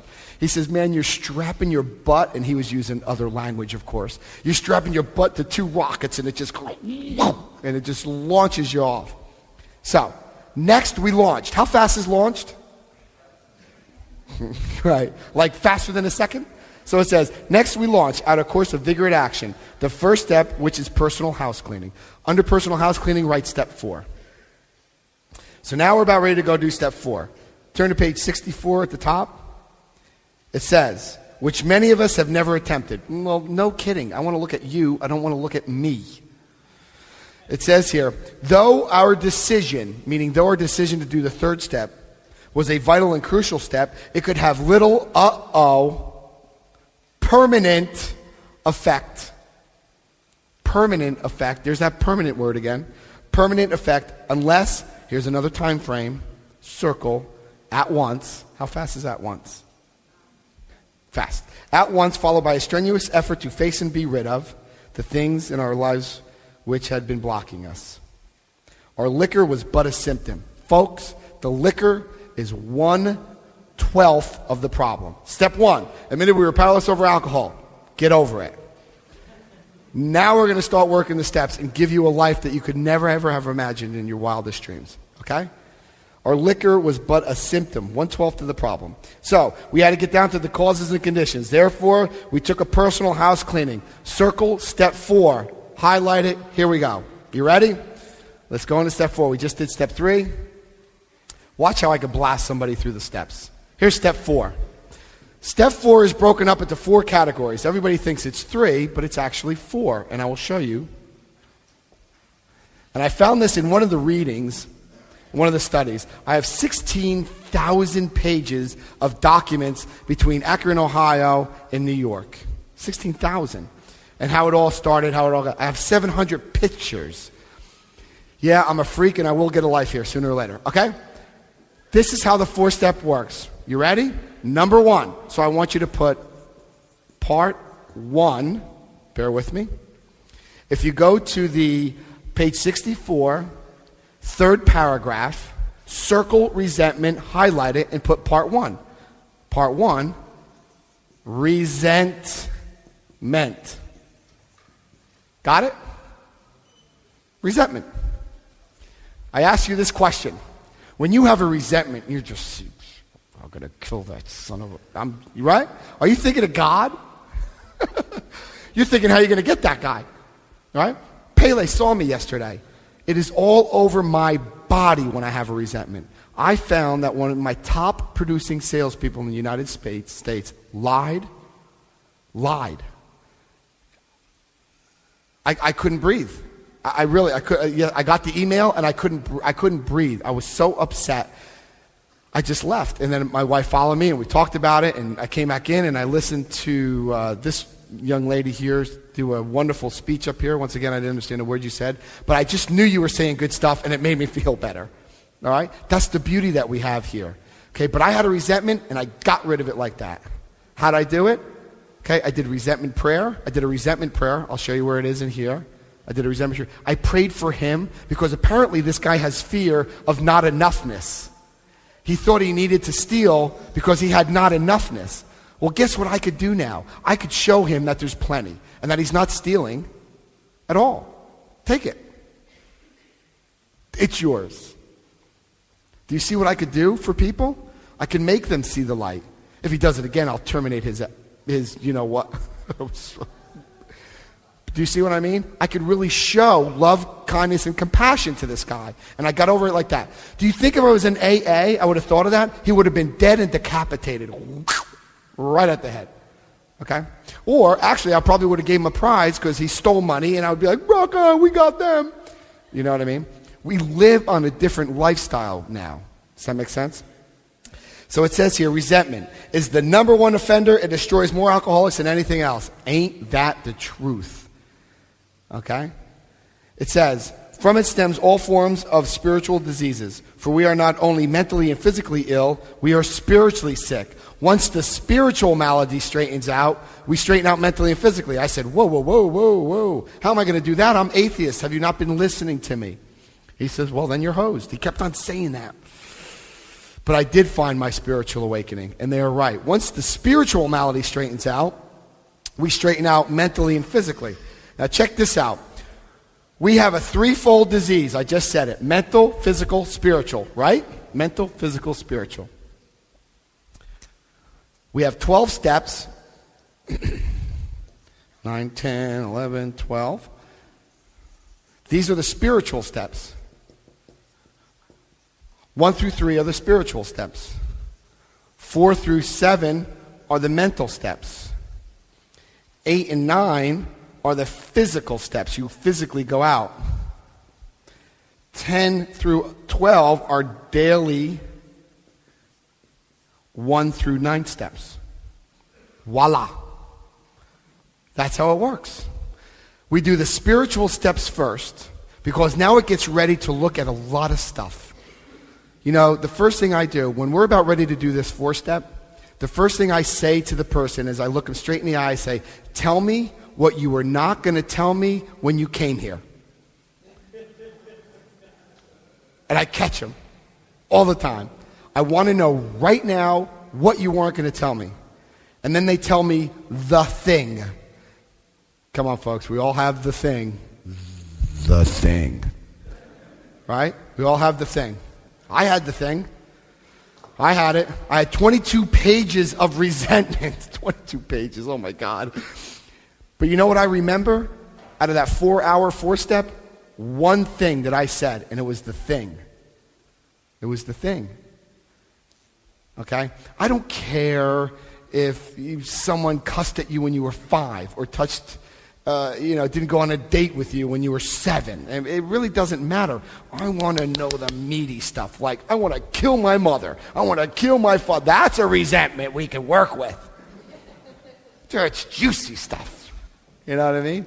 Once you break it down into that, this 4 steps like nothing. What kind of insanity are we thinking when I say, go home and fill out these steps? 3 months later, how are we doing? And they're still looking at the page. Stop it. I want you, from this point forward, to write the 4-step for them. You will have that in your lap. You will have a pen. And you will get through all the bull right away. Okay? Why do we do it like this? Because Bill Wilson did this with his sponsor called Ebby. And Ebby, as it says in Bill's story, came to the hospital and Bill couldn't write. He was shaking. So Ebby wrote it for him. So I just follow that. Dr. Bob used to do it the same way. He sat there and he got through, and you can get through a 4-step in an hour. So people are saying to me, well, aren't you missing stuff? Of course. Why do you think we have daily inventory? Because if you're doing daily inventory, you won't miss it. You're going to meet with your sponsor once a week. You're going to go over the inventory and, oh, by the way, I missed. Oh, by the way, I missed. Oh, by the way, I missed. Until finally you're, la. Want to watch me float? No? No, Bella? Okay. Okay. Okay? Do you see that? I just want the meaty stuff. Resentment. Here we go. It says here, we straighten out mentally and physically. In dealing with resentment, we set them down on paper. You got to write it, folks. You can't just sit there and smoking a cigarette. Am I mad at him? No, I'm pretty good today. You got to write it down. You got to be with a sponsor when you write this stuff down. Okay? It says we put it down on paper. It says here, we list people, institutions, and principles. Mother, father, sisters, brothers. Institutions, your banking, your work, your job. Principles is like the 10 Commandments, the Muslim religion, the Catholic religion. Principles, laws that your country may have that just drives you crazy. Okay? Those are the principles. And then it says here, we ask ourselves why we had them. The cause. And then it says affects my. Okay? Because if you go down to the bottom, it says, in most cases we found that the self-esteem, pocketbook, ambition, personal relationship, including sex. All right? That's the third column. But you know what? When I'm doing the initial 4-step, I don't care how it affects you. I really don't. I want to show you what your part in is. Because if you were like me, you thought everybody screwed you. Well, that's not a true statement. Because I will show you how you're drinking, you're drugging, your choices, and your actions. Why am I going to show you this? Because I like to beat you up? No. Because I want to show you how much power you have. How much power you have to change this. You don't have to live your life like this anymore. Okay? So I go right to where was I to blame? So you want to find out, because everybody could write a grudge list. So you look at the guy and say, give me the top thing you just hate. It's normally mother or father. Write it down. All right, give me the cause. Mine, what I said, my father beat me all the time. So my sponsor stopped. He goes, golly, man, every time you walked in your house, every time your father beat you? Well, not every. I found out it was like 3 beatings. I mean, they were pretty bad beatings. Okay? So you want to get specific. Beat me all the time. Always, always, never. Get rid of that saying. Okay? So then, if you turn... It says, if you turn to page, page 66, first paragraph, page 66, first paragraph. It is plain that life, which includes deep resentment, leads to futility and happiness. Stop it. If you have these deep resentments, get rid of them. How do you do it? Forgiveness. Forgiveness is the only way to do it. And to ask the person, when I went to my mother on the 9th step, I would say to her, why would you watch this person beat me? Why would you watch this? That's what I wanted to say. Why? But I went and I said, hey, listen, I apologize for putting a knife to your throat. I apologize for stealing your car and your money, blah, blah, blah. And when I was done, she says, something's been bothering me. Let me tell you the situation that I was in when you were a kid and your father beat you and I had to watch that. Let me tell you how I felt. Oh my God, I had no idea. And the forgiveness came back and we loved each other from that point forward. Do you see this? This program is unbelievable. Valeria's got a story about her grandfather. She also got a good story about making amends to the Pope. Yeah, that's a good one. Ask her about that. Okay, I want you to go down 5 lines from where we just read, and it says, resentment is infinitely grave. We found it to be fatal. For when harboring such feelings, we shut ourselves off from the sunlight of the Spirit. The insanity of alcohol returns, and we drink again. And with us, to drink is to die. If we were to live, we had to be free from anger. That's easy to say. But what happens with me is when I get that anger like I got outside yesterday, it fades away. Within minutes, maybe an hour, it fades away. Because I know how to handle it. I have tools. Okay? I have tools. And you know what if I was to write a 4-step, of which I did on that guy, do you know what it said? Had the guy's name, the cause he stole, and you know what my part was? He made me look bad. Isn't it all about how we look? All right? He made me look bad. That was it. Do I care about him and his needs? Did I call him up and say, hey, dude, are you okay? Tell me what's going on. How are your finances? What's happening? No, made me look bad. Now, how selfish do I feel? So now I'm going to call him up and say, hey, this is not you. What happened? What's going on? Just think about how much I could help him spiritually without him even knowing it. See, this AA stuff kind of just like gets in everyone's life. Okay? It says here, I want you to go to page 67. I want you to go to the second paragraph. And it says, referring to our list again, putting out of our minds the wrongs others had done, we resolutely look at our own mistakes. That's the fourth column. That's the fourth column. Okay? So now we're looking at our mistakes. You want to look at what their problem is. Drinking and alcohol and drugging. How did it get in? Okay? I want you to go to page 67. No, excuse me. Page 68. First paragraph. 68, first paragraph. It says here, we reviewed our fears. We reviewed our fears. So, I want you to write part 2, fear. Now we're going to look at fear inventory. Okay? Let's take a look at the fear inventory. The fear inventory looks like this. Part 2, fear. All right? So it says here, we put them down on paper. Voila. I got you the paper for you. Okay? We put them down on paper. Even though we had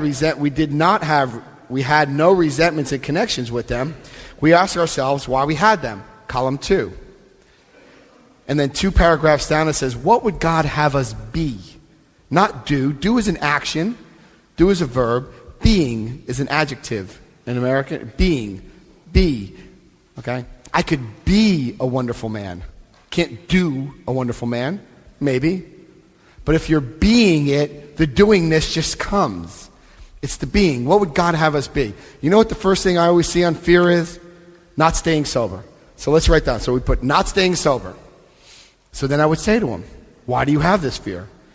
And he'd look at me like, yo, genius. I've been relapsing. This is my 90th time in AA. Oh, sorry. You're right. I understand why you have that fear now. Okay? Lack of money. Why do you have that? I'm broke. Okay? Not staying sober. Okay? Not finding a loved one.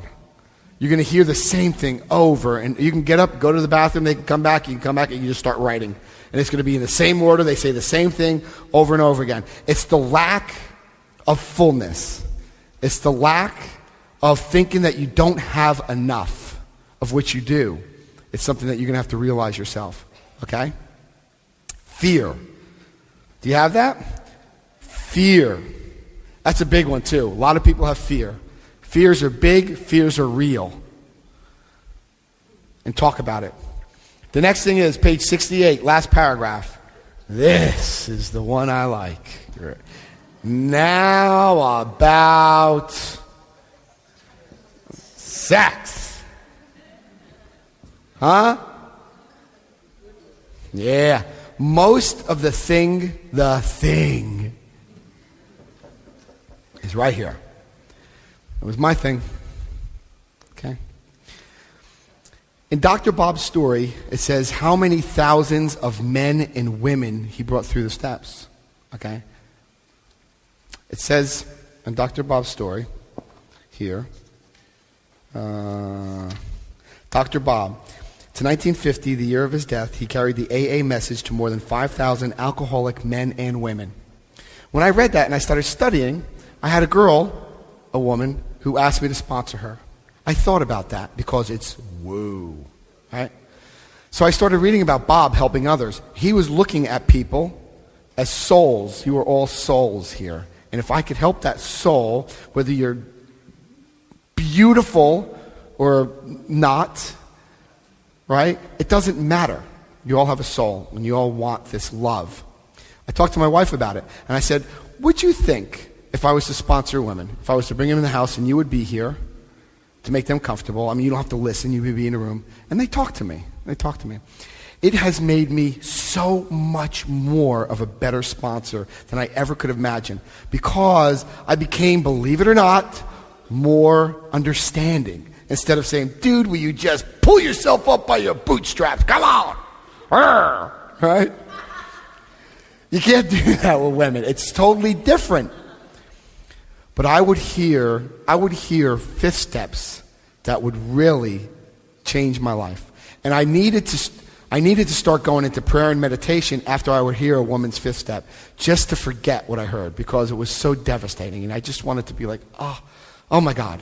You know, how do you tell someone life is going to be so phenomenal, so great? And I do. I tell them. I said, that was nasty, terrible, the worst.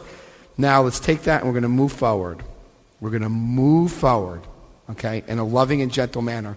And it takes a lot more time because you all have been devastated so hard, okay? With a lot of guys, it's some other stuff that they have to deal with, whether it's a lot of stuff. So it's tough. So you want to get that out, because this is the stuff that's going to drive you crazy. This is beautiful. It's great. Play with it. Have fun with it, okay? If you decide to have a monogamous relationship, it was funny. My wife and I, when we dated for a year, we dated everybody. Everybody. She'd say, hey, I'm going on an appointment. Okay. She worked for me, and I was like, wait a second, you have no appointment today. And it meant she's going on a date. And I was like, oh, sorry, that's cool. And then she called me up, she goes, hey, this guy's a jerk. Can you call me up and say you got to go to the office? Okay, let me get this. So you want me to lie? And I was dating a lot of people. We were having fun. Okay, we're having fun. I wasn't lying, I wasn't cheating, I wasn't stealing, I was having fun. And then one day, about a year and a half into it, 2 years maybe, I said, hey, you want to have a monogamous relationship? And she goes, sure, what's that? She didn't understand the word monogamous, meaning one on one. So that's what we chose to do, okay? Have fun with it. It's beautiful. God didn't give us this beautiful thing we call sex and, say, well, no, you got to do it this way and stay away from this and this. You know what I mean? Please. Treat it with respect. It's going to be beautiful. But that is the thing that drives most people out. Okay? So be aware of it. Be understanding of it. Some people tell you stuff. Don't be like, oh my God, you're sick. You don't want to do something like that. Get out of my house, you freak. No, I didn't do that. Okay? It says here, now about sex. Many of us needed an overhauling there. No kidding. All right. Above all, which means, I guess, above all, it says, we try to be sensible about this question. Turn to page 69. Page 69. Now, folks, okay, the main reason why it's on 69 is not because Bill was some kind of a pervert. Because people are like, the sex inventory is on 69. Get it? Yeah, I get it. What happened was, when they moved some of the page numbers back to make Bill's story number 1, page 1, instead of the doctor's opinion, the numbers had to fall down, and sex landed on 69, and maybe it was a God-given thing. I don't know.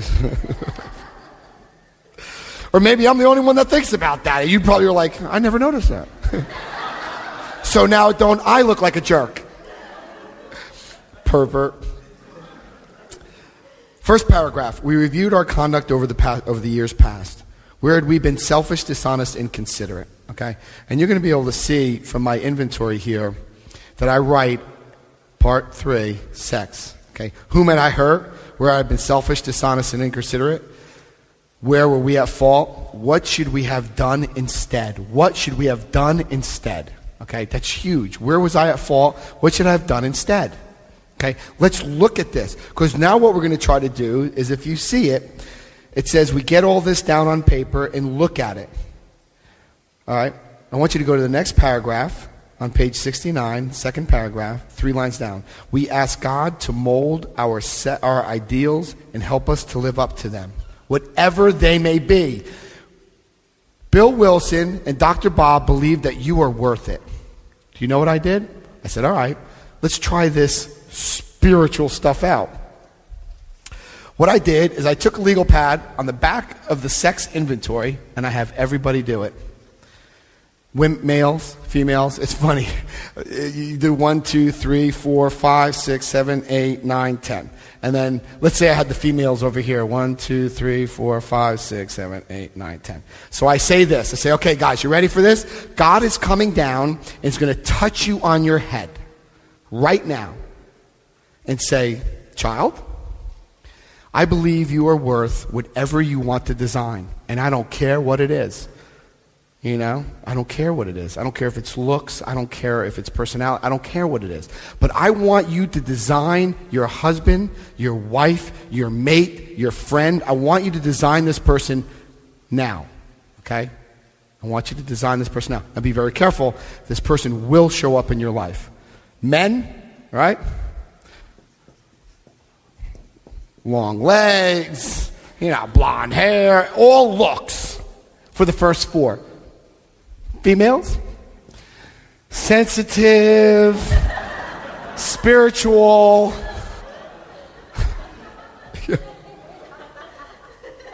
I swear to God, it's like, it is so fun. And I did it. She's right there. She's smoking hot. All right? I did it. I did do it. Valeria is 9 out of 10. So you're probably saying, well, what's the one she's missing? I have 2 children from a previous marriage.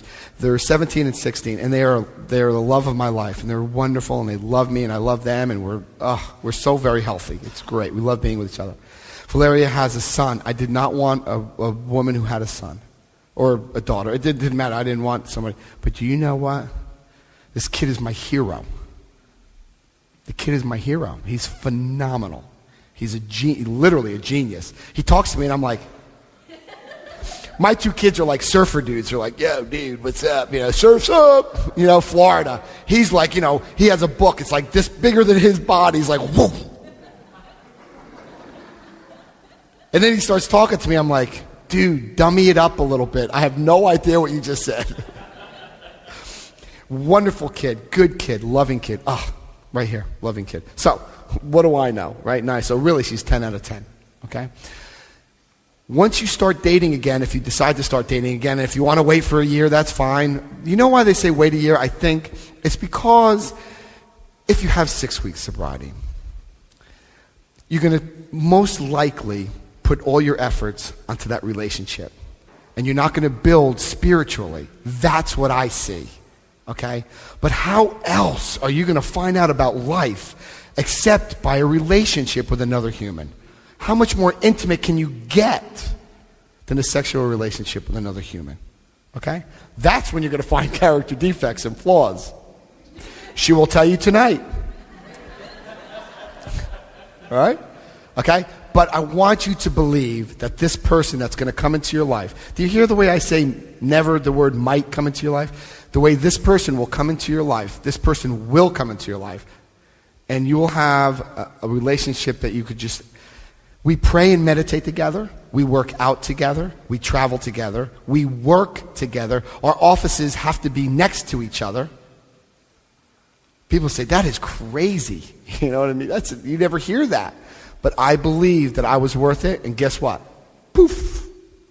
Okay? Bella. We got Bella. All right. Now, I want you to go page 69, and I want you to go 1, 2, third paragraph. All right? Third paragraph. This is the fourth part that everybody misses. This is the fourth part that everybody misses. Part 4. Harms done others. Harms done others. The harms done others. And this is what it looks like. Pretty simple. Who'd you screw over and what did you do? Simple. Who did you harm and what did you do? That's all we need to know. Where did I get that from? I want you to go down to page 69, 1, 2, third paragraph. Whatever our ideal turns out to be, we must be willing to grow toward it. That's the sex ideal that we're talking about, but check this out. We must be willing to make amends where we have circled done harm. That's it. Harm's done others. How are you going to make amends if you don't write it down? That's the fourth column. That's part 4. Okay? It's part 4. All right? I want you to go to the last sentence on page 69. God alone can judge our sex situation.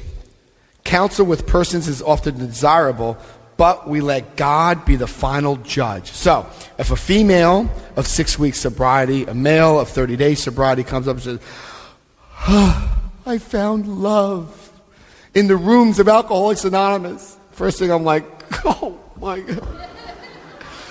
2 sickies don't make a welly. No, I'm kidding. I'm like, oh, it's sweet, sweet, you know. But let me tell you what my experience is over the years. This is what's going to happen, and I lay it out. And then I say, but you and God can be the judge alone. So you need to do what you feel is right. 10 times out of 10, they're going to date. And my phone's going to ring off the hook day and night. And I'm like, oh, sugar. And sugar is not the word I use. Okay? So that's what we do. Okay. It also states here, if you look at page 70, first paragraph, if you go down to about 7 sentences down, it starts off with, if we are not sorry and our conduct continues to harm others, we are quite sure to drink. We are not theorizing. These are facts out of our experience. There are people in this room, male and female, that use this as a dating service. Okay? People are getting harmed. We all love each other. This is sacred grounds for us. All right? Think before you act. Nice. One standing ovation. But I agree. Okay? This is sacred grounds. It really is. All right? Think about it. Talk about it.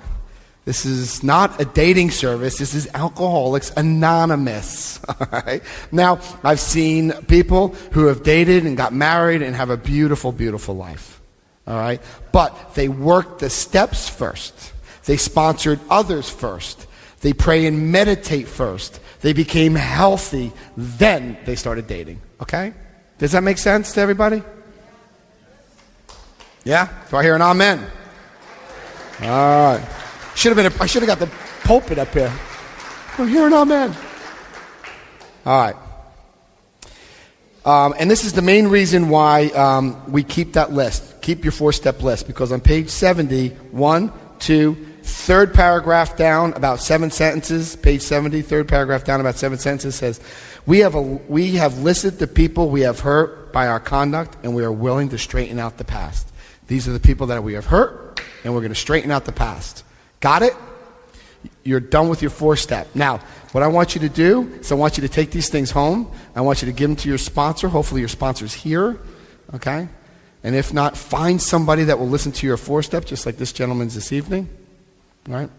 And have them write it. Show them how this is done. Okay? Grab somebody who has worked the steps. I want you to turn to chapter 6, and we're going to finish up. You ready to finish up? Now we go through it really fast. This is it. Chapter 6, I want you to write steps. Pele, did you steal? You stop stealing my stuff. Bella, I don't know why you did that. Oh, you got me my own. Oh, didn't you just shove that in my face? Okay. At the top of the page, this is steps 5 through 11. Watch how fast we go through this. Now, the founding fathers and one sister knew that we were going to come into this stuff with stuff. The thing. The thing. Okay? So they wanted to make sure that we said this thing. And when I came into it, and I had 22 pages, I left the thing off. I left it off. I'm a perfect alcoholic. Okay? So my sponsor said, okay, let's go over this chapter 5. Let's go over this before we do the 5th step. Are you ready? I'm like, yeah, boss, I'm ready. I'm ready to go. And we sit down, and I'm nervous, and he says, okay, let's look at the top of page 72, first paragraph. Okay? It says, we have been trying to get a new attitude, a new relationship with our Creator, and to discover the obstacles in our path. We have admitted certain defects. We have ascertained in a rough way the trouble is. We have put our fingers on the weak items in our personal inventory. Circle the word now. How fast is now? Fast? Now, these are about ready to be cast out. Okay? So, you got it? It says, this requires action on our part, which when completed, which means we have admitted to God, to ourselves, and to another human being the exact nature of our defects. This brings us to the fifth step. Circle fifth step. Circle fifth step. It's going to say 9 times in the next 3 paragraphs, are you sure you're telling me everything? Let's write them down. Right? So I'm thinking I'm getting away with something. There's no way I'm going to tell him about that thing. I'll tell you the thing. Now I can tell. I'll tell you the thing. I'll tell you the thing tonight. Tonight at 8 o'clock here at the... Well, like is it 9 o'clock? It's like an advertisement here. Okay? I want you to go to the second paragraph on page 72. I want you to go down 9 lines. And it's going to say why to do step 5. The best reason first? I guess. The best reason first, if we skip this vital step, we may not overcome drinking. I have seen that time and time and time and time again. People not doing the 5th step and drinking. I'm sick and tired of it. So I take these people right from the 4th, writing it, because I'm writing it and they're saying it at the same time. See how I do it? I knock out 2 things in one shot. I get it done in an hour. Oh, well, Susie Lou didn't let me hold her hand when I was... Shut up. I don't say that to women. I'm more gentle. The guys, I'm like, shut up. I want the big stuff, you know. So it says here, if we skip this vital step, we may not overcome drinking. Here we go. Time after time, newcomers have tried to keep to themselves certain facts. What? And then he looked at me. He goes, are you trying to keep certain facts? No, man, not me. And I'm thinking, he's seeing through me, man. He's seeing through me. He's seeing through me. All right. So then it says here, try to keep to themselves certain facts of their lives. Trying to avoid this humbling experience.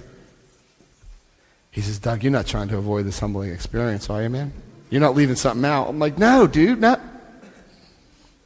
Halo. I'm an angel. He goes, good. Trying to avoid this humbling experience, they turn to easier methods. Doug, you're not trying to turn to an easier method and leaving something off this 22-page resentment. No, not me, Greg. That's not it. Okay, almost invariably, which means almost always, almost invariably they got drunk. Having persevered with the rest of the program, they wonder why they fell. We, the first 100 people of Alcoholics Anonymous, think the reason is that they never completed their house cleaning. He says, Doug, have you completed your house cleaning with this 22 pages? And now I'm thinking to myself, oh my God, he does know. How did he find out? And I just looked at him straight in the eye and I said, yeah, man, I completed it. Lied to his face. All right? Lied to his face. I want you to go down about 5 lines on page, from where we just left off. It says, 5 lines at the top of the page of 73, where we just left off. It says, but they had not learned enough humility, fearlessness, and honesty in the sense we find it necessary until they told someone else all their life story. He says, are you telling me your whole life story in this book right here? I had a book. I was like, yeah, Greg, man, it was tough. It was powerful. Yeah, I'm leaving this huge block out. I filled it in with junk. I don't even know what I wrote. Go to the bottom of the page 73, last paragraph. We must be entirely honest with somebody. Doug, are you entirely honest with me on this? I'm like, Greg, this is getting old, man. Yeah. He goes, I'm just following the book. He's like, I'm just following the book. I'm doing what the book says. I said, okay. We must be entirely honest with somebody if we were to expect to live long and happily in the world. Go to page 75. Check this out. First paragraph, page 75. This is step 5. You ready? Page 75, first paragraph. When we decide who is to hear our story, how much time do we waste?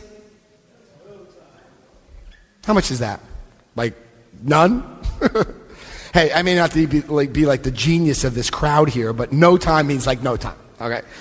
So it says here, when we decide to hear our story, we waste no time. We have a written inventory and we're prepared to take a long talk. Folks, I give somebody about 1 or 2 hours, depending on how I think they may be.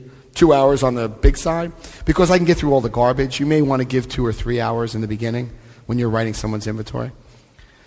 We explain to our partner what we're about ready to do and why we have to do it. He should realize that we are engaged upon underline this and highlight it and circle it, life and death errand. This is life and death we are working on here, okay? Life and death. Treat it as such.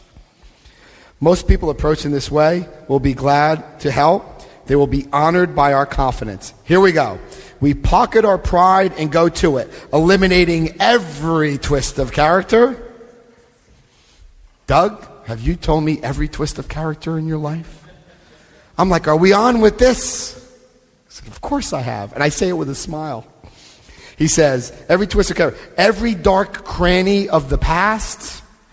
Doug, have you told me every dark cranny of the past? Now, he says to me, okay, I'm going to say this one more time. And if you want to get over on me, that's fine. But I just got to make sure that I'm doing my job. So I'm going to ask you one more time. Once we take this step, withholding nothing, are you withholding anything? And I was like, yes, it happened in 1989. Tell him that. And then I was done and I was like, oh my God. I had an out-of-body experience. I told this guy the thing.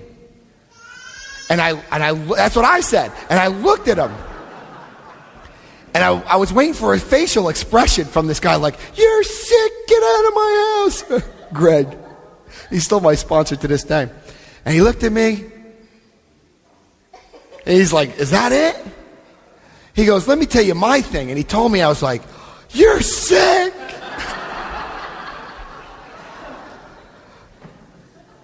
Nine times. All right? That's what I want you to come away from here with today on the fifth step. Make sure they know this is life and death, and you're going to ask them 9 times, okay? I also want you to look at the fifth step promises, page 75, second paragraph. I want you to box it in. These are the fifth step promises. We park at our pride and we go to it, eliminating every twist of character, every dark cranny of the past. Once we have taken this step, withholding nothing, we are delighted. We can look the world in the eye. We could be alone at perfect peace and ease. Our fears fall from us. We begin to feel the nearness of our Creator. We may have certain spiritual beliefs, but we now have a spiritual experience. The next paragraph, returning home. Returning home. This is what you tell your sponsee to do. Returning home, we find a place where we can be quiet for 1 hour. Carefully reviewing what we have done. We thank God from the bottom of our heart that we know Him better. Taking this book down from the shelf, we turn to the pages which contain the 12 steps, carefully reading the first 5 proposals. So what I do is I go back to page 59, and I look at the sponsee, and I say, step 1, do you admit that you are powerless over alcohol and your life has become unmanageable? The answer to that is yes. Step 2, came to believe a power greater than ourselves can restore you to sanity. Do you believe that with all your heart? Step 3, made a decision to turn your will and your life over to the care of God. Step 4, made a searching and fearless moral image of yourself, withholding nothing. Step 5, admitted to God, to ourselves, and another human being the exact nature of your wrong, withholding nothing. They will almost definitely say yes to all those. So then it says this, page 76 at the top of the page. If we could answer to our satisfactions the questions that I just asked you, we then, how fast is then? Now, we then look at step 6, okay? This is step 5. Now we look at step 6. Folks, every character defect known to man, welcome. I got 2 pages of them. But this is the twist. Look at what I got on the right side, okay? Stop beating yourself up. Get to the right side. Let's start falling in love with ourselves. Do you see that? So, we get to step 6. It says, we have emphasized a willingness as being indispensable. Are we now ready to let God remove from us everything which we have admitted is objectionable? And I ask them that question, and they say yes. Can He now take them, every one? Yes. If we are still clinging to something we will not let go, we ask God.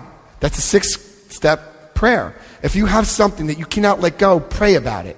It will help 9 times out of 10. Trust me on this. Okay? That's step 6. What I want you to do on your sheets, I want you to put a little mark, little X, next to each one of these. You can't beat me. I had 62. I'm down to 30. Okay? 62 of these character defects. Click. And then I wrote a little something showing why I'm selfish, why I'm dishonest, why I'm resentful. I want you to do that, okay? And then show this to your sponsor. Your sponsor's going to be like, whoa, we got a lot of work, all right? So that's what I want you to do on the 6th step. Look, 2 pages. Isn't that beautiful? But I also want you to look at the other side. That's what we're going to aim for. I always give you a vision on what to aim for. Life is a vision. We got it? All right. Now it says, when ready, we say something like this. Now, the big book used to say in step 7, humbly upon our knees. So what I do is I get the sponsee back on their knees, and we will take a moment of silence and read the 7th step together, okay?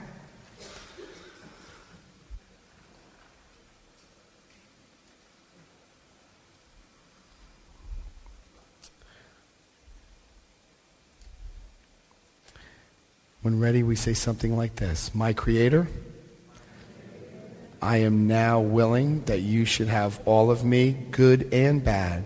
I pray that you now remove from me every single defect of character which stands in the way of my usefulness to you and my fellows. Grant me strength as I go out from here to do your bidding. Amen. Do you see anything different between the 3rd and the 7th step prayer? Folks, we are almost done. We are almost done. Follow with me. Here we go. This is the stretch. Watch this. 3, 4, 5, 6, 7, 8, 9, 10, 11, 12. On the 3rd step prayer, there is no amen at the end of that. Did you notice that? The 3rd step prayer, there's no amen. Why? It's because at the 7th step prayer, which it says amen, what happens is you're working all the mental steps. You have now just looked at your whole life, and it probably isn't pretty, and that's okay. And now you look at it, and amen means, in spiritual terms, so be it. I've looked at it all. It is what it is. So be it. If I can go back and change it, I would, and I can. Through steps 8 and 9. Got it? Step 3 gets us prepared mentally. Step 7, amen, so be it. You're done. Now, let's go out and make amends. Are we ready? All right, good. This is going to be steps 8 and 9. Now, let me tell you about this card that I wrote here, and I want everyone to stay on the same page. But it says here, after we said amen, it says, we have then completed step 7. We got a new disc, we got a new battery, and I'm ready for another 5 hours.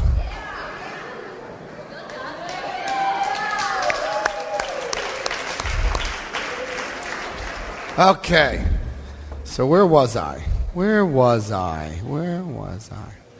I know. I was on page 76. We just finished step 7. We said the prayer. Now, normally you're going to take your person on their knees again. It used to say, believe it or not, in step 7, it would say, humbly upon our knees. When we changed that, so they say, well, there hasn't been changes in the big book of the first 164 pages. There actually has.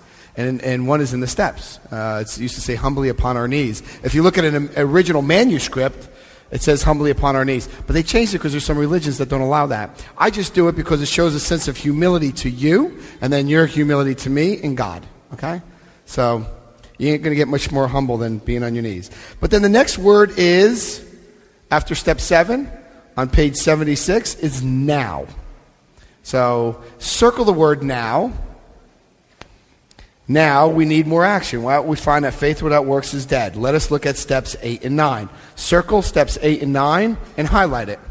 This is where steps 8 and 9 come in. Folks, you'll hear my story tonight. This is where the rubber meets the pavement. Yeah, that 4th step is big. 5th step is big. Okay? The 9th step is where it really happens. And wait till you hear the lengths that I went to stay sober forever. And I finished my 9th step. Okay? I finished with almost a little jail time, but we'll talk about that later. But what was my part? I broke the law like 10 times. Maybe 20, but who's counting? Okay, so it says 8 and 9. It says, we have a list of all persons we have harmed and to whom we were willing to make amends. We made it when we took inventory. Do you remember that? The harms done others list? That's your 8th and 9th step. So for those people out there in AA land who say, oh, well, I went to the beach and I burnt it with my sponsor, rewrite it. That's what I say to them. Rewrite it, because it says right here. It says, we have a list of all persons we have harmed and to whom we were willing to make amends. We made it when we took inventory. Your harms done others list, okay? Does anybody want to take a peek at that one again? Well, let me just show you. I'll put it up on the screen here.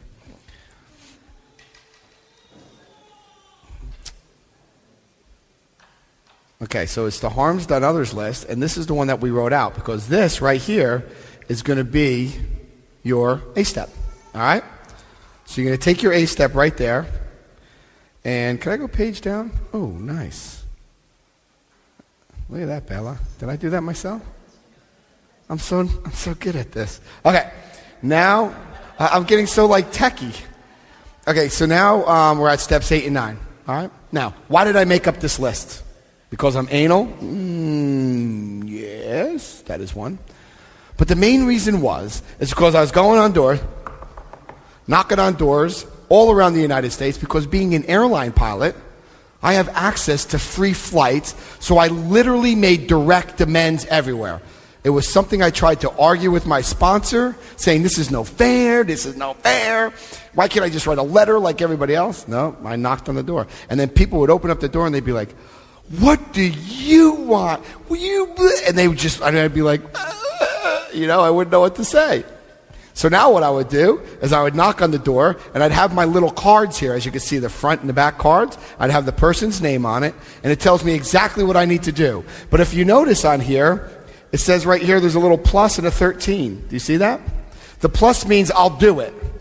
The 13th means you're going to be my 13th amends, because you're not going to be the first one. I had 40. So this one wasn't all that bad. So this is the front of the card, and this is what I put down. This is right out of the big book. Don't delay. Ask God for strength. Before implicating others, secure consent. Do you see this? All you have to do nowadays is just make copies. I gave it to you. Just white out where it says, Jim, my example, just white that out and make copies of it. Make it blank. All right? And then the back of the card is this. It says here, I know and regret that I have caused you the following harms. And then I write the harm. All right? Is that a bad harm? All right. Then you have 3 questions you must ask. These are the 3 questions. I will tell you a story tonight. You'll be like, oh my God, the 9th step from hell. All right. So, but I did this. And this is what I did. It's the 9th step. All right. This 9th step is huge. This 9th step gave me God. This is it right here. This 9th step gave me God. So it says here, we took it when we had inventory. We subject ourselves to a drastic self-appraisal. The next word is now. Circle the word now. Has anybody seen any other time frame than now, next, then, launched? Okay, good. Now, we go out to the past. We go out to our fellows and repair the damage done in the past. If you go down about 3 lines from there, it says, if we haven't the will to do this, we ask until it comes. Remember, it was agreed at the beginning we would go to any lengths for victory over alcohol. Remind your sponsee that, because his chances of survival are slim to none if they do not do the 9th step. I'm just telling you the facts. I'm just a factual guy here. I'm telling you the facts. Okay? I want you to go into page 77 at the top of the page. Page 77 at the top of the page. At the moment, we are trying to put our lives in order, but this is not an end in itself. Our real purpose is to fit ourselves in the maximum service to God and to their people. That's huge, and that's what I do, and that's where I'm at right now. Okay? I want to lay myself with God, and once you get into this thing called the flow of life just becomes so easy. And then, as it starts becoming more easy, it becomes more fun. I play games with the universe. I try to give a lot of my time and a lot of my money to the universe. I mean, as I told you, Larry and I have a house in Sarasota, Florida that we give to everybody for free. It's beautiful. We get notes saying, my wife and I were having troubles until we stayed at your place, and the energy was so beautiful, and we're rekindling our love. And I mean, it's great stuff, And then I have some friends who are like, hey, the party was great, dude. We didn't destroy your house. Whatever. You have to take the good with the bad, I guess. Okay? So that's the stuff that we give out. It's going to tell you on page 77, if you go to the first paragraph, about 4 lines down, it says, the question of how to approach the man we hate. It's going to tell you how to work that, how to do it. It's pretty hard to do it, isn't it? I had to do it. It's also going to tell you a couple lines down from there. It says, with a person we dislike, we take the bit in our teeth, and that's it. Get over it. You dislike them, you've done them wrong, make amends, move on. All right? Last paragraph on page 77, highlight. Under no condition do you criticize such a person or argue. I did not go to my mother and say, what were you thinking? What were you thinking? All right? I didn't say that to her. She said it. All right. I want you to read on. It says, simply, we tell them that we will never get over drinking until we have done our utmost to straighten out the past. We are there to sweep off our side of the street, realizing that nothing is worthwhile until we accomplish this. All right? It says here, if our matter is calm, frank, and open, we will be gratified with the results. In 9 cases out of 10, and that has been my experience. I've had plenty of doors shut in my face, but 9 out of 10, I've gotten phenomenal results. People saying, I can't believe you're doing this. I cannot believe that you're doing this. I didn't even realize that. Of course, I played the tapes in my head a lot worse than it was, like we all do. It says here on page 78, second paragraph, most alcoholics circle owe money. Is that true? Highlight, owe money. What to do if you owe money. It's going to tell you what to do.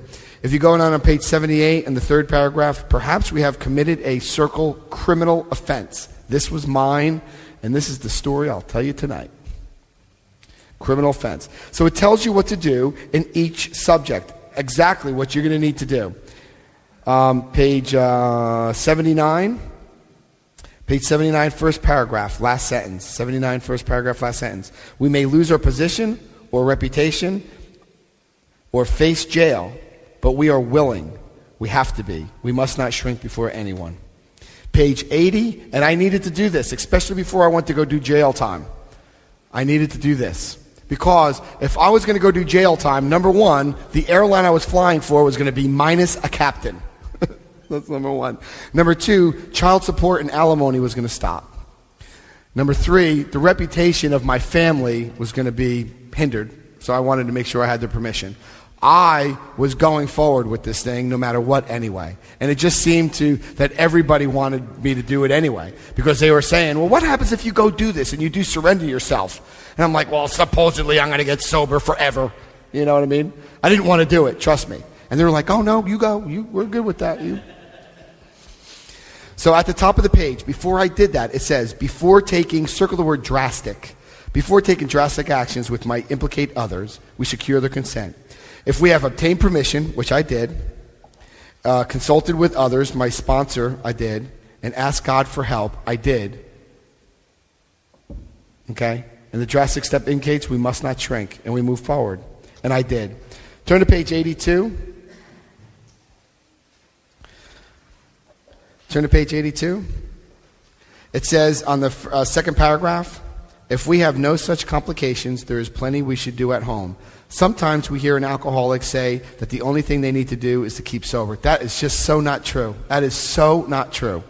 It says here, certainly he must keep sober, for there will be no home if he doesn't. But he is yet a long way from making good to the wife and the parents of whom years he has shockingly treated. My kids were 2 and 3 when I got sober, so I couldn't make amends to them. They didn't know, but I was the perfect father. Perfect. I was a perfect ex-husband. No matter what my ex-wife did, I still kept coming. I still kept being there. Same time. Never missed a ball game. Never missed a soccer game. Never. I can still say that to this day. They're 17 and 16. That was my amends to my kids. That was my amends to my ex-wife, who I so destroyed. Okay? It says here, If you go down to page 82, 1, 2, third paragraph, 4 lines down, third paragraph, 4 lines down, we feel a man is unthinking when he says that sobriety is enough. They said it twice, so don't think you're getting away with something. You're going to have to do something about it, okay? It says here on page 83, second paragraph, the spiritual life is not a theory. We have to live it. So that means when I go to work, I can't screw you over and steal and lie and cheat, right? When I come home, I can't beat my wife.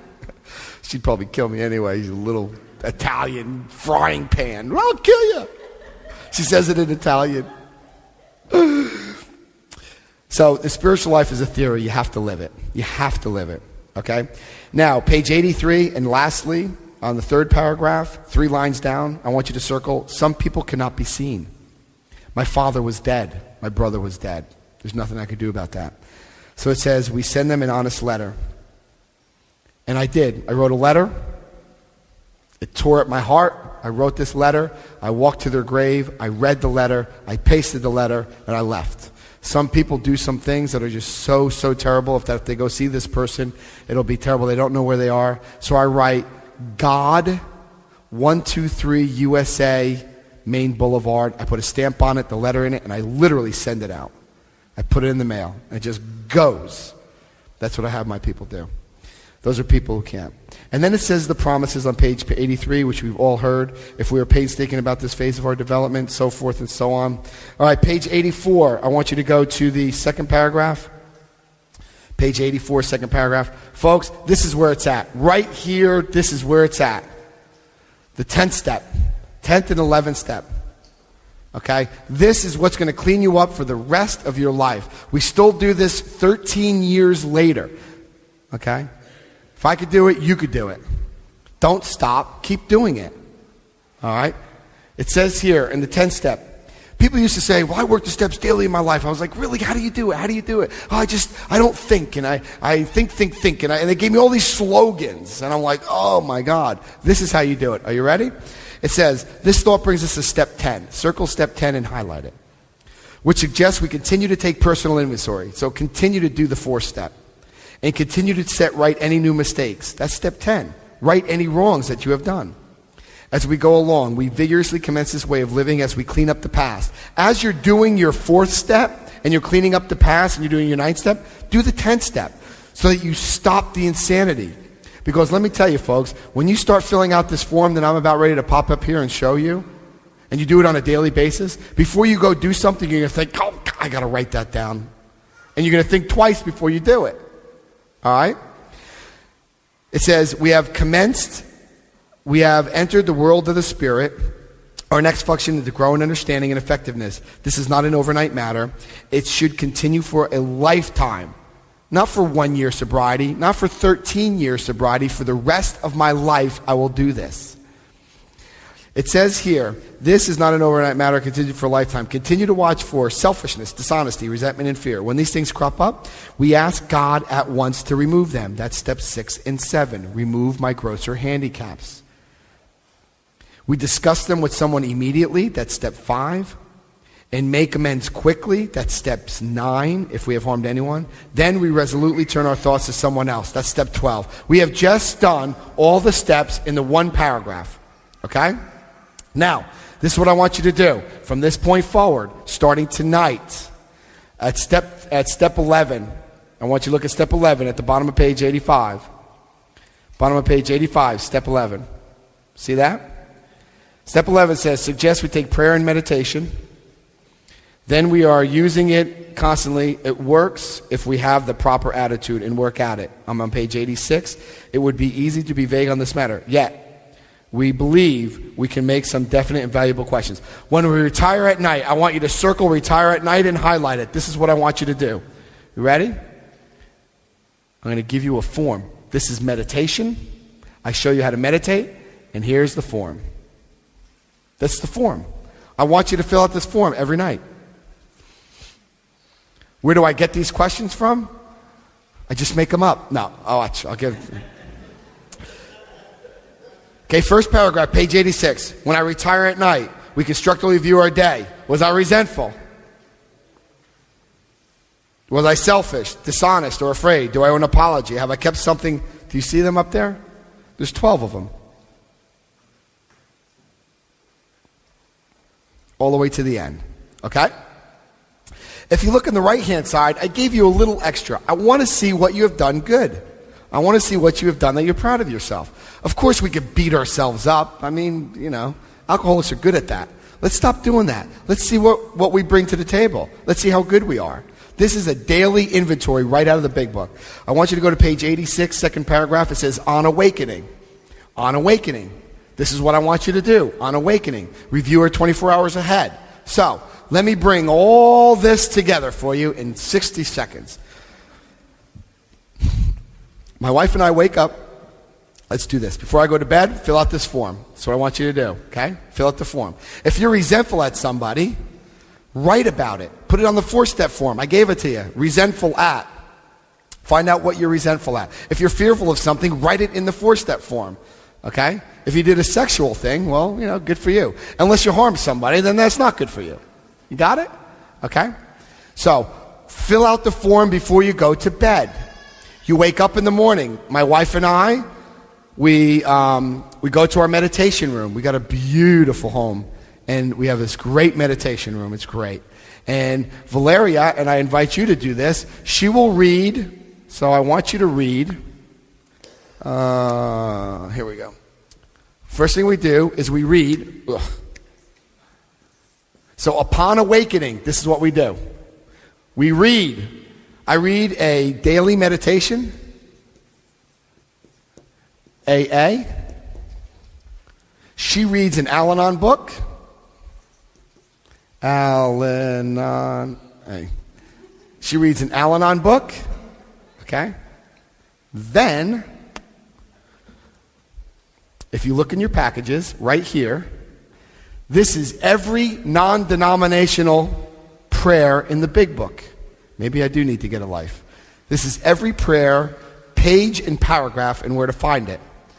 She reads every one.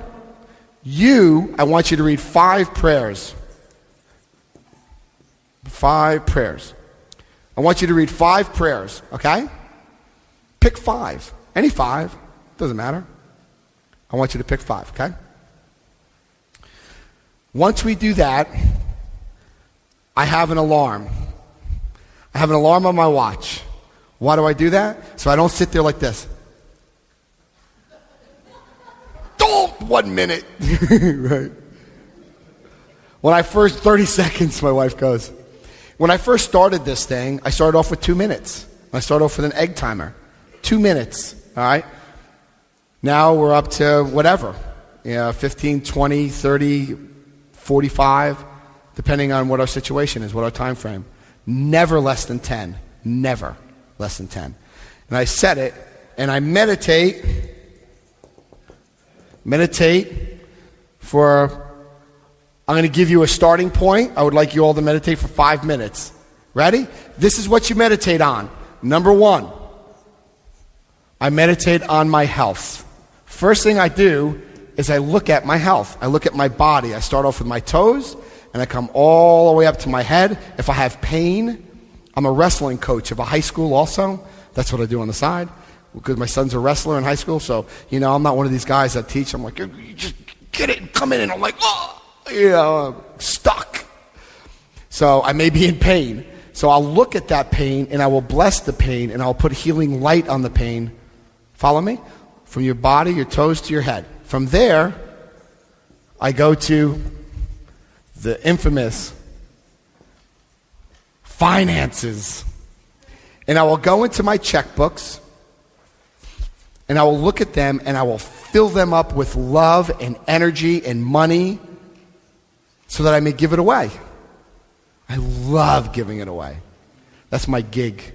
My new thing in life is giving everything away. So my finances, I look at that. I bless it. I look at it. I see it. Next thing is your job or your career. I look at my job. I own, we lost count, 5, 6 companies, different types in the States. That's what I do. But anyway, so I look at all the companies that I have, and I bless them. I bless them. I thank God for them. I look at all the companies and I bless them. I bless the employees, all of them. Okay? Then the next thing I look at is relationships. Relationships. If I have a problem with somebody, I look at candles in a circle and I put the person in the middle and I will talk to that person. I will talk to that person. And guess what happens when I really talk to the person? It comes out just like my meditation. Okay? I look at all my relationships.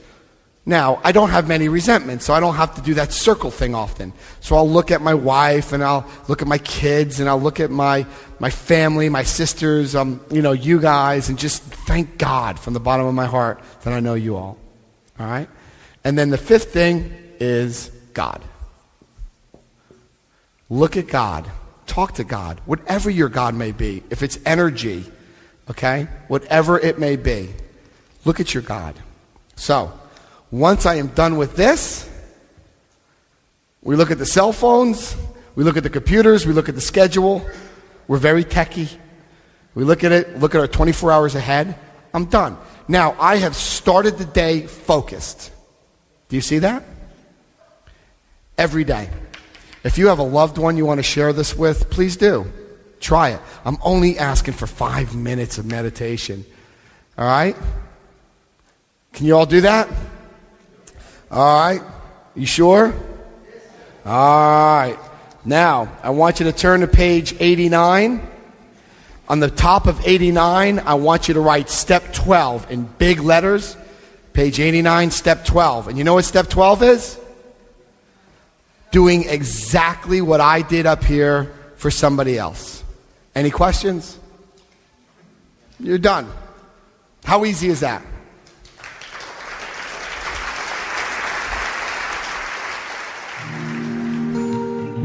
Thank you for listening to Sober Sunrise. If you enjoyed today's episode, please give it a thumbs up as it will help share the message. Until next time, have a great day.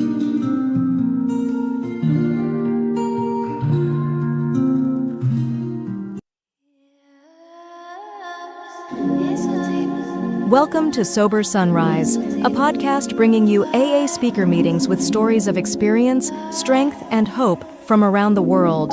We bring you several new speakers weekly, so be sure to subscribe. We hope to always remain an ad-free podcast, so if you'd like to help us remain self-supporting, please visit our website at sober-sunrise.com.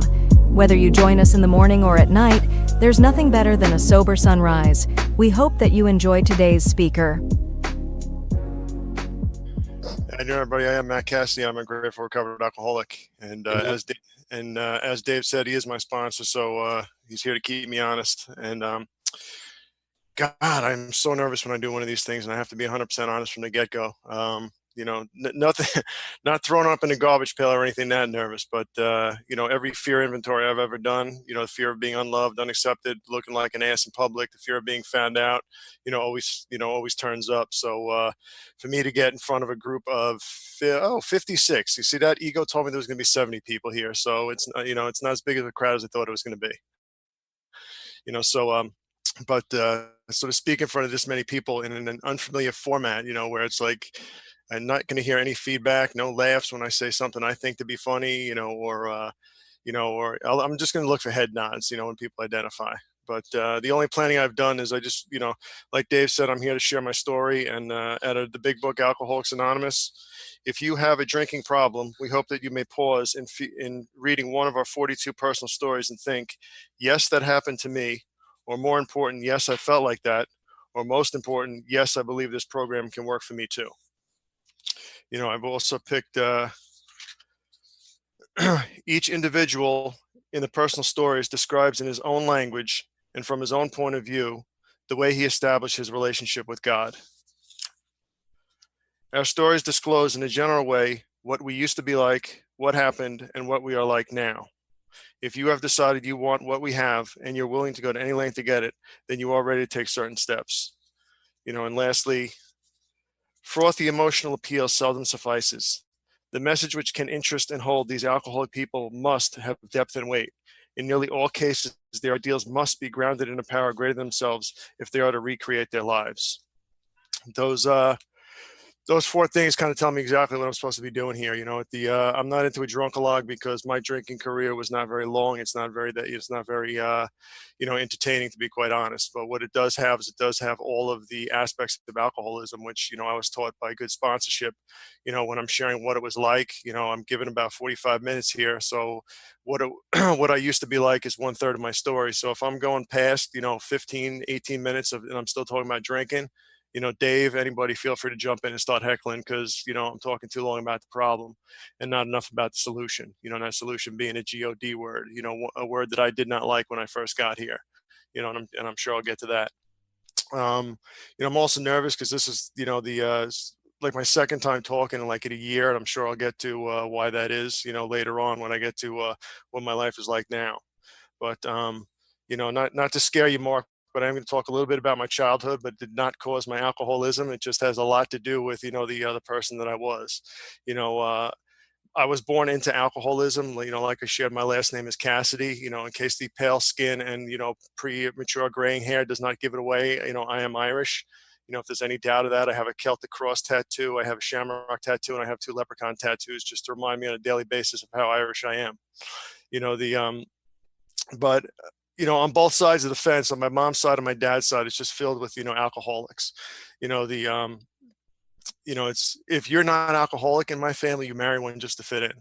And, everybody usually laughs at that, but it is 100% true because, I talk about 2 of my uncles, one of my uncles just died about 1.5 years ago with cirrhosis of the liver.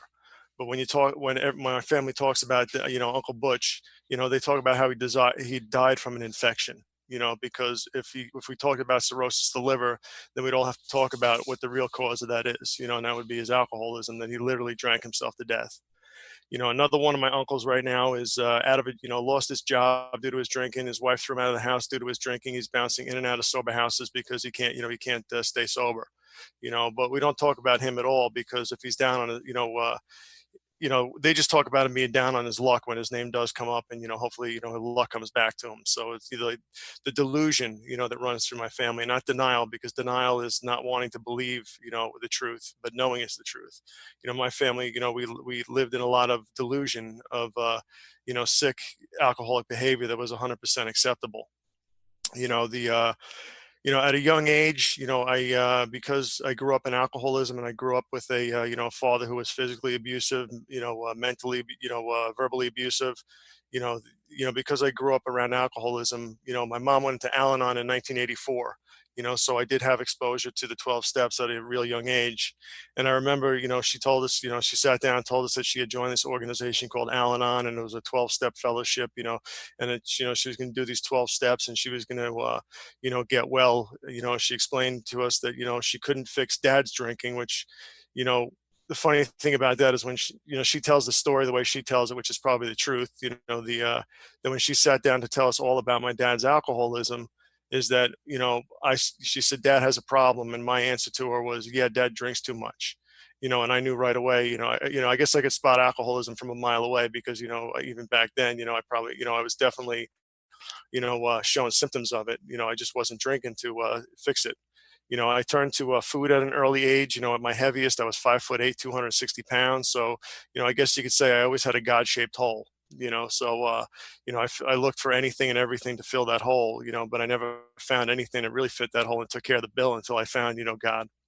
And so, as a result of my, as a result of, growing up in that abusive household, and as a result of, I was sexually abused by a next door neighbor, at a young age. So, I had that to deal with, because of all that stuff that was going on in my life. I remember being, just a young kid. And I was going to Catholic school at the time. So, I remember thinking if there was a God, and this is what he's doing to me, I want nothing to do with him. I definitely missed the mark on, a loving and caring God that they were teaching in school. I would come to, find that God in the rooms of Alcoholics Anonymous, and that's the God of my understanding today. But as a young kid, with no belief in a higher power, and, just looking to fill that hole and looking for anything and everything, outside of yourself, I was never satisfied. You know, I always like to tell the story that my mom got a job at a camp for rich people. You know, everybody whose dad was there was like a doctor or a lawyer, you know, and they all made like, you know, 5-figure salaries back in the 80s, you know, and my mom got a job there. So we got to go for free. And when we started going there, I remember crying that I didn't want to go because I didn't like it. And then when she quit that job and we couldn't go there anymore, I remember crying because now I couldn't go anymore. So, you know, I was never happy regardless of what was going on the outside. You know, I'll fast forward to, 1994, you know, my senior year of high school. You know, this is Alcoholics Anonymous. I do respect the fifth tradition and the third tradition, you know, is that this is about alcohol and alcoholism, but, you know, dry goods are a part of my story, you know, and it was Donnie who spoke a couple of weeks ago who, you know, for the first time in my life, you know, put it in perspective for me. In the book, it talks about how we used, you know, different methods of, to control our drinking. And I believe after hearing him, you know, I was using, you know, truckloads of, dry goods just to treat that, alcoholism, because I had made this promise to myself as a little kid that I would not be an alcoholic, you know, so I had exposure to drinking, you know, but I really didn't want to do it to excess because then, you know, I had this fear that I would become an alcoholic like everybody else in my family. So I used other substances to, you know, treat my alcoholism, and, you know, they work because they, you know, they take care of the restless, irritable discontent that I feel when I have nothing in my body, you know. But you fast forward to my senior year of high school, you know, and I was at a party and, you know, everybody there was, was drinking, and I knew they were drinking. And, you know, so I was like, all right, I better drink to fit in, you know, because, you know, I had that chameleon side of me before I knew it was going on, you know, before I knew it was a side of me. You know, so I remember drinking that night. So it's like the first time I'm really drinking, I'm getting drunk. And I remember it clear as day because I hadn't hit the blackout yet. But I remember sometime during the party, I was drinking out of a glass because I just knew internally, if you drink out of a bottle, you know, that makes you alcoholic. So I had to drink out of a glass, you know, so I had to look high class, you know. So I dropped the glass, it shattered on the floor. And I remember still to this day, my first thought was, you know, I was embarrassed because everybody looked at me. And then I was mad because I just wasted alcohol. But then I was relieved when the next thought was there was still plenty more in the fridge, you know. So I know even, you know, from that early point that, you know, I had, you know, the physical allergy because I know I needed more. You know, once I put it in my body, I would need more. So, you know, that story proves that I have the physical allergy aspect of this disease, you know, which Dr. Silkworth says, you know, makes us alcoholic.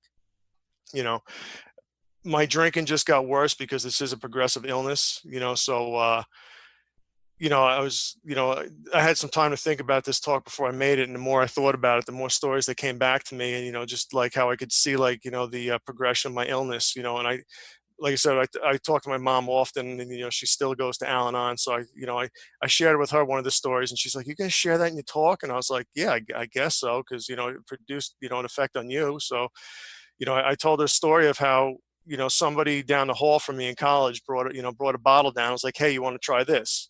You know, so by that time I'd already developed, you know, the mental obsession. So my mind goes, yeah, we never had that. We got to try it, even though I know I had work before, you know, but I still thought at that time that I can control my drinking. So I'll just have one or two, and then I'll, you know, have enough time before I go to work. But of course, one led to two, led to three, led to, you know, more and more.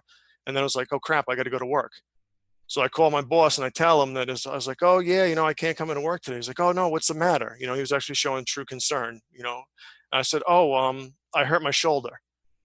You know, I couldn't just, you know, it couldn't just come with an easy excuse like I don't feel good. You know, it's like, you know, I had to come with something like, you know, big, you know, so to make him really feel sorry for me. He's like, oh, I hurt my shoulder. He's like, oh, okay. He's like, you know, he's like, well, you know, I hope it gets better. We'll see you around. I was like, oh, okay, yeah, thanks. So the next day when I woke up, I worked in the building where the school cafeteria was. So now I realized that I would have to walk past my boss on my way to go to breakfast at the cafeteria. And I just told him I hurt my shoulder.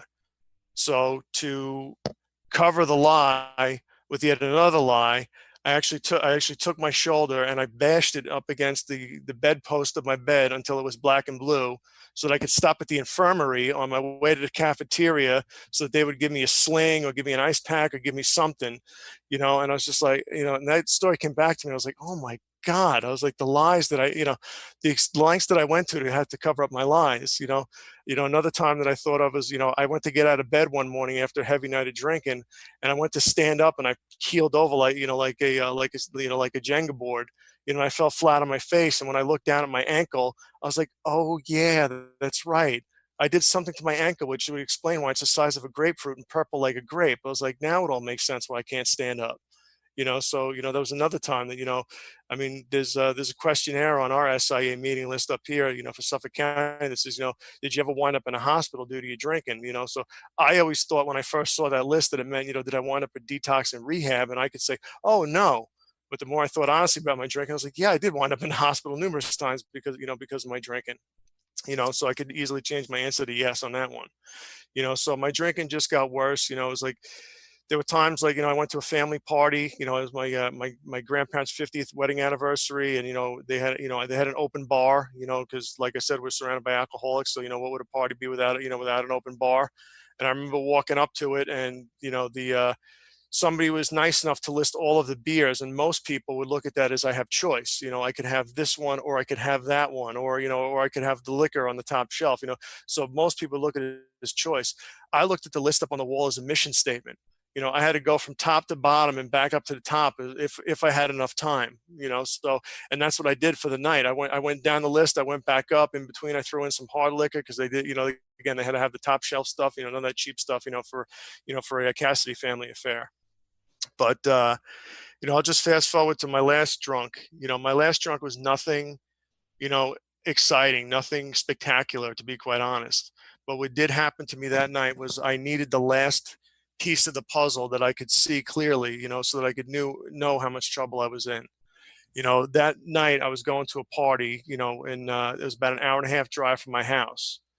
So I sat in my driveway, getting ready to leave for the party. And I remember making a solemn oath to myself, like Bill talks about in the book. We make solemn oaths with or without a Bible. Okay, I didn't have a Bible handy, but if I did, I probably would have sworn on it that tonight I was not going to take a drink. Okay, it's not that I didn't want to drink, but by this time, everybody was calling me alcoholic, except me. So I was not going to drink that night to prove to everybody that I wasn't alcoholic. So if you've ever had to prove to somebody that you're not alcoholic, you're probably alcoholic, in case there's anybody out there who has any doubt, so I leave for the party and I'm not going to drink. Okay. It takes about 45 minutes to get from my house to the next county line. By the time I got to the next county line, I remember clearly the thought that crossed my mind. Okay. The thought that crossed my mind, not that I had to make up any, not that I had to think about it. It just popped into my head. It's going to be a 6-hour party. If we go to a 6-hour party and we buy a 6-pack, and we drink 1 beer an hour, that's social drinking. That's not alcohol. So you can still drink and you can still prove to everybody that you're not alcoholic because you can show them that you can control your drinking. And that I know today is the mental obsession, that missing piece of being the true alcoholic on page 21. I went to the party that night and I went and I bought a 6-pack and, I tore off all the labels, and I made this grandiose announcement to everybody because, when I speak, everybody listens, so, that there's a 6-pack in the fridge, nobody drink it. Those are mine, and it was like about 20, 25 minutes later, somebody goes walking past with a beer without a label on it. And I was like, that's my beer. They don't listen to me. Who the hell are these people? Well, screw them. Then if they're drinking my beer, then I'm going to drink all theirs, so then, off to the races I went. So when I woke up the next morning, I was like, where was my thought of not drinking when the time came? Where was all of my willpower? I knew it was non-existent. It was the first moment of clarity out of many that I would have, in sobriety. And that was the morning of May the 5th of 1996. And I'm, proud to say due to God's grace and good sponsorship and the 12 steps of Alcoholics Anonymous, that's still my sobriety date. So I'm an Irish guy, I don't know about up in Canada, but down here in the United States, on St. Patrick's Day, everybody pretends to be Irish, so they can drink. And on Cinco de Mayo, May the 5th, everybody pretends to be Mexican so they could drink. So I'm the Irish guy who got sober on a Mexican holiday. So if I ever come across in sobriety the Mexican guy who got sober on St. Patrick's Day, I'm telling you right now, him and I are going to start a big book study. Okay, Scout's honor. Okay, so I see my buddy Charlie laughing because St. Patrick's Day is his sobriety date. But he's Irish, so it doesn't count, So there I was, stone cold sober now, and not wanting to take another drink. But it took me 2 weeks to be convinced that I still couldn't do it myself. I remember driving around one night, and I was just like, I'm going to drive around to every 7-Eleven and just drink coffee.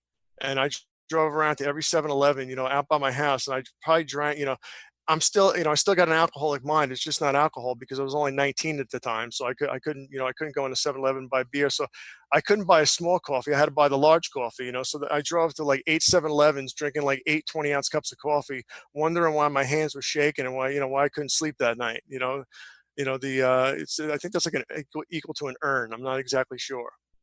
But so I wind up in the rooms of Alcoholics Anonymous, at some meetings, because at that time I was also in the rooms of Al-Anon, because like I told you, my mom was in Al-Anon, so I thought my dad's drinking was my problem. So if I went to Al-Anon, I could work on myself, like my mom worked on myself, worked on herself, and things would be okay. But the problem was, in between when I got sober and before I got sober, I went to an Al-Anon conference and I found myself nodding in agreement with the AA speaker. So I was like, so even then, like, that was another moment of clarity. Before I stopped drinking, I was like, why am I relating to an alcoholic? It was like, red flags along the way, but I never saw them. So I'm sitting in the rooms of AA. I go to my very first meeting, closed meeting, and I'm like, I'm Matt, and I think I'm an alcoholic, and they let me ramble on for a little bit, and then when I was all done, the speaker just goes, Matt, if you think you're an alcoholic, you probably are one, because normal people don't sit around and wonder if they're alcoholic. So I was kind of let down by that, because I was kind of hoping he'd let me off the hook, and like after I had talked, like, no, you're not alcoholic, but he kind of like put the final final nail in my coffin. God started doing for me what I could not do for myself, because my first sponsor, I walked in the room that night after I shared, and I knew he was going to be my sponsor. So it's the little miracle started to happen along the way. Unfortunately, part of my story was the first 4 months of my sobriety. I was hanging out with a crowd that was just simply don't drink, go to meetings, hang out at the diner, go to, join the softball team. I remember sharing one night that, I want to do my 4th and 5th step, and somebody telling me you're not sober enough to do a 4th and 5th step. You don't have enough time. So those were the type of people that that I was surrounded with. So, I was about 100 days sober. I moved from New York down to North Carolina, Greensboro, North Carolina, to go back to college. So I knew that I needed to plug into the fellowship down there. So I started going to meetings in Greensboro, North Carolina. And I was about 100 days sober, sitting in the rooms of AA, dying of untreated alcoholism and not knowing what my problem was. But down there, if you've never been down in North Carolina, my experience is, especially the Greensboro Triad area, they're big book country. They talk straight out the book. They quote the book. Everybody carries a book. So it's like, so all of a sudden I see these people walking around carrying big books, walking in a room, sharing out the big book, carrying a big book message. And I was like, what are these people talking about? I mean, it's like, I read the first 164 pages because somebody told me to read it, and I read it like a book, and there was no surprise ending. There was no, there was no plot twist going on. It was like some guy named Bill and some guy named Bob, and but other than that, I was just like, some guy named Fred, and and I just didn't get it, because nobody ever explained to me that it was a basic text. It was a textbook, something that was meant to be studied. It was something that meant to be applied. My second sponsor that I met down in, North Carolina, by the name of Joe J. I certainly hope he was able to make the meeting tonight, because I gave him the link. But, when I met him, he actually sat down with me and showed me the cover. He showed me the big book, and then he opened it up to the cover page, and he goes, look, this is Alcoholics Anonymous, the story of how many of thousands of men and women have recovered from alcoholism. He was the first person to show me that I could recover from this disease, that I was not always going to be sick from it, that I could get well. He explained to me that was the book that him and I would be reading together. He said we'd be getting together once a week to do some reading and do some step work. I don't know what night of the week I met him, but the first weekend that I was with him, he goes, oh, and he goes, we'll go to a rehab. He goes, so you can meet some other people. And we show up to the rehab, and they're like, Joe, are you speaking today? He goes, no, you need a speaker? He goes, yeah. He goes, this is Matt. He just moved here from New York. He's your speaker for today. So he kind of like threw me right into service work too, working with others, so, I just remember sitting down with him and, going through the book, and, he did to me what he was supposed to do. He qualified me as an alcoholic. He made sure that I had mental obsession. He made sure that I had physical craving. He made sure that I knew exactly how screwed I was. He made sure that I understood that AA was the last house on the block for me, that if there was any way that I could stop drinking on my own, I probably had already tried it and it did not work. He reminded me of such mean things like, I came to AA. AA did not come to me. It's not like they knocked on my door and begged me for membership. So just the way that he lovingly crushed my ego, because that's what I needed in order to get well. I needed to be told in a loving, caring way that, that I had a problem and that AA was the only answer that he had to offer. He said he was going to give me the 12 steps of recovery, which is the only thing he had to offer, because it was the only thing he had, and I remember when he first gave me that talk, I remember saying to him that I know it works for you. I know it works for your sponsor. I said, but I really don't know if it's going to work for me.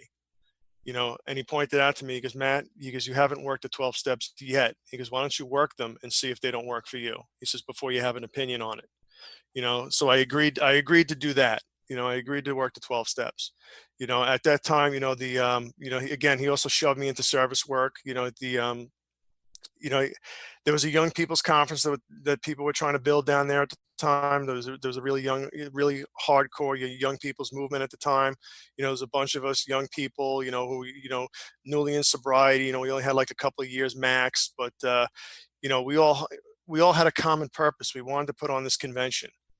So we got into service work. We got into going to different meetings and carrying a message. We got into, grabbing other people's, like, hey, you just shared a meeting that you got nothing to do, or you're bored in sobriety. Why don't you come help us? And so around me, the fellowship that I craved started to grow up around me. All I had to do was show up and to be a part of it. So I was involved with that. I was going through the step work with Joe, and I remember the first fifth step. He says to me, he goes, well, it's your first fifth step. So he goes, you get to pick the location where we're going to do it. He goes, I just want to make sure that you're comfortable. And the only answer I could come up with, I said, well, why don't we do it in my apartment? And he's like, okay, if that's where you feel comfortable. I was like, yeah. I was like, that's where I feel comfortable. Because in the back of my head was, when I'm done with this, he can't throw me out because it's my apartment. And that's the only reason why I want to do it there. Because I had this big fear of when I opened myself up to another human being for the first time in my life, I had this fear of rejection. But when we went through that fifth step, all I found was a loving, caring person who understood where I came from and was there just to help me, see my defects of character, to see the things within me that blocked me off from God. When that school year ended, I had gotten a call from my parents because my dad was like, I'm starting to think about retirement. And what do you think my biggest expenditure was? And I was like, out-of-state tuition. And he's like, yeah, it is. So he said, he goes, so you're going to come home. He said, we'll send you to a local college. He said, but, you're not going to go to school out of state anymore. So I was like, okay. I was like, so I get to go to college, but just not this college. He's like, yeah. I said, okay, I really can't argue with that. So I had to move back from North Carolina, and I came back to New York, and I was trying to carry that big book message. It's like, hey guys, here's what's in the book. Here's what it says. Look, we can be recovered and stuff. And I was met with a lot of resistance, from a lot of people, unfortunately over time, rather than, care more about, God's will for me, which is to, help others, I started to care more about, fitting in and more, so, by the time I was done with college, I met my, soon to be wife, so, we'd started dating. So, I had a fiance, then, that we got married, then I got a house, and, I changed jobs into a better job. So I had all this stuff going for me in life, so, so I was kind of shifting away from, giving everything to God, and I wanted to take credit for it. And I wanted to enjoy the life that I was being given. And I slowly turned into a, don't drink and go to meetings guy. I was working with people, but I wasn't exactly taking them through the, taking them through the book. I was kind of like, cutting corners, and, I'm not proud of that period of my sobriety, because, it was, if I ever heard it, I forgot it. But, Dave told me the other day, it's sobriety, not sobriety. That I was, he uses the expression, I was so dry, I was a fire hazard. And, I could definitely agree with that. So, needless to say, over time, you know, it says in the book that I'm in the grips of a progressive illness. It says nothing about it's only progressive when I'm drinking. I know today my alcoholism gets worse even when I'm not drinking. So the spiritual malady was, starting to come back. And it's like I know today the spiritual malady, if left untreated, makes fertile ground for the mental obsession, a mental obsession that I have no treatment for. I can't use the broken mind, to be defensive against that first drink. It has to come from a higher power. So I was probably in a lot more danger than I knew of. And it was around this time, that I knew the answer was in the book. So I was just like, you know what? I was like, whether I'm, going to be liked or I'm not going to be liked is none of my business. It's what God wants me to do, and helping others. So I went and I bought a brand new big book because at the time I was walking around, still my third edition big book, because I got sober in 96 and the fourth edition wasn't published until 2001. So I used to walk around my third edition to show just how sober I was. I would use it like a badge of honor, so I went and I bought a brand new fourth edition big book. And I know that in the book, I'm like, all right, I know there's beliefs I'm supposed to have. I know that there's steps I'm supposed to take. I know that there's action that's supposed to be done. And most importantly, I know that there's promises in this book. I don't know about up in Canada or any other parts of the United States where some of you folks are, but in meetings down here, they'll close meetings with reading the promises. And they read the 9th step promises. And there go the hair on the back of my neck while I'm saying it. It just drives me nuts. I'm like, you folks have no idea if you think that those 12 promises are the only ones in the book. There's third step promises. There are 10th step promises. There are promises where they don't even need to be more promises. So I came with this crazy highlighter scheme. Just because I wanted to do it perfect, of course. Because an alcoholic can't ever settle for moderation. So I highlighted this new book, and where it said I was action to take, I took action. And where it said there's a prayer, I got down on my knees and I said those prayers. And it was around this time where I went to a big book convention, and Chris R was the speaker. So I went up to him after the meeting because I knew he had he was friends with Dave. So I was like, I went up to him after the meeting. I was like, hey. I was like, can you give me Dave Frederickson's phone number? I said, I'd like to reach out to him and talk with him, so because Dave got sober at 19, I got sober at 19, so, I knew there was stuff that we'd have in common. So, Chris goes, all right, I don't give away a phone number without taking one in return. He says, so he goes, I'll give you Dave's phone number, but you got to give me yours. So I said, okay, sure, no problem. I'm like I'll ever hear from Chris Raymer. It's like my phone will ever ring with him on the other end. But hey, he asked for it, so I gave it to him. So I reached out to Dave, and like you said, that was 2010. I literally stalked him. At the time, he was working he'd be working out of New York. So I'd go visit him before he had to go to work. I'd meet him at the airport. And we'd have like 45-minute chat or something. So, like I said, so it probably qualifies as stalking, but it was definitely good times. And and I, fast forward a couple of years, my first kid was born. I'm like, you know what? I'm like, my life is changing. So I decided to change sponsors. I asked Dave to sponsor me. And, if you ever ask Dave to work with you, Dave has a plethora of spiritual exercises to give you. A yes from Dave never comes lightly.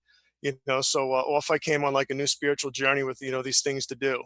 And, so I started doing these exercises, and like, no big surprise. You start doing spiritual exercise, you start getting spiritually fit. You start getting spiritually fit, and you start carrying a message of depth and weight.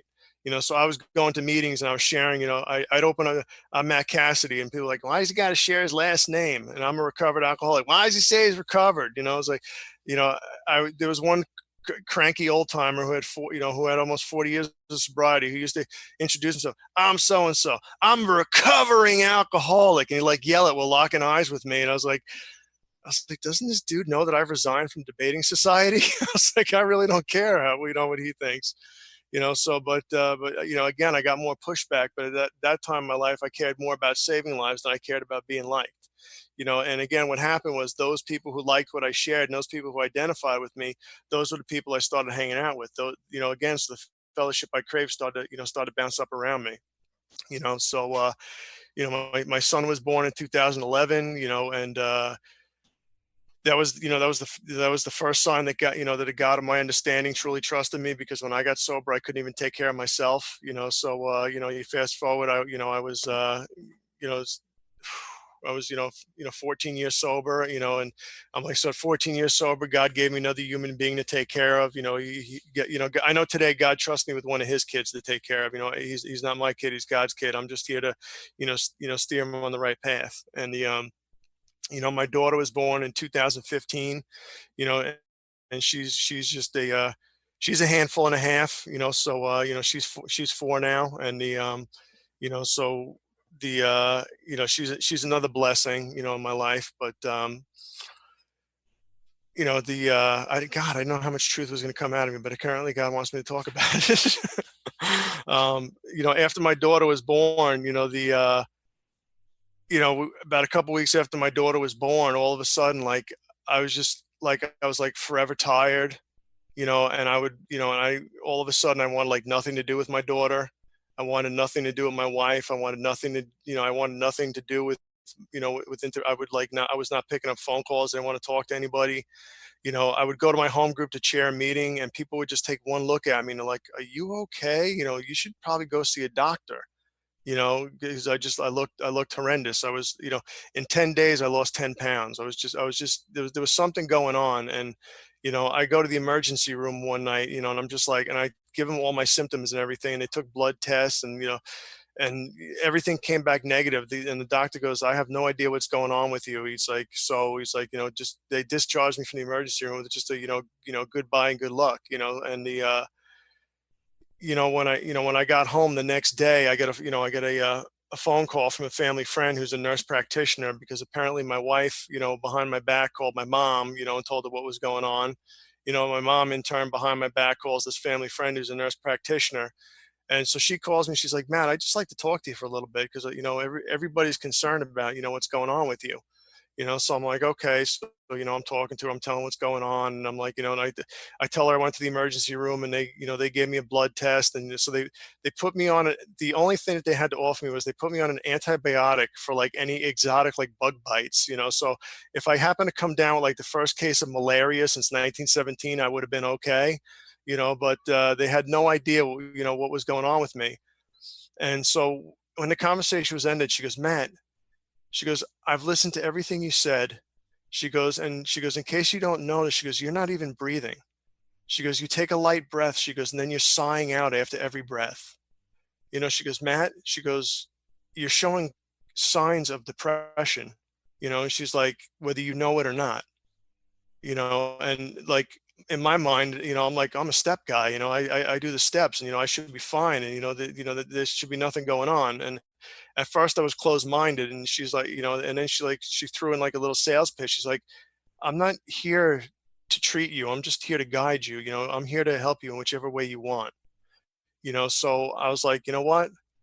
I was like, everything I've tried doesn't work, and I've gone to everybody, I've gone to doctors, and they have no idea. So, I guess I'll just give it a shot. And, so I was kind of open-minded, to being treated for something different, for something different. And again, it was another disease that I didn't want, but obviously I was showing symptoms of it. So maybe I would need to be treated for it, so she did put me on a medication. And, I know today that, that is another problem. It is a problem outside of alcoholism. And I guess the only reason why I'm sharing, guys got me sharing from a podium, is because if there's anybody else going through anything, that, there are problems other than alcoholism. It does say in the book, in the, in the 130s, that, God does give us, good doctors, to treat us or something like that. I am paraphrasing, because I'm not a big book, memorizer guy, but, so there are doctors out there to help you if you do have other problems. Don't think, just because you're taking the 12 steps, that if you've got problems other than, I like to use the analogy, so if I was a diabetic, do I take the 12 steps to take care of my insulin, problem, or can I just, take some insulin and treat that outside issue, because, with outside, fixing. So, God, like I said, I guess God wanted me to be a lot more honest than I planned on being. um, but, so what it's like now, what my life is like now is I do treat that outside stuff with, with outside help. I actually did have a therapy session before this today, and due to this whole COVID thing, I'm doing a Zoom meeting now with, it's only 57 people. We're still not at 70. My ego's really let down. I had to do a Zoom, teletherapy meeting today. So like my entire life, today is like almost Zoom, and I'm actually loving this format, because I used to love going to my home group, in person. By the way, my home group is the Longwood Love and Service Group of Alcoholics Anonymous. We meet in Ridge, New York, on Tuesdays and Thursday nights at 8 o'clock. So if anybody's ever in the area and you'd like to, fellowship, I did say I didn't write down any notes, but I just lied again before, so I'll make amends to that. I wrote a note that says give email address. So my email address was in the chat room. So if any of you guys see the MFC50596@AOL.com, that's my email address. Feel free to shoot me a letter, because with the one thing that has come out of this whole Zoom thing is I now have friends in, obviously, Alberta, Canada. Hey, Mark, giving him a shout out.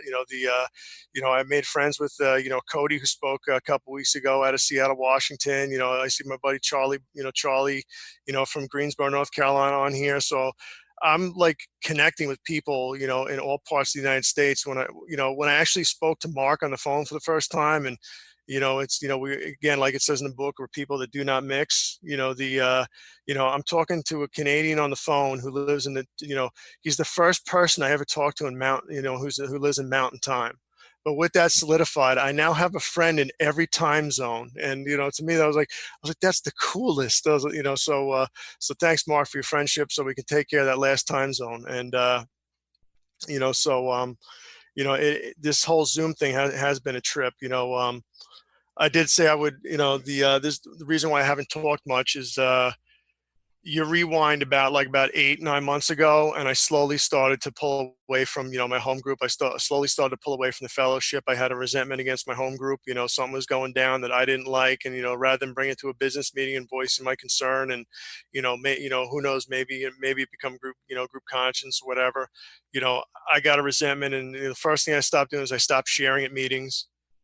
And then I realized it was like, wait a minute, I'm not doing too much step work lately, so I really can't share anything because I don't have current experience, so I kind of justified not sharing also. And so I stopped sharing at the meeting, and then I started putting other stuff in life ahead of, the fellowship. And, so I started dwindling down, and, as Dave and I have had many discussions, my magic number of meetings, plural, so it's supposed to be minimum 2, hence the English language of adding an S on the end. It has to be a plural. My minimum number of meetings slipped below 2, so I was only making 1 meeting a week. So, I wasn't even doing that. And then, 1 easily turns into 0. So, so I'm not partaking in the fellowship, so I'm not staying in the middle of the herd. I'm not talking to my sponsor. I'm not sponsoring. My last sponsee, disappeared into the clouds of, Never Land. So I'm not really doing anything, and again, ego starts to come back. Dave calls it spiritual plaque. It's like the spiritual plaque started to come back, and it's like all of a sudden, I'm living a life that I think is great because I'm not drinking. So therefore I got to be doing good. And it's, I'm slowly slipping back through the steps. I'm way back into the 3rd step, where if the world would do what I want, everything would be okay. And I probably came the closest I ever came to a drink in my life, back in January. I was actually, I went away to a, karate convention / competition, and everybody else that I was hanging out with, they wanted to hang out in the bar. And, I'm like, in my mind, I'm like, I can go to a bar. I've gone to a bar a million times. Well, our book says that you can go to a bar, number 1, if you have a legitimate reason for being there. And number 2, if you're on a firm spiritual foundation. Well, I had a legitimate reason to be there because everybody else was going there and I got to fit in. But but I was certainly not on a firm spiritual foundation. And I was sitting in a bar, and I'm just like, I was probably the most miserable person in there. And what proof do I need of that?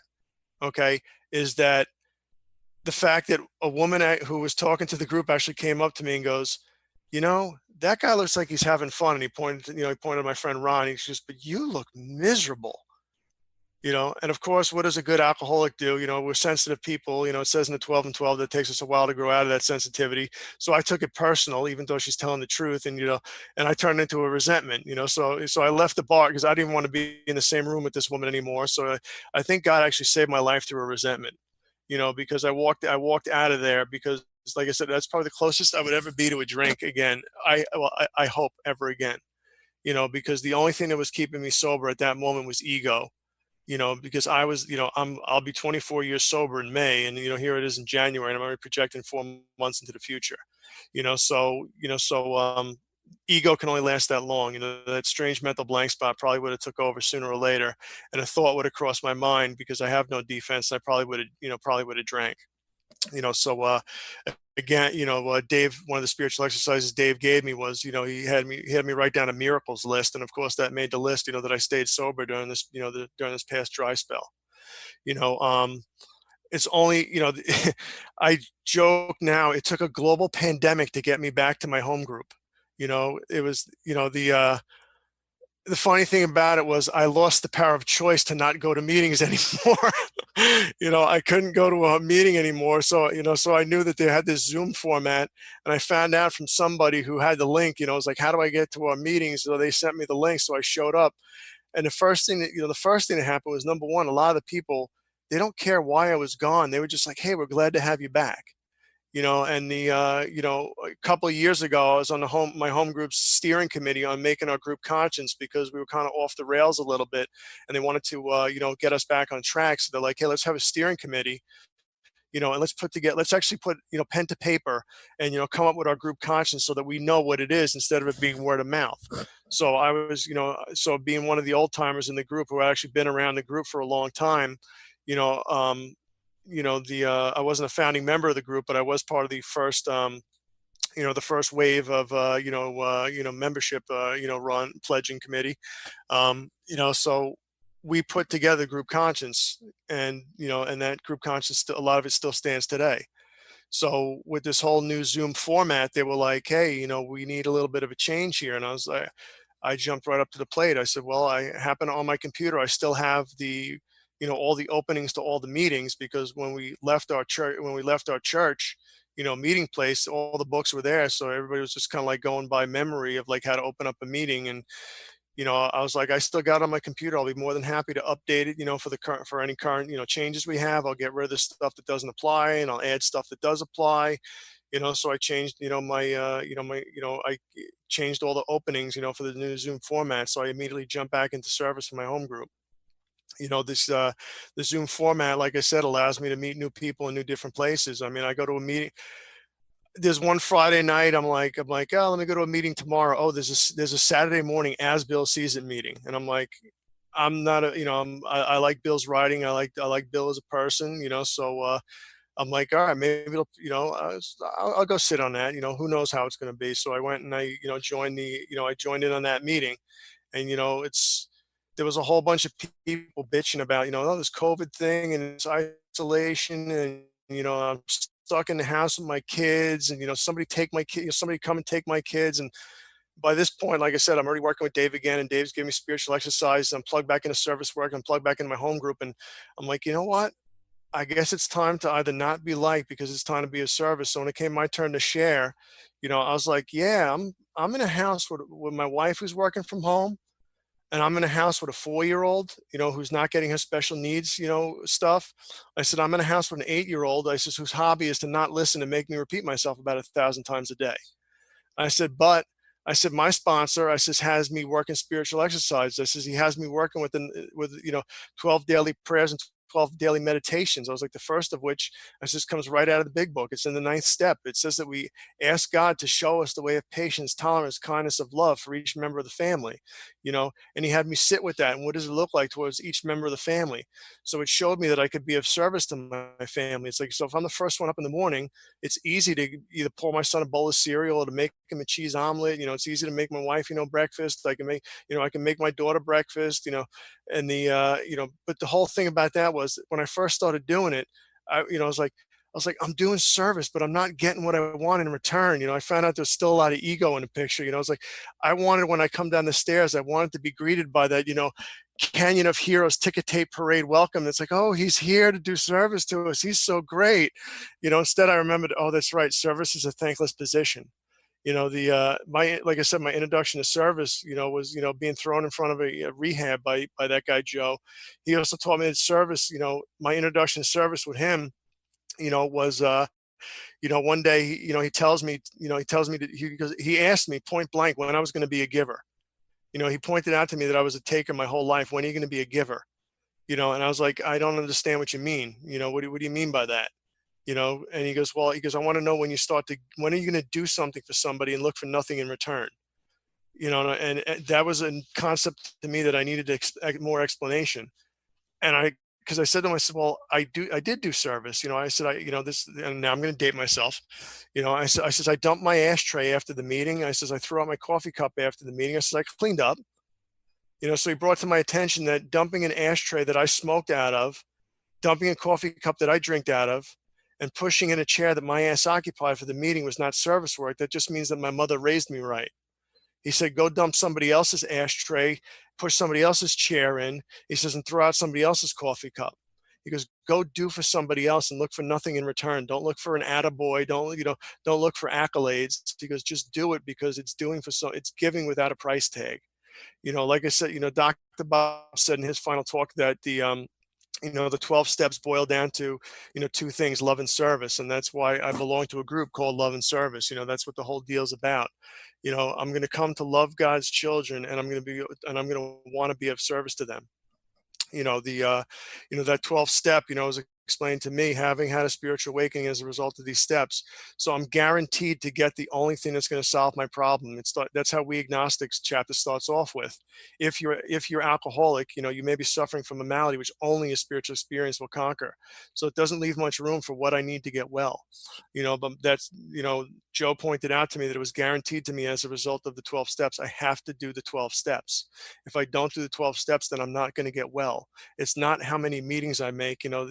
Derek, I'm going to quote Cliff, man, because I love it. Like Cliff Bishop used to say, it's not the meetings we make, it's the steps we take. That get us sober. I never met the man, but God, did I fall in love with a whole lot of stuff that he had to say.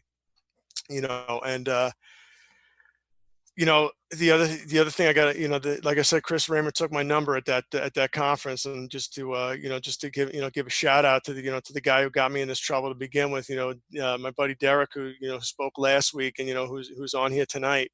I kind of, alluded to it last week, but, I'm at work one night and I get a phone call out of the blue, and of course I don't answer it because it's a strange area code, but when I get a voicemail from it, it's some guy from Kansas who's visiting New York who wants to get, who got my number from Chris. And I was like, holy crap. I was like, so when you give your number away, don't be surprised if somebody ever uses it, so I had to give this guy a call back because I've given my number away 1,000 times face to face, and never, if I'm lucky, I get a phone call 10 times out of 1,000.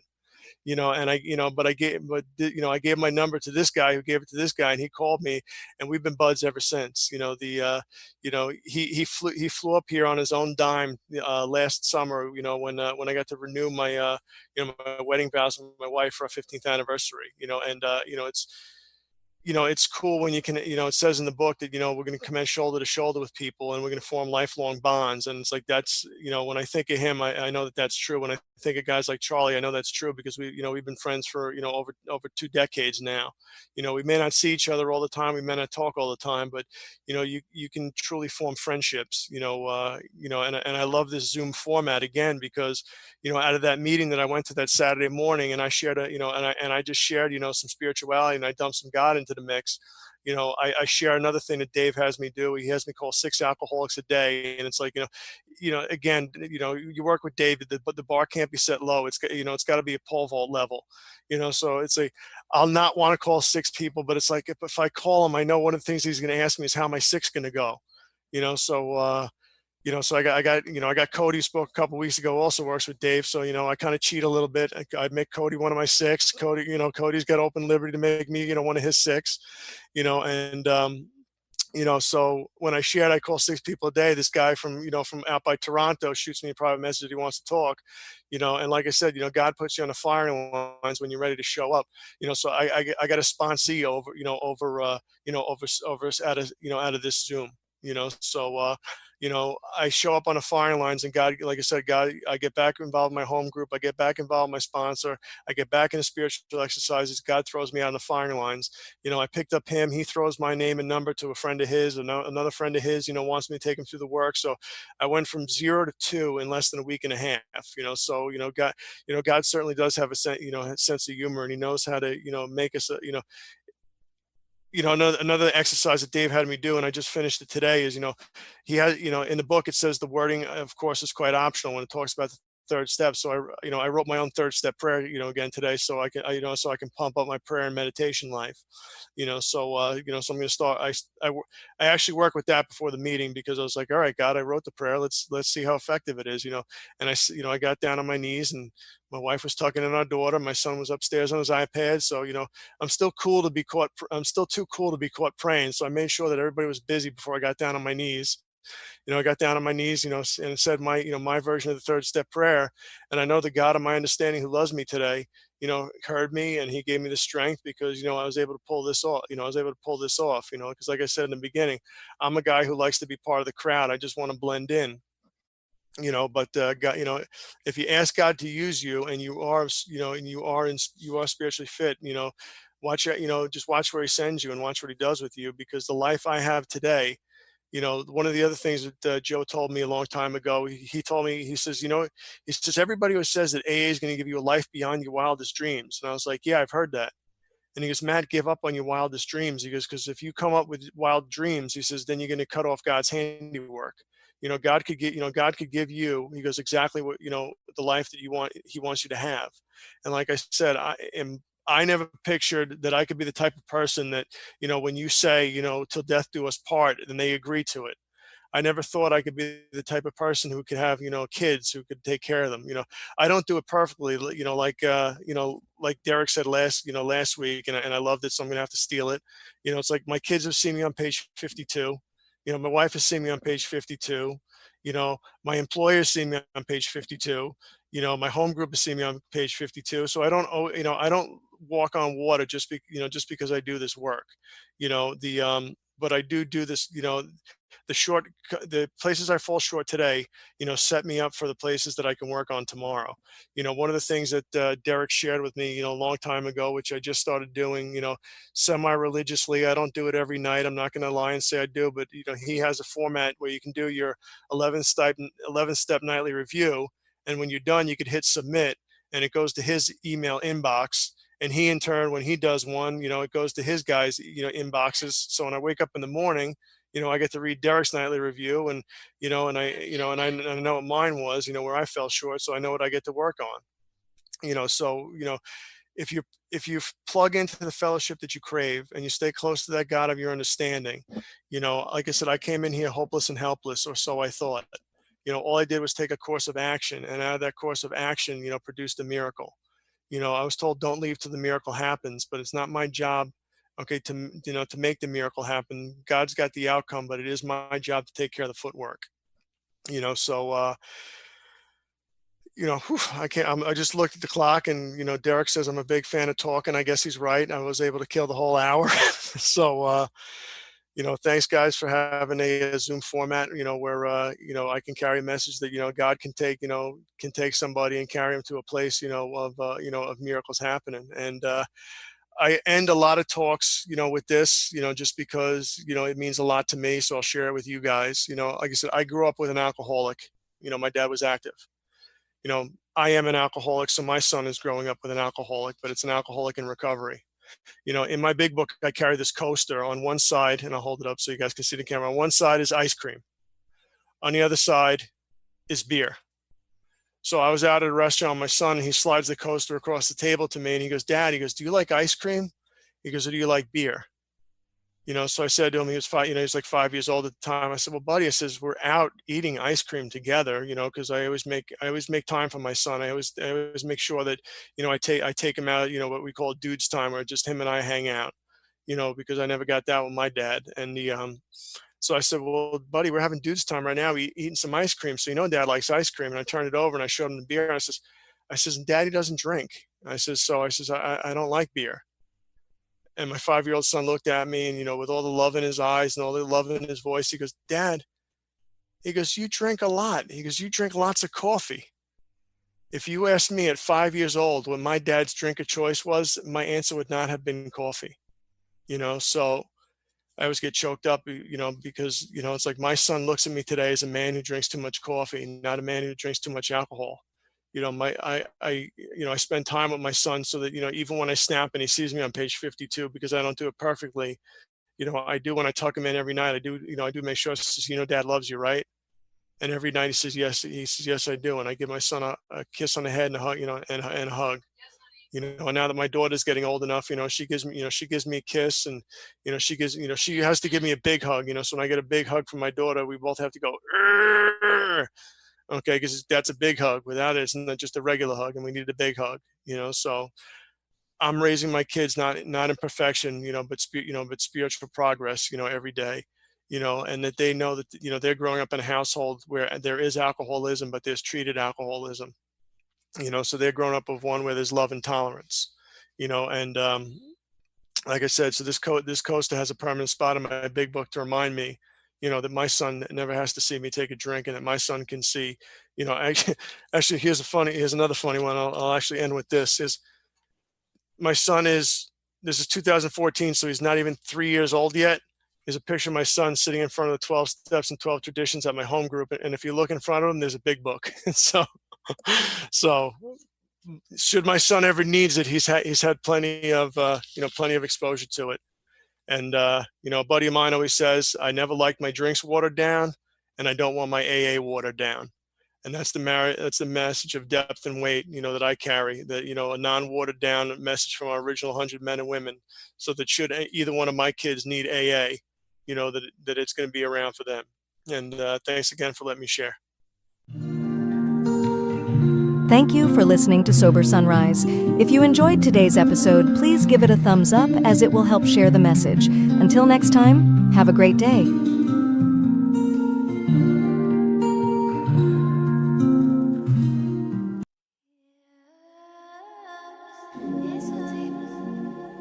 Welcome to Sober Sunrise, a podcast bringing you AA speaker meetings with stories of experience, strength, and hope from around the world. We bring you several new speakers weekly, so be sure to subscribe. Whether you join us in the morning or at night, there's nothing better than a sober sunrise. We hope that you enjoy today's speaker.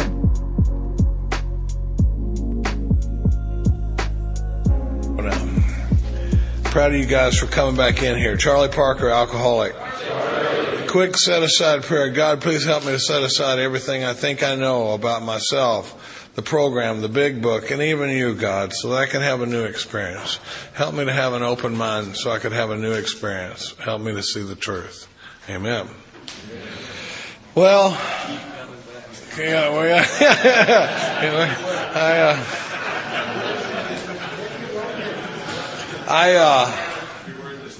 it's funny because I found myself about that chanting. At one point, I was going, at the end of the deal, I would say, optional chanting, and I thought, well, maybe that'll get the message. And Katie goes, that's still chanting. And I was like, damn, because there's some guys at home that have started going, stay, instead of keep coming back, and I'm like, sorry, boys, that's still chanting, it's just different, okay, this is going to be an interesting one. I hope it is, because this is a tough one to stay awake for. I really think there's a cruel irony to serving bean burritos to a men's retreat. Could make for an interesting evening.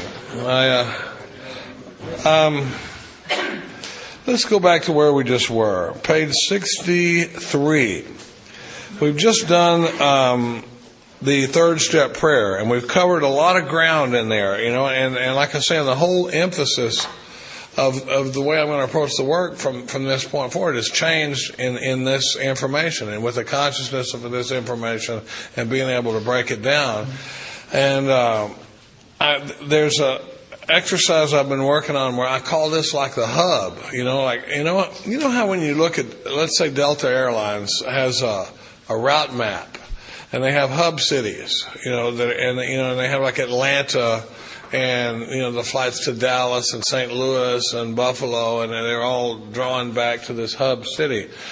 And I've been working on a graphic where step 3, the deal we make in step 3, is like a hub. And throughout the rest of the book, there's a lot of places in my book where I've written restates the deal, restates step 3, because it's constantly we're reminding ourselves we're no longer running the show and saying, that sort of thing. There's a lot of places in the book where it refers back to this deal we made in step 3. And remember what it said the terms of the deal are. It says, we had a new employer. Being all-powerful, he provided what I need if I stay close to him and perform his work well.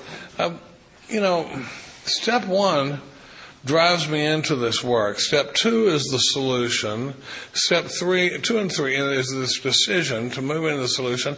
And then 4 through 9, what I say a lot of times is that it says if I stay close to him and perform his work well, these things are going to go like this. Well, I can't stay close to him until I get close to him. And I can't get close to this power if I'm blocked. So how am I blocked? I always, it's like there's this pipeline between me and this power, and that we've admitted is my only shot, is some relationship in consciousness of this power. Well, my pipeline is blocked with resentment and fear and self-delusion and self-pity and remorse and pride and a lot of those kinds of things. So what we're going to try to do in exercise in the steps 4 through 9 is remove what's blocking me from this power. Because obviously I can't stay close to this power until I get close to this power. And the way I get close to this power is removing what's blocking me, between me and the power. I was doing Katie and I were doing a workshop up in New Jersey one time. And this woman, she came up and she goes, "Are you one of these people that believes in taking people through the steps really fast?" I was like, "No, I mean, not really fast, I mean, a week, 2 weeks. I don't know. I mean, it depends on how much time we got, and that sort of thing. But if I'm following the clear-cut directions in the book, there's some timing things that are missing in there. So, there's 2 references to when to do the 4th step, and so I think it's fair to tell the guy you can do it on the first time reference or on the second time reference or anywhere in between, That seems reasonable, doesn't it? I'm not riding his ass or anything. It says, next, we launched out on a course of vigorous action. I'll slow the steps down if you'll tell me how to launch myself slowly. I mean, like when you launch yourself across the bar, you can't really just kind of take your time about it, It says we launched out on a course of vigorous action. I used to think the course of vigorous action was the 4th step. Well, now I think it's 4 through 9 or 4 through 10, arguably, but probably, in there. And it says the first step of which is a personal house cleaning, which many of us had never attempted. Though our decision, we're on the top of page 64. Though our decision, what decision? That decision we just made in the 3rd step was a vital and crucial step. Vital means, critical to life. My vital organs, I can't live without them. It's saying that this 3rd step decision was vital and crucial, but it could have little permanent effect unless at once followed by a strenuous effort to face and be rid of the things in myself which are blocking me. So I can start this inventory process next, or at once, or anywhere in between. I keep looking for the place in the book where it says, now it's probably a good idea to just chill and make some meetings for a while. It says, a strenuous effort to face and be rid of the things in myself which are blocking me. Right? Blocking me from what? Blocking me from this power. So I had to get down to causes and conditions. Therefore, we started on a personal inventory. A business which takes no regular inventory usually goes broke. My first sponsor was a one inventory guy. He said, you only do one written inventory. If you do more than one inventory, you're just bragging, and stuff like that. And for a self-centered alcoholic like me, I don't have to hear that more than once. I didn't really dig the first one that much. So if you tell me I've only got to do one inventory, I'm out. It's like, okay. Looking back on it now, I really have come to believe that the only people that are saying you should only do one inventory are people who've only done one inventory. I've never met anybody yet that said, I've probably done 6 or 8 written inventories over the years, and I really should have quit at one. I was backing up with those last ones. It says a business which takes no regular inventory. Looking back on it, how much capacity did I really have to face and be rid of what was blocking me when I had 30 days of sobriety? That's triage. That's just trying to stop the bleeding and get the guy in touch with the power enough to get the drink off of him so we can kind of get down the road. And I'm a big believer in coming back and doing regular inventory. And there's a line here where it says, taking an inventory is a fact-finding and a fact-facing process. Remember when I said that Katie my wife, I think, is the best at hearing inventory of anybody I've ever seen. She's way better than I am. She goes a lot deeper than I do for a number of reasons. But I was talking to a buddy of mine up in Ocean City, Maryland, and he said, when you said that, he goes, there was a time when that wouldn't have made any sense to me. How could one person be better at hearing inventory, than another? And the way I hear inventory has really changed over the last few years. And there's a line here where it says taking inventory is a fact-finding and a fact-facing mission. And I've come to believe now that when I'm hearing inventory, my job is the fact-finding and their job is the fact-facing. Right? I do the fourth column with my guys a lot of times because I don't know if it's fair to expect them to be able to see it from an entirely different angle, and so we're going to talk about that.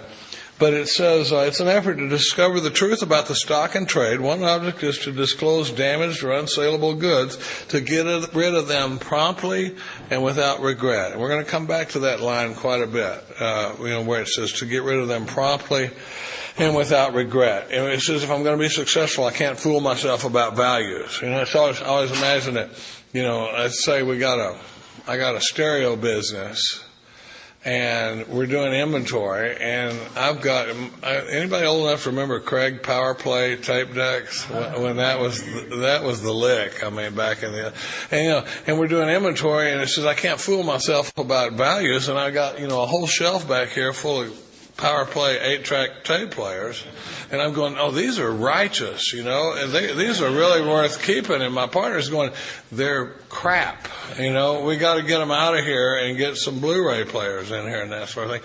I can't fool myself about some of these old ideas I got. And it says we did exactly the same thing with our lives. Now, here's something interesting.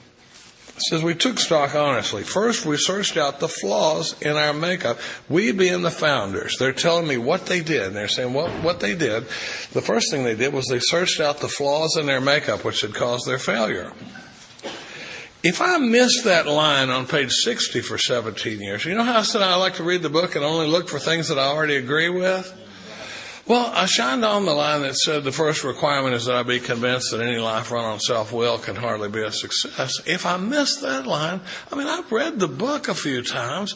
If I missed that line, what did I do when I got to a line like this where it says, being convinced that self manifested in various ways was what had defeated us? We considered self's common manifestations. I guess, I don't know, I was thinking about potato chips or something when I read that line, because I skipped that line just like I did the other one. Am I convinced that self manifested in various ways was what defeated me? It's saying, and we're back to what I call a fair question for the new guy to ask, If I can just see the new guy going, okay, all right, I'm following you. You're telling me that self and self-centeredness and those sort of things are what has defeated me, and above everything, I got to get rid of it. I don't get it. I don't know what I'm looking for. What do you mean when you say how does self manifest? It's saying, how does it show up?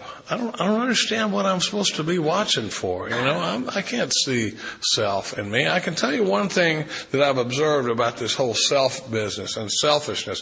When you start focusing on manifestations of self and selfishness and that sort of thing, the first place it's going to come blindingly obvious is in others.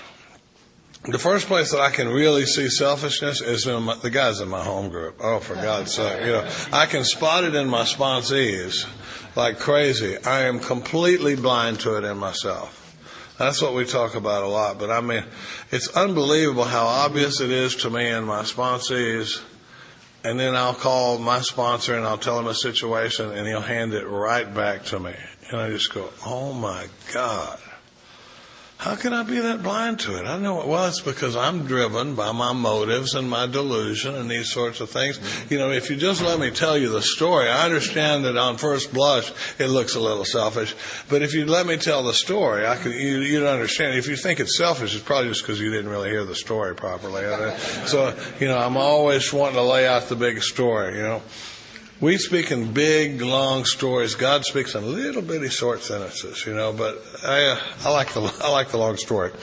But so it says, how does it describe in the fourth step or the inventory process? It says we considered it's being self. If self is what defeated me, we considered self. So all the fourth step is, but based on that, is a consideration of the common manifestations of self. Right? If you're telling me self is what defeated me, how does it show up?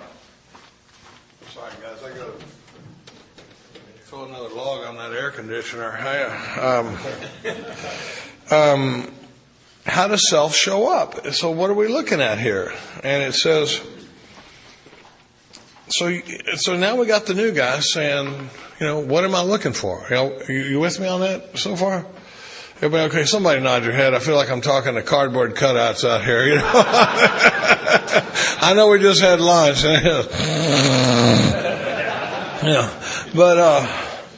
But it's so. If you're saying, how does self show up?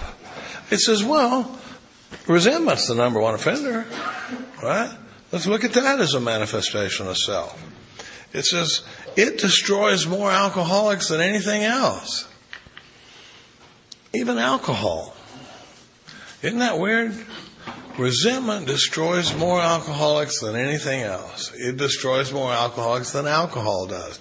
And we were talking about it at lunch. There's story after story of people that had major influences on the program of Alcoholics Anonymous, and they were only around for a couple of years, and we lost them behind resentment. Hank Parkhurst, AA number 3 in New York.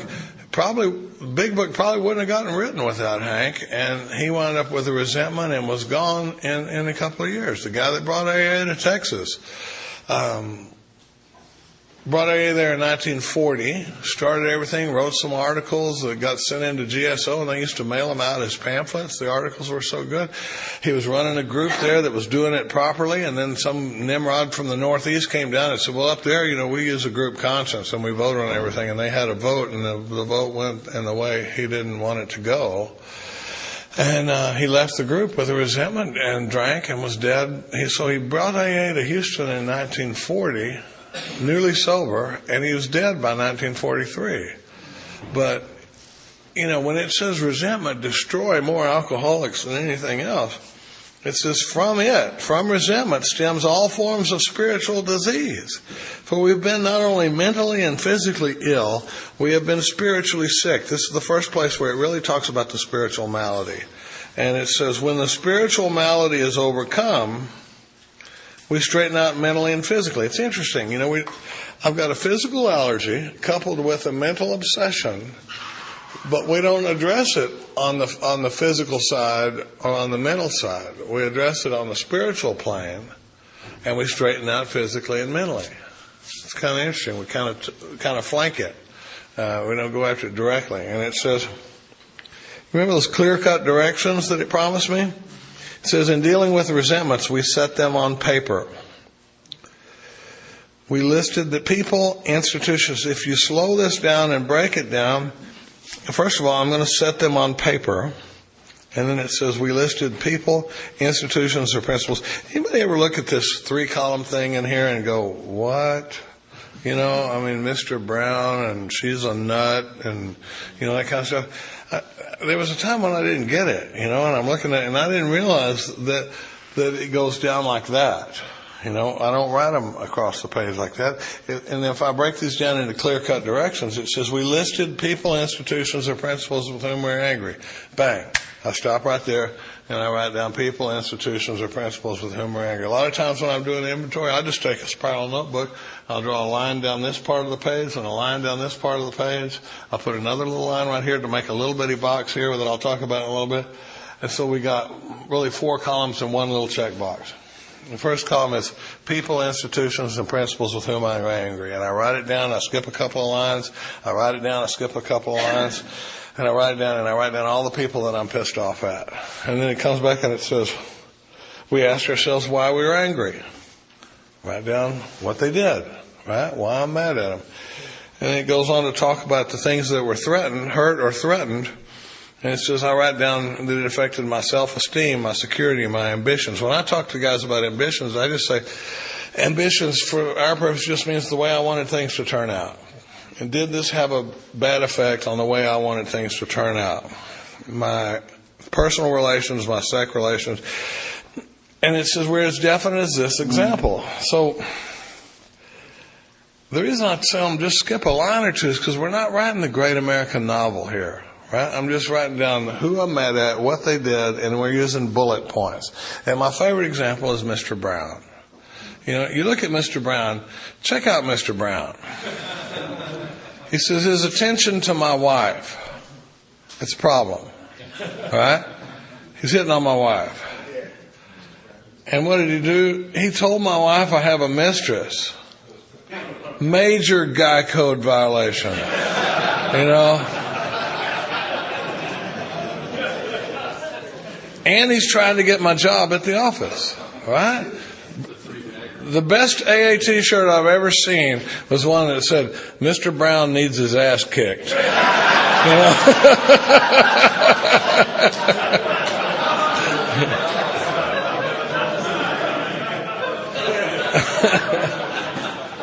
I mean, you look at this guy, he's hitting on his wife, he told her he's got a girlfriend on the side, and he's trying to get his job, and he got 19 words in the second column.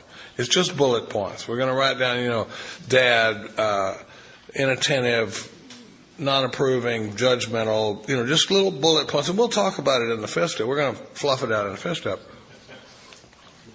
But then, you know, we write down what it affects, and it talks about the thoroughness and honesty. I got to move because I got some ground I want to cover. But because really, most of us know how to do this.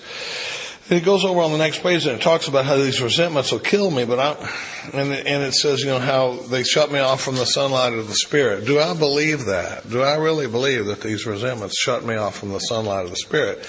And then it goes on to, it says, if we're going to if we were to live, we had to be free of this anger. So this is really only important for the ones of us that want to live. You know, and it says the grouch and the brainstorm were not for us. And that's that one where I was talking about. Brainstorm means rage and being grassy. And it goes on. But I think there's a lot of power in the written stuff in the fourth step. But there are some exercises in here that I've never seen on fourth step guides. And most fourth step guides don't cover this exercise right here. And it is hugely powerful. It says we turn back to the list, for it held the key to the future. Now imagine if I'm doing inventory with somebody and I go, you know what, Bill, in my pocket, I have the key to your future. Would you go, nah, I pass? You know, I mean, it says the list holds the key to my future. And this is an exercise I've never seen on any four-step guide. It says we were prepared to look at it from an entirely different angle. And I've written in there, am I? And I ask guys, I go, are you willing to look at this resentment from an entirely different angle? And you know, and then they go, yeah. And I'm going to tell you a story about one, but it says we began to see that the world and its people really dominated us. In that state, the wrongdoing of others, fancied or real, had the power to kill. How could I escape? It says, how could we escape? We saw that these resentments must be mastered, but how? I can't wish them away any more than I could alcohol, right? That's the bad news about self. I can't get rid of self myself. And I can't quit playing God without God. I've got to have this power to be able to move me beyond this stuff, because it's the only way I know how to operate. And here's where it says, this was our course. Right? This is what I'm saying. This is what we did as the founders. It says, we realized that the people who wronged us were perhaps spiritually sick. This is a little exercise I'll do with guys where I go, is it possible? There's that path of consideration again. That the people who wronged you on there, is it possible that this is the best they could do? That they were spiritually sick, just like I am. Two people suffering from, because the problem is, when I screw up, I got a story to go with it. I got motives, I got delusion, but it's really not that bad. But now when you screw up, it's an outrage, and I demand justice. So am I willing to cut this guy the same amount of slack that I'd be asking for if I was the one that in column 1? And a lot of times I'll do that in inventory with guys where we're going along, and I go, have you ever been this guy in column 1? Have you ever been the one that was, hitting on the married chick or whatever, and it builds some compassion. It's a lot easier sometimes to get a guy to forgive his parents when he's had children of his own, because I know with my kids, I hope that they'll judge me on the body of my work and not choose the one or two isolated incidences where I acted like an idiot. Well, maybe not, maybe more than one or two. But I'm thinking surely they'll judge me on the body of my work and not just these one or two instances. But I do exactly the opposite with my parents. I want to pick out the one or two times where they fell short, and how that affected me. And it says, we realized the people who wronged us were perhaps spiritually sick. Though we didn't like their symptoms, that's column 2, and the way they disturbed me, column 3, they, like me, were sick too. Here's a clue. In the big book, when it says we asked, it's usually a prayer. And if it says we asked God, it's always a prayer. Right? But I'd never done any of these prayers when I was going through the inventory process before. And, and you hear people talking about pray for the people you resent. Well, it's not a bad exercise. It's from one of the stories in the back, but it's not what the book is saying to do here. I can pray for the people I resent if I want to, but I got to say 2 prayers, because here it says, who are we praying for? It says we ask God to help us. Show them the same tolerance, pity, and patience that I would cheerfully grant a sick friend. And when I looked up pity in that old dictionary, it was more like compassion. And it was less of that, bless their little pointed heads. It's a compassion of 2 people suffering from the same human condition. Am I willing to grant them the same compassion that I would grant a sick friend? And I think about, if an example I use is like if a couple's having a baby and they're in the delivery room and she's screaming at him saying, you son of a bitch, you'll never lay another hand on me. Look at what you've done to me, and stuff like that. Well, that's a compassionate moment. The guy's going to be going, oh, now come on, honey, let's do our little Lamaze stuff. Let's do the breathing. We're going to get through this, well, because he's got that compassion there. Now, a year later, it's the same 2 people and it's the same language, except now she's at the kitchen sink and he's in the lazy boy, and she's saying, you son of a bitch, you'll never lay another hand on me. I hate you for what you've done to me. A little different. There's no compassion. There's no thought of what's driving her or what she's driven by or what she's afraid of and that sort of thing. It's just like, I don't roll that way. And, well, that's what it's saying. Am I willing to grant them this same compassion? And I have to ask God to show me how to do that. And it says, when a person offended, we said to ourselves, this is a sick man. How can I be helpful to him? God save me from being angry. Thy will be done. And I've written right here, restates step 3. when we talk about them being sick, it just means they're spiritually ignorant. They can't do any better, just like I can't do any better sometimes. We avoid retaliation or argument. Why? We wouldn't treat sick people that way, because if we do, it would destroy our chance of being helpful.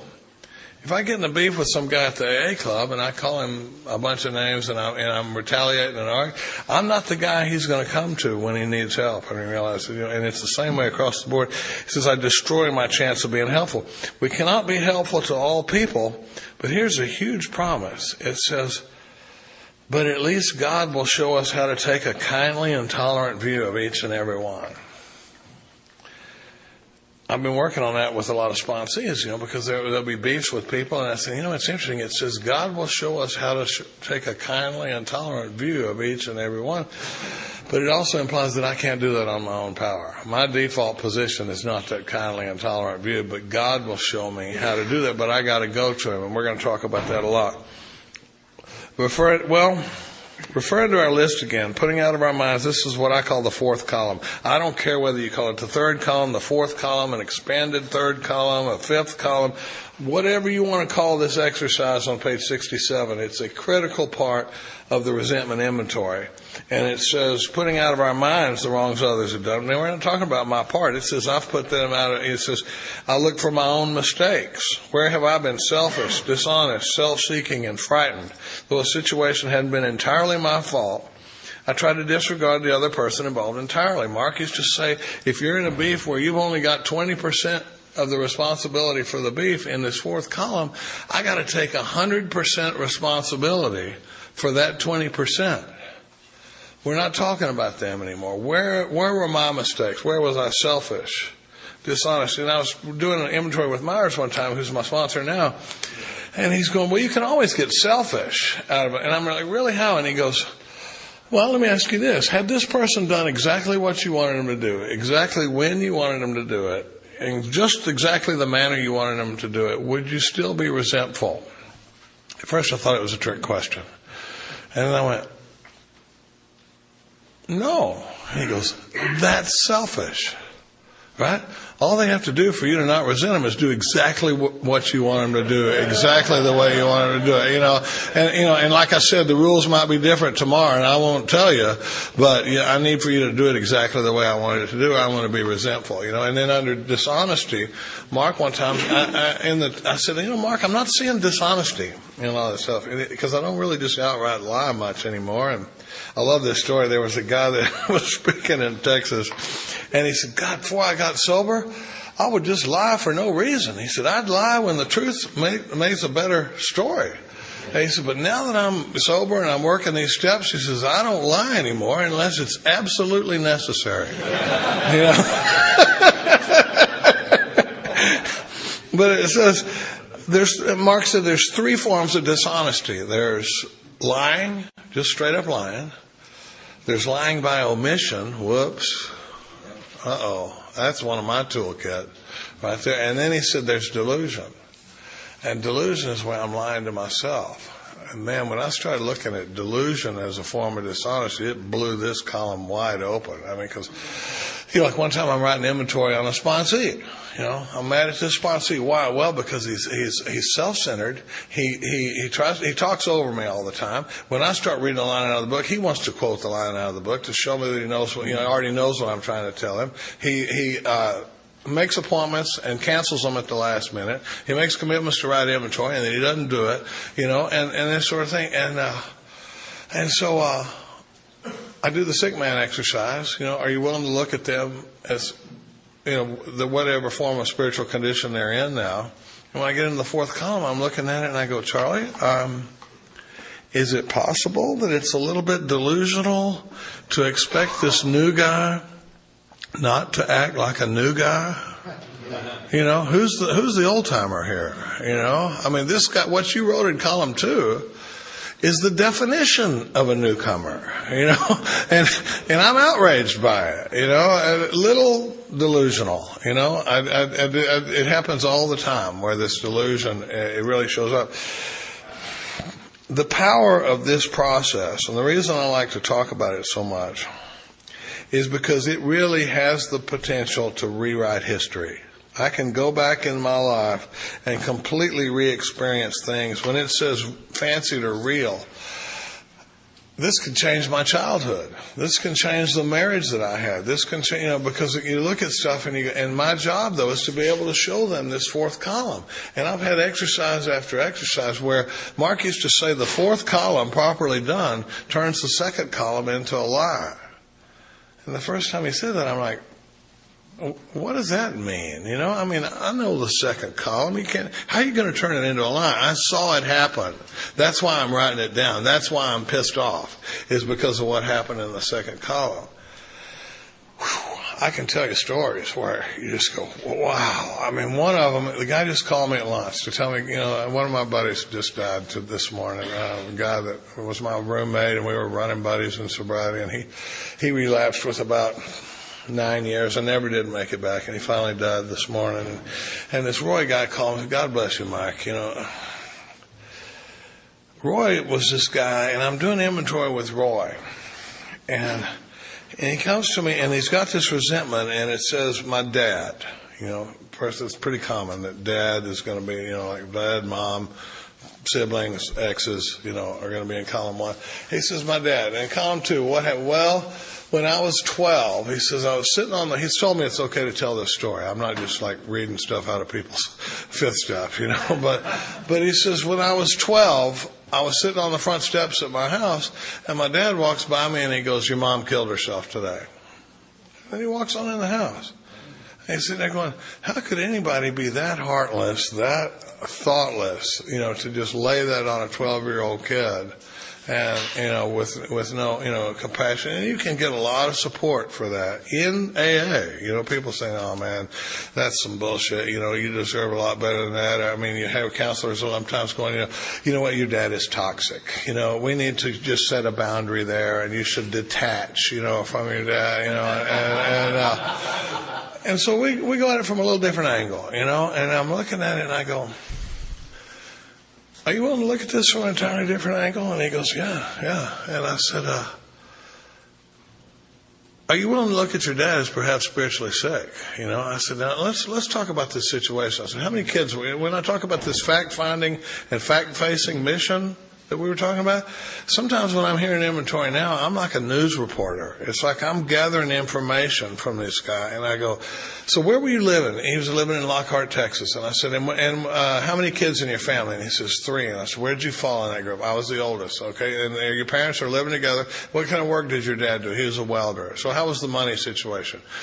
Well, it was okay, but we weren't rolling in it, but we weren't, starving either, and I said, and we're talking about this, and so as we start shaping the story, and I'm talking about looking at it from an entirely different angle, and what I call the sick man exercise, I go, let's look at this for a second. I said, now your dad at this time, you're 12, so your dad is like, early 30s, right? Early to mid 30s, and he's been married for a while to a woman with severe mental illness. And it's just been hell in the house, but he's holding it together. And there have been times in the past where she's tried to harm herself. And on this day, she has successfully killed herself. Now, your dad is at work. He's got to leave work. He's got to come home. He's got to notify all the family members that his wife killed herself. And he's got to face all that judgment that goes with that. He's got to let everybody in this little town of Lockhart, Texas, know that his wife killed himself. He's got to plan a funeral. And in the middle of all that, he's got to figure out how to try to make a living and raise 3 children by himself.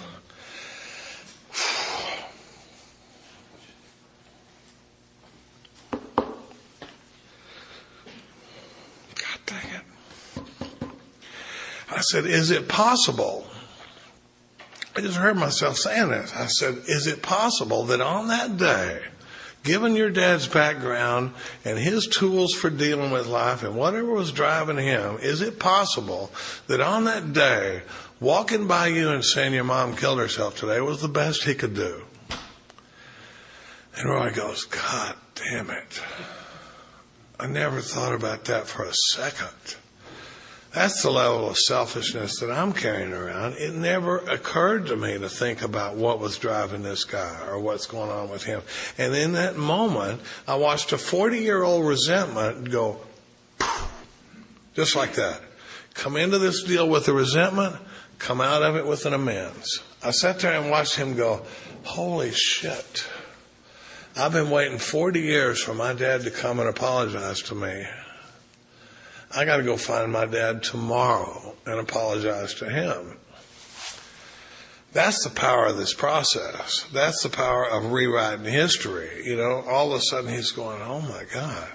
And I've sat there, I had a kid in Newport that I was going through this process with, and we do one, and then we do another one. And my favorite thing to hear when you're doing that entirely different angle in the fourth column is when they go, oh my God. And he did it in the first one, and he did it in the second one, and he did it in the third one, and about the fourth one he goes, you know, Charlie, I'm really a pretty good guy, you know. I know I'm looking really bad here in this fourth column, but I'm really a pretty okay guy. You know, and that's how, I mean, when it talks about turning the second column into a lie, I've seen it happen over and over and over again. One time I was doing a men's retreat in Idaho, and we flew into Salt Lake, and they picked us up, and we're going to drive up to Lava Springs and do this men's retreat. And they send this guy to pick us up, and he's a good guy. You know, we're riding along, and we're talking about this whole 60 to 63 thing and the selfishness and self-centeredness piece. And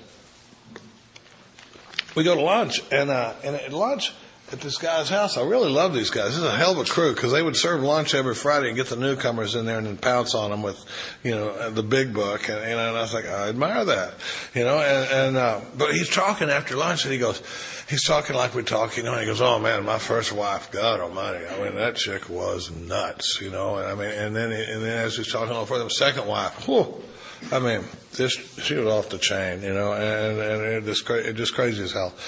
And then this chick I just broke up with about 4 months ago, and boy, was she whack, you know. And I'm listening to him, and I go, mind if I ask you a couple of questions? And he goes, no. And his sponsor's sitting there with us, you know. He goes, no, go ahead. And I said, well, how do you find yourself in a relationship with all these crazy women? And he goes, what do you mean? And I said, well, I mean, I'm just thinking, I'd like to offer you consideration. I mean, were they crazy when you started dating them? Or is it possible that the only difference between the way they were when you started dating them and the way they were when you broke up with them was the effect of spending that amount of time with somebody as selfish and self-centered as you are? And his sponsor sit behind him, and his sponsor goes, say that again. You know? We get out to the car, and I had this guy, Jay, that I sponsored with me. And we get out in the car, and he goes, damn! And I was like, what? And he goes, oh my God. He goes, we've been in town like an hour. And you're just like, boom! And I was like, that's my job, man. I'm the out-of-town guy. I come in, drop the bomb, get out of here, you know.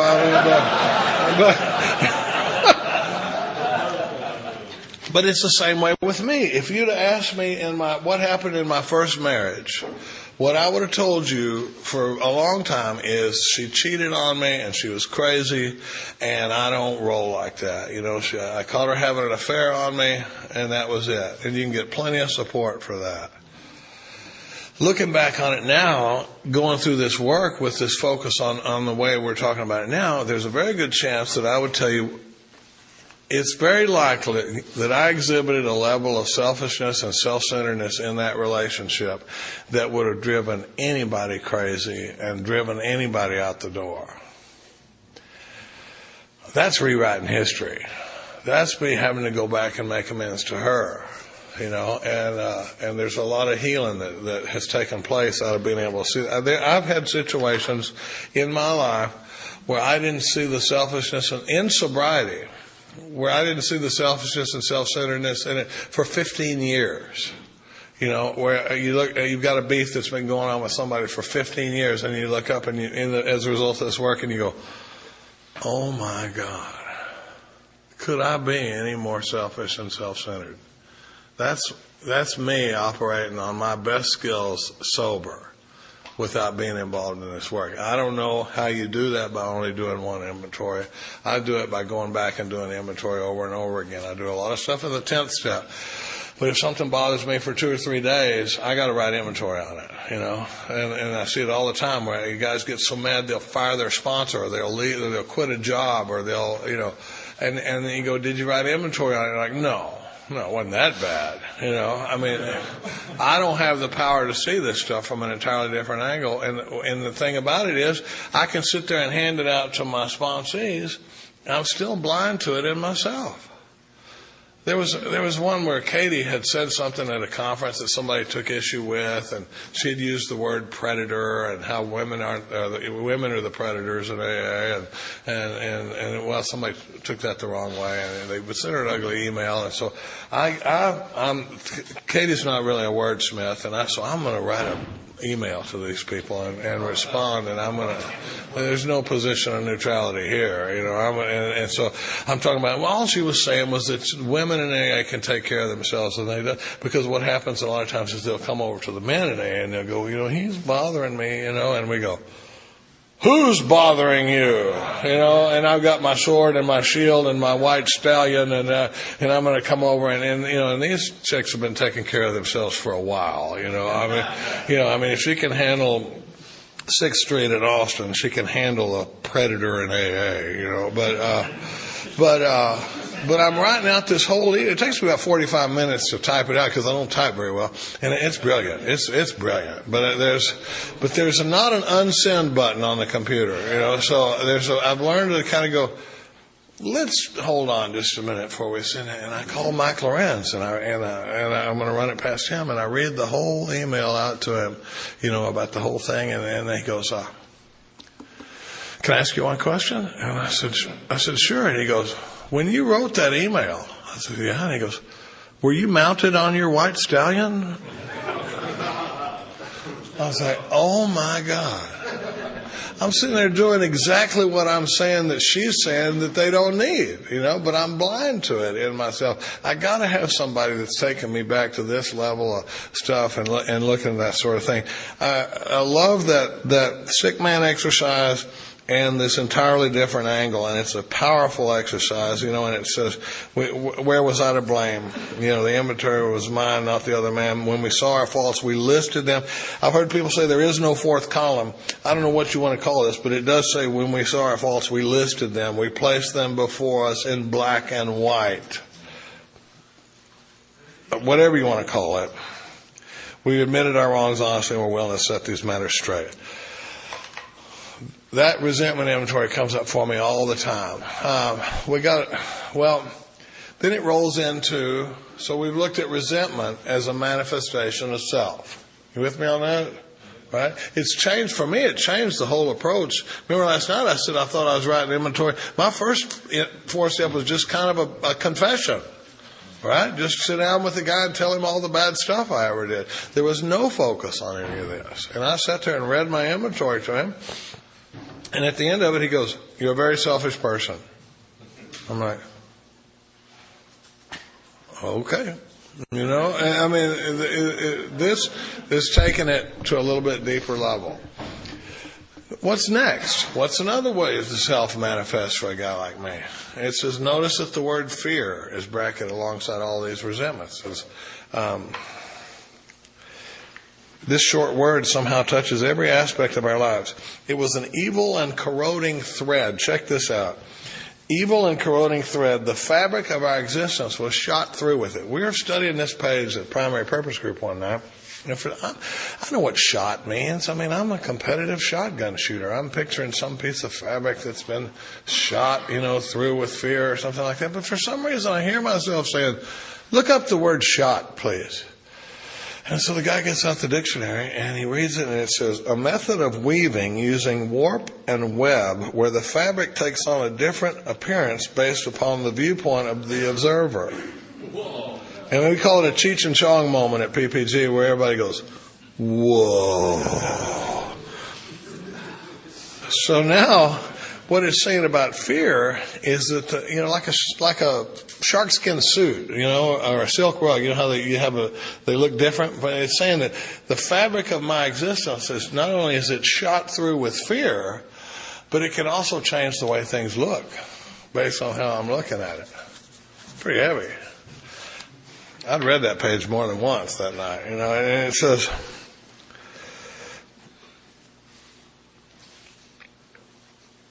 fear set in motion trains of circumstances which brought us misfortune we felt we didn't deserve, but did not we ourselves set the ball rolling.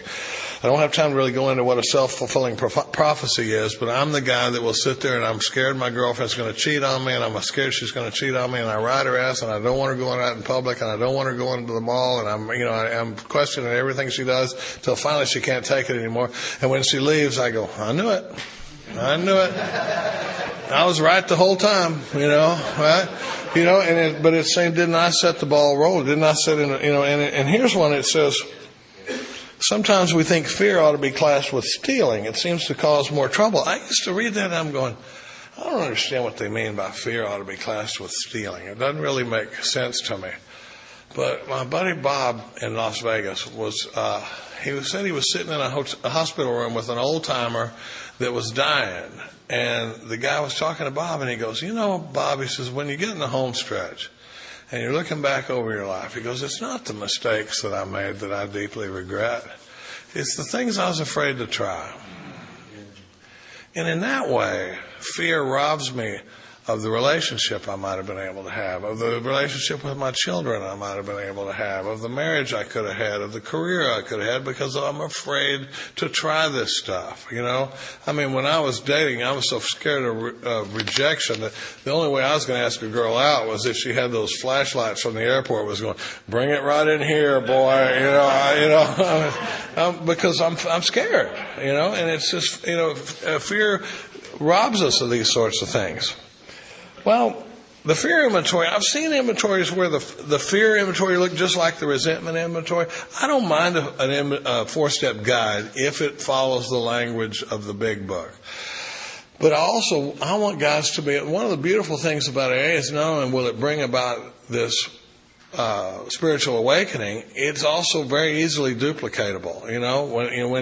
When you do the work out of the book, it's real easy to show somebody else how to do the work out of the book, and I don't have to scramble around and get the Hazelden guide and all these different guides, and it says. But I've never seen one where it's laid out like this. I've never seen one that had the sick man exercise on it, and then here's one, and it says, we reviewed our fears thoroughly. We put them on paper. So we write down our fears, even though we got no resentment in connection with them. And then it says we asked ourselves why we had them. So we can put that down if you want. I'll let the guy do that as an exercise. But it's going to give me the answer in the next sentence. It says, wasn't it because self-reliance failed me? Self-reliance was good as far as it went, but it didn't go far enough. Some of us once had great self-confidence, but it didn't fully solve the fear problem or any other problem. When it made me cocky, it was worse. So I'm writing down these fears, and it says that wasn't it because self-reliance failed me? I had a sponsor call the other day. He goes, well, self-reliance is really failing me. I'm in a lot of fear about these job interviews and that sort of thing. I said, well, the thing about self-reliance is the only time it can fail me is when I'm in self-reliance. If I'm in fear, it's because self-reliance is failing me. And it says, perhaps there's a better way. We think so, for we are now on a different basis. The basis of trusting and relying upon God. So over in the third step, I'm on the basis of self-will. I'm almost always in collision with something or somebody. Over here, I'm on the basis of trusting and relying upon God. We trust infinite God rather than our finite selves.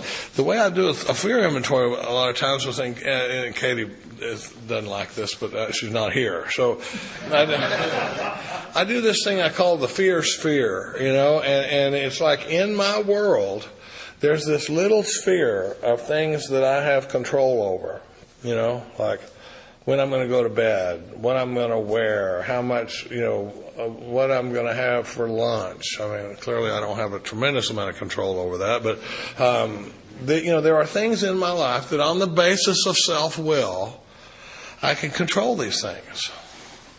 That's a finite amount of things, though, that I can control. Outside that sphere are a whole bunch of things that I can't control. And on the basis of self-will, those things scare me. Because I know at some level that even though I'm running the whole show, and when you look at a fear list with a guy that's written down, we'll write down, cancer, getting sick, growing old, wife leaving me, going broke, how my kids are going to turn out, am I going to, these sorts of things. And when you go, and I go back down the list with that guy, and I go, let me ask you a question. These things here, tell me, are they inside your area of control or outside your area of control? Cancer, outside. Going broke, outside. Whether or not Katie's going to leave me, outside. How my kids are going to turn out, outside. On the basis of self-will, that crap scares me. And it's saying now, but on this, it says now we're on a different basis. We're on the basis of trusting and relying upon God. And it says, just to the extent that we do as we think He would have us, and humbly rely on Him, does He enable us to match calamity with serenity. One time I had a guy, he says, Charlie, how do I know what God's will is? It's an interesting question. I said, I don't really know a lot of times what God's will is, but I'm usually fairly clear on what it isn't. And I said, how about for now, we don't do what clearly isn't God's will, and assume that everything else is our best shot at it. God will take up the slack. I didn't even realize that that's what it's saying in the book. It says, just to the extent that we do as we think God would have us and humbly rely on Him, does He enable us to match calamity with serenity. Right? Well, it says, we never apologize for God. Instead, we let God demonstrate through us what He can do. I looked up demonstrate in that old dictionary one time, and you know what it said under demonstrate? It said to prove beyond a shadow of a doubt. To prove to a point that the opposite viewpoint is rendered absurd. So it's saying, and demonstrate was a big word in the Oxford movement. They used it a lot. And it's saying, but we're going to let God demonstrate through me that the basis of relying on God works. And in fact, it works to the point that relying on self is rendered absurd.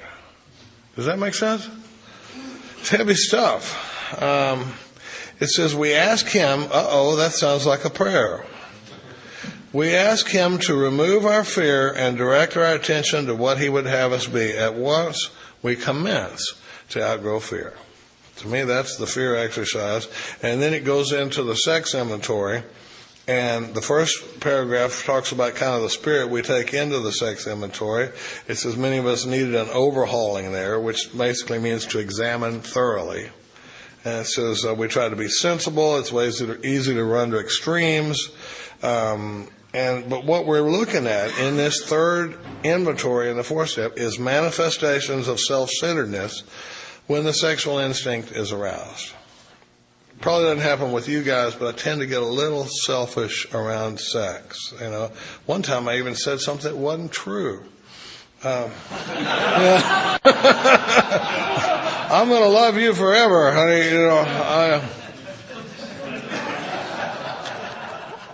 It says, one school says everything goes one way. One says, have all this. It says we want to stay out of this controversy. We don't get to be the arbiter of anybody's sex conduct. We all have sex problems. We'd hardly be human if we didn't. What can we do about them? It's funny. It says I don't want to be the arbiter. The thing is, what we're trying to do in this exercise is set a sane and sound ideal for our future sex life. And, one of the ways that I get into trouble is when it doesn't matter what my mother's values are for me, if they don't match up with mine, or what your values are, but when I operate outside of my own value system, I get in trouble. When I start doing things that I think are wrong, it troubles me, right? And how am I going to know what my values are if I don't ever establish them? If I don't ever have a look at them? If I don't have any idea, I'm not going to know when I'm going over the line. A sane and sound ideal, it can be a moving target. I've sponsored this kid that was a college student at UT, single, looked like he was carved out of wood. His sound ideal is a little different from me as a 57-year-old married guy. This guy's getting laid more than the Dallas Cowboys. And it's not my job to tell him how that's supposed to go. He's got to establish a sane and sound ideal for his sex life, so he'll know when he's operating outside of his values. And I watched it move around for him and that sort of thing. It says, we reviewed our own conduct over the years past. Where had I been? There's 9 questions that we ask ourselves here. It says, where had I been selfish, dishonest, inconsiderate? Whom had I hurt? Right? It's not always just the person I had sex with. Sometimes it could be their husband. Sometimes it could be their kids. Sometimes it could be, whatever. I've blown up whole, situations that, around sex drive, a little short-sighted. I got a great line, but I'm not going to say it in a monastery. Did I unjustifiably arouse jealousy, suspicion, bitterness? Right? And I got to look at, is my wife jealous for no reason, or is she jealous because I'm acting like a jackass? Have I done things to promote jealousy, suspicion, or bitterness? Where was I at fault? What should I have done instead? Right? And I tell guys, we're going to go a little deeper than, I shouldn't have screwed her. When they say, what should I have done, or where was I at fault? We're going to go a little deeper than that. And it says, in this way, we tried to shape a sane and sound ideal for our future sex life. We subjected each relation to this test. Was it selfish or not? We're looking for manifestations of self in this stuff. Was it self? And then it says, we ask God, there's another one, to mold our ideals and help us to live up to them. We remembered that our sex powers were God-given and therefore good, neither to be used lightly or selfishly, nor to be despised and loathed. That's why, it's kind of funny. When you start having kids, you find out that some of the stuff your parents told you was just straight up BS, and for our own convenience. And one time, we're out by the pool, and we've all had barbecue, and the kids are, we brought the kids in and we're eating, and my daughter wanted to go back in the pool. And, I said, oh, honey, you can't swim for an hour after you eat, because you'll get cramps. And I heard that and I go, what a crock, it's like, not only have I never had cramps, I've never known anybody that knew anybody that had cramps, It's just a story we tell the kids because we don't want to have to watch them for an hour after we eat, I've just eaten and I don't want to have to mess with. And I think it's the same reason we tell guys don't get into a relationship for a year after you get sober, We don't know whether it works or not because nobody's ever tried it. But it's not that we don't want, it's just as a sponsor, I don't want to have to hear about it. If you get into a relationship, I got to work my ass off with you, so like, you really shouldn't go swimming for an hour after you eat, just saying. But, when it says we're not to be the arbiter of anybody's sex life, really, on day 366, I'm ready for a relationship, I'll tell guys, I go, man, you can get in a relationship if you want, but you better put your seatbelt on, you're going to have to work this deal at a whole nother level. And, I got one sponsee right now that's got his tit in the ringer, and God almighty, is he having to do some work, And it's funny because as a sponsor, I'm sitting there going, I got my opinion and I got my experience. My opinion says you should get out of this deal. It's not the right deal for you, and it's crazy. It's going to be a lifetime of misery. But then I also got my experience that says you can't hear a word I'm saying. So I said, I'll walk 100 miles down that road with you, but I'm conflicted on my advice, with you. But, it says we shape this sane and sound ideal, and it says whatever our ideal turns out to be, we got to be willing to grow towards it. We got to be willing to make amends where we've done harm. And it says we treat sex like we would any other problem. In meditation, we ask God what we should do about each specific matter. The right answer will come if we want it. And there's a little prayer over here on page 70 called the sex prayer. And it talks about what happens if I fall short. And when it says, it's in the middle of the page, the second new paragraph on page 70, it says, to sum up about sex, we earnestly pray for the right ideal. God, please show me the right ideal with this stuff. We pray for guidance in each questionable situation, for sanity, and for the strength to do the right thing. I always tell my guys, I go, man, that guidance in each questionable situation, it's got to start way up the line. It's got to start. I'm a married guy. It's got to start as soon as she starts flirting with me. The chick at the club or the chick at the, because what I want to do is I want to push it right up to the edge of the cliff. And when I'm saying, God, give me guidance in each questionable situation, I got the key to the motel room, and I'm going, God, if you don't want this to happen, don't let this key work. It's like the horse is out of the barn at that point, It's like I've said the same thing about guys. Internet pornography is a huge problem with men in sobriety. I'm not looking at anybody. I haven't talked to anybody, but I've had some struggles with it, and there were times where I was carrying a card around that said, God, show me the right ideal. Give me guidance in each questionable situation. Give me sanity, soundness of mind, and the strength to do the right thing.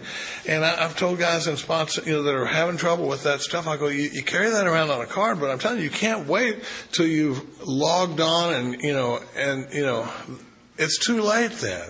It's when the imperious urge is just starting. That's when I have to do it. And these things, these tools work with so many things. It'll work with internet porn. It'll work with gambling. It'll work with stuff. I had a problem with the internet poker one time. I could not stop playing internet poker. Right? And you talk about current agnosticism. Every morning I'd say, that's it, I'm not doing this anymore. And then that night about 10 o'clock I'd go, well, it wouldn't hurt to look at a few hands, and next thing you know, it's 4:30 in the morning and I got 17 cigarette butts in the ashtray, and the next day I feel like I've got a hangover, and I'm going, that's it. And then that night I'm back on there again, and this is going on day after day. And I called up my buddy Tom up in Dallas, and I said, Tom, I can't quit. And he goes, are you ready to quit for good? And I said, yeah. And he goes, get down on your knees. Whew.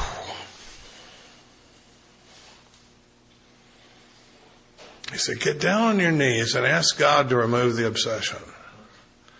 And I was like, really? And he goes, dude, that is a no-brainer for God. He goes, if God can handle whiskey and heroin, he can handle internet poker, but it had never occurred to me to take it to God. And if we talk any about the 6 and 7, this session's over, isn't it? What time did we start? 1:30, 2:30? We'll give just a couple more minutes. I wanted to do 4, 5, 6, and 7. Because what happens is, with a lot of us, this inventory process can subtly turn into an exercise in self-will. The inventory process, Katie says, it's like a golf swing. 4 through 9. 4 through 9, just like this. And what I tend to do is I want to do 4 and 5, and I look at it from an entirely different angle, and I go, whoa, good thing I caught myself. I was off the beam there for a minute, but I got it now. And subtly, it has turned into an exercise in self-will, and God doesn't have anything to do with it. Have you ever seen Charles Barkley swing a golf club? Oh my God! You have got to YouTube Charles Barkley golf swing. You'll wet your pants. It's like he draws with the best lessons. He draws the club back and he goes.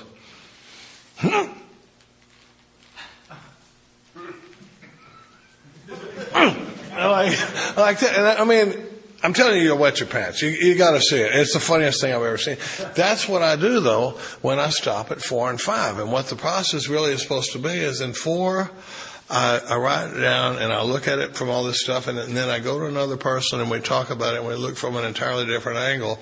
What step 6 is all about is lack of power and it being objectionable. The stuff that I've found in this inventory, in step 6, I take it in there and I admit that it's objectionable. There's a lot of things in my life that it doesn't matter if you think it's objectionable. It's when I think it's objectionable that it becomes a real piece of business between me and God. You know, you could think I'm an asshole, and I'm like, well, that's just the way I am. But when I become aware of this behavior and the way it's affecting other people, and it becomes objectionable to me, that's a big piece of it, is it objectionable or not? And the second piece of it is I don't have the power to do any different. That's what I'm doing in step 6, is I'm looking at this stuff, and I'm taking it in there and I'm saying, this is really objectionable to me, God, and I don't have the power to do it any different. And then I take it in step 7 to God and I say, my Creator, I'm now willing that you should have all of me, the good and the bad. I pray that you now remove from me every single defect of character which stands in the way of my usefulness to you and my fellows.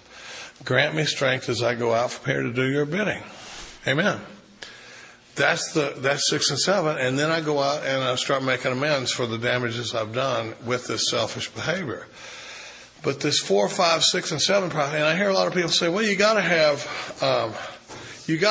the 12 and 12 for 6 and 7 because it's just 2 little paragraphs in the big book. But the reason it's just 2 little paragraphs in the big book is because I've spent 75 pages preparing for those 2 little paragraphs.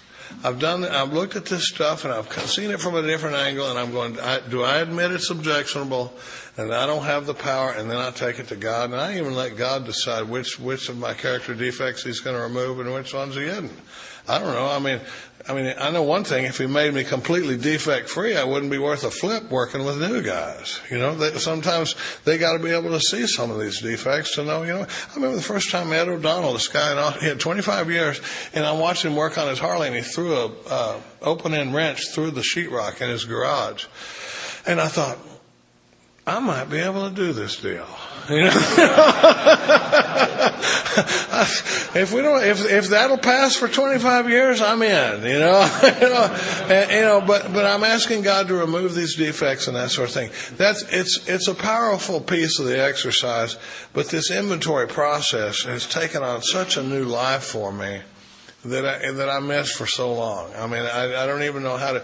You know, a lot of it comes from just hearing a lot of inventory. I hear a lot of inventory. I sponsor a bunch of guys, and we hear a bunch of inventory. And this is the sort of thing that can, you know, when you got that new guy, you can show him that there's a different level of doing this deal. You know, having a guy. I hope to talk about it, but I got 2 minutes. I want to say one thing real quick. Katie was doing a talk in out of state, and this guy came up to me and he says, you know, can I talk? And I said, yeah. And we go over it, and he goes, I'm not doing very good. And I said, well, what's up? And he goes, I'm 16 years sober. And he goes, I'm not thinking about drinking or anything. He goes, but I can't shake this thought of killing myself. That's untreated alcoholism. That's what I'm talking about, walking around in the middle of these rooms with a level of desperation and pain that I'm not going to tell anybody about. And he's like, I'm not thinking about drinking, but I can't shake the idea of killing myself. And being able to tell that guy that there's a level of this work that he's never experienced is a powerful message. It's a powerful thing to get to experience. I mean, you know, I don't know which is cooler, being able to have a spiritual awakening from this stuff, or being able to show somebody else how to kick it up to another level. I love these conversations, and I love anybody that's willing to sit around and talk about it. And, you know, we're going to take a while off tonight, and we'll get back tomorrow morning and talk about the amends process and the spiritual disciplines of 10 and 11. But I really want to thank you guys for hanging in there today, and thanks for listening to me.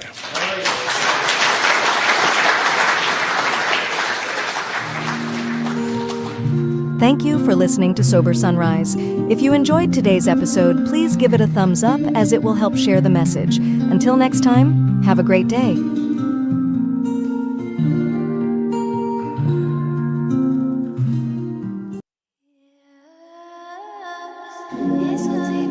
Welcome to Sober Sunrise, a podcast bringing you AA speaker meetings with stories of experience, strength, and hope from around the world. We bring you several new speakers weekly, so be sure to subscribe. We hope to always remain an ad-free podcast, so if you'd like to help us remain self-supporting, please visit our website at sober-sunrise.com. Whether you join us in the morning or at night, there's nothing better than a sober sunrise. We hope that you enjoy today's speaker. Well, thanks, Pete. I'm Don. I'm an alcoholic. If you can hear me, thumbs up. Wonderful. Nice to be with this fine group of activists, and I want to thank my dear friend Carrie for the kind invitation to come and participate today. I'm having a good day. That's not unusual for me. I have a sobriety date of September 16th, 1991. That puts me at the 29-year mark. And if Alcoholics Anonymous is what it claims to be, which can take somebody from a seemingly hopeless state of mind and body to a continuous state, practically, of happy, joyous, and free, then most of my day should be pretty good. But I want to point something out to you at this point. So much of what determines what kind of day I have has to do with approach and attitude. The approach I take to my day and that attitude that's developed by the approach will really decide whether I have a good day or not. It seems that my mind is more powerful. I've always underestimated my thoughts, and whatever I seem to focus on gets larger. Dr. Paul, in his story, referred to it as his magic magnifying mind. So if I focus on what's right with my life, what's right with the picture, what's right with my sobriety, I have a good day. But no life is perfect. And if I focus on the problems and what's wrong, and, I'm alcoholic, and that doesn't mean that my thinking is different than other human beings. It just means I'm prone to certain things. I'm prone to fear. I'm prone to resentment. I'll tell you, this morning I decided I was going to detail out my wife's SUV, and it's the dog car. So, it's, takes a while to unload everything. And I put about 2.5 hours into it. I want to let you know I was very proud of myself. And I made sure she came out and looked at her car before she left. And she said, "Oh, thank you, honey. It looks great." And then I waited, because there had to be more than that, isn't there? Perhaps she was inside composing a soliloquy for me and writing a sonnet about how lucky she is to be married to a man of my caliber.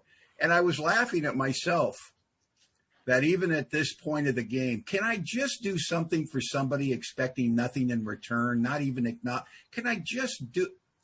Well, I guess I couldn't this morning, which is, I laugh at myself, and I think it's so important that as we walk this path of recovery, please, we need to develop a sense of humor, and not about others, about ourselves, about our thinking, about our relationship with the world and the people in it, and our relationship with God.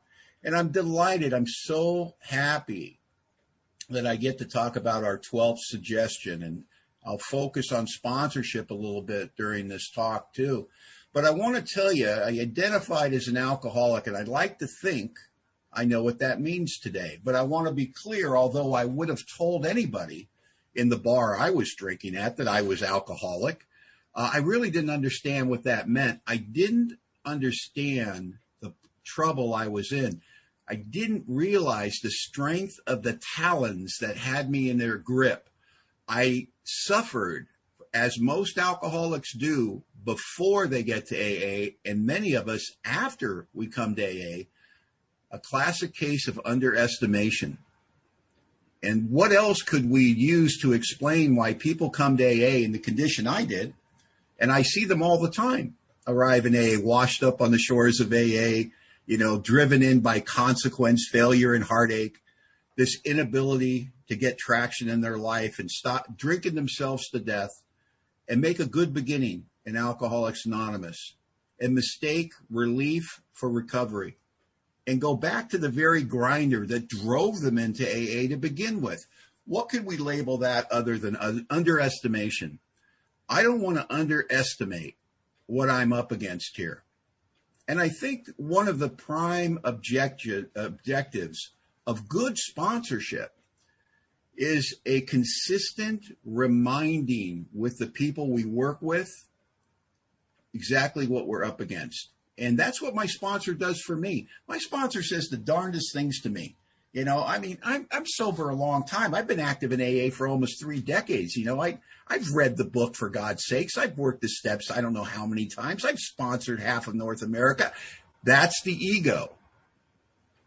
And what my sponsor says to me when I call him up and talk about how I'm feeling about something, he'll go, well, sounds like you got a little untreated alcoholism going up there. And immediately my walls go up. That's not it. And I've learned to listen to my sponsor's voice rather than my own voice in my head. And I'll tell you why sponsorship works so well for a guy like me and works so well for so many of us. And it's such a simple component that we overlook it. And here it is. My sponsor doesn't have my emotions about my life. I'm telling you, that is the keys to the kingdom. If you can become open-minded to the idea that perhaps your wants, your fears, your desires, your need to be right, understood, approved of, all of these things in the human condition that seem to be magnified with alcoholics, because it says, I'm an extreme example of self-will run riot. I'm just like most people running by self-propulsion. Alcoholics aren't the only ones that run by self-propulsion, but I'm an extreme example. And if I ever have an AA t-shirt, this is what's going to go on it. The next line in the book, after it says I'm an extreme example of self-will run riot, though he usually doesn't think so. That would be my t-shirt. I should wear that every day, because there are things about myself that I need a sponsor to point out. I need friends to point out. I need my spiritual advisors to point out. If I'm open-minded and transparent, and I have given spiritual consent, and I'm open-minded that I could be wrong, they will point out things to me that I can't get to on my own. But I'm an alcoholic. I'm not a social drinker. I don't understand social drinking. I've seen it. I understand that some people can take it or leave it. I can take it, but never leave it. You know, if I take it, we're not leaving it. We're going to the finish line. You know what I mean? And I'm not a heavy drinker, and I've known heavy drinkers. And you give a heavy drinker a sufficient reason to stop drinking, they'll stop. Here's where I look like a heavy drinker, but don't act like one. You give a heavy drinker a reason to stop. You give him consequence. You give him heartache. You give him failure. And that heavy drinker will say, I don't want to live this way, and will actually stop. Won't have to go to AA. Won't have to work 12 steps, sponsor people that don't listen to him. None of it. Just stop. Where I'm confusing to the world, my family, my employer, is I have the same emotional reaction that the heavy drinker has to impending loss of a job, a marriage, health. I don't want to lose my job, my marriage, my health. But the heavy drinker has the power, and I don't. I don't have the power. I don't want to live this life. I have a front row seat for the destruction of my life. I'm not enjoying it. Do you think I was raised this way? You think I wanted my life to turn out this way? But the needed power isn't there. In fact, I've done all my research on the first step before I come to Alcoholics Anonymous. It's contained in my story. I just need to look at it honestly, and I will see the powerlessness all over the place. So I'm an alcoholic. I'm a real alcoholic at some point in my drinking career, and I can't tell you the day it happened. Maybe it was the 3rd time I drank. Maybe it was the 30th. I don't know. But I lost all control over the amount I take. I could not predict with any accuracy what was going to happen to me when I put alcohol into my system. And I want to be clear, I love the effect produced by alcohol. I've got no grudges against alcohol. It saved my sanity until I could come to you good people. It transported me to the land of I don't care. And that's where I want to live. I want my mail delivered there. And I came to Alcoholics Anonymous at age 31, more dead than alive, at the end of a 10-year losing streak, and all the good was gone. And I knew that AA would not work for a guy like me in a million years. I was here really to buy some time, figure out my next move, and get the heat off. That's the only reason I came to AA. I had already proven to myself I may want to be sober. I may have every reason in the world to be sober. It's no fun anymore. I don't want to do this, yet I always drink. I wake up every day, and it's in the room with me, that thought. Not tonight, God, please. Not tonight. I'm dying here. Yet, I'm drunk every night. So why would AA work for me? And I am a product of the 12-step of Alcoholics Anonymous in its purest form. My second night in Alcoholics Anonymous, and I do not remember my first night, I guarantee you. But my second night in Alcoholics Anonymous, I had attended the 6 o'clock meeting at a place called the Simi Valley Alano Club. Don't remember anything about that meeting. There was a half an hour break. Meeting was an hour and a half. It ended at 7:30. And then at 8 o'clock, there was another meeting that I was going to stay for. And so it's 7:30 in the Simi Valley Alano Club, and I do not look that night the way I look today. You know what I mean? I got hair down the middle of my back, and it's filthy because I don't shower anymore. I got a full beard with food stuck in it. I'm wearing my sunglasses at night, my arms folded across my chest with my tough guy radar out. I'm 6'5", 280 pounds of lost humanity. And I'm angry, and I'm terrified simultaneously. And I'm coming up on 48 hours without a drink of alcohol. And I have underestimated this thing called alcoholism from the day I started drinking. And I'm underestimating it that night because I think I'm in some type of decision-making equation where I'm deciding whether or not I'm going to stay for that meeting. And my head's talking to me. The very mind that the big book says the problem of the alcoholic resides mainly in his mind rather than his body. My mind's talking to me about all the people in AA and how happy you look and how clean you look and how you couldn't possibly be like me. And no one's coming and saying hello to me, and I know you don't want me there. And why did I think AA would work for me anywhere? You know, I always do this, don't I? How many times have I quit drinking? 100 times. And then what do?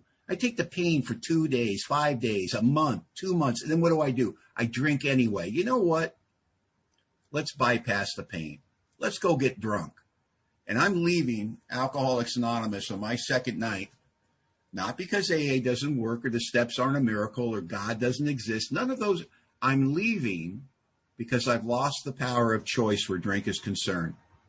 You see, I think I'm making the decision to go get drunk, but the decision's already been made. If I could have stopped drinking and stayed sober, if I could have I'd have done it years before I got to AA. I'd been trying and fighting this thing forever. And I'm going to go leave Alcoholics Anonymous and get drunk, and it's going to cost me everything. You know, I haven't worked in a year, and I'm living at my sister's house, so I know I'm going to get thrown out there. I've got no car. I got no money, so I'm going to be homeless. And more than likely, it's going to cost me my life. But I'll tell you what, it's a small price to pay, isn't it? If you can make the madness in my head stop for a couple of hours. And I've always been willing to pay that price. My own experience shows that. And I caught a break.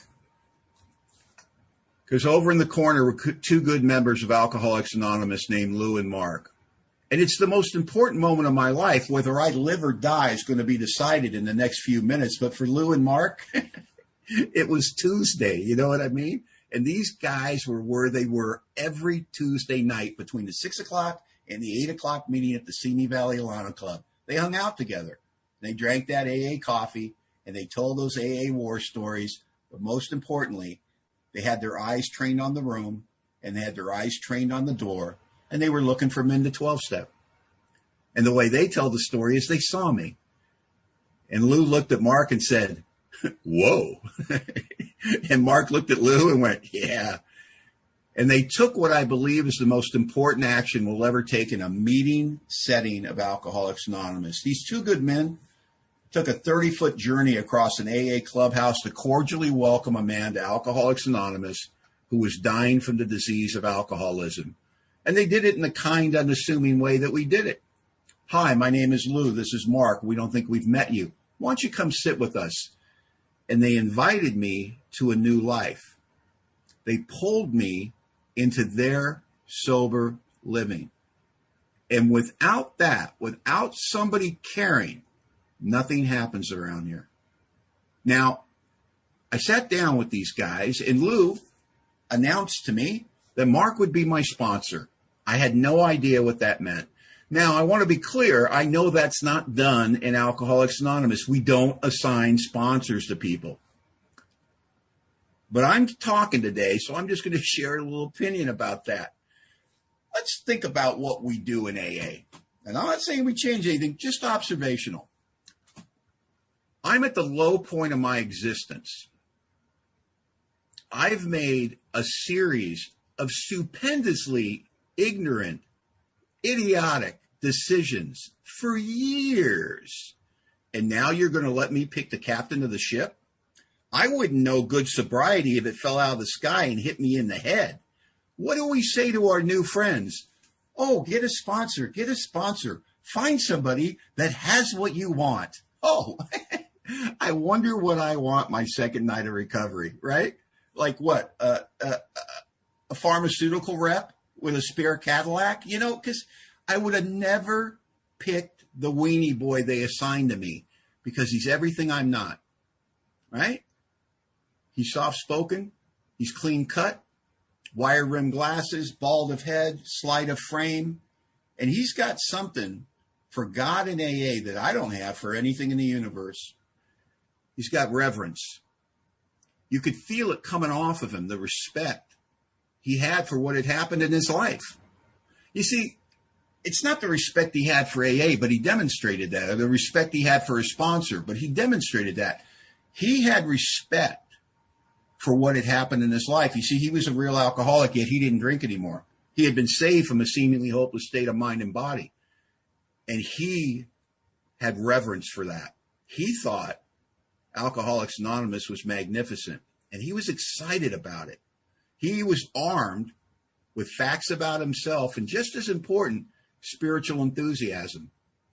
And the moment I got a sponsor in Alcoholics Anonymous at the low point of my existence, knowing in my heart of hearts I was never going to stay sober, that's when I was given the keys to the kingdom and my life changed.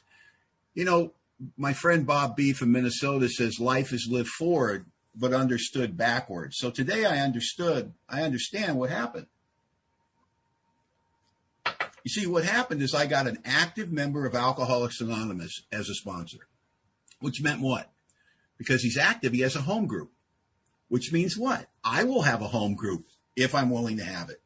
He has commitments in Alcoholics Anonymous, little tethers that tie him to the program and keep him from floating away on the winds of alcoholism, right? So I'll have those little commitments, those things that tie me to the program and keep me from floating away if I'm willing to have it. He's entrenched in the literature and the big book of Alcoholics Anonymous, living the steps, teaching the steps in his daily living, which I will have those things in my life if I'm willing to have them. He has a zillion friends, right? He knows all of you.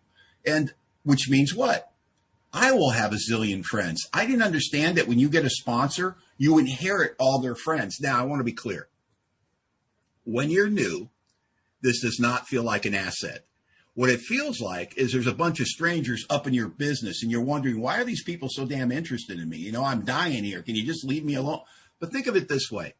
I'm at the low point of my existence. The whole world is done with me. Nobody wants to talk to me. You know what I mean? I burned every bridge and I join AA. And suddenly I meet this strange, assorted new crowd of people. And in a very short amount of time, you find out everything there is to know about me, good and bad. Yet you still loved me, accepted me, encouraged me, and brought me into your life. Where do you get that kind of compassion anywhere on the planet if you're a drinking drunk? Well, I'll tell you, it's happening all over the world in Alcoholics Anonymous today. Isn't that remarkable? You can go anywhere in the world. You're going to be hard-pressed not to find an AA meeting with that kind of compassion.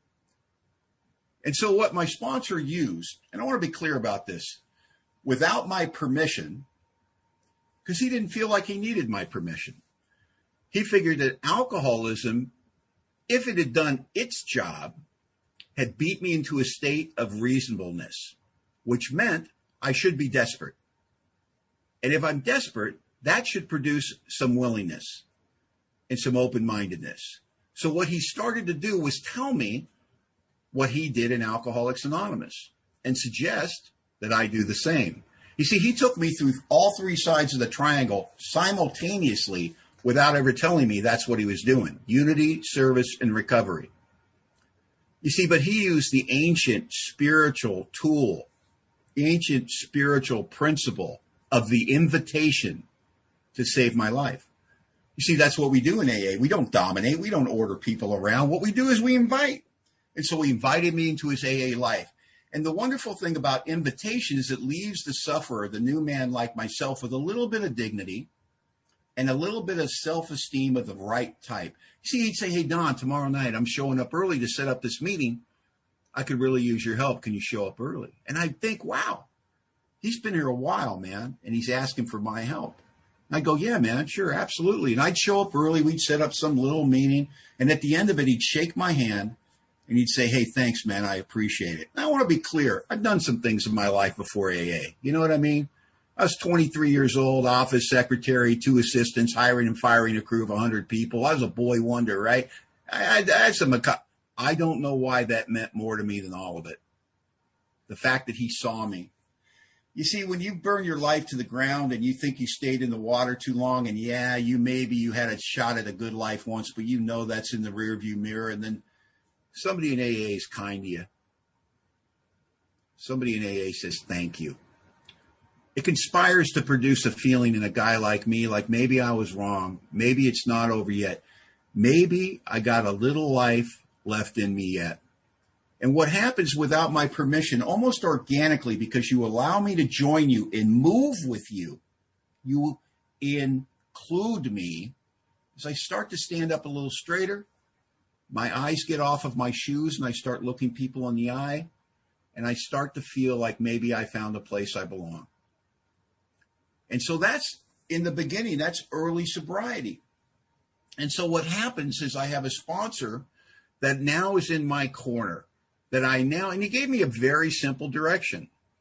He said, Don, I just suggest you don't make any major decisions in your life until you discuss them with me. He didn't tell me he was going to run my life. He didn't tell me he was going to veto things about. He just says, 2 heads are better than 1. He goes, it's an ancient spiritual principle. He goes, people have been talking to other people about their life since mankind began. And they've been doing that because it works. You've been living alone for too long. You've joined AA. You're not alone anymore. We're here to help. What an offer. And if you've been shooting your foot off with your best thinking for years, it sounds like a good deal. And my sponsor got me moving quickly through the steps, into the service structure, into sponsoring other people immediately. And this is why. It turns out that this desperation that all newcomers have, because you don't get to AA without desperation. Nobody's having a good life and goes, things are going pretty good. Drinking a little too much whiskey, but other than that, I'm knocking it out of the park. Maybe I'll go check that AA thing out. Nobody does that. Nobody gets here on a winning streak. All of us come here desperate. And we're thinking, oh my God, it's come to this. I can't believe it. I'm in AA. This is awful. Hope nobody sees me, right? Turns out that desperation is the propellant that takes a new guy like me through the steps. Takes a new guy like me and teaches me how to be an AA member. Teaches me how to be open-minded about living a different type of life. So from the beginning, I'm going to the business meetings. From the beginning. He would say to me, there's a business meeting tonight. We're staying for it. And I'd say yes. I didn't know what that meant. And I remember one time I was like maybe 25 days sober. We're going to this business meeting after the meeting. And this old timer goes, well, I'm not staying for that business meeting. Just a bunch of people arguing and they'd fight over $1 and, gives the control freaks something to do and really negative stuff. And I'll tell you what, man, be careful what you say. There's new people around. You could kill somebody. That stuff, thank God I had a sponsor that put me straight. Thank God I had a sponsor that expected me to be there. If I had just been some guy going to AA and that guy, some guy with 30 years is bad-mouthing a business meeting, maybe I think he knows what he's talking about. Don't deprive somebody of what was really here. So I go to my business meeting, right? And I think it's going to be terrible because the old timer says how terrible they are, right? Oh my God. I have never seen entertainment like that. For $1 in the basket, you get a donut and a cup of coffee and watch the show. It was unbelievable. They're arguing. They're passionate. They're pounding tables. I don't know what they're talking about, but it's fascinating. I saw these 2 guys, right? And they obviously knew each other, and they got in an argument about this one point. And they're going back and forth and back and forth. And I know that sound, right? I've heard it in bars my whole life. I know what's going to happen. Someone's going over a table. I know it. But they don't go over a table. But I know what's going to happen. When that business meeting's over, they're going to go outside and they're going to settle it. They're going to get this thing clear, right? And I can't wait for that. Oh, there's going to be a fist fight because I'm new, right? That's exciting when you're new. Business meeting ends. These guys walk out of the room. They got their arms around each other's shoulder and they're laughing. They're going, oh my God, you really got me going in there. That was really something. You know what? I'm glad you brought that up, though. I didn't see it that way. And I go, what bizarro world did I just enter? Where people can be passionate and speak from their heart and disagree and still love each other. I'd never seen anything like it. Never.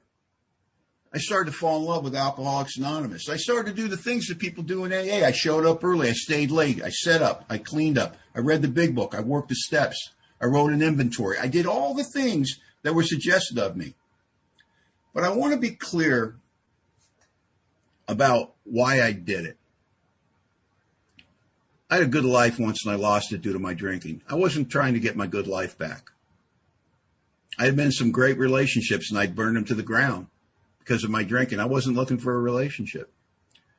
I wasn't looking for a car. I wasn't looking for a career because that's not what AA promised me. See, I wanted freedom. Freedom from the bottle. You see, you talked about how you didn't drink, and I believed you, but I've not drank before, right? I didn't drink when I was in jail and things like that. But then you said you didn't drink and you didn't miss it. And I couldn't believe it. I knew you were lying. I knew you'd drink if you could get away with it because that's what I'm like when I'm new because I haven't had the psychic change yet. So I go to AA and I'm thirsty a lot, right? I used to think I was doing something wrong. It's important if you're new and you still want to drink, you're not doing anything wrong. Thank God I had a sponsor because I go to my sponsor and I go, man, nobody ever wants to drink. Everybody's happy. Everybody's got a relationship with God. Nobody yells at their wife. Nobody smacks their kid. Nobody steals. It's a Boy Scout union here. This is like, and I tell him, I go, man, I go to meetings and if there's a good drunk-a-log, I get thirsty. You know what I mean? And he's like, that's podium chatter. He goes, Don, we share our experience, strength, and hope. We don't share our experience, strength, and mope. He goes, you just got here. If you didn't want to drink, we would think you weren't one of us. That's one of the ways you can tell you're an alcoholic. You separate us from the booze. We miss it desperately. Doesn't matter if it was killing us. And he said, it's not that you're doing anything wrong. Maybe you haven't been here long enough to do enough right. And that made sense. And he says, you know that feeling you have that it's always going to be like this, gray and dull and boring, and you're going to miss the booze? He goes, I promise you, that's the biggest lie your disease will ever tell you. It drives more alcoholics back to the drink than anything because they feel like it's going to be forever. And it's a lie.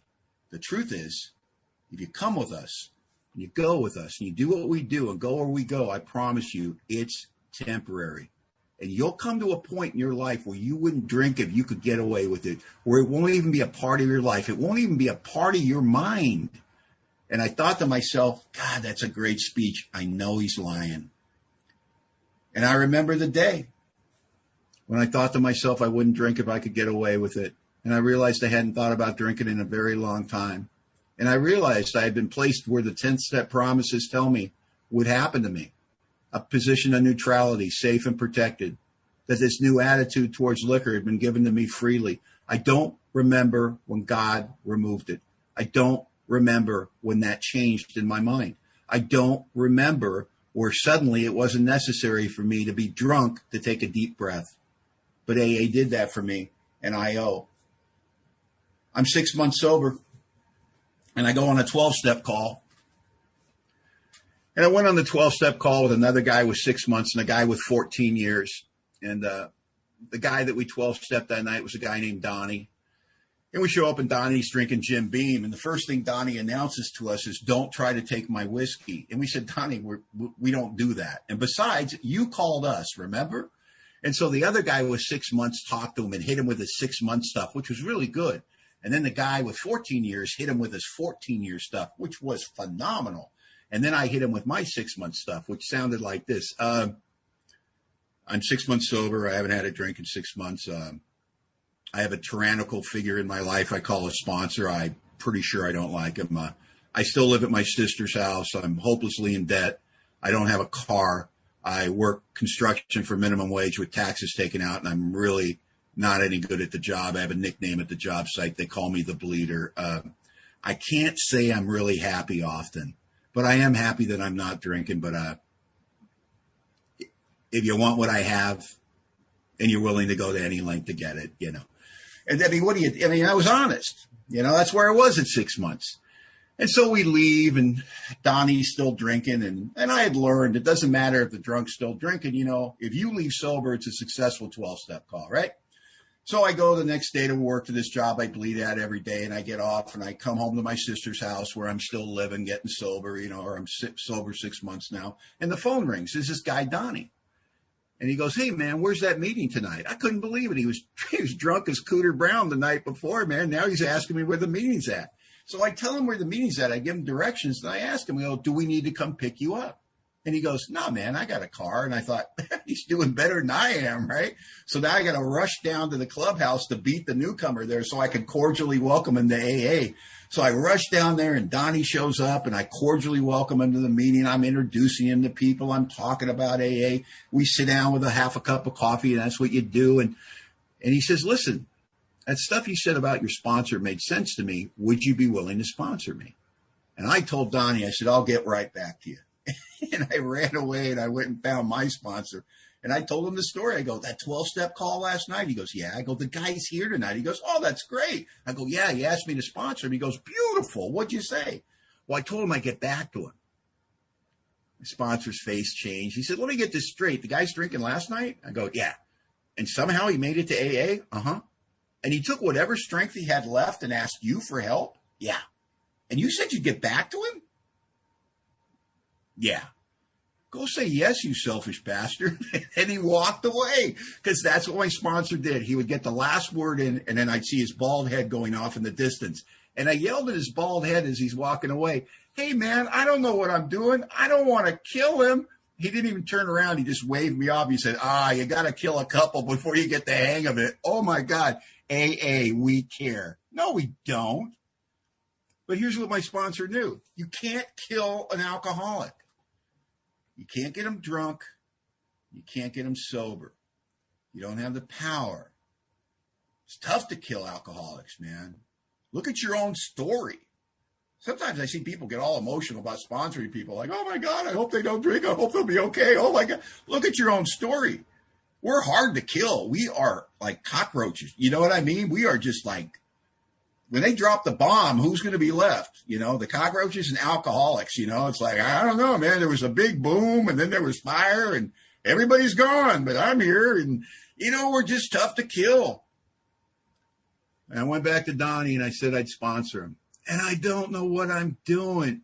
But I found out I did. Because I had 6 months of being sponsored by an active member of Alcoholics Anonymous. And I found out the truth about Alcoholics Anonymous. It's monkey see, monkey do. But you got to pick the right monkeys, right? And I had a great monkey as a sponsor. So I just did what that monkey told me. I told Donnie to do it. And when Donnie did what my sponsor told me to do, which I did, guess what happened? Donnie got sober. It was shocking. Shocking. And Donnie thought I did something. He thought I did something. He thought I had something to do with it. I took credit. I never said no. You know what I mean? "Hey, man, you're really helping me a lot." "Yeah, Donnie, I'm here for you. It's God's work, but I love you." You know what I mean?